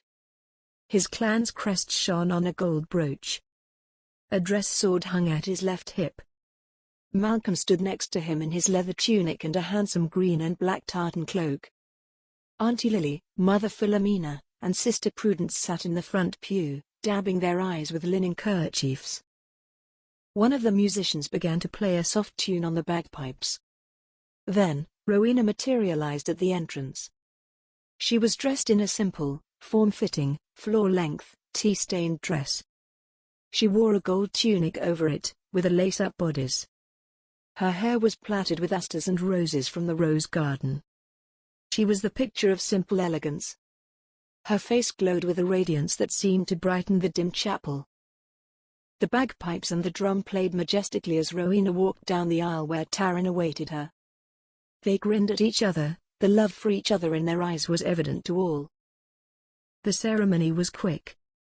After the couple exchanged their vows, the guests cheered and shouted congratulations. Everyone moved to the hall for the wedding feast. Music played, people laughed and celebrated the newly married couple. In the midst of it all, Lord Kensley appeared. As he tottered into the hall on his crutches, the guests began to get quiet. The musicians saw him and stopped playing. As he made his way to the table where Rowena sat with Taran, an awkward silence descended over the hall. Rowena and Taran stood. Taran said, "Good evening, Laird Kensley." He reached out to shake Lord Kensley's hand. Lord Kensley balanced himself and shook Taran's hand. Then Lord Kensley turned to Rowena. She walked around the end of the table and stood in front of her father. She said, "Father, I'm so pleased that you came." "Thank you." She embraced him. Taran got the attention of a servant and asked him to pull up a seat for Lord Kensley at the table of honor. Lord Kensley sat down heavily, and the guests burst into cheers and applause. He managed a smile, despite his misgivings about the whole event. Malcolm then raised his cup of wine. "A toast," he shouted. "A toast to me good friend, Taran, and his new, bonny wife, Rowena." Shouts of approval rippled through the crowded hall. Malcolm stood on a chair and spoke. "Taran, we've been through many a hair-raising time together. I'm glad ye finally found yourself a lovely wife who just may be able to keep ye out of trouble. Rowena, ye've got a big job ahead of ye, taking care of this man. May ye have many happy days together." Taran and Rowena laughed while they all raised their cups to the toast. Rowena had never been happier. A man's voice bellowed from the back of the hall. "You treacherous swine." Everyone in the hall went silent. Taran set his wine down and put his hand on his sword. "Is that ye, Strongbow?" He silently cursed the men who were supposed to be guarding him. Taran would have to rebuke them later. "Stop hiding behind the ladies and show yourself." Lord Strongbow stepped out into the middle of the room. His leg had healed enough that he could walk without limping, but he was so big that he waddled like a duck. The crowd parted to let him through. No one wanted to be in his way. "Here I am," he yelled. Rowena moved closer to Taran and held onto his arm. Taran shouted, "What are you doing in here, Strongbow? Your men are outside?" "I'm here to claim what is mine," Earl Strongbow shouted. He swayed a little. The bottle of wine he had drunk earlier was going to his head. "There's nothing in here that belongs to ye," Taran responded. Lord Kensley stood up and with some effort balanced himself on his good leg. "Lord Strongbow, she is already married. Act like a nobleman and accept that fact." Earl Strongbow said. "Don't worry, Kensley, I'm here to claim what is rightfully mine." Earl Strongbow looked directly at Rowena as he said that, and pointed at her. Taran said, "She's nae yours, Strongbow. Ye're too late. She's me wife now." Earl Strongbow drew his sword with a swish loud enough to echo through the hall. Even the candles flickered. "I can easily remedy that." Mother Philomena and Sister Prudence gasped at Earl Strongbow's threat. Sister Prudence wanted to shout at the villainous Earl, but she was afraid it would enrage him into acting on his deadly threat. Auntie Lily could not restrain herself, however. "Och, Laird Strongbow, stop acting like a foolish knave. Put that sword away and behave yourself." Lord Strongbow looked at her with menace in his eyes. "Shut your mouth, you old witch." He waved his sword towards her. "Och, what insolence!" she muttered. Mother Philomena and Sister Prudence put comforting arms around her. "Shh!" they cautioned her. It was Rowena who spoke up next. She turned to her father, who was now standing, leaning on a crutch. "Father, please, I beg of you. Talk sense into Lord Strongbow. Is there anything you can say to stop this craziness?" Lord Kensley rubbed his chin. In a calming voice he said, "Lord Strongbow, put your sword away. You are threatening my daughter and her husband. Now I'm in no condition to fight you, or be assured I would. Let us settle this matter like gentlemen, shall we?" "A waste of time, Kensley. You have already betrayed the agreement we made." "Why should I trust you again?" Earl Strongbow sounded as petulant as a young boy deprived of a toy. Lord Kensley shook his head slowly. He did not agree with that accusation, but he knew arguing with Earl Strongbow about it would do no good. Better to appease him. "Perhaps I have betrayed you, my lord. I assure you any misdeed by me was unintentional. I suggest we put that aside for the moment."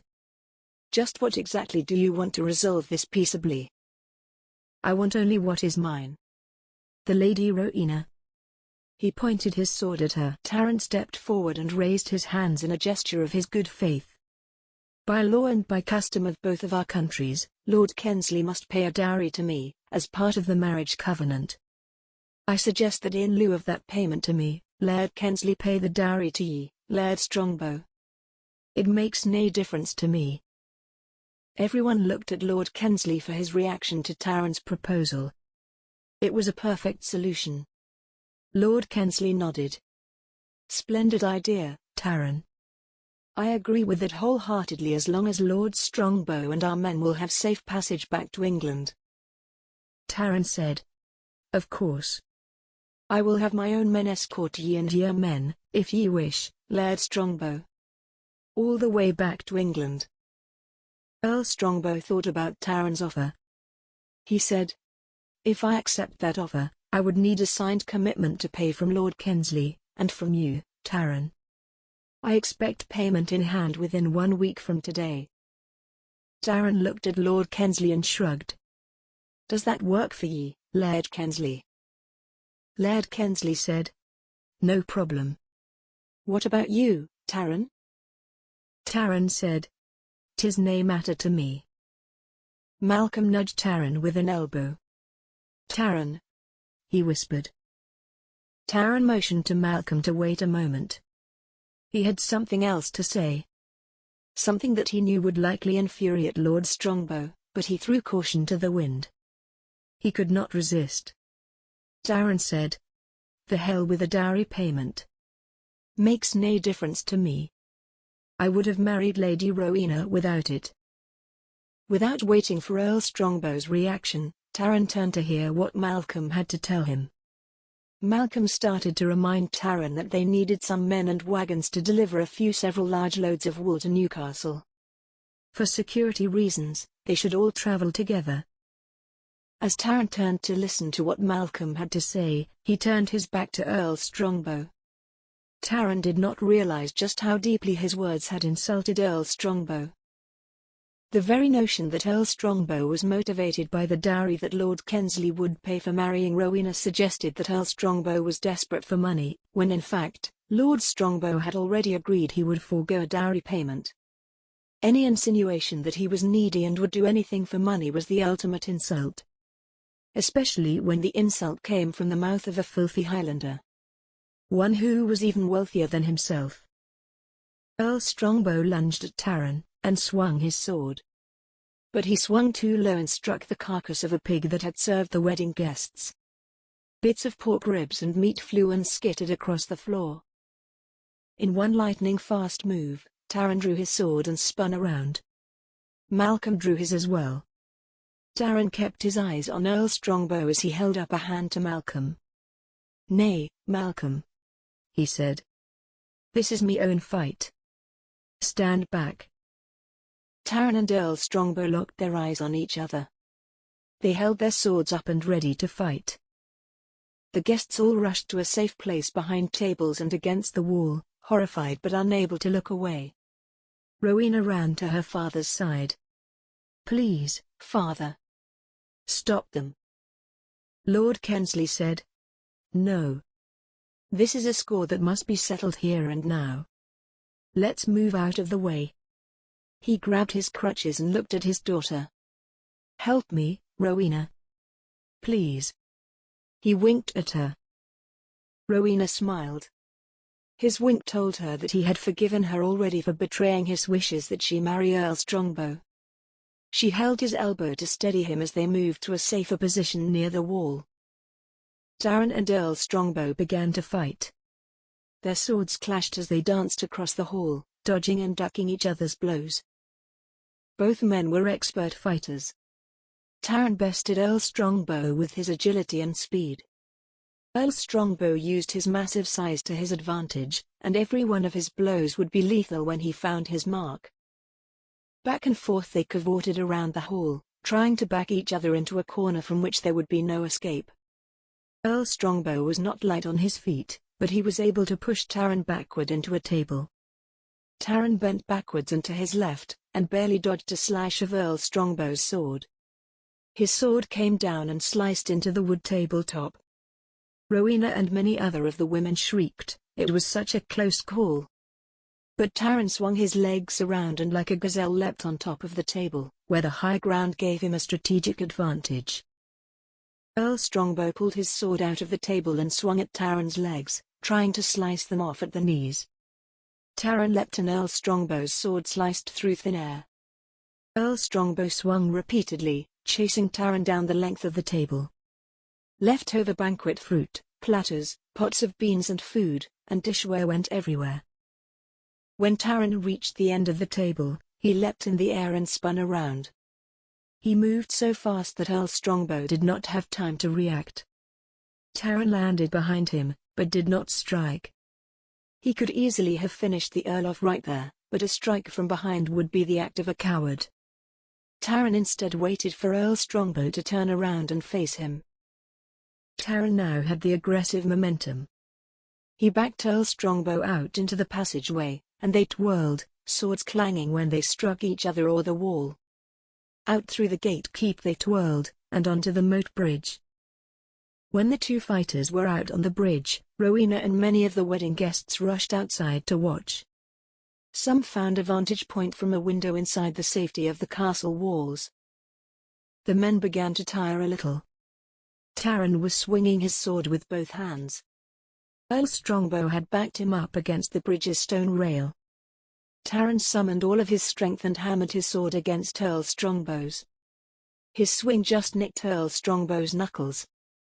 The sword dropped with a clatter onto the ground.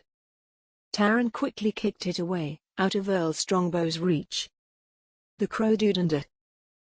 Taran kept his sword pointed at Earl Strongbow and approached him. He placed the edge of his sword against the Earl's neck. Earl Strongbow held his hands out in front of him. Taran said, "Do you surrender?" Earl Strongbow hung his head. "You've won." Taran lowered his sword slowly and started to put it back in its sheath. Rowena came running toward Taran. Earl Strongbow saw Taran was distracted by her. He pulled a dagger from his belt and lunged at Taran. He would do him in and claim Rowena and her dowry for himself. Rowena stopped in her tracks. No! She screamed when she saw Earl Strongbow's dagger going straight for Taran's heart. But Earl Strongbow underestimated Taran's skill as a warrior. He could not have known the amount of expertise that underlay Taran's training, or Earl Strongbow would not have taken the risk he just took. The second Earl Strongbow lunged, all of Taran's training took over. Without a moment's thought, Taran raised his left arm and blocked Earl Strongbow's thrust. Taran drew his sword with his right hand and sliced Earl Strongbow's stomach open. Blood and entrails spewed out of the wound. He fell to his knees and wobbled. Taran thrust his sword through Earl Strongbow's heart with such force that it ran through his pod and out his back. Taran drew it out. Earl Strongbow fell to the ground face first. He was finished. Rowena ran to her husband and embraced him. Thank God. She buried her face in his shoulder. He dropped his sword and held her in his arms. Then he gave her a passionate kiss. Their friends and family broke out in cheers and applause. Lord Kensley hobbled forward. There was something he needed to say. Ladies and gentlemen, may I have your attention? Everyone got quiet. Taran and Rowena turned their attention to Lord Kensley, anxious to know what he was going to announce. Lord Kensley squared his shoulders as best he could while he leaned on his crutches. Rowena, my daughter. Taran, my new son-in-law. I ask your forgiveness. I've been unfair to you both.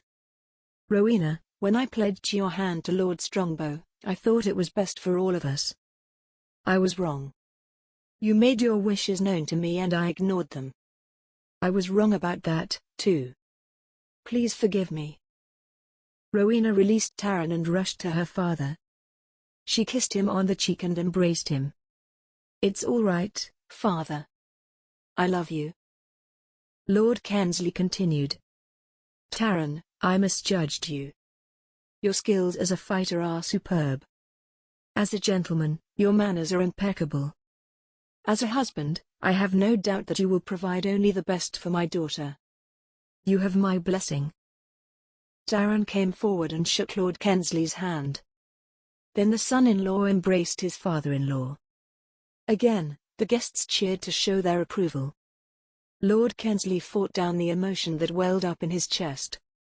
He gave Taran a pat on the back and stepped back as if his legs were made of wood, not wanting to reveal to everyone the overwhelming relief and joy he was feeling.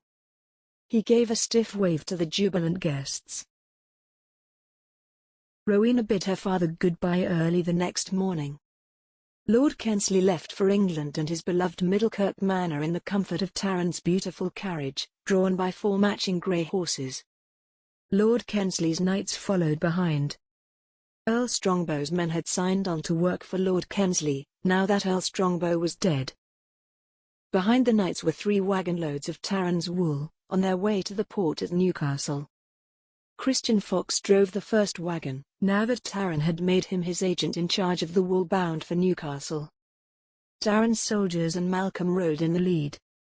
Several more of Taran's soldiers trailed the caravan, guarding it from behind. Once the procession was well past the disputed area on the border of England and Scotland, some of Lord Kensley's knights would escort him back to Middlekirk Manor. The rest of them would escort Taran's wool and his men to Newcastle and return to Middlekirk once Taran's men were safely back on Scottish land. 2 days later, Taran and Rowena held a banquet in honor of Taran's beloved sisters. We have not yet properly celebrated their return to Frenich. It is the first time I have seen ye since I was only 6 years old. A proper homecoming is in order. Rowena felt as if she was skipping with every step she took, so light-hearted and joyous did she feel. So much had been lifted from her shoulders. She knew in her heart that God had put her exactly where she needed to be. She found Sister Prudence in the kitchen, her sleeves rolled up, working right alongside the servants. They were showing her how to make Scottish oat cakes, and Sister Prudence was preparing fish. She was an expert at fish because the nuns were not allowed to eat meat. Fish, fruit, bread, and vegetables comprised their diet. Rowena joined the group. The bakers did not know what to make of these women, but to them, it was like old times. Even Mother Philomena stood in the doorway, watching them and laughing at the castle cook's reactions to what the nuns had to eat. When one of the cooks made haggis, Sister Prudence and Mother Philomena reminisced about the days before they entered the nunnery and how delicious the haggis could be. But neither of them succumbed to the temptation to have a bite, even for old time's sake. The homecoming banquet was served in the Great Hall. It began at noon and Taran's friends came, including several who knew Mother Philomena and Prudence as children. Wine and ale flowed freely. The banquet meal was plentiful, and included dessert of sugary sweet cakes and fresh fruit, such as oranges imported from Italy, a real treat for late September in Scotland. After the meal was finished, the sun was still up. Taran and Malcolm were feeling the effects of their drink. Taran could not remember a time when he was so content. He said, "With all of me friends here, and me sisters, and me beautiful new wife, I finally feel at home. After all these years." He hugged each of his two sisters. They laughed at him. Mother Philomena tousled his hair, just like she did when they were children. Malcolm said, "Aye, Taran, but ye could never beat me at hammer and caber. Feel like trying now that ye're an old man?"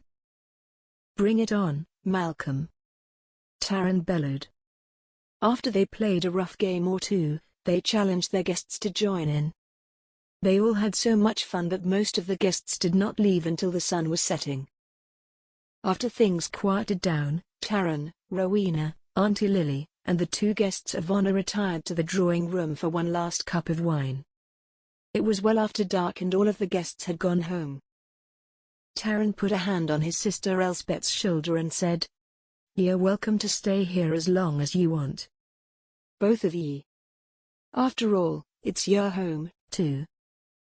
Elspeth squeezed his hand. "Thank ye, Taran. But I've got to be getting back to Iona. God's work never ends. But I am so glad that we have unburdened ourselves of this secret we've kept for so many years. I've missed seeing ye.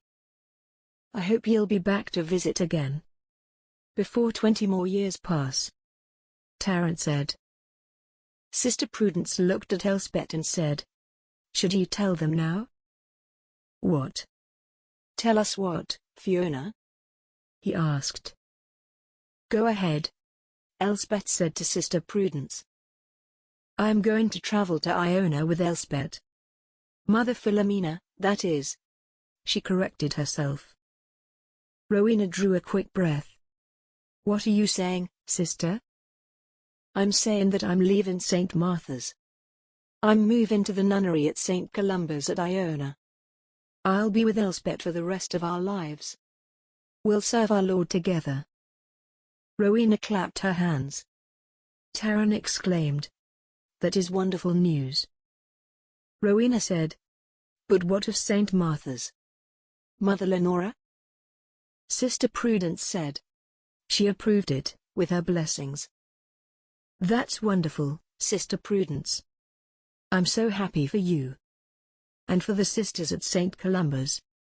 Rowena turned to Mother Philomena and added, "Once you sample her cooking, you will know how blessed you truly are." Mother Philomena said, "We could nae be happier that she is joining us. For me, it fills me heart with joy."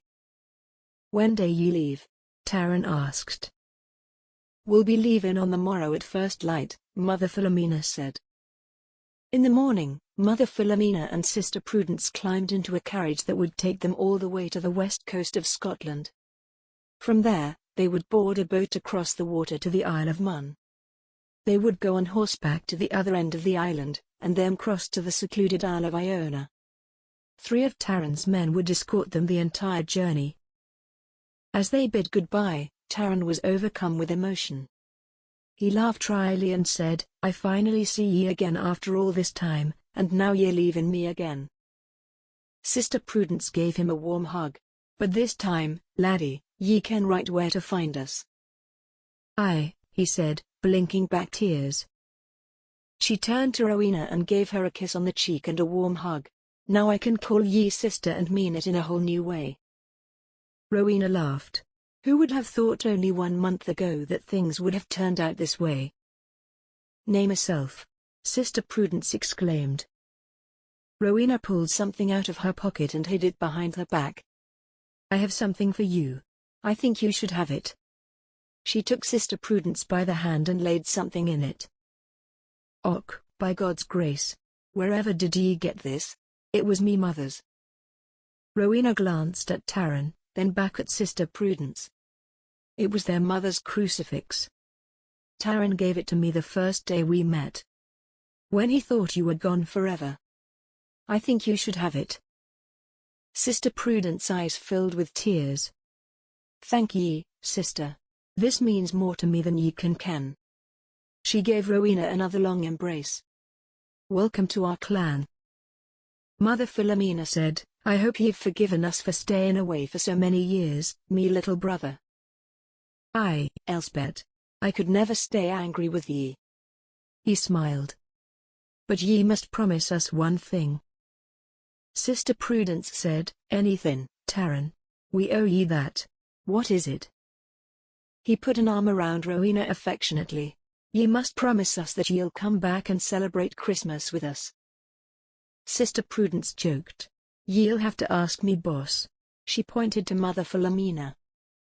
Of course, Mother Philomena exclaimed. It will be our first Christmas together since we were wee little ones. I'm holding ye to it, Taran said, and closed the door to the carriage. He signaled the driver to move off. Rowena and Taran stood and watched the carriage until it disappeared around the bend. Taran studied his clan signet ring he now wore on his finger. Rowena took his hand, kissed it, and pressed it against her cheek. He smiled his beautiful smile, happier than he ever thought he could be. They turned together to go back to the castle. Behind them, the sun had risen above the horizon, its light shimmered across the Loch Lomond. It was going to be an unusually bright day for late September in the Highlands. The end? Extended Epilogue. Taran and Rowena lived long and happy lives at Frenich. 1 short year after their wedding day, Rowena had the first of 3 children. A little girl, whom they named Elizabeth in honor of Taran's oldest sister, Elspeth. Elizabeth was the mirror image of Taran. She had his dark red hair and blue-green eyes with tiny speckles of gold, reminding Taran of the color of the loch at sunset. A year later, they had their second daughter, named Felina. Felina had Rowena's blonde hair and blue eyes. She was the spitting image of her mother. For the first 3 years, the girls were always with their parents. Elizabeth loved spending time in the garden with Rowena, crawling between the rows and playing peekaboo behind heads of cabbage. She went from plant to plant sniffing the flowers, sneezing whenever she put her nose too deep into one. She especially loved pretending to dig in the dirt and putting mint leaves in her mouth to ease her teething. Rowena would laugh when the mint taste made little Elizabeth purse her mouth and suck in her cheeks, as though she ate something bitter. It was exactly the same expression Taran made when he had to change the baby's messy buttock clothes. When Taran carried her around high on his shoulders, she would howl with laughter. As adventurous as Elizabeth was showing herself to be, Felina was the cautious one. Dainty and graceful were her movements. She looked so much like her mother and even had the same expressive smile. When Lord Kensley visited the first Christmas, he could not get over the resemblance not only to Rowena but to Rowena's mother, the wife he would always love. He loved coddling Felina, spoiled her with dolls, and helped her name them. The year Elizabeth turned 4, their son was born. Taran Alfred. He had flaxen-colored hair and was built as strong as his father. As soon as little Tar started trying to walk, Taran took him everywhere. Taran wanted to be the kind of father his own father had been to him, kind, loving, and firm-handed when needed but not heavy-handed. Tar needed to learn the fighting skills of Highland warriors that had been handed down through many generations. To hunt with falcons. To ride a horse across any terrain and in battle. To know the chivalry of a Scottish nobleman. And someday, he would need to be able to manage the clan Robertson's vast estate. When Tar turned 3, Lord Kensley came riding down the castle lane with a few of his men and a special surprise for him, the girls, and for Rowena. For Rowena, Lord Kensley brought her beloved pony, Holiday, who was now in his 20s. Holiday. She squealed with delight upon seeing her old friend. She stroked his mane the same way she did when they were all much younger. Holiday nickered at her. "He remembers me," she said with such joy in her voice. Her father said, "Holiday will be very happy here with you." For his 3 grandchildren, he brought beautiful Welsh ponies, one for each of them. Tar named his pony Cricket. One day, little Tar made the whole family come outside and watch him jump Cricket over a succession of low fence jumps without a hitch. Rowena held her breath each time he approached to jump, praying he would not fall. His now shoulder-length strawberry blonde hair was a mess of tangled locks. She marveled at his natural athleticism, obvious to everyone even at this young age. The whole family applauded him each time he and Cricket cleared a jump. Tar made it look easy. Even Malcolm was impressed. Mother Philomena and Sister Prudence returned to Frenich to be with Taran and Rowan at Christmas time, just as they promised. They decided to make it a tradition, and they visited every Christmas after that. They so looked forward to reuniting with their younger brother and Auntie Lily. Most of all, they loved being aunts to the 3 children. They seemed to have an endless supply of patience, always ready to tell them stories about Jesus and how important it was to be kind to others. Elizabeth in particular was interested in what being a nun was all about. Once when Fiona asked Elizabeth if she would like to become a nun and come stay with her at St. Columba's, Elizabeth said in her little girl's voice, "Aye, Aunt Fiona, but only if me mother and me Faither and me pony can come, too." Sister Prudence became the cook at St. Columba's. She held that position until one morning 37 years later she did not appear in chapel for the first morning service. It was unlike her, as she never missed a service, even if it meant she showed up with her hands covered with flour dust or her hair smelling of a wood smoke from the cooking fire. Immediately, the sisters went looking for her. They found her on her knees at the altar in her cell, collapsed over the altar rail. She had been praying and had been called home by the Lord. Clutched in her hands was the crucifix that had been her mother's. Taran brought her body back to Frenich. She was buried next to their parents in the family cemetery. Just 2 years after the death of her younger sister, Mother Philomena died in her sleep at St. Columba's. The sisters at St. Columba's planted a beautiful rose garden to commemorate her many years of faithful service to God. Taran brought her back to Frenich, too, where she was interred next to Fiona and their parents. To mark each of his sisters' graves, Taran commissioned special tombstones. Fiona's was topped with a statue of a beautiful angel, on her knees in prayer, eyes raised up to heaven. The inscription is line from an ancient prayer. "Without thy presence, naught, O Lord, is sweet." Elspeth's has an angel standing, with wings spread wide, palms together in prayer. The inscription on hers reads, "Send thy holy angel to be our guide and protector." After Lord Kensley returned to Middlekirk Manor, he continued to nurse his broken ankle, but it did not heal correctly. He walked with a limp for the rest of his life. The arthritis that developed in it was so painful that he reluctantly had to resort to using a cane. One Christmas, Rowena gave him a cane that she had one of the castle craftsmen make. The staff was made from a branch from one of the Frenich birch trees. For the grip, she designed a lion's head. It was cast in pure silver. Green jade stones were embedded for its eyes. "See, it's not so bad to use a cane. It makes you look even more the gentleman than you already are." From that point on, he carried that cane with him everywhere he went. Shortly after the death of Earl Strongbow, Lord Kensley entered into an alliance with John of Gaunt. It allowed Lord Kensley to supply all of the arrows to King Richard's longbowmen. Lord Kensley in turn would pay John of Gaunt a percentage of the annual receipts from the king. The alliance allowed Lord Kensley not only to avoid bankruptcy, but his workers developed a superior arrow and his arrows became regarded as the best in the country. He visited Rowena and Taran and his 3 grandchildren as often as he could. He lived to the ripe old age of 80. Mother Lorena remained the abbess of St. Martha's until her death only 5 years after Rowena and Taran were married. She collapsed while hoeing the garden one unusually warm afternoon in May. One of the sisters found her. Rowena got word of her death and attended the funeral with Sister Prudence, who was visiting Frenich when word of her death arrived. Auntie Lily remained living at the Castle Frenich until her death at the ripe old age of 67. She loved being a great aunt to the children and filled the grandmotherly role for them, meaning she spoiled them rotten. Not a day went by that she did not play games with them. She loved teaching the girls to sew, especially Fiona. Fiona loved doing anything that let her be creative, whether embroidering a fancy tapestry to hang on the wall of her chamber, or weaving a winter blanket. As the years went by, Auntie Lily found getting around the castle becoming more and more difficult. The physician said she had contracted an unknown disease, likely multiple sclerosis, that was causing her limbs to stiffen and become uncoordinated. Try as she might, she just could not get around as well as she once did. She stayed as active as her body would let her until her death. Until then, the children would not give her a moment's rest, and she would not have it any other way.